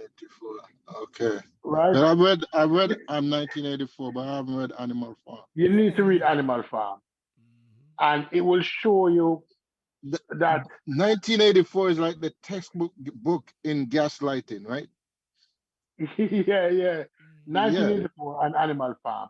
Those 2 books I'll recommend before you start a conversation with Stupies. And we'll go into more books. We need to have a book recommendation. Let's put that together. Fiction or fact. Yeah, let's put that together. We definitely can put that together. If you're talking philosophical books, I'm gonna suggest one which it's kind of hard to read, but it's a good book. The Dissertations of Marcus Aurelius. Yeah, but it kind of is there a simple Yeah, version? I don't know if it's a simple version. That's what I'm saying. It's kind of hard to read, but You you can, you could get some but jewels out of it. the thing about it is that you can get that book on YouTube as an audiobook, Oh, The okay. Misinformation of Marcus Aurelius, Mhm. and it Hey talks Chef, about quality. hey Chef, I would love to hear a discussion about black rednecks and white liberals. Because even though I'm a fan of So Well, that's one of the things I kind of disagree on in terms of the origin of black culture. What's the name of the So book? Black rednecks, white liberals. I mean, it's a fire Uh, book though. Yeah, it's a fire. fire I'm book, but gonna on the look it up. point of tying the black culture to I think the Northern Brits. I see some points that connect, but I kind of push back on that. So that's one of the areas I disagree with So Well on. What's the name of the vice president again? What's the name of the current? Kamala. Kamala Harris. Kamala. Kamala. When people talk about economics, Kamala's father is one of the greatest economics who ever lived. Great. When people talk about Thomas, so he's not ranked high anywhere except for rhetoric. So when I you disagree. said he I was, disagree with that. where is he He's ranked ranked at as too. economics? Where is he I mean, ranked? he's regarded as one of the greatest economists in By who? American history. By who? Conservatives and liberals. Hey, Okay, listen, all y'all. right. We supposed to be We'll have close. we're gonna put him in the dirt. Hey, listen. I mean, and for you to say he was a whistleblower, I mean, Reagan invited him to be part of his cabinet and he declined. Hold on. I mean, so Listen, go ahead, Chef. we supposed to have been closing out. I told y'all it was Oh, only 6 hours. all right. I'm woozy, brothers. I'm woozy. Okay. Fairmount, you got All the right. last word. When is the next show? When is the next show? I get off work around 6:37 tomorrow. It's gonna probably Okay, so tomorrow night about 9 o'clock. about 9 o'clock. That sound good. What time is it where you're at now? It is 11. It is 11:30 where I'm at now. Okay, so about 9 o'clock tomorrow. Yep. Hey, Bring up Fairmont, something good tomorrow. Fairmont, you want to give your closing words? Because everybody else already did. Yeah, I just wanted to say, in terms of Thomas Sowell, some folks may need to just do a little bit more research on him. Like I said, could have been a part of Reagan's cabinet, declined. You taught at Howard University, ran numerous economic camps for Black kids. So you may disagree with him politically, but to try to kind of assassinate his character and make him seem like he was a sellout, I just He's think a that's sellout. Reagan is an that's just kind of asshole. wrong. All right, Reagan, panel. Reagan was an asshole. Panel, we'll do it Always again. remember We'll that. do it again tomorrow, probably around 9 o'clock. Hopefully, because I'm about to go get some rest. But I appreciate you, brothers. Peace. Peace. Peace. All right, y'all. Boom. Let me see what I can put together for our ending monologue. Let me get this off the screen. Boom. Boom. All right, y'all. We started off with us having our history all screwed up. But it got screwed up in the right places, right? The people who screwed our history up in the beginning, they were trying to give us something that they felt as though we had lost. All right? So what we do now is we try our best. I'm tired, y'all. I'm trying to put something together. We try to do our best, right, in correcting the things that they got wrong.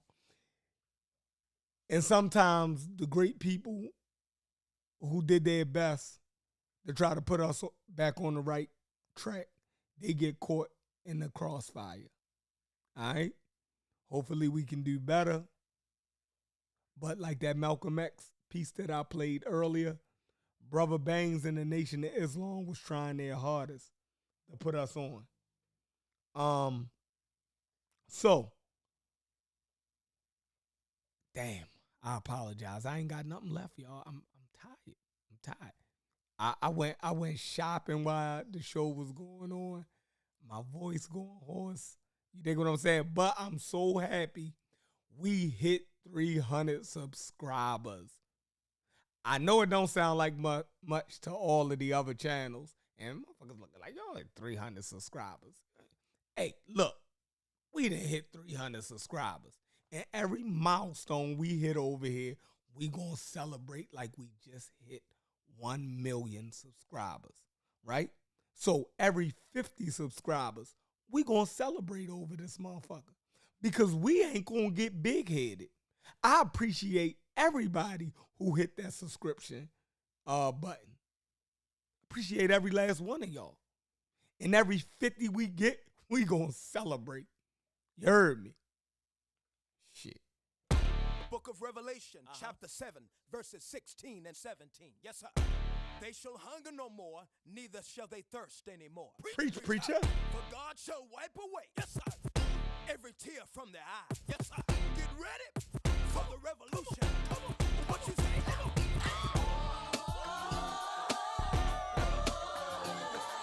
Do you want a revolution? Say, do you want a revolution? Come on. Say what? Do you want a revolution? Come on. Do you want a revolution? Sick and tired of my brothers killing each other. Sick and tired of daddies leaving babies with their mothers. To every man that wanna lay around and play around. Yes, sir. Listen, partner, you've been man enough to stay around. Sick and tired of the church talking religion, but yet they talk about each other. Make a decision. Come on. No more racism. No. Two racism. No. No revolution. No. No solution. No. Come on. Yes, sir. Listen. Do you want a revolution? I say, do you want a revolution? Come on. Yes, sir. Yes, sir. Listen. Do you want a revolution? I say, do you want a revolution? No crime. No. No dying. No. Politicians lying. Everybody's trying. That's right. To make a dollar. It makes me wanna holler. Come on. The way to do my life. The way to do my life. There's gonna be a brighter day. Yes. All your troubles will pass away. Hallelujah. A revolution's coming. Yes, it's coming. Coming. Revolution's coming. Yes, it's coming. Revolution's coming. Listen. Listen. Do you want a revolution? I say, do you want a revolution? Come on. Yes, sir. All my people, do you want a revolution? I say, do you want a revolution? Say, what you feeling, what you want, son? Who you calling to, son? You know Jesus is the true son, the second in the Peace, peace, peace, y'all. See y'all tomorrow. Chef Madness out. 300. 300. 300.